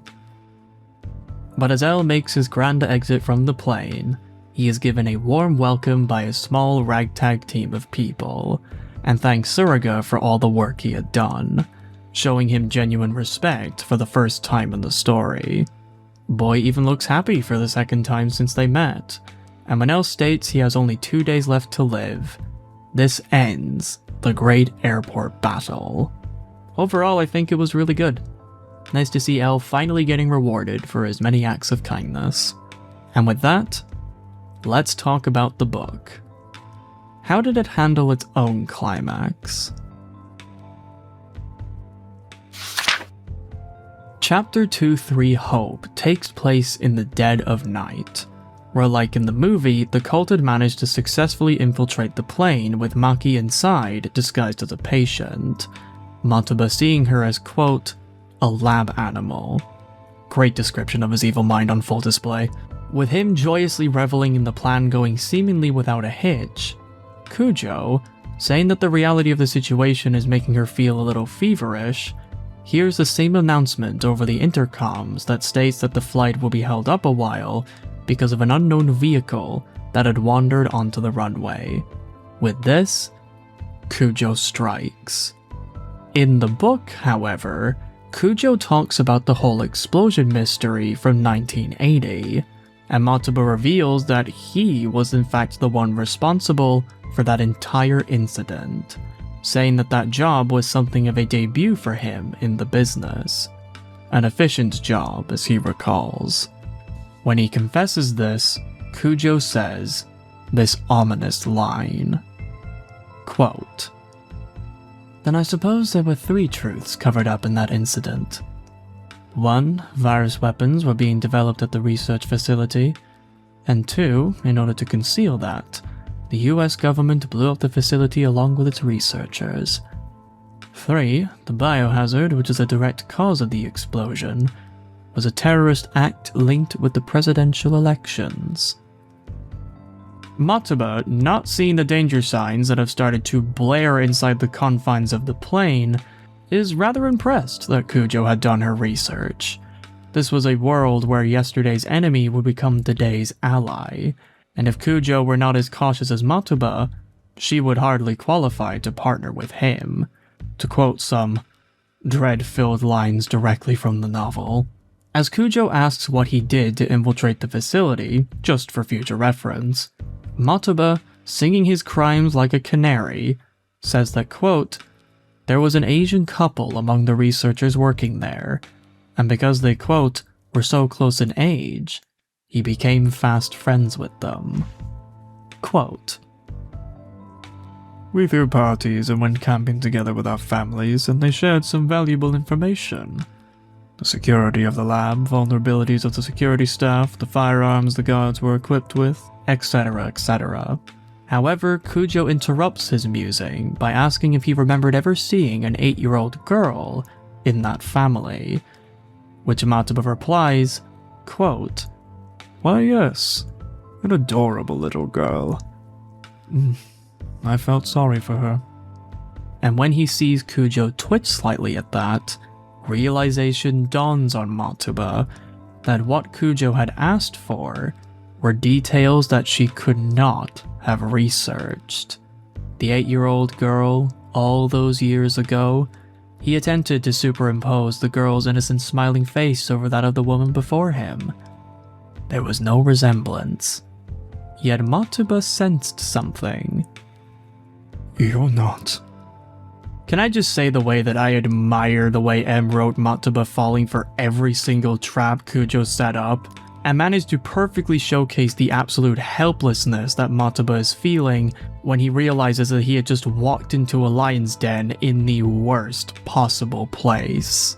This scene is great, not just because of this, but that Kujo, in this moment, feels like a force of nature that has been holding back for so long, and is now finally getting the chance to spread her wings in a place where the person responsible for changing her life forever has no way to escape.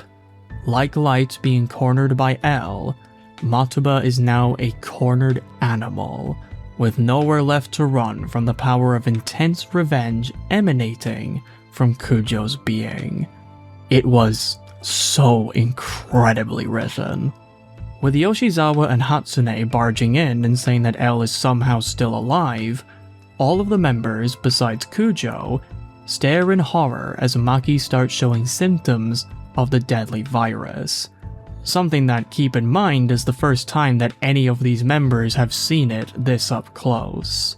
With Matuba fearing the worst and demanding that Kujo explain herself, Kujo, now having nothing to hold her back, immediately takes the cult away from Matuba and leads the charge in their terrorist attack, where Fairman, The same man who had been arrested for his stealing of information relating to the 1980 explosion so many hours ago joins Kujo's crusade, winking at a petrified Matsuba and saying, and I quote, "It's been a while, Matsuba. Although, I guess I'm supposed to be dead. Think of me as a ghost with a grudge. This time, you will not get off with just a scar." But wait! There's more! With Matsuba's whole role in the cult being stripped away from him in mere seconds, after revealing that she had been waiting for the chance to exact revenge on the American government and the ringleader of that cover-up for 26 long years, Kujo revealed that all of the shit Matsuba dug up on her was entirely fake. And worse still, the antidote that she got from Maki not only never existed, but the vial was the fucking virus itself, mocking the cult's entire worldview of a planet with a chosen few, and stating plainly that, quote, "This was her mission all along, to lead you to the depths of despair just before your plan was on the brink of success. And I will change the world, just as you desired, by making you the virus bomb." Kujo's absolute power play over Matsuba in this version of the climax is nothing short of insanely terrifying. Like the great L that Watori had tried to turn her into, she used every Whammy House secret and trick to her full advantage, playing what I could only assume was a draining and frustratingly long game of innocence, only to finally reveal her true intentions at the very last second, taking every last bit of power Matsuba had forcefully from his hands. And yeah, the criminal that she was talking to many hours ago on the phone, yeah, that was Fairman. Fairman was involved. This whole time, he got involved. Good fucking god. It was a beautifully crafted plan. One so brutal and cunning that Kujo is shown in a whole new light, bearing a mind that is very similar to the monster that had forced L to kill himself in order to beat it. God damn, this soup is cooked to fucking perfection!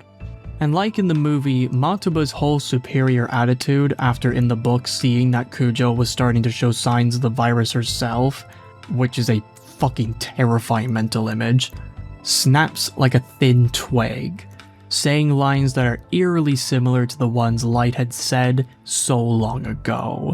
The way I view Matsuba's pathetic nature is exactly like the film, so I won't repeat myself. But unlike the movie, Hatsune, who in the film showed off the violent savagery of a psychopath being indoctrinated into a dangerous ideology, acts very differently in the book. When Kujo attempts to threaten her at gunpoint, she just does nothing, simply feeling peace in that her hunch about Kujo was right all along, and she just sits down in her seat, humming away to herself. Which, yeah, I would arguably say is even more scary. It's kinda scary to see how she's taking this betrayal way too fucking well. And the chaos continues to bubble over, as when Yoshizawa points to Konishi and demands him to explain why he was so calm at Kujo's betrayal, Konishi, a man who is the result of being completely groomed by Kujo and brainwashed by the cult, says that he is one of the chosen elites that will remain alive while the rest of humanity dies and rots away, which is a perfect symbolism to show that, good lord, cults are fucking horrifying groups. And with Yoshizawa attempting to mock Konishi, the following scene ensues. Quote, "Oh, did you have it in your mind that you'd survive, Yoshizawa? Only the elite who are necessary to the new world survive." Konishi jeered. "What are you so high and mighty for? Since when did you become Kujo's lackey, you nerdy bastard?" Yoshizawa didn't care about Konishi's gun. All he saw was the meek computer nerd. Though Konishi continued to stare at Yoshizawa with unfocused eyes, his laugh grew into a dissonant screech. "You always mocked me, called me a geek, and rode me. Konichi's eyes took on a dangerous glint. The gun in his trembling hand was aimed at Yoshizawa's chest. Wait, I'm sorry. Yoshizawa realized for the first time that he had pressed a button he dared not in a weak-kneed man, but it was already too late. You deserve to die! Konishi squeezed the trigger once, twice, 3 times in all, and Yoshizawa crumpled to the floor in his own pool of blood. With Yoshizawa's death, the fate of the cult is sealed. Now with their deathly mission being so close to being enacted, suddenly the drive to survive and conquer begin to fester inside the members, and infighting starts to take lives. Small personal spouts are escalated to bloodthirsty murder. Past slights are treated with the harshest of punishment. Even the most weak and pathetic men succumb to the power of destroying their enemy in a just fashion. And this scene was the perfect representation of that. The most dangerous part of a doomsday cult is that when doomsday arrives, people's true colors come to light. And when being met with the inevitability of death, people like Konishi will try to survive just a little while longer by taking out the supposed non-believers, being deluded in the idea that their act of loyalty will spare them from the fate that is coming for all of them. It is both scary and disgustingly pathetic to see, something that I think represents this cult in their truest form. This entire gathering of people is a group of complete spineless nobodies trying to make somebodies out of themselves, and the cost of becoming something is their very humanity, a corruption of their soul. This scene was fantastic. With Fairman hijacking the plane and getting full control of the passengers on board through some clever lies and manipulation, the aircraft is now entirely under the cult's control, with Fairman saying an ominous line that damns America for, quote, chewing up people just as fast as they can spit them out. A biting critique that comes from a radicalized and dangerous psychopath. As all the passengers silently despair at the fate that awaits them, Kujo, moving over to Maki, attempts to explain herself to the virus-stricken girl, saying that by the time Maki is an adult, the Earth will be a world devoid of dreams and hope, ruled only by despair, and that because she feels merciful to her, Maki is better off going to heaven now to be with her parents, as opposed to the doomsday extinguishing what last bit of hope Maki still has inside her soul. But in a move that makes Kujo's heart waver, Maki, in complete childlike ignorance, looks at the monster of Kujo and says, and I quote, "I won't give up on my life, and I won't give up on the future of this earth.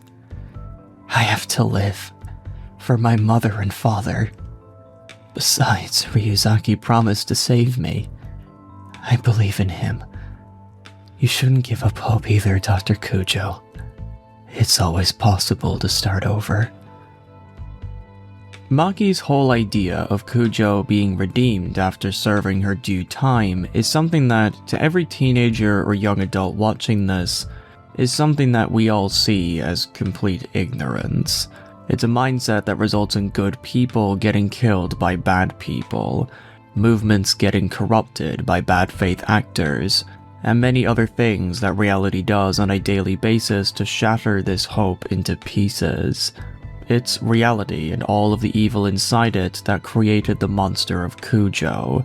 It's reality and the destruction of nature for technical progress that formed the cult's beliefs.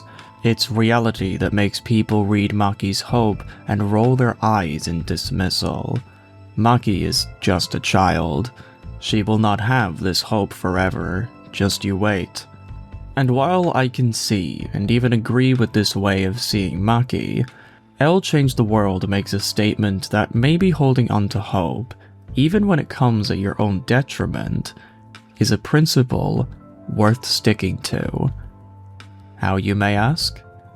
Well, this is how the book answers that question.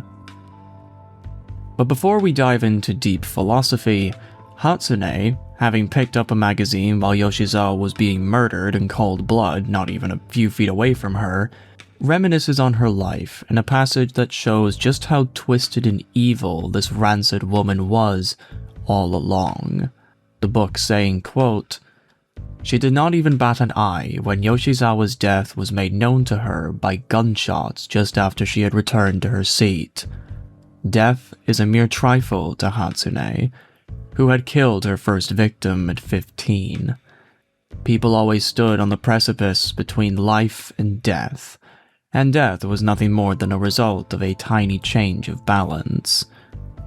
Hatsune was simply incapable of being affected by the death of a stranger, a loved one, or even herself." Then she realized that nothing she read from the magazine had sunk in. He was stupid, but we did make a good team. In the short paragraph inside this chapter, Hatsune is shown to be a careless and at her core, a completely soulless human being. She is a demon who walks the earth in a thinly veiled skin suit, and her only goal in life is to cause as much suffering and pain she can while she is still alive. Unlike Kujo, who had been formed from a life of suffering and pain, Hatsune is just evil. There are no redeeming qualities to her. She is just a cold, ruthless, and dangerous monster who had given the cult a lot of its feared power, but also exposed their complete lack of principles in choosing their crusaders. Only the most foolish of groups would allow such a being to go on and serve them for this long. And with the cult infighting now commencing, Hatsune is now just bored of it all, and decides to just up and leave in admittedly a darkly funny fashion. To quote the book, "Hatsune pushed a flight attendant out of the way and heaved open the emergency exit. The wind blasted inside the cabin and the passengers began to scream. The flight attendant tumbled to the floor, and in-flight magazines, true to their name, fluttered around the interior of the cabin. As she readied herself to jump onto the wing of the airplane, Konishi rushed at her with a gun in hand. "Hatsune, where do you think you're going?" "I'm bored, so I'm getting off. See ya," she shouted over the din. Yeah, Hatsune just mindlessly opened the hatch of the plane, which realistically makes you ask just how she didn't get sucked out completely, but shh, tension and drama and shit. And when she's threatened with death, she effortlessly disarms Konishi, and when he begs for his life, Hatsune doesn't even let him finish, as she stabs him with her umbrella, which before had been established that the end of it had been shaved into a sharp plastic spike. Yep, Konishi, you were the chosen one. For a whole of 5 minutes. Well done. This is what happens when you abandon your principles. The way she just simply says, "Don't hesitate if you're going to shoot, you nerdy bastard," before seeing what kind of loose cannon Konishi was just minutes ago, shows that Hatsune was just a completely different beast compared to the rest of the cult. This bitch has no principles, no drive, no remorse, no self-preservation, nothing. She is just an agent of chaos. A chaos that is as destructive and as mindless as the virus itself. The whole plan is going up in flames and Hatsune just went, "Alright, I'm leaving." Because, yeah, there would be some cult members who would do that. Some people are just in this shit for themselves, and the moment it's not beneficial, they'll just leave. God, what a great fucking character to show off this concept.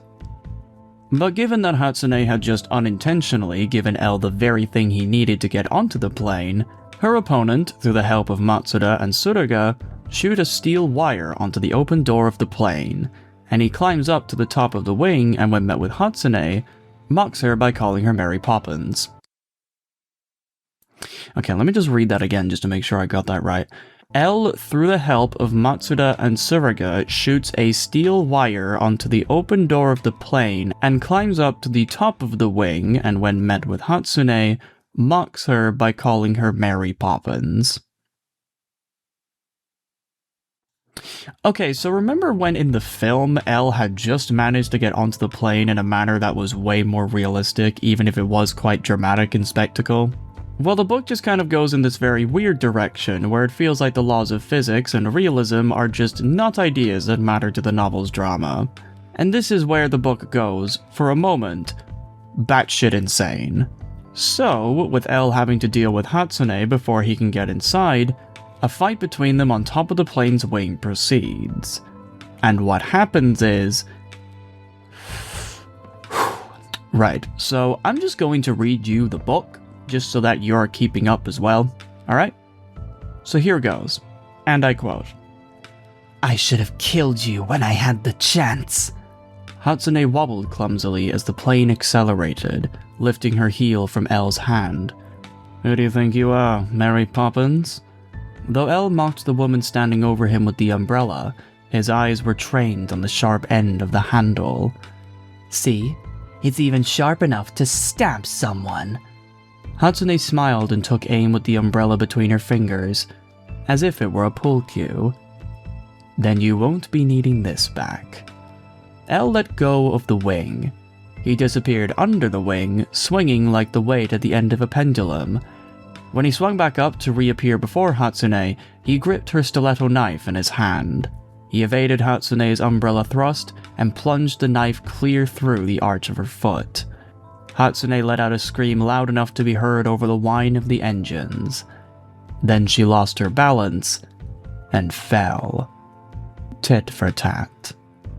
L watched her tumble down the runway, climbed up onto the wing, and crept toward the inside of the plane.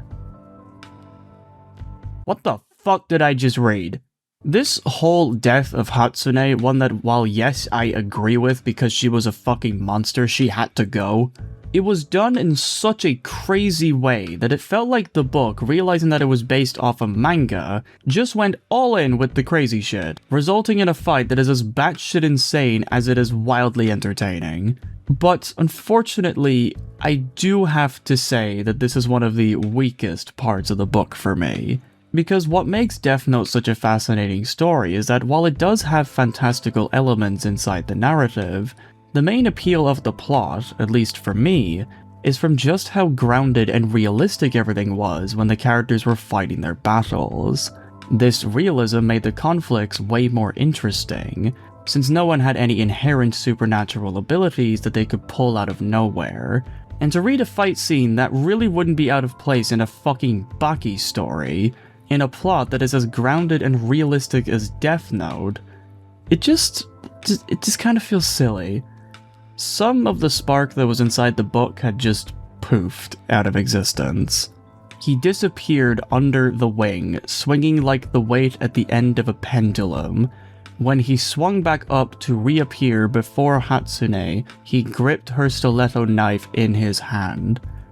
What is this fucking shonen power play? My goodness, like, I know this is so antithetical to Death Note's realism, but fuck me, it was so entertaining to read. Also, in before, I know Death Note's a shonen. Shh, you know what I mean. So while Tsuruga joins L by going up the cable himself and just waits outside on the fucking wing of a steadily faster moving plane, Jesus, what is even happening anymore? L manages to get inside, and with nowhere left to run, Kujo uses Maki as a human shield. And L telling Kujo that he only has one sample of the antidote and demands that Maki be left out of their little game, the two of them, now being so close to each other, have an unexpected heart-to-heart, and the resolution of their character arcs can truly come to their conclusions. And because this moment is such an important part of the story, as it lays out pretty clearly the main message of this whole book, I think I need to give you this conversation in full. It'll be long, and I'm sorry, but it's just so that you can fully understand how I view the core philosophy of this book yourself. Quote, "Let Maki go, Dr. Kujo. I have only one dose of the antidote. Stop involving her in your affairs." Kujo grabbed Maki from her sick bed and held the girl in her arms as if she were a shield. "Why do you try to save people?" Kujo wasn't surprised or angry. If anything, her face betrayed a sense of pity. The world's top detective, L. How much better is the world because of you? How much closer is the world to becoming a fair and just place under the law? Just how many lives has the law saved? Kujo's voice cracked from anger and from the swiftly sinking air pressure in the cabin. Elle stood before her, unflinching. People aren't perfect, and neither is the law. It was created by imperfect people. But the law is the essence of people's desire to protect those they love, those they value. If there is even one person who continues to have hope in justice, I will continue to believe in justice under the law and protect it. For as long as I am L. To Kujo, it was nothing more than the chivalrous ravings of a mad knight tilting at windmills. How is it that you can continue to have hope in humanity, after all the human folly and ugliness you've witnessed, and to still be able to believe in people? What a fool you are! Dr. Kujo, is your time at Wami's house perhaps a cause of your despair toward mankind? You knew? One can always tell a Wami student, even if they do change their face and hide their past, Elle said. If you knew who I was, then you should also know the reason for my actions. I do not, Elle answered bluntly. I know that an operation you carried out led to you leaving Wami's, but that operation— Don't! Kujo screamed. She looked away from Elle, her face twisted with self-loathing. The operation was a success, but I made an error in the endgame. The hostage we saved turned out to be a child of the terrorist plotter, and the child's suicide attack was what the terrorists had planned all along. There were many casualties. I failed Wateri's trust! The memories of the days after she had fled Wami's house at 16 flashed before her eyes. The overconfidence, the oversized ideals, her repeated failures. Amidst the futility of trying to change the world alone, Kujo's soul had grown darker than the world around it. Why do you think that? Elle asked curiously. Elle, the overprotected, carefree detective, had taken up her position of mobilizing the law enforcement agencies of the world after Kujo abandoned Wami's. Kujo glared at him for mocking her, but Elle was smiling gently. The smile reminded her of someone she had not seen in years. Dr. Kujo, are you aware that you have been assigned a letter by Wami's? Kujo's eyes grew larger. Why? Assigning a letter to someone who abandoned Wami's? That's impossible. The designation of a letter in Wami's alphabet held a special significance for those who graduated Wami's house. It signified that they were charged with changing the world. There were only 26 letters to exist every generation, and these young people were part of an illustrious list of past letters who had time and again been instrumental in saving the world from catastrophe. Above all, the designation signified Wateri's trust. You are Wami's K. Your letter was taken from Wateri's last message to you before you left. Wateri's message? Kujo echoed in a raspy voice. A door, which had long been closed, seemed to open again. Elle smiled, mischievously at first, and then respectfully at the woman and letter who came before him. Keep your way. The words directed at Kujo were simple, yet full of feeling. Kujo saw Wateri in the figure of Elle standing before her, the smile of a man whose existence she had been trying to put out of her mind was revived. The warm smile he had greeted her with when she had closed herself off from the world in the wake of her parents' death. Even after you left Wami's, Wataru refused to give that designation to anyone else. Do you intend to denigrate the letter assigned to you by having it stand for killer? Kujo let go of Maki. The doctor looked defenseless, as though all of the armor around her had fallen away. And so, Kujo is met face to face with the man behind the letter L. She sees someone that while he had fallen to temptation multiple times and did things that make him deserving of the very same death penalty he carried out to so many other people before him, in his last few days of life, he had found meaning in this meaningless world. He had opened up his heart, accepted help from others, forgave himself for past mistakes, and respected and adored the hope that Maki so effortlessly personifies. Like what Soichiro told Kira when he called out the imperfection of the law in the 2006 movies, L says that imperfection is something to understand and refine, not destroy entirely. While many people may fall through the cracks, and there are countless instances of justice either being misdirected or flat out not carried out, L still understands that the justice system as it stands is the result of imperfect but well-intentioned people doing their best to keep a sense of order in a world that demands that they indulge in their most primal desires, and is, so far, the most humane one to exist. Is it true that there are monsters out there? Is it right that these monsters get what is coming to them after all the terror they spread and the blood they spilled? Yes, that is true. Monsters do not deserve mercy. The law should be willing and ready to dish out violent punishment if it means that monsters like these would be rarer to see as time goes on.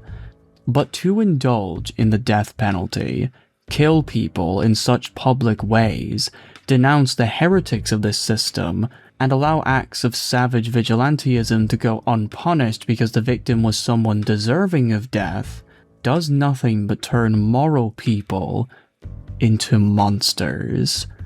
Monsters that were born from tragic places, like Kujo. Power has a way of corrupting those who gain it, or were born into it. And when you combine that with trauma after seeing such unholy acts committed by beings that allegedly share the same biology as you, it takes a special kind of resilience, maybe even craziness, to not allow these factors to consume you when times get hard or when times get desperate. For L, he was the result of power allowing him to indulge in his most inhumane ways. He is an example of what kind of man raised by this power can become when he has everything he could want and need at any time. And through his trauma that he suffered at such an early age, what that event was we don't know, L, a victim of the system, finally got his own back on it, wielding the power the very same way that it had wielded him. And what happened? It broke him. It destroyed him.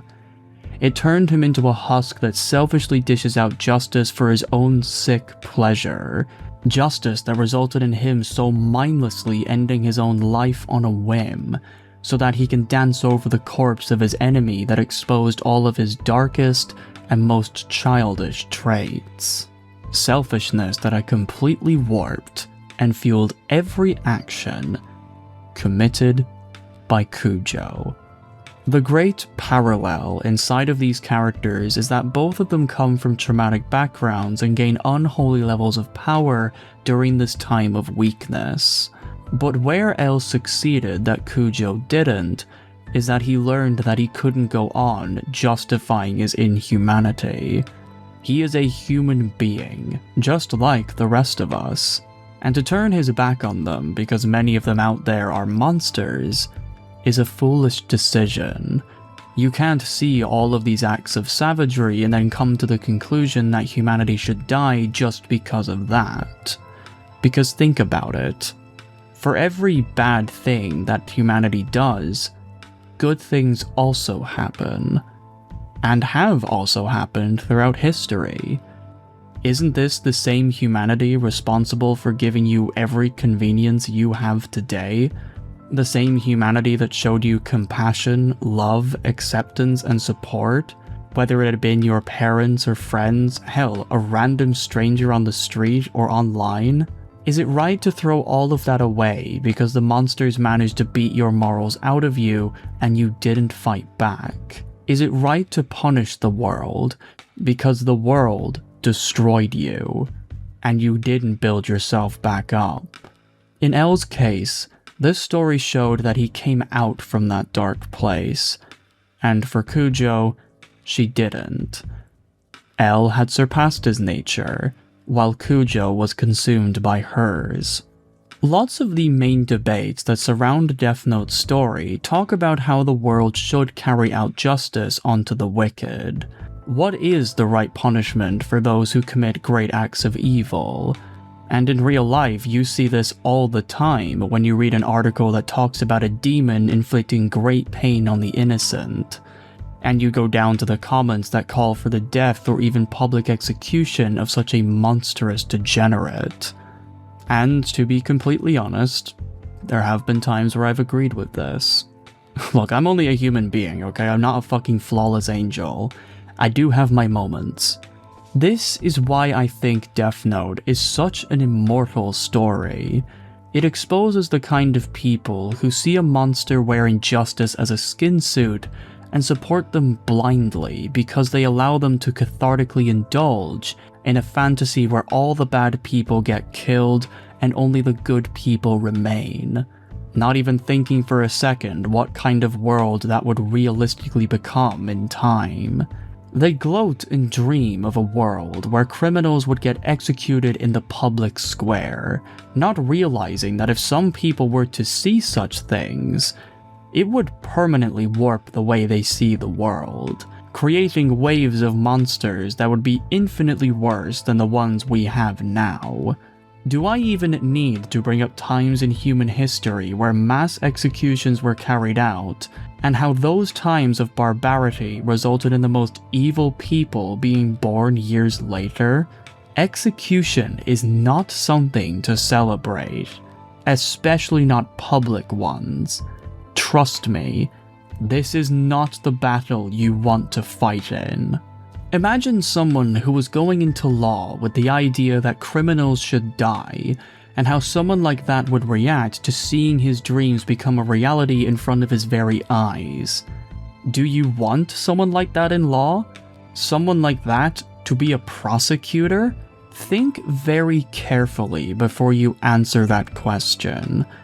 Think about this person going all in on someone you care about. After all, you never know when the shit you preach to want will come after you one day. Because that's how this always works. So think long and hard before you speak. Anyways, enough of my moral preaching. Let's just say that I found this exchange between L and Kujo to be very fucking deep and insightful, and we can get right back to the book. Sorry, this series, it just does shit to me. My bad.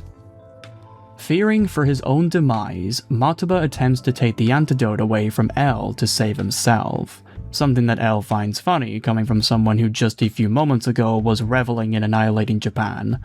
In a stroke of luck and maybe some divine intervention, a suitcase from overhead manages to knock the antidote out of Matuba's hand, and with L shouting at Maki to save herself with the virus, Maki takes this cure and gives it to Kujo. Yes, you heard that right. Maki, who in the film had been trying to kill Kujo and couldn't at the last second, just saved the monster in the book. Now, I know a lot of you people might be a bit angry. However, this foolishly selfish action results in this beautiful and heartbreaking scene, at least for me. To quote the scene in its entirety, "Maki, why?" Kujo stared at the mark left on her skin, her mouth hanging open.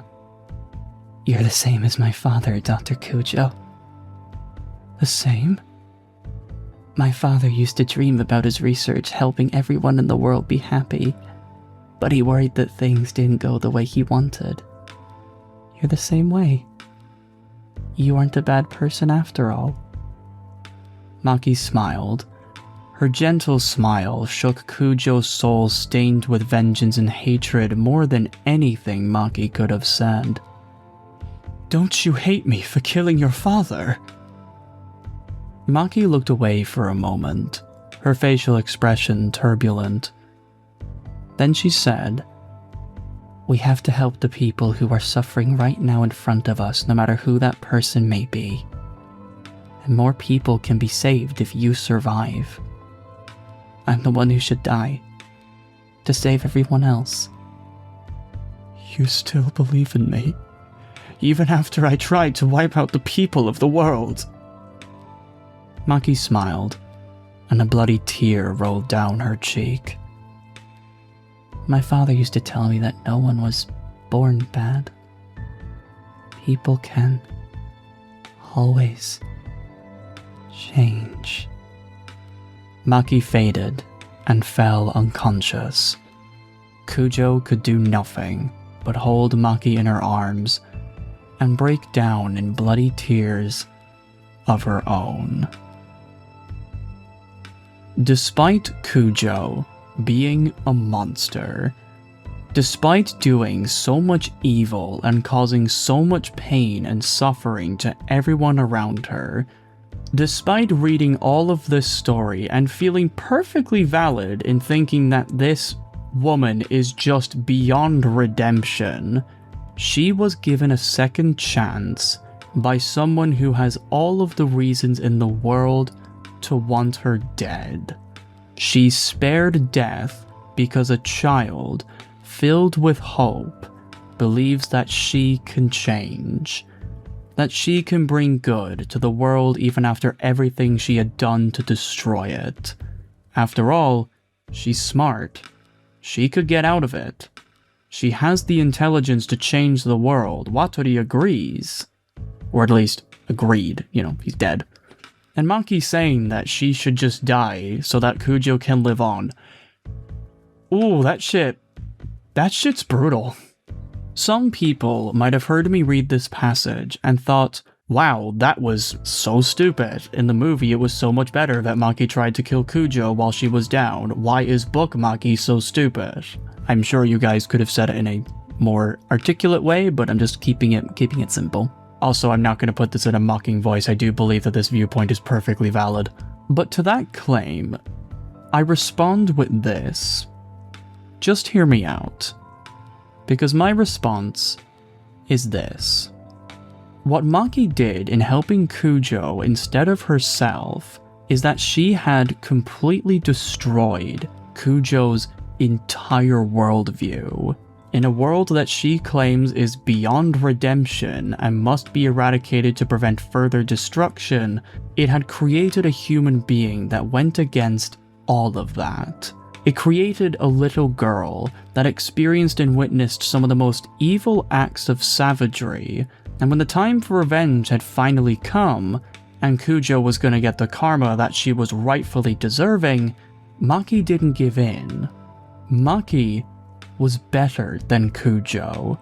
She showed her that the world is deserving of saving, that the system she hated so much had managed to create someone that embodies all of humanity's greatest virtues. She proved to Kujo that although she may never see redemption herself, she could work to have more people like Maki be born into this world, taking humanity down a greater and hopeful path that would in time greatly reduce the number of monsters that Kira and Kujo had created from their radicalism. Maki saving Kujo's life so quickly was an act of defiance, a defiance that shakes Kujo to her core and destroys her from the very depths of her soul. Maki's hope is something that can only exist if the world keeps on living the way it is now. And that childish selfishness, although something that could be manipulated by evil minds, is something that humanity should still attempt to strive for. Otherwise, what else would we become besides primal animals that think only for ourselves and our own in-groups? I'm not saying this as a jab, by the way. I'm just saying that people who have hope throughout history have managed to make us into some pretty good shit. I think people, more than ever, need to seriously stop seeing hopeful people as idiots who need to be beaten by the harshness of reality so that they can join one side or the other, or in some cases just give up entirely. Indulging in selfish nihilism is foolish. It doesn't make you enlightened or wise, it just makes you another example of weakness, of selfishness, the bad kind of selfishness. Hope isn't a bad thing. It has gotten us out of dark places that we never would have came out of if it never existed. And for Kujo, this one action sparks inside of her a desire to carry on Maki's torch, in a way that shows just how much she is ready to face her due justice and learn from her mistakes. With Matsuba desperately trying to regain control over the situation, he does an action that Misawa had done in the movie, and takes a baby hostage, demanding L to give him another antidote and revealing the truly evil man he was all along, with the book beautifully describing his smile as looking like a Shinigami's, as he rattles on the same bullshit that Kujo had been spouting for so long inside the book, which we all know Matsuba means nothing by it, he's just wanting to save himself. Kujo, urged by L, attempts to talk Matsuba out of it, to no avail, and in another moment of divine punishment, Fairman, who might I remind you has full control over the plane, moves to what he calls Plan G, and swerves the plane in the direction of a refueling truck, intending to blow the whole aircraft sky high. The turn sends Matsuba hurtling to the ground, and Kujo, beating L towards the door, manages to save the baby and lands on the runway in a way that neither she or the baby got hurt. Which I find very strange, given that they had fallen from such a great height. But whatever, Kujo is doing good, so this logical inconsistency can be excused for a good development of her character. Matsuba, not so lucky, gets a mouthful of concrete after comically hitting the roof of the takoyaki truck, which while I think it would have been better if he died, I still think this was satisfying enough. Again, this is just another insane, but very entertaining passage. Full marks for creativity, full marks. But as I am hilariously reminded that Tsuruga had been clinging onto the wing of this plane for dear life the entire time L had been talking to Kujo, finally manages to get inside the plane and together with L, they manage to subdue Fairman, with Tsuruga being an absolute badass as usual, and the way the plane stops in the novel is something that I can only describe as the most peak example of the story's almost cartoonish climax. What exactly happened? Well, according to the book, and I quote, "Entering the cockpit, L jumped into the pilot's seat and punched the switches on the console in an attempt to cut the engine. Outside, Matsuda had driven the takoyaki truck toward the refueling truck and was scrambling to move it out of the way, but neither the key nor driver was anywhere to be found. What'll I do?" He jumped back into the takoyaki truck, pointed it directly at the airplane streaking toward him, and slammed down on the accelerator. He screeched to a halt just in front of the airplane's landing gear and flung himself out of the truck. "Stop!" L, Tsuruga, and Matsuda yelled at once. The enormous front wheel of the plane collided with the truck. The vehicle was pushed backward by the overwhelming momentum of the massive aircraft. There was the crunch of metal as the plane's wheel rolled up the hood of the truck and crushed it. The plane slowed down slightly, but it was enough. UA Flight 718 bumped its nose against the tank of the refueling truck and rolled to a halt. Jesus Christ, this book is peak fiction. Is it stupid? Yeah. Does it make sense? Probably not. But is it really fucking fun to read and see Matsuda help out in such a meaningful way? God damn, you fucking bet it was. That's my boy. That's the good shit. Oh, yeah! fucking Chad. Fucking love this shit. Oh. Fucking love Monster Boy. My bad. Alright, back to being serious. Sorry, I lost my cool there. I almost felt something called joy. And so, with the cult's genocide plan now being truly defeated, a VTOL fighter jet that contains Takahashi with a lot more of the antidote flies to the ground. And while everyone is getting vaccinated and possibly making many therapists millions for all the trauma they had just endured, L walks over to a battered and bruised Kujo and gives her an antidote to give to Maki, which results in this last exchange between the three of them. Quote, Dr. Kujo, please inoculate Maki with the antidote. L handed Kujo an ampule. Dr. Kujo, no, I shall call you K. People are indeed foolish, but they also have the capacity to change. Don't you believe the world can change if children with a sense of justice, like Maki, are allowed to grow up with their innocence untouched? The same watchful eyes that had looked over Maki were now directed at Kujo. Such strong, kind eyes. Overwhelmed by the sure hope imbued in L's eyes, Kujo had no choice but to recognize her defeat.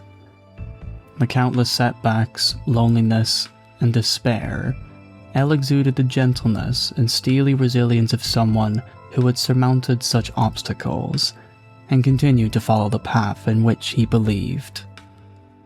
Dr. Kujo, even a genius cannot change the world alone.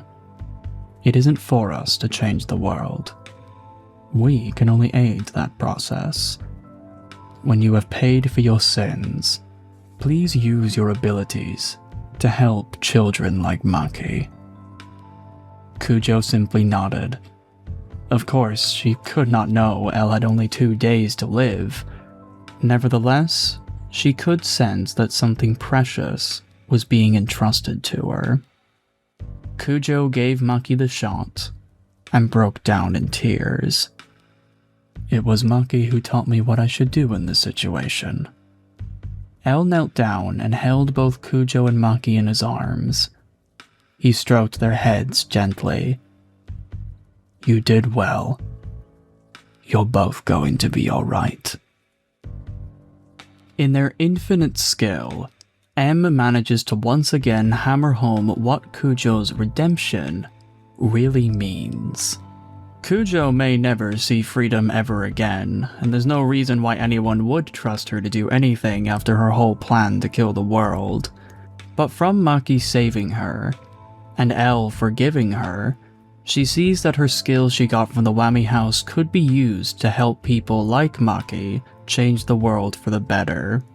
It's this role of the sidekick that the Whammy House plays that was the intention for the kids all along. Even if the methods are really fucking bad at getting that point across, again, I won't go into the Whammy House here. Wrong place, wrong time. Through Maki, Kujo sees the true power that childhood innocence can have in not just creating great people by protecting and supporting them along the way, but the influence it can have in making monsters like her and L see and attempt to change their ways. That while they may be broken, they can still be of use to this world, that demands that justice be served in a way that is lawful and orderly. I think L allowing Kujo to be the one to help Maki was a really sweet and clever choice for M to make, since through this, Kujo is already proving her desire to change, by saving the one person that believed in her the most. It's a very different take than what the movie had done, but in a way, I believe that the book managed to get the message of its story, that message being that you should be better so that the people that come after you will live in a better world, comes across much stronger here than it did in the movie. Maki's complete selflessness in the book is clear evidence that the world isn't beyond redemption, and to not even get tempted into revenge when it was the perfect chance to do so, hammers home this story in a very spiritually deep way. It's fucking great. Like, I won't repeat myself. I've made my opinion of Maki's sacrifice completely clear, but Jesus. I don't think I've seen a story that really manages to get that shit across so fucking clearly. Just fuck me, M. Well done.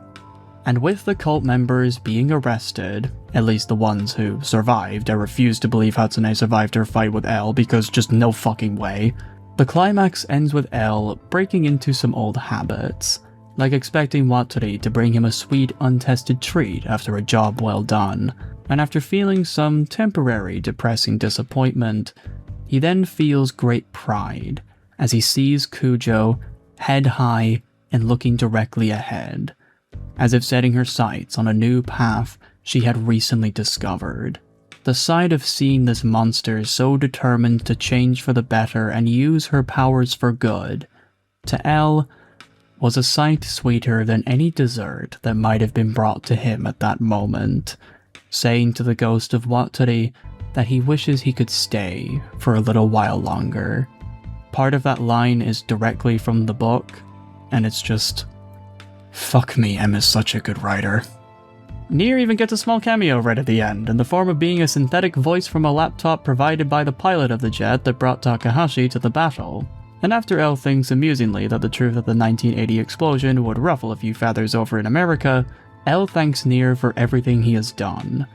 And the chapter ends there, on that satisfying, quirky, and peaceful note. While there were moments in this chapter that definitely took me out of the immersion quite a bit given how insane these moments were, as a whole, I would say that this climax was an astonishing conclusion to L's battle with the cult, masterfully concluding all of the overarching mysteries, conflicts, character motivations, and developments in just one single chapter, and the way it did it was near perfection. I know that I definitely indulged quite a lot in reading parts of this chapter and went on many different tirades about the philosophy that fucking radiated from this chapter. This is just the style of the content right now. It will change in the future, don't worry. But I hope that in doing all of this, I showed you, clear as day, just how much I got out of this fantastic finale that makes me truly appreciate this novel for what it is. It's not perfect, mind you. Nothing is. Except Fullmetal Alchemist. But it was still a joy to read. All in all, wonderful chapter. And with all that said and done, let's go back to the movie, where I can talk about how it decided to end its story. As we get back to the film, we see the closure of Maki's whole arc, as after she wakes up inside the hospital, she instinctively goes for her teddy bear, which Tsuruga states had been returned to her by L, and when she squeezes it, it plays this time her mother's voice, but also a small voice recording of L himself, who simply tells her to make tomorrow a good day too, an encouragement that on the surface is so simple, yet hit so hard given the condition L was in when he made it. Maki's role in this story was a truly powerful one. She brought this lovely urgency, but also a heart to this movie that wouldn't have been possible in any other narrative. And to see her suffer through so much and finally get a community that will support her in the future was a very heartwarming and satisfying conclusion to her character arc. Despite having fallen into temptation to enact her revenge twice in this movie, she pulled through as the bigger person in the end, realizing that she would only give herself more pain if she became a monster herself. And to have it so that she did it mostly on her own makes this ending for her so hard-hitting. And that was truly great writing. Well done, Nakata. Well done. So, here are some fun facts about the entire airport scene. The airport that the movie was shot in was the Nakan Ratsushima Airport, which is located in northeastern Thailand. And along with having 520 extras on set, enough people to fill up the entire airport, having to have makeup applied to them very quickly for the shoot, the security guards that acted in the movie were actually real police officers, a Thai tradition that was actually done before L changed the world. At least according to one interview where they asked a guard on whether he was acting for the first time. Also, like other times during the production, the temperature throughout the day was very fucking hot. So when you see any person acting in either full hazmat gear or wearing a fully black SWAT uniform, pay them respects because goddamn they must have been suffering really fucking badly. Because of Japan's superstitious nature and possibly to pay respect to the country they were filming in, the crew prayed under a Buddhist shrine in hopes for a successful shooting day, the shrine complete with sticks to be lit, and a healthy offering of food, including an entire pig's head. The scene where all the characters gave L a thumbs up was the last shooting day for actors Nanbara, Fukuda, and Hiraizumi. In the scene involving L making a leap of faith towards the plane, Matsuyama performed half of the stunt himself. The parts that he did were his struggle against the shaking stairs, which was done using wires and pulleys, and this shot, which just had Matsuyama jump onto a padded mat. As for the actual jump, the crew had, of course, hired a stunt double to perform the scene. Which when I saw it behind the scenes and realized just how high up the guy was when he had to do the jump, I admittedly felt my stomach drop a little. Props to the guy for having the guts to do that because, oh boy, goddamn, I fucking wouldn't. As for the inside of the plane, the shots were not filmed inside an actual jet, but on a specifically designed set that was located once again inside Thailand's famous Moonstar studio, Studio 1 to be exact. Fukuda, actor of Boy despite having finished all his scenes, was allowed back on set to hang around with the crew, which I think, that is just adorable. In the scene where Mizawa threatens to kill a baby, they had rehearsed the scene multiple times with a dummy, but for the final shooting, they actually got a real baby to be in the scene. And what was even worse was that the baby actually took some time to start crying. So Sato had to act the scene over and over again until the baby finally burst into tears, which I'm sure was probably a very harrowing thing to have to do to a poor innocent child. But what makes this even more messed up was Nakata, wanting to play it safe, did another take with the baby, now that it had already started crying. Nakata, what the fuck? The way the mother of the baby is just looking on in horror, and when the shooting ends, she just immediately left the studio without another word to any of the crew. Yeah, I can't say I blame her. I'd probably be the same. That poor fucking child. As for Matsuyama's work on the film, this scene was the last day for him on set. And in what I think is one of the most heartwarming send-offs I've ever seen from an actor, as a way to show him their appreciation throughout his 2 months on set, the crew surprised Matsuyama with a gift of this massive L flag that had the names of all the cast and crew who worked on L Changed the World signed on the fabric. Which is just... fuck me, that is so wholesome. And Matsuyama took it in very good spirits, with him exiting the building in a typical Matsuyama fashion. God bless this man, dude, his addition to this franchise was an absolute gift. And given the fact that this scene was the last moment for a good few of the actors on set, here's some brief history surrounding them, starting with Matuba's actor, Manosubo Takashima.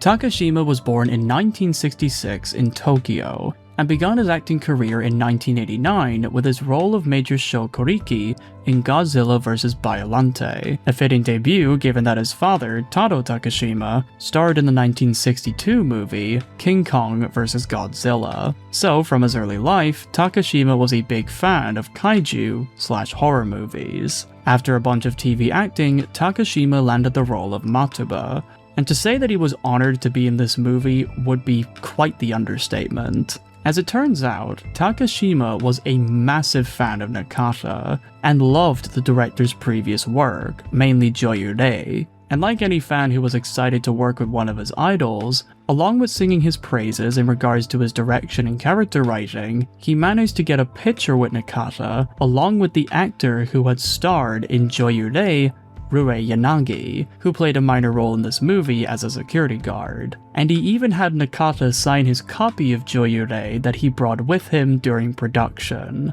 A copy that was over 10 years old. In the behind-the-scenes footage of the film, Takashima has this contagious energy of excitement. Watching him praise Nakata and seeing him become enamored with the set layouts and fanboying over getting to see the process of Nakaido's death from behind the curtain was extremely wholesome to see. The man was just having the time of his life on set, and you know what? Good for him. Good for him. I'm happy he had such a wonderful time. God bless you, man. As for Mizawa's actress, Megumi Sato, she was born in 1984, and before L Changed the World, she had performed in 7 movies, mainly low-budget comedies and dramas. She says when interviewed that what drew her in towards the project was the massive impact that the last 2 movies had all across Japan, saying, quote, "The previous 2 films were not like conventional Japanese film, and that was refreshing. This time it scaled up even more, and I'm really looking forward to entering that concept of the world." During her time on set, Sato expressed great interest in her character, and put a lot of thought into how she acted across the film, comparing Mizawa to a, quote, "doll without a human heart," and tried to remain as cold as possible so that her outburst in the climax would hit a lot harder, making an effort to, quote, "not to move my eyes as much as she could." As for her relationship with Nakata, Sato was very appreciative of him on set, saying that she was helped out a lot by him, and before any of her takes, Nakata would aid her to be more prepared. And a cute but small fun fact was that while Blue Ship are shown to be irredeemable monsters in the film, when the camera wasn't pointing at them, Sato said that while they were shooting in Thailand, the group would go, quote, "for walks or to restaurants." In our off hours, we were quite a healthy group. Oh, God, I love it when films and behind the scenes are just complete tonal whiplash. It's so fucking cute. It's so adorable. Yuki Kudo, the actress who played Kujo, was born in 1971, and at the age of just 12 years old, had become a singer, where she learns to speak Japanese, English, and even French, all by herself. Kudo's singing career would go on to have her record and release 7 whole albums. Kudo got her foot in the door in the world of acting with her role as Erika Kobayashi in the movie The Crazy Family in 1984, a role that went on to win her an Academy Award for Best Newcomer at the 6th Yokohama Film Festival in Japan. And in 1989, she moved to the United States, where she played the role of Mitsuku in the film Mystery Train, a part that she claims is her favorite role to date. With her traveling all across the world and expanding her horizons, she went on to act in many more movies and TV shows, even performing as the Dragon Lady in the hit comedy movie Rush Hour 3, before landing the role of Kujo by the producer. The reason she was chosen was because not only was she incredibly talented, but that because she had very strong opinions in regards to environmentalism, humanity, feminism, and other social issues, the producer believed that Kudo was the ideal choice to play such a social radical. And yeah, she was. During her time on set, Kujo talked about how she felt about acting as such a deranged character. To which she said, and I quote, "It was fun.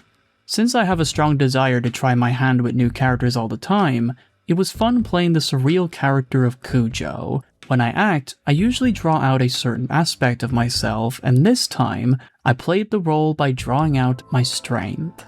She had nothing but respect and praise towards Matsuyama's acting as L, and especially Nakata's directing, and his skills in bringing out the best in his actors. She was described by Nakata to be someone who was very professional and was a very different person during her private hours on set. To quote Nakata himself, "She has the sensitivity of a child." Which, yeah, that's definitely a compliment. Kiyotaka Nobara, the man who played Tsuruga, was born in 1965 and had formed a manzai comedy duo act with his friend Teruyoshi Uchimura in 1984, their duo being called Uch-chan Nan-chan, with Nobara being the Nan-chan. It's hilarious to think that in this year, Kudo was winning her first award and Nambara was just finding success in comedy. In 1985, the duo hit it big after performing on the prestigious talent show The Birth of a Comedian, and this exposure resulted in them getting way more popular and winning many different awards, as well as inspiring Nambara to try new forms of arts, like sportscasting, music, fun fact one of his songs actually became a meme in Japan, and even traditional Japanese theater arts such as kyogen and rakugo. When it came to the role of Tsuruga, Nambara had actually seen the previous Death Note movies before he had auditioned and landed the role, and he found them both to be excellent movies. To quote the man himself, "I got to know Death Note through films. It's a psychodrama dealing with the horror of life and death and unseen foes. The universal theme and method was impressive and the characters were contemporary and attractive. The character of L was so full of mysteries that I wanted to know more about him." With Tsuruga's role in the film showing off Nambara's natural comedy skills, Nakata was apparently quite lenient with him on set, allowing him to ad-lib various lines which made him way more comfortable, and when the time called for him to act seriously, Nambara said that Nakata's direction was precise and easy to understand. During the production of the film, Nambara became close friends with Matsuyama, even hanging out together during their hours off set. When he was asked about him in an interview, Nambara said, quote, "Matsuyama's body is quite stiff, and we tried all methods to make him more flexible. He's a young man with a very pure heart," and that overlapped with L. すごく純粋でまっすぐで素朴な子っていうのが今時あの素朴さは珍しいなっていう。他の共演者の方ごめん今やってるから通らないで。僕は絡んだ人が少ないんですけども、ごめんねちょっと今ごめん今やってるから。いやボーイとかね、一緒に楽しくやって、まあやっぱり前を通ってるやつがいるんだけども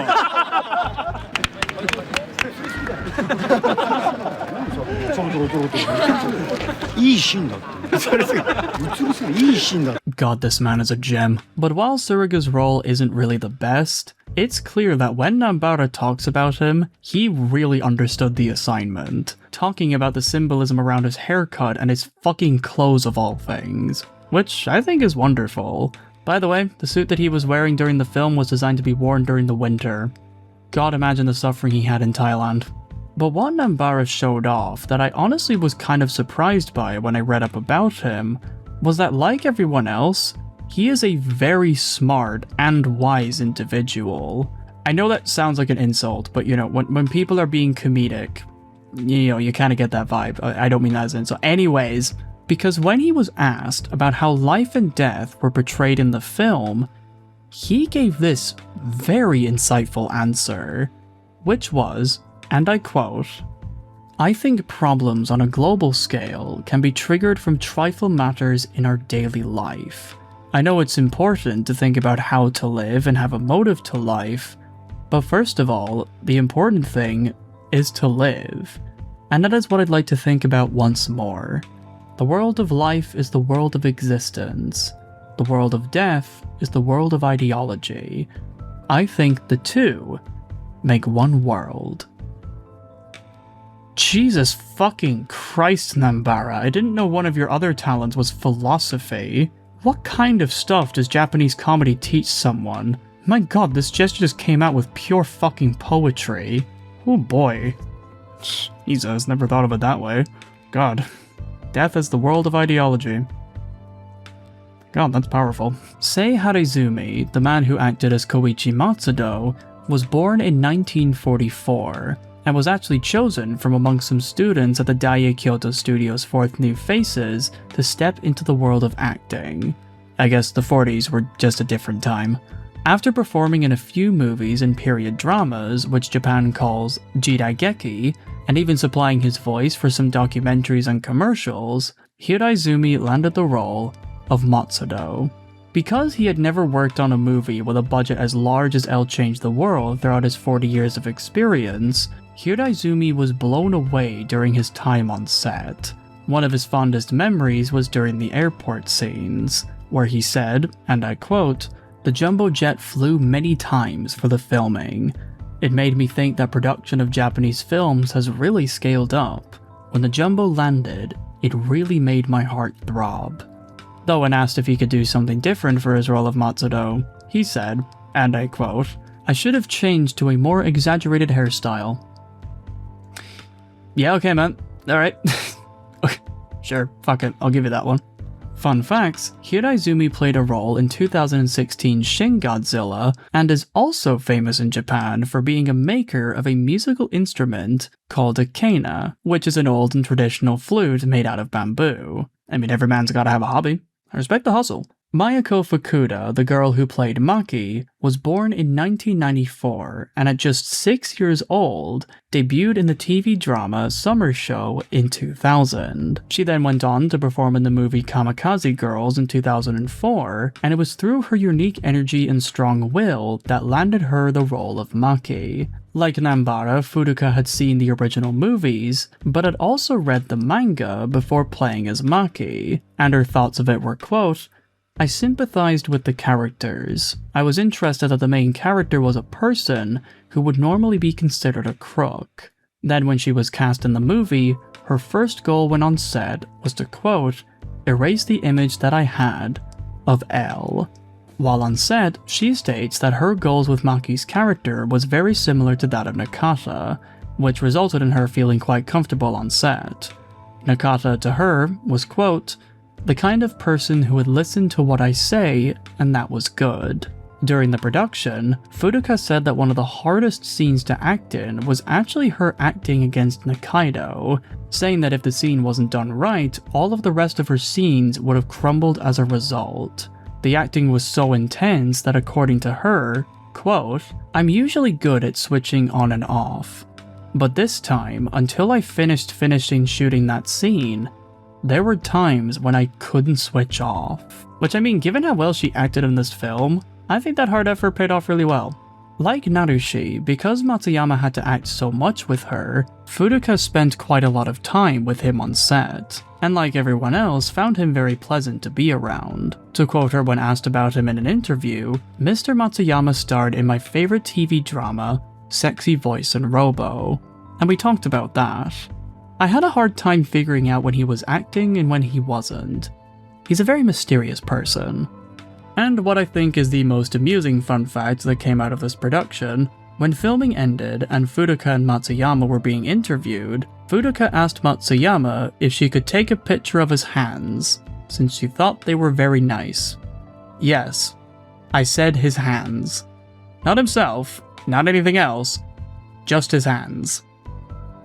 I mean, I guess I've heard actors ask for stranger things from their fellow cast members, but even so, I could only imagine how Matsuyama felt when he heard this very specific request. But Matsuyama was a trooper, and he fulfilled Fukuda's request, leaving her very happy as a result. I swear this franchise just brings out the best in people. And with all of those fun facts, let's move on.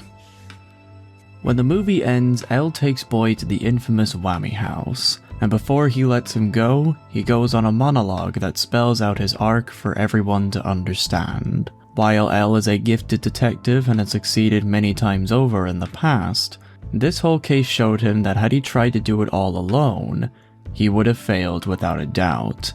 And it was only because of him accepting help and bringing in other people that not just gave him the victory, but rewarded him with the cure to his shallow existence that he was always looking for. A chance to no longer embody the phrase, Takami no Kimbutsu. And this is precisely what he conveys to Boy, telling him to remember that no matter how gifted one is, when alone, nobody can do anything to change the world. Something that Matsuyama says in English, which I think was a neat touch. But before he leaves, L gives Boy, at long last, a name. That name being, you guessed it, Nier. And remember when back in the manga video where I defended Nier's character by saying that what made him deserve the win was because he allowed people to help him out in areas he couldn't do himself? This whole film and L's character arc, I think, is solid proof towards my argument. L had tried to go it alone, and that desire for a one-man win was what got him killed in the end. Mello tried to shadow L's strategy, but it was only in the end did he find out that he needed Nier to help him. If they had just let others help out in a meaningful way from the start, their fates may not have happened. After giving him that name, and L gifts Nier the toy that he was playing with earlier in the film, showing that he had actually paid attention to Nier's interests, which is just very fucking cute, L walks off into the sunset, attempting to straighten his back and try and show that Nier and Maki's words meant a lot to him, even if his body is so used to bending down that he can only do it temporarily. Like before, it is the attempt that matters the most. And with that, L Changed the World, the movie, ends with L having this peaceful expression of contentment, saying to the spirit of Watari that he, for the first time in his life, wishes to live a little bit more. A bitterly tragic and bittersweet line, as L had realized too late that he had thrown away his chance at living a long and honest life. But despite that regret, he can rest easy knowing that he at last didn't take people for granted. No longer were they pawns on a chessboard, but individuals with their own values, quirks, and motivations to carry on living, concluding L as being a newly changed man, with a hope that the future without him will be all the brighter. Here are some fun facts about the last scene of the movie. The finale was the last scene that the shot filmed inside Japan, and the Whammy House fence was actually a partially built set that the camera just shot inside its frame to give off the illusion of the location being bigger. And given that the last scene was filmed when the sun was rapidly coming down around them, time was of course of the essence. But as you saw in the movie, the shooting all went fine, and everyone left Japan that day with high spirits that everything in Thailand would go okay. I mean, it did. I mean, probably could have been better, but hey, love of the craft. As for the history of the kid who played Boy, Narushi Furuka was born in the year 2000, with this movie being his first ever acting role after years of just being a background dancer for live shows and events. During his time on set, Furuka said that there were times where he felt it was difficult, but despite that, he had a lot of fun on set. One thing he said was, quote, "In Professor Matsuno's lab in the ruins of Thailand, where he had to write and draw difficult math equations and diagrams. I really can't do these things, so it was fun." Don't make the joke, writer, you're better than this. But the cutest thing about his time performing as Nier was that Furuka and Matsuyama spent loads of time together during the production. To quote the boy himself, "Mr. Matsuyama is so cool, and he was so kind. He showed me comic books and DVDs. When I told him I wanted a pair of chopsticks he always used, he brought a pair for me too. That made me so happy. He listened to me talk about my school, my monthly allowance, or all of the girls I liked. He was surprised that I was interested in so many girls. There's just so much innocence that radiates from this kid that it's borderline infectious. Oh my god, the cast of this film is just precious. I know it probably wasn't all sunshine and rainbows, but fuck me, at least these people seem to care about what they were doing." But with that last bit of history, that concludes my analysis of the movie. And my god, what a hell of a story.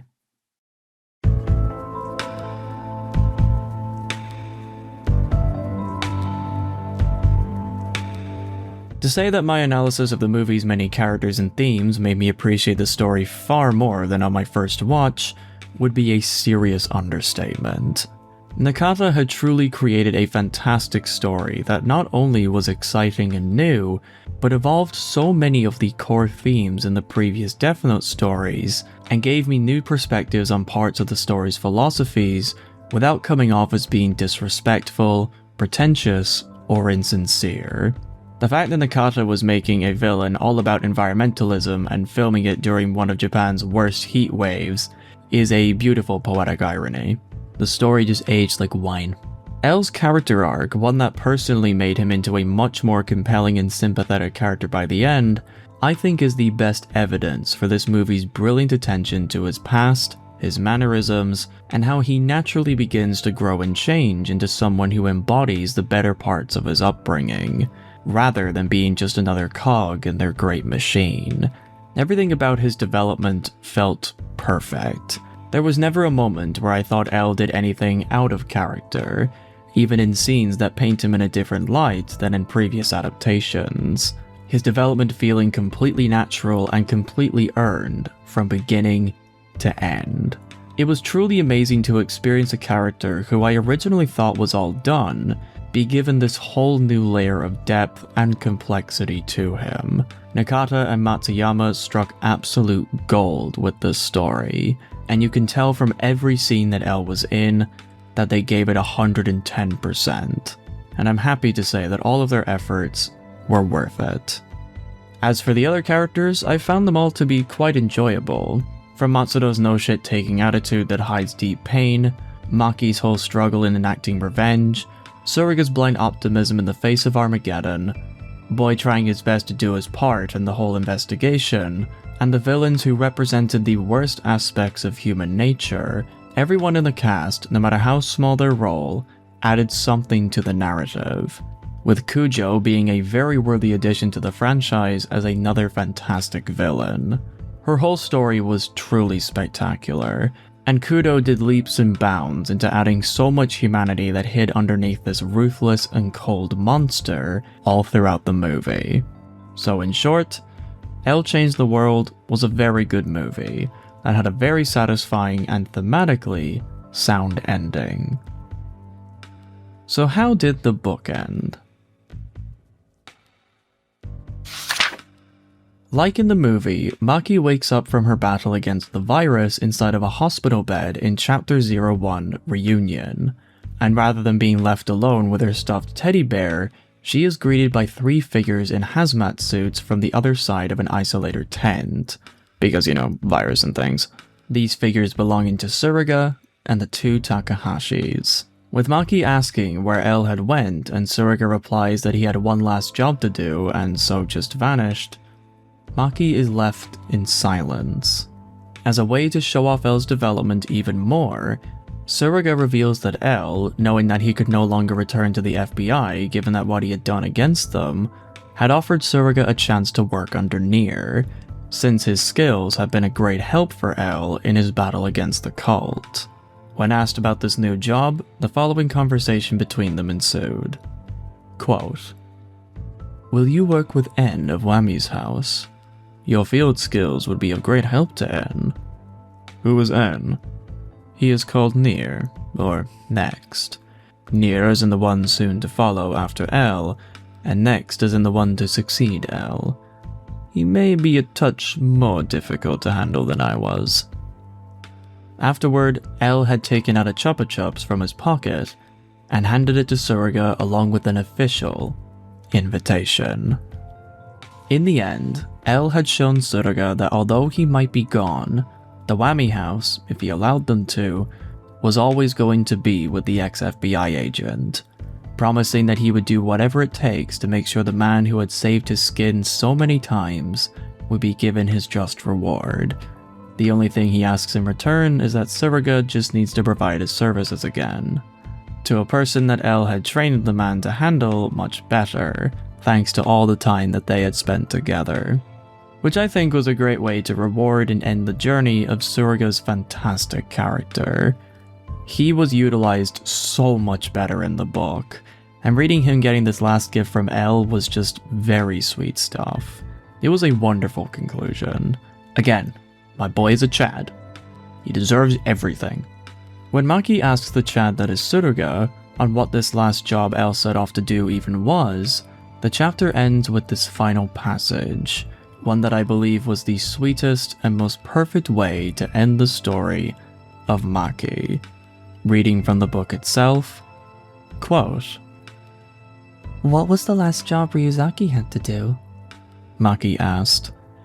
Tsuruga peered into Maki's eyes through his goggles. "To make certain that children like you can go on smiling in this world. By the way," Tsuruga held a baseball up to the glass. "A present from Ryuzaki. It was autographed. A tiger's ball?"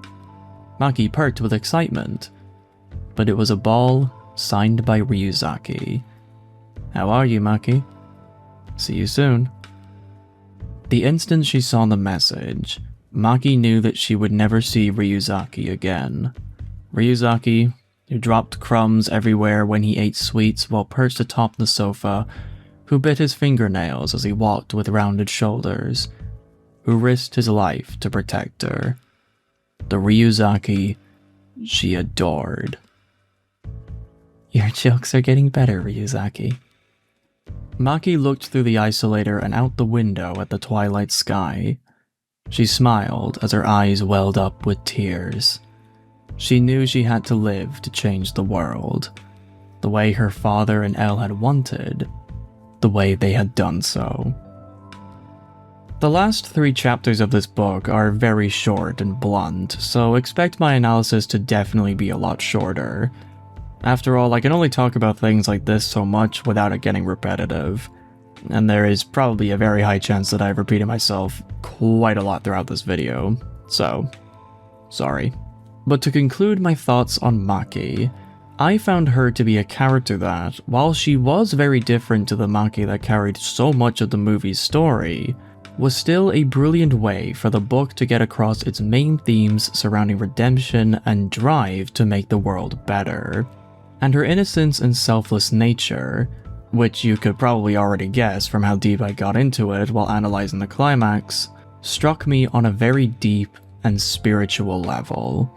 Maki from the film represented humanity falling into temptation and then managing to overcome it at the last moment, whereas Book Maki represented an indestructible hope that managed to survive against all odds.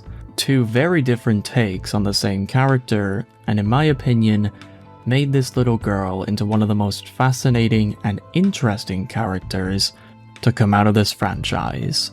She was handled superbly in the book, and everything from her impact on Elle himself, the chemistry she had with him and other characters, all the extra scenes they had together thanks to the freedom of this version being a novel, I loved her. Those last few sentences felt completely earned, which described in few words a girl who had appreciated the small goblin that took her in, and became a friend that would never be replaced, shouting back that childlike wisdom that he had learned from her. It's a beautifully bittersweet chapter, and the next one... fuck me, this book is about to get a lot more depressing, so let's just jump right in. In Chapter 02, Friend, the book's timeline takes us to 20 days since the Kira investigation had closed, where in another really lovely bit of fan service that definitely isn't going to sting, we follow the story of Soichiro Yagami, who after a hard day's work in the police force, has a tradition of praying to the family altar, dedicated to his late son, Light Yagami. To quote the book, since I feel to abridge this part would be doing M a massive disservice, friends from Light's high school and college days had visited daily to pay their respects following his death. Light's smiling face was surrounded by the flowers left around the altar. Light was murdered by Kira. That was the sad lie Soichiro had told both Sachiko and his daughter Sayu, but at that moment, he believed it. That Light had truly been killed by Kira. Light had wanted to protect the happiness of his loved ones. That was why he had taken the Death Note in his hands and sought to right the world by cleansing it of evil people. Why he had succumbed to the temptation of the Kira in everyone's soul. A kind society, what Dad desired, Light used to say. Only 3 weeks had passed since the killings had ceased, and crime rates had climbed back up to where they had been in the pre-Kira era. The calls for Kira's resurrection accompanied every new bloody spectacle of murder and thievery. Soichiro had been made to know how powerless justice under law was, how it existed only in principle. Even so, he had denied Kira. He had forsaken Light, his own son. As a detective, as Light's father, and as a human being. Like the movie before it, L Changed the World not only beautifully explains how society had reached a stage where the desire for Kira's return had made so many people go mad, but it also gives the most blunt and perfect explanation of something I talked about during my analysis of the 2006 movies. That being, Light's descent into Kira. In this timeline, the idea that Kira was a force that corrupted the once bright-eyed and optimistic Light is given way more evidence. His descent into madness, one that came from a very good place and during a time of harrowing weakness, had made his transformation into this absolute monster way more tragic than in the manga. The line, why he had succumbed to the temptation of the Kira in everyone's soul, is I think an excellent way to explain why this corrosion Light went through feels so sad in the 2006 timeline, because it's a kind of corruption that could have happened to anyone. Why I believe that Light wouldn't have fallen into darkness had he not got the Death Note so strongly is because Light's story starts like any other villain. All it took was a traumatic event or a complete exposure to the system not working that made him so desperate to change things that when power came running in, Light took his chance and reveled in it, causing him to turn into Kira. If the Death Note had never come, I think that the chances of Light falling into darkness in another way would have been way less likely. As the book argued, we all have a little bit of Kira inside of us, that primal and desperate desire to see justice served to demons in a fiery and violent way. And this is a dark reality in humans that Death Note masters at showing in so many different ways. But what I personally believe prevents 99% of us from becoming bloodthirsty psychopaths that crusade and execute criminals without a care in the world, because, number one, killing another human being, no matter how justified, is just wrong, and many people wouldn't come out of that unscathed. Don't even say you would be unscathed, you fucking wouldn't.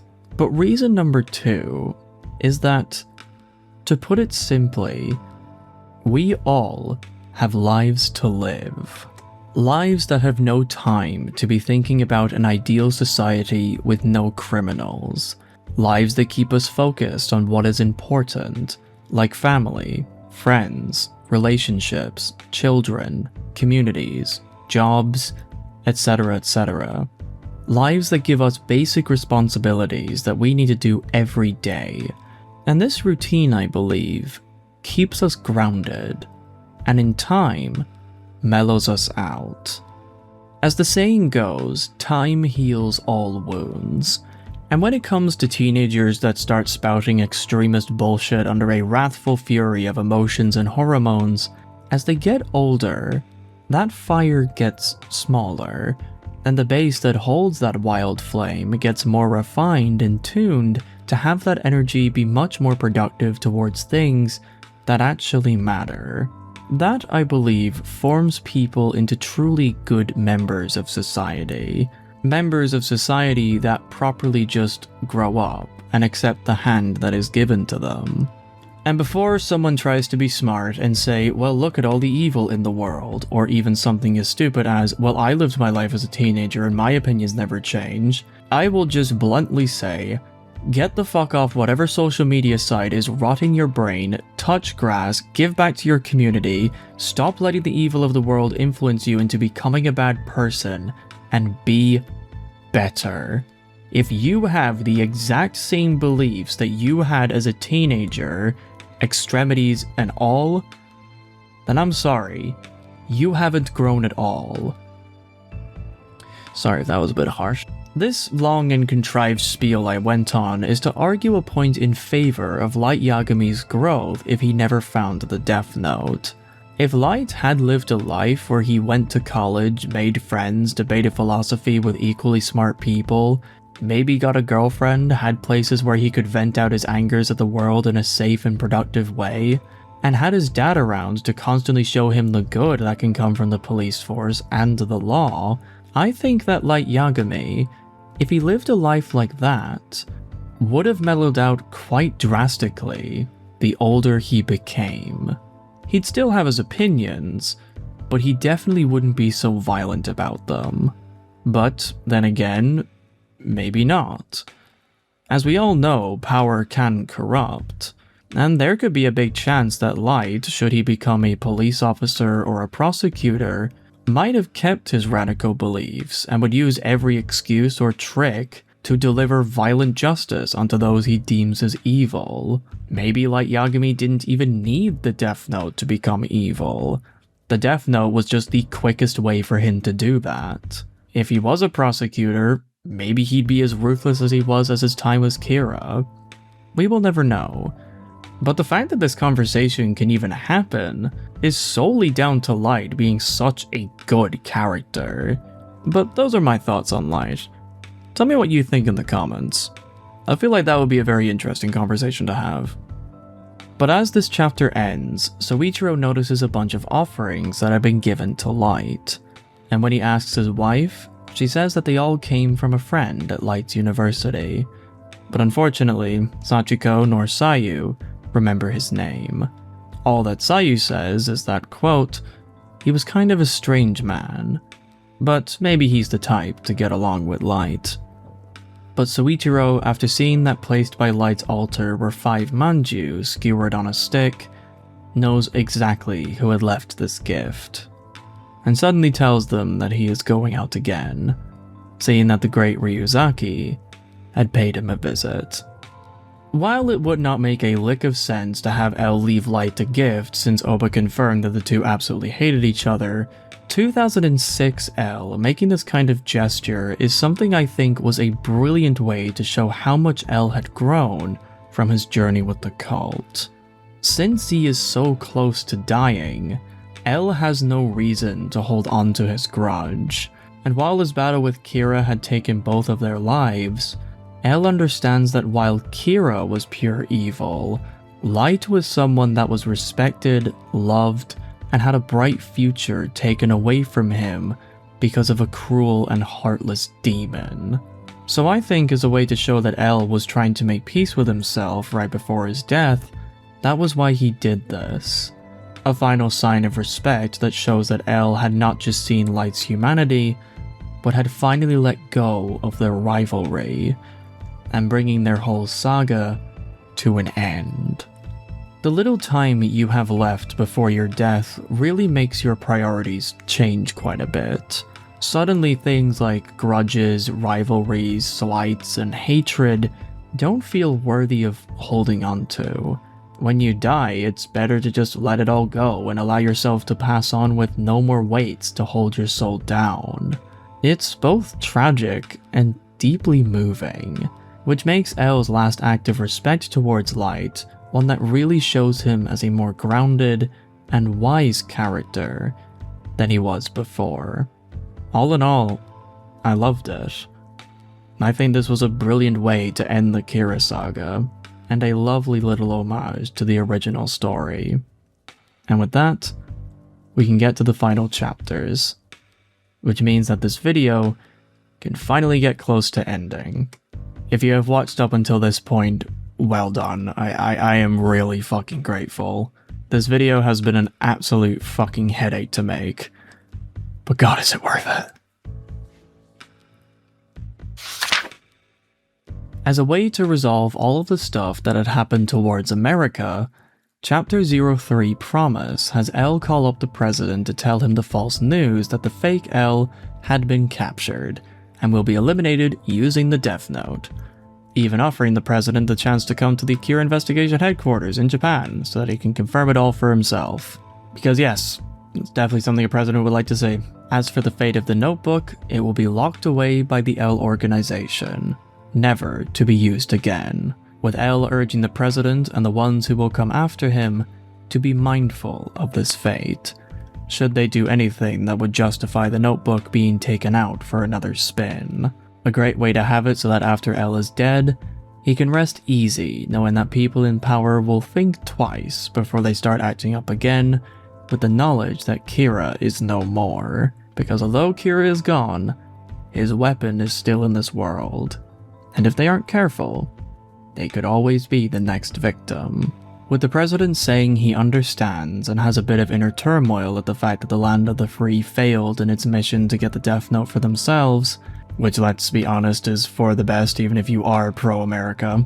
Power corrupts, and I can only imagine what a president of a global superpower would feel tempted to do if they were given such a power. L, in a mischievous voice, says that he leaves the president with one final threat, and says it in a way that L had never done before, leaving the president stunned, and later, greatly respectful of the sheer courage L had in threatening him the way he did.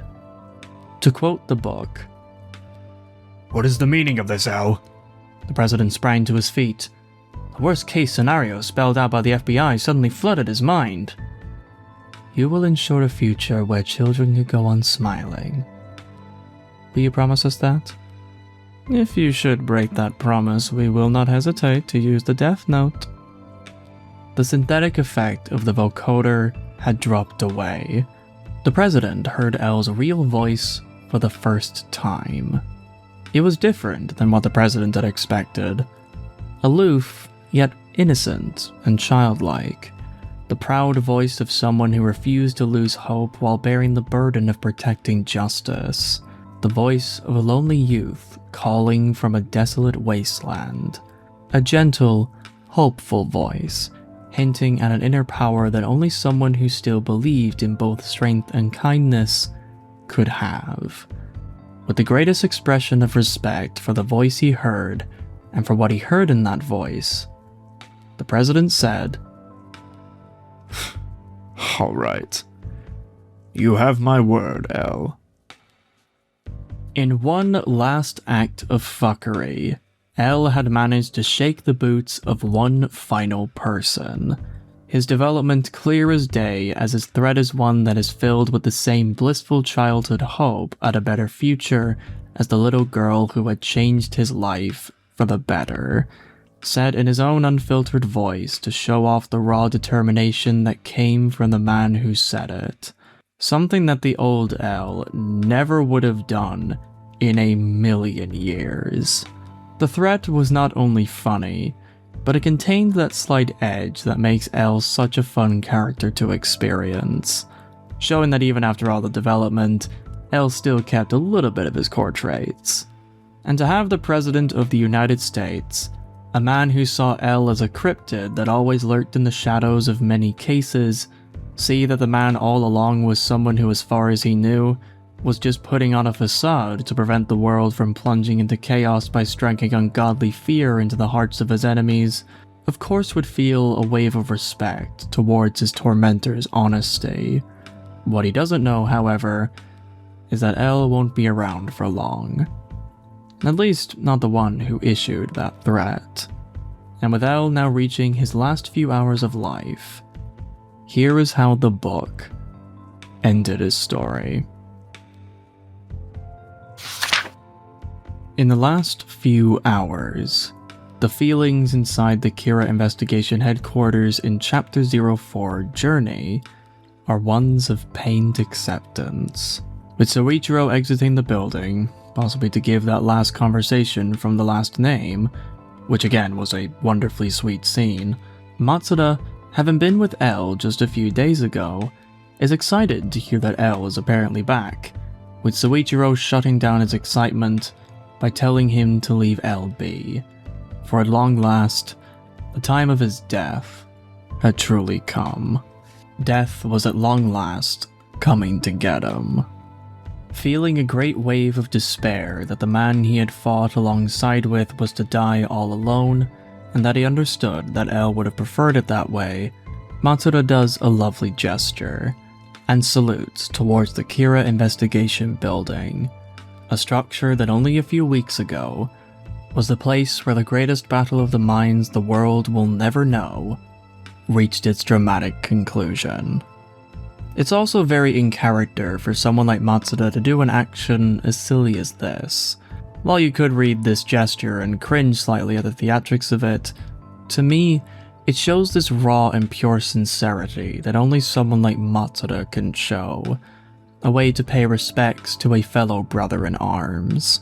Like Tsuruga, Matsuda was greatly utilized in the book's story.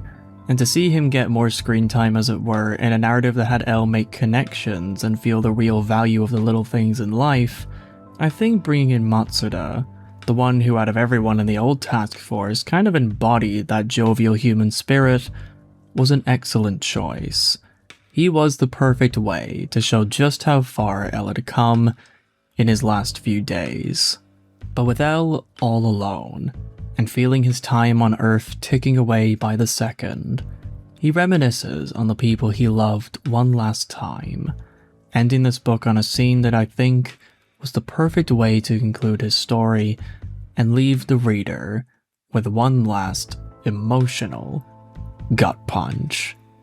Since I do not want to ruin this ending within the bridge, here is what was written, word for word. Quote, L was perched on the sofa, his legs folded against his chest as usual. Tossing the cell phone marked President of the United States into the trash, he took out a chocolate bar Maki had given him. Maki, are you waking up about now? Make your day be a good one. L took off the wristwatch that was a memento of light and placed it next to the picture of Watari. Might, I'll see you on the other side. Let us explore the world of nothingness together. As he nibbled on the chocolate bar, L continued to play chess alone. But perhaps his opponent was visible to L. Watari, it's been a while since we played chess. Finally. We can take our time. Since I was a child, I have never beaten you at chess. That's right, and I won't go easy on you today. The sound of the pieces being moved on the chessboard echoed inside L's suite. It was a warm, familiar sound, like a duet played between two men who understood each other. L looked up suddenly and gazed at Watari's photo with the worried expression of a child. Watari, have I fulfilled your expectations? Watari answered with his usual serene smile and uttered one simple, unerring word. Fully. L smiled an innocent smile. Watari slid his knight in front of L's king. L, checkmate. In a kind and comforting voice, Watari announced the time. Taking a lot of things from the last scene L had with Soichiro in The Last Name, L Changed the World managed to masterfully craft a story all about the cult and bring it all back to that moment to show off just how much had happened between the time Kira was defeated and L's death. And to have him play one last game with his old father figure, even as a hallucination, was some of the most emotionally gripping and satisfying endings for such a brilliant character. For a mind as vast and as complex as L's, his last few minutes of playing a game all about thinking ahead just feels very in character. What I loved as well was that L almost said his final thoughts about the people he cared about in a way to almost remind himself that he must say them one last time, just so that his mind can rest easy before he started his final game of chess. And the line he said about light was a very deep and poignant one, showing that L had let go of all of his animosity and wished the young man who had his soul corrupted by a demon a soft and happy reunion in the afterlife, showing that for all this time, L had a very deep respect for light, saddened that they never could have been friends in the mortal plane. I know that it's a massive change from Manga L, but this is one of the few times where I can say that a change made to the source material was a really good call. It just makes L and Light's dynamic so much more interesting to talk about. So much fucking meat here. So good. And definitely gives some fans more evidence of there being possible romantic tensions between the two men. But what I think was a subtle, but in my mind the greatest part of this last chapter, was that L, in his last game with Watari, had lost. The man who was all about winning, all about outsmarting his opponent, all about being the best of the best, at his last moment, lost. At the final hour, his perfect streak was gone. But rather than this defeat being one that leaves you feeling depressed or embittered, you get this sense of almost euphoric peace coming from the novel, as through this loss, it shows just how much L had developed and grown as a character. His loss represents, at least to me, that he was done being perfect, done being a machine that was cold, calculating, and always having to think one step ahead in order to survive, but above all, to win.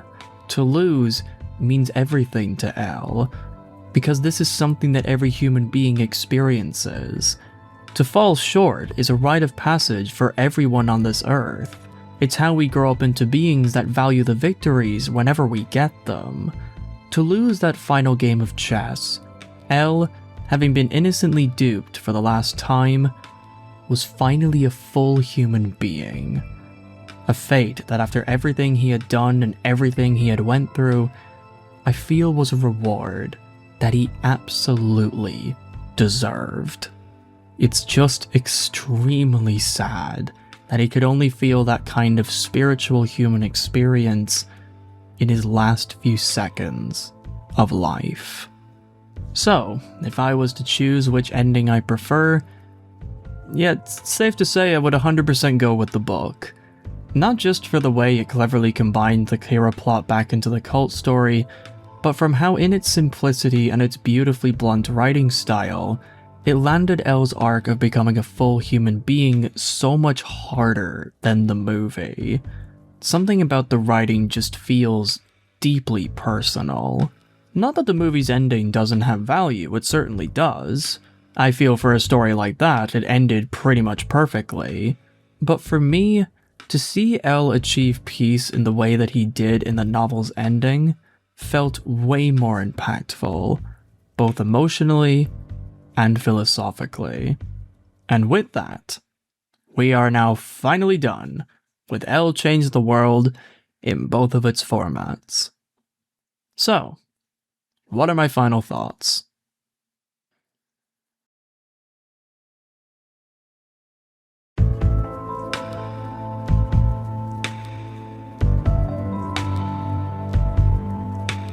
For a book that was all about a character who had died in the original canon, to say that this spin-off is a worthy addition to this franchise would be nothing short of an understatement. Both adaptations are brilliant stories that both do their own great jobs at tackling the deep themes of ideology, radicalism, purpose, change, and redemption, and weaving them beautifully inside their narratives all about a super genius learning the outlandish concept known as empathy.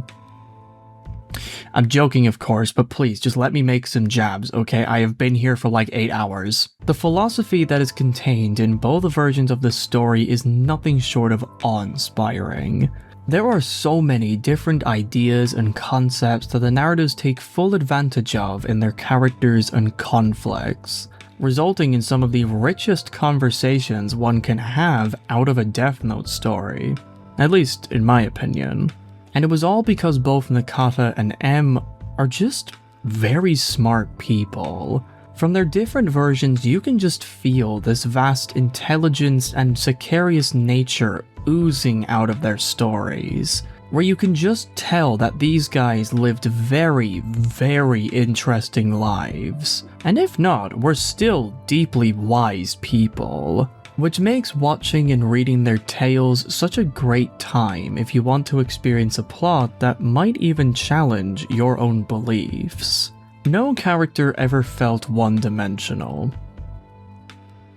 Okay, that's a lie, there's one, but I'll elaborate later. And when they were, like Hatsune and Misawa, their black and white nature feels deliberate and done with reason, rather than just a lack of thought or drive.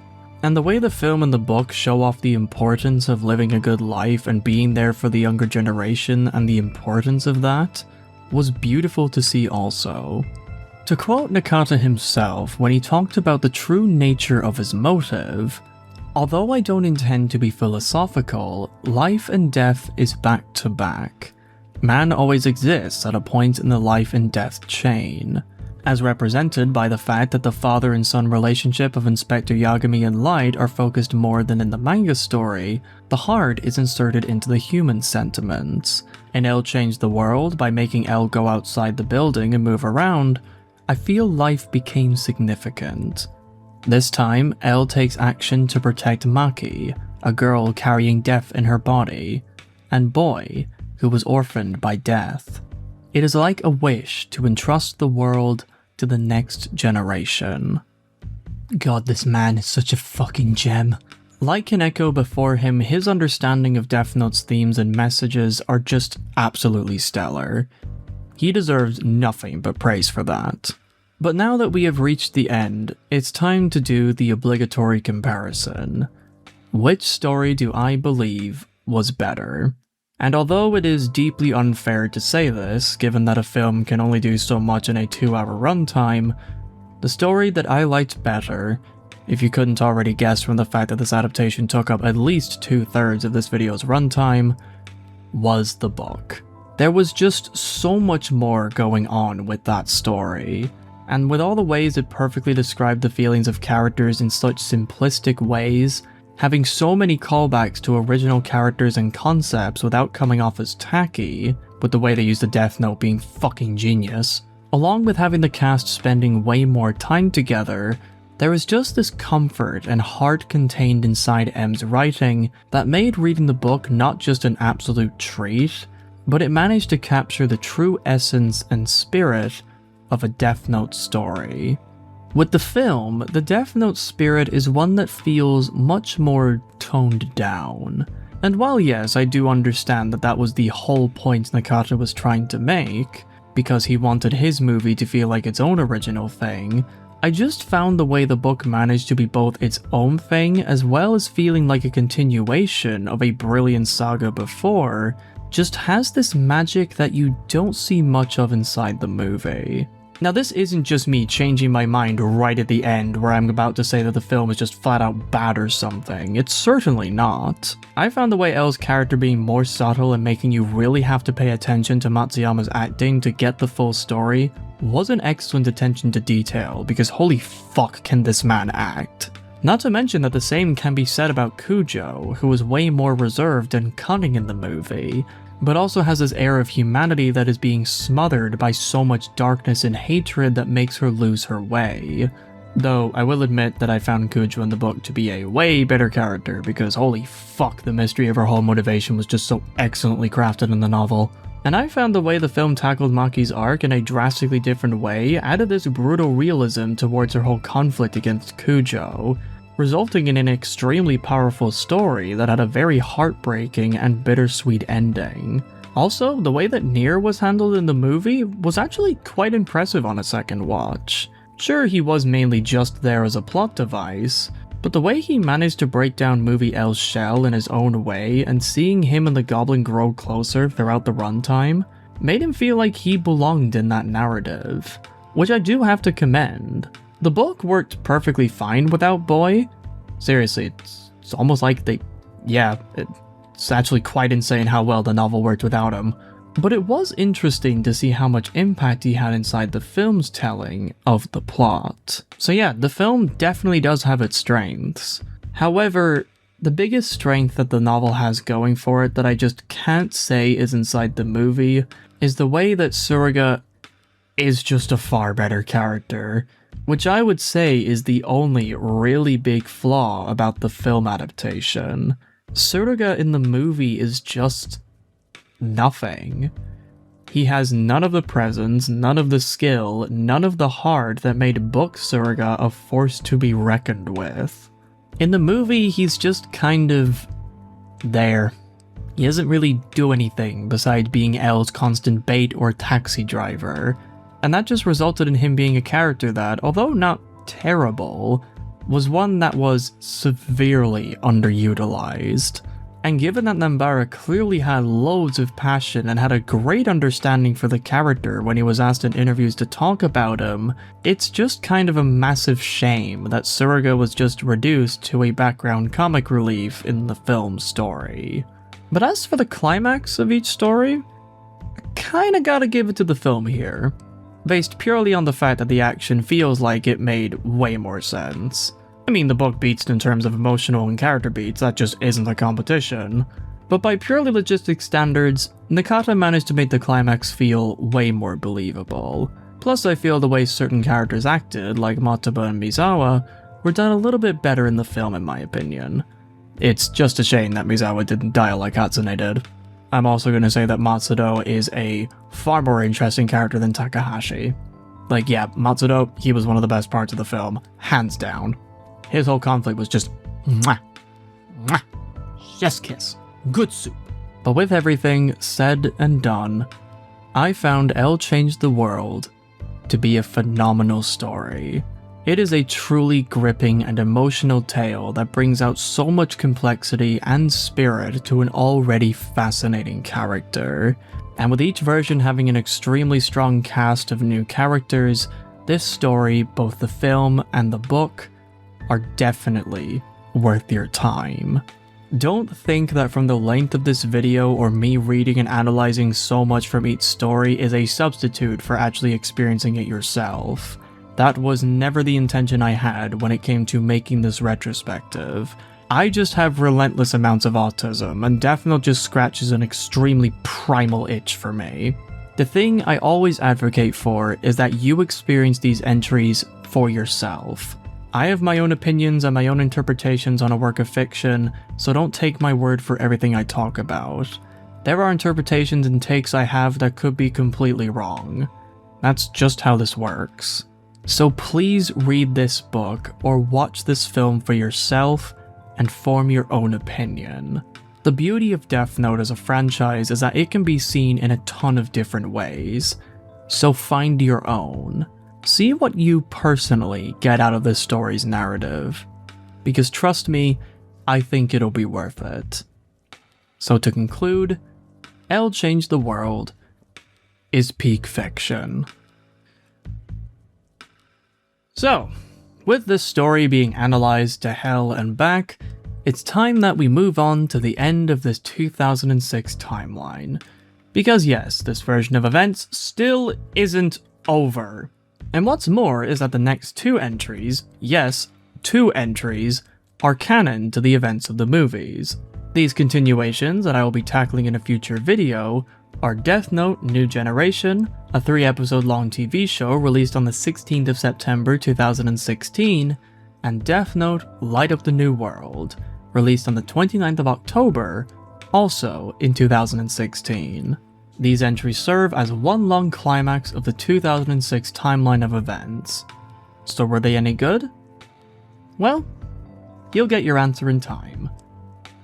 And for now, my name is Manga Writer, and I will see you in the next one.